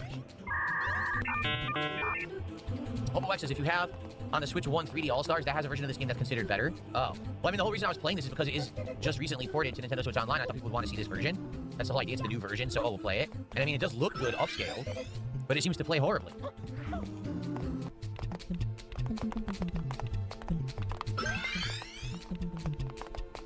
So I'm just gonna do mini runs. See? Oh, even that didn't work. Even just trying to do mini runs doesn't work. What the heck? Oh my god, man. Like, I basically just have to trust that he's going to actually stop with his momentum, right? And that he's not going to fall.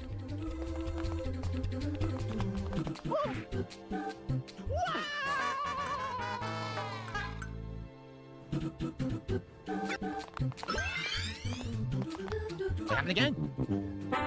It's pretty much unplayable. He zips at maximum speed in every direction when you're just tapping the thumbstick. Oh my god.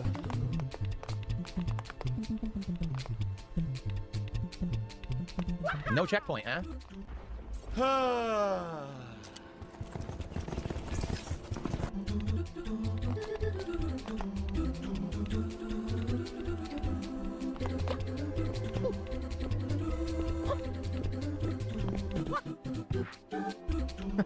Brutal, man. We Snaw, thanks for 6 months as a member. He says, you got this, Phil. Brutal, dude. And someone sent me $2 to insult me. Thanks for $2.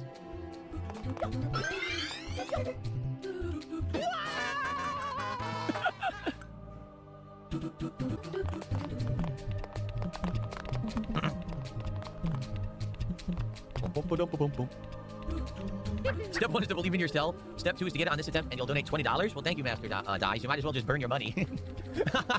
You might as well just throw it right down the toilet right now, because I ain't going to do it on this attempt. Truth is, I almost had it that attempt. I just didn't do like a bigger jump to get to the blue spot. I should have done like a spin jump to get to it, I guess.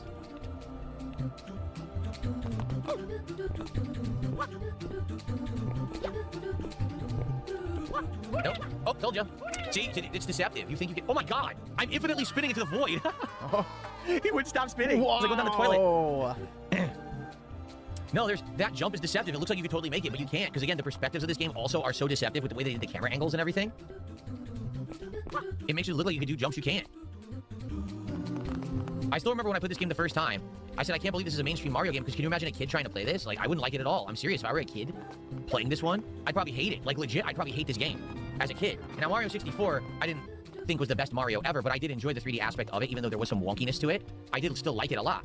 This game. Well, thanks, Master Dies, for 10 bucks. He says, not the whole level, but still progress. In reality, there was no progress. But thank you. I don't feel like a God Banana did a £2 super chat. You're getting way better each time you go. No, I'm not. Definitely a false statement. But thanks. No, it's crazy. I'm not even kidding you. Playing this game, number one, I feel like I'm lagged just playing it. Like, it feels like everything's massively delayed. And on top of that, it feels like every ledge is covered in ice or butter, if that makes sense. Like, nothing feels solid in the game. Everything feels slippery. And, like, no matter what, you always have too much momentum. I agree with everything that. you're doing. It's just freaking weird. And I can't recall another Mario game in history feeling like this. Like, ever. No Mario game in history felt like this.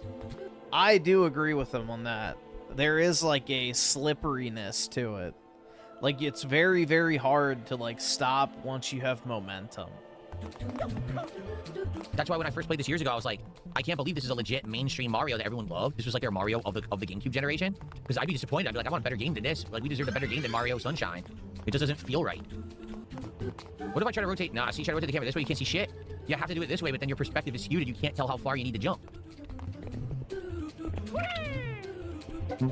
Oh! You see what I mean? I actually stuck the jump, but That he kept sucks. moving as if the ledge was covered in ice or butter or oil, and he just went right off the edge. I didn't do that. I didn't even touch the thumbstick. He just did it himself. It's so weird. Thank God they give you so many lives here. Well, I hope you guys are enjoying regardless of my failure. As you can see, I'm not very angry. I knew exactly, at least this time playing this game, I knew what to expect going into it. You know what I'm saying? Like, I had an idea of what to expect, that it was going to be like this.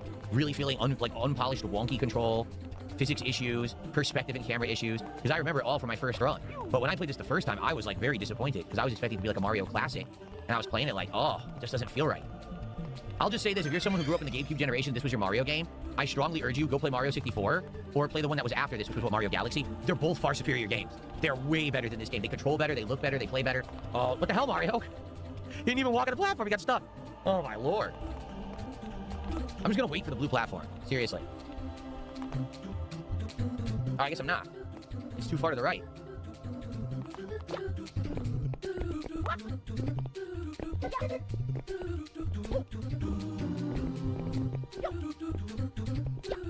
There we go.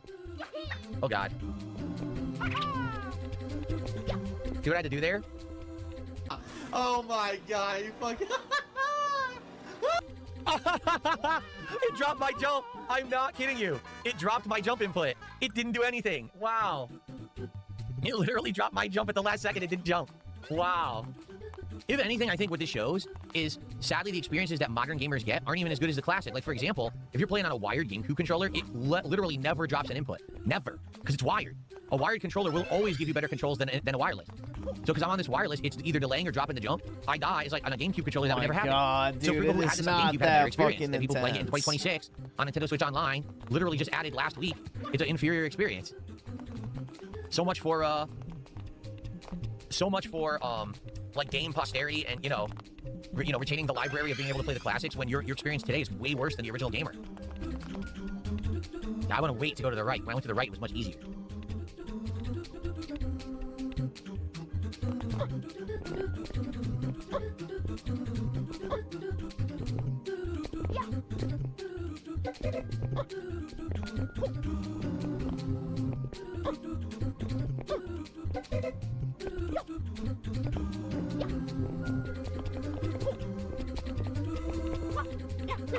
Finally. Wow. Hooray, dude. Oy, oy, oy. Well, that was a good 32 minutes. 32. This is going to be the 60-hour Super Mario Sunshine playthrough at this rate. Oh my gosh. I'm just glad I mellowed out as a gamer. If you remember, when I played this the first time, I was just so rage-fueled the entire playthrough. And now it's just like, I knew it was going to be annoying, and it's alright. I don't care. Okay. Dude, there is no way Pickle Boss is one of the best Marios. I'm sorry, man. It's just not. Every other Mario, like objectively, is better than this. The one thing this Mario has going for it is the water mechanic. It's unique. It's fun. But the actual game itself it gives you challenges that you would expect the games then would allow you to tackle fairly. But it's got very floaty, wonky controls, momentum that makes no sense, platforms that you slip off of, but it's metal. I'm not in mud. I'm not on slime. I'm not on ice. Why do I move like I'm on ice always? There's just so many weird choices about the game that they made. So, folks, we're going to go on a break. Being that I'm on my Switch, I can't play you clips. So instead what we're going to do is we're going to do some music and slides. Now, as you guys can see, we are currently at $59 of support. When I come back in about 10-15 minutes, there'll be about 90 plus more minutes of gameplay. If you like Super Mario Sunshine, if you want me to actually do a playthrough of it, please support the stream. Because I get the sinking feeling, sadly, that the reason that we had so much support earlier in the week had nothing to do with this game. That it was because of me returning from break and people wanted to be really supportive on that stream. As you can see today, we've had a few people who supported the game, but not a lot. I mean, I've been playing the game now for over an hour, and it's, let's see, $14. Yeah. So, not good. When I come back, obviously, I'd like to rally some support. I'd like to hit some milestones. I want to do some pack openings on this stream. If this ends up being a slow stream, we're not going to play this again. You know, I've already played it many years ago. It was very rage-inducing. The reason I said I wanted to do it now is because I felt like people wanted a more rage-inducing event for the summer. And I said I would bring it back. People seemed excited for that because they're like, yes, we get to see Phil rage at the game again. But I'm not going to do it if people don't want it. All right? So, when I come back, please support the stream. The constant fucking threats, man. We're not going to open packs, guys. You know, we're not going to keep playing this guy. It's like, dude, talking to a child. It's like, if you don't clean up your room, you're not going to get any, you know, pizza tonight or whatever. It's like, oh my God, bro. It's like a man talking to children. Or you can do it while I'm gone. When I come back, I like to do shout-outs, hit some milestones, you know, starting at 100, and do some pack rips on this stream, okay? All right, but in the meantime, I'll play you guys some music.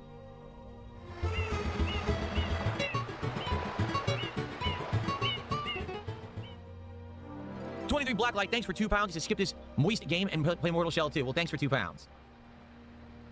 For the record, I'm not saying that I'm playing Mortal Shell 2. What I'm saying is people are asking for other stuff. So if you guys are here for this and you enjoy it, I need you to support it. I need this to have support on the stream, okay? Okay. All right, so let's continue here. How many do we have? 4. I think we have 4 right now. Red coins on the water. So you know it's going to be the platforming, the tricky platforming and grabbing red coins probably on these narrow platforms and everything. It's going to be a pain in the butt, I bet. All right. Thank you, Dark Lady Goddess. Nice job. I don't feel like a Goth Banana says, I don't want to donate more for Sunshine. I'm worried it'll get removed. It only gets removed if it doesn't get contributions. If you contribute, then it likely won't get removed. Do you get it? That's the deal. We still have time, so please contribute if you want the game. Please, please. Put 8 red time coins before the timer runs out.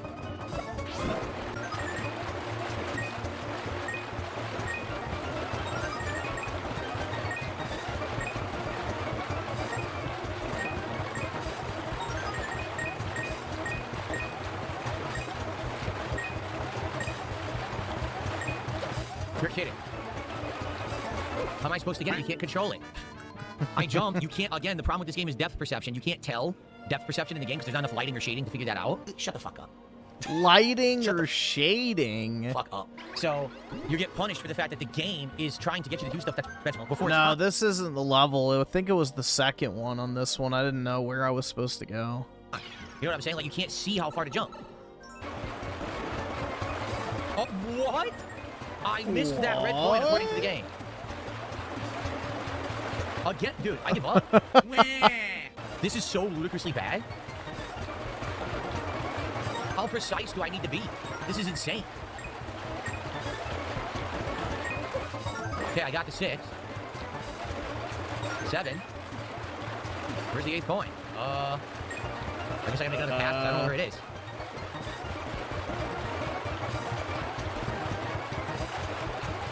There it is. Okay.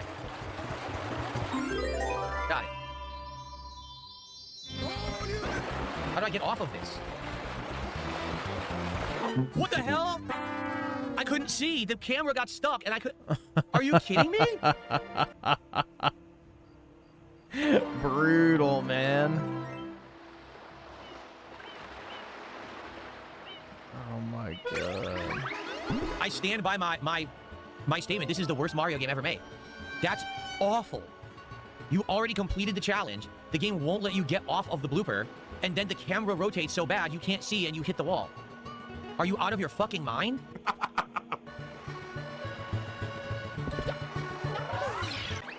Gotta do the whole thing over again for no fault of mine. It's just insanely poorly designed.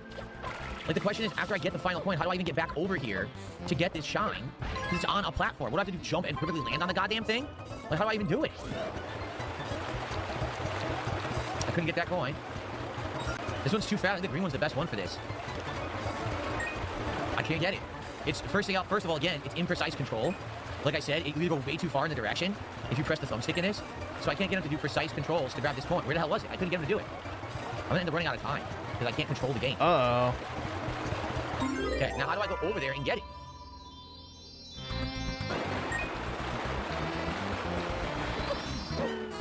You've got to be kidding me!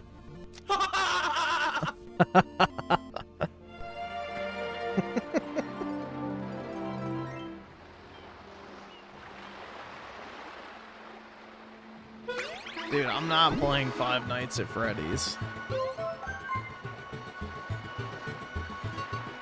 I see there's a bunch of support coming in and questions. Let me beat this, and then I will shout all this out, okay? This is ludicrous. Yeah, this is the slowest one.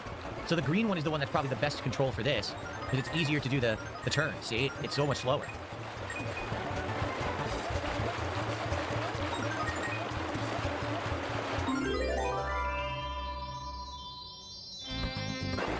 I can't... What's going on? A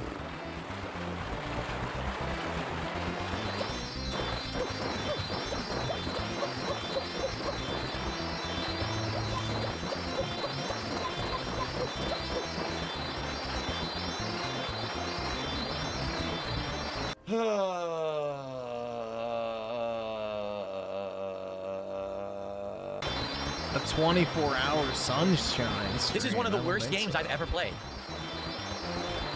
This is legitimately one of the worst games, and it's the second time. It's still just as bad. This is a completely unfinished, unpolished mess. Look at this. I just can't get it. There's no way to get it.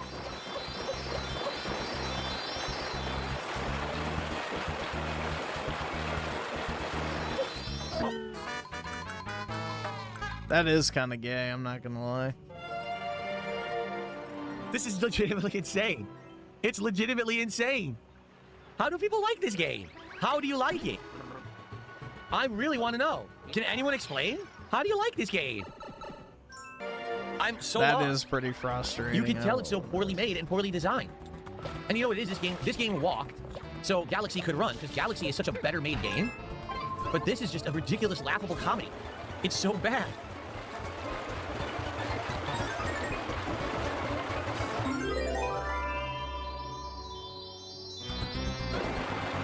It happened again.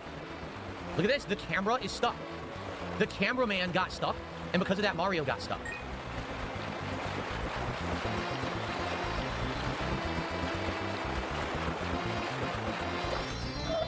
I pressed jump. What would you like me to do? I can't beat it because it doesn't work. You've got to be fucking shitting me. This game still doesn't fucking work. Dude, you gotta be joking me. It's been 2 fucking days. It's been 2 days. It doesn't work. I'm literally jumping on the platform, then I have to jump again. I press it, nothing happens, and I die. The game doesn't work. It's busted. It's completely busted. It's a piece of shit. I can't even shout out my contributions because I can't beat the challenge because the game doesn't work. Brutal, no, you can't hover nozzle off the blooper. You can't get off the blooper. You're permanently stuck on it. Every button does nothing. All you can do is aim the blooper and jump. That's it. So I mean, the game is insanely bad. It's ridiculously bad. And people are like, this is my favorite Mario game. Do you like torture? Do you like, again, some people, I guess, like self-pain. You know, they self-flagellate themselves on their backs with whips. Or they like smashing, like when women stand on their balls. Do you like that? That's what this game is. It's like Mario, and it looks like Mario, but it's actually a torture device. It's disguised as Mario. Stomp my balls. There's no way I can catch up with him.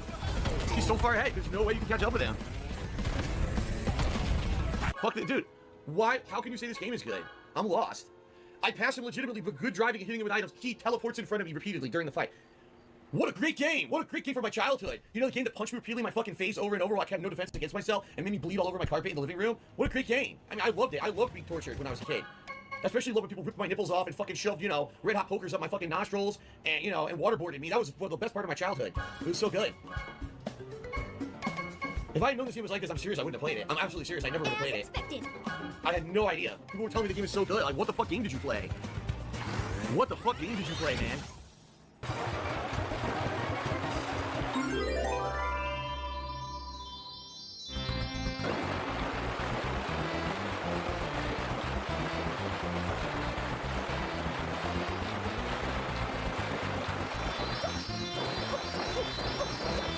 How am I supposed to fucking get it? How am I supposed to get it? I can't get it from this direction, and I can't get it from the other direction.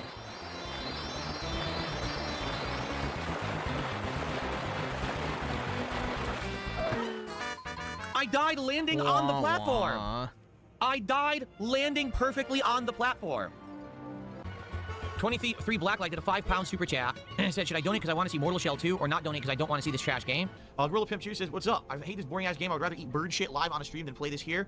And here's hoping you're having a beautiful day. Thank you very much for that support, Gorilla X Pimp. I appreciate that. You should contribute if you like me and my content.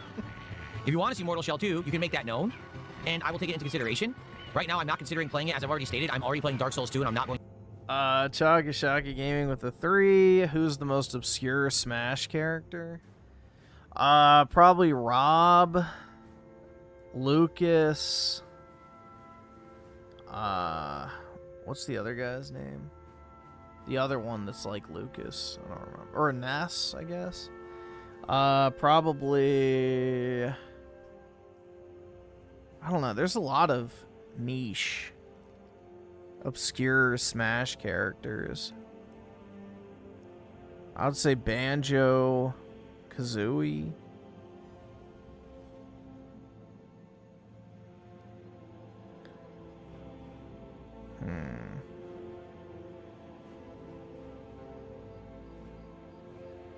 Olimar.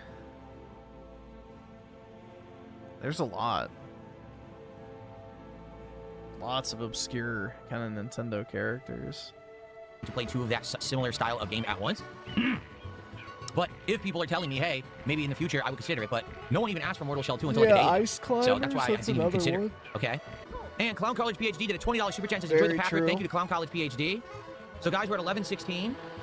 That does qualify us for a pack rip. Now, you know I do DSP pack rips when it's 2 or more. So let's get to 150, and then we will do an episode of DSP pack rips.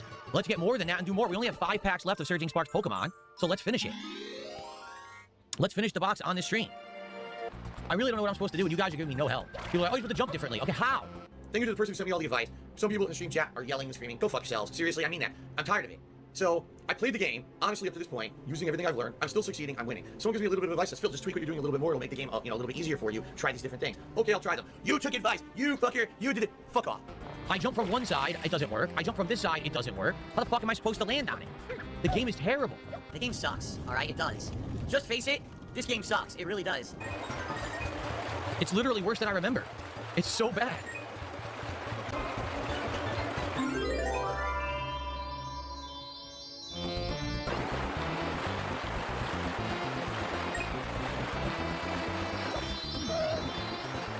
What the fuck just happened? Aha, there's a window right here. What? That is some bullshit. What the fuck? Can anyone explain what just happened?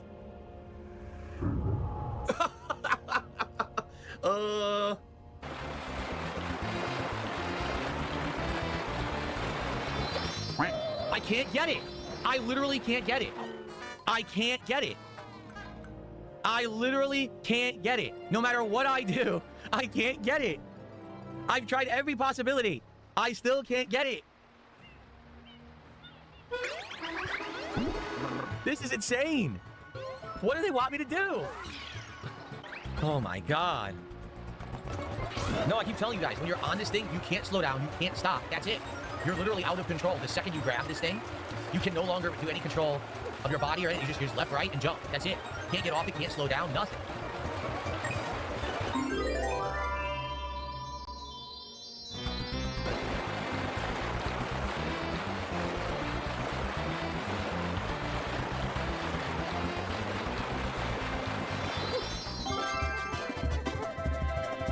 This game sucks. It's so bad, man. Your game sucks.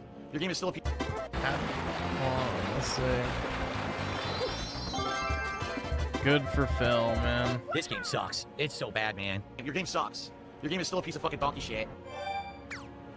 Absolutely terrible game. Yikes. Most unpolished. And like that idea is not even finished. Like they literally didn't even finish that challenge. That's not designed to have a conclusion. What should happen is, once you get all the coins, they clear the dock, and there's a ramp up, and you literally just drive up it and get the shine. Or you're just awarded the shine. Not you have to do this crazy maneuver around everything to get the shine. That's stupid. I'm just glad I've mellowed out as a gamer. If you remember, when I played this the first time, I was just so rage-fueled the entire playthrough. And now it's just like, I knew it was going to be annoying, and it's all right. I don't care. Okay. Well, thank you, Javier, for $2. And he says, you did it, you crazy son of a gun, you did it. Thank you. So, guys, we're now at 118 to support. 32 away from actually doing DSP pack rips, but we don't have any time. We need to get support right now to hit 150 if you want to do a pack rips episode on this stream. If not, it's going to get saved. Yeah, Mario 64 I would consider borderline unplayable to me. I don't have any nostalgia for N64, and that camera and control scheme is, like, brutal, man. For tonight. So let's go, and let's rally. Last chance. Like, I don't know. I felt like I was basically learning to ride a bicycle while doing a handstand trying to play that game. Get some super chats, get some subs kicked. Let's hit the 150 right now so that we can continue. All right, let's go. Shadow Mario Revisited. Screw Shadow Mario. Screw him. Thank you to Clown College PhD. Let's take a look. He says, the granary is about full. You're welcome. Do pack rips. Thank you so much. I don't know what the granary reference means, but, I mean, you alone supported the streaming so much today. You pretty much take credit for the big, the big support. So now we're at 173, so that means we're at 3 pack rips because you did 50. So we're doing 3 out of the 5 packs. Chaga Gaming with the 8. I'd probably say Mr. Game & Watch. Nah, Game & Watches used to be very popular. So maybe with younger crowds, yes, but Game & Watches were very, very popular for a while. Because what game is that old boomer even from? He's from Nintendo's original handheld.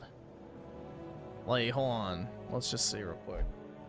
How many Game & Watches did Nintendo sell? Yeah, Nintendo sold 43 million Game & Watch units. So, yeah. So Mr. Game & Watch is the icon, or the mascot from their original handheld consoles. All right, awesome. Thanks, nigga. All right. So...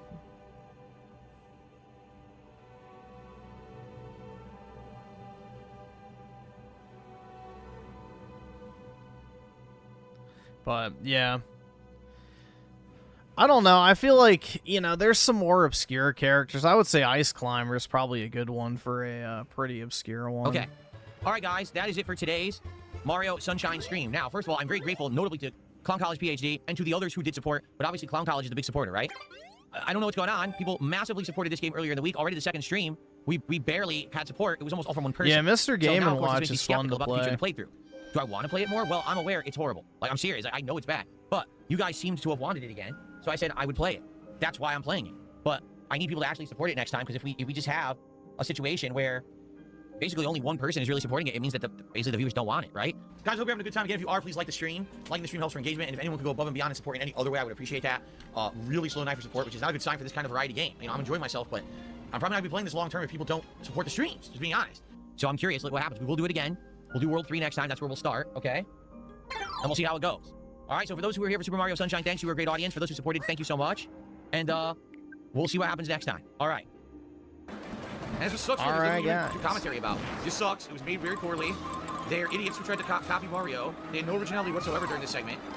And it shows how bad they were at the time as game devs when you put a blatantly copied part of another game into your game. And it's so much worse than the other games that originally did it. It just makes you look terrible. And that's really all I have to say about this part. It's terrible garbage. It's like liquid diarrhea. Liquid gaming diarrhea. Alright, well, I guess I'm probably going to go ahead and hop off, guys. I might be on, like, early afternoon today, because I think the Modern Warfare beta does start. And I know better than to try and, start streaming that immediately, because it'll probably crash, but... Anyway, I will talk to everyone later. Have a great Friday and a great start to your weekends, everybody. And peace out.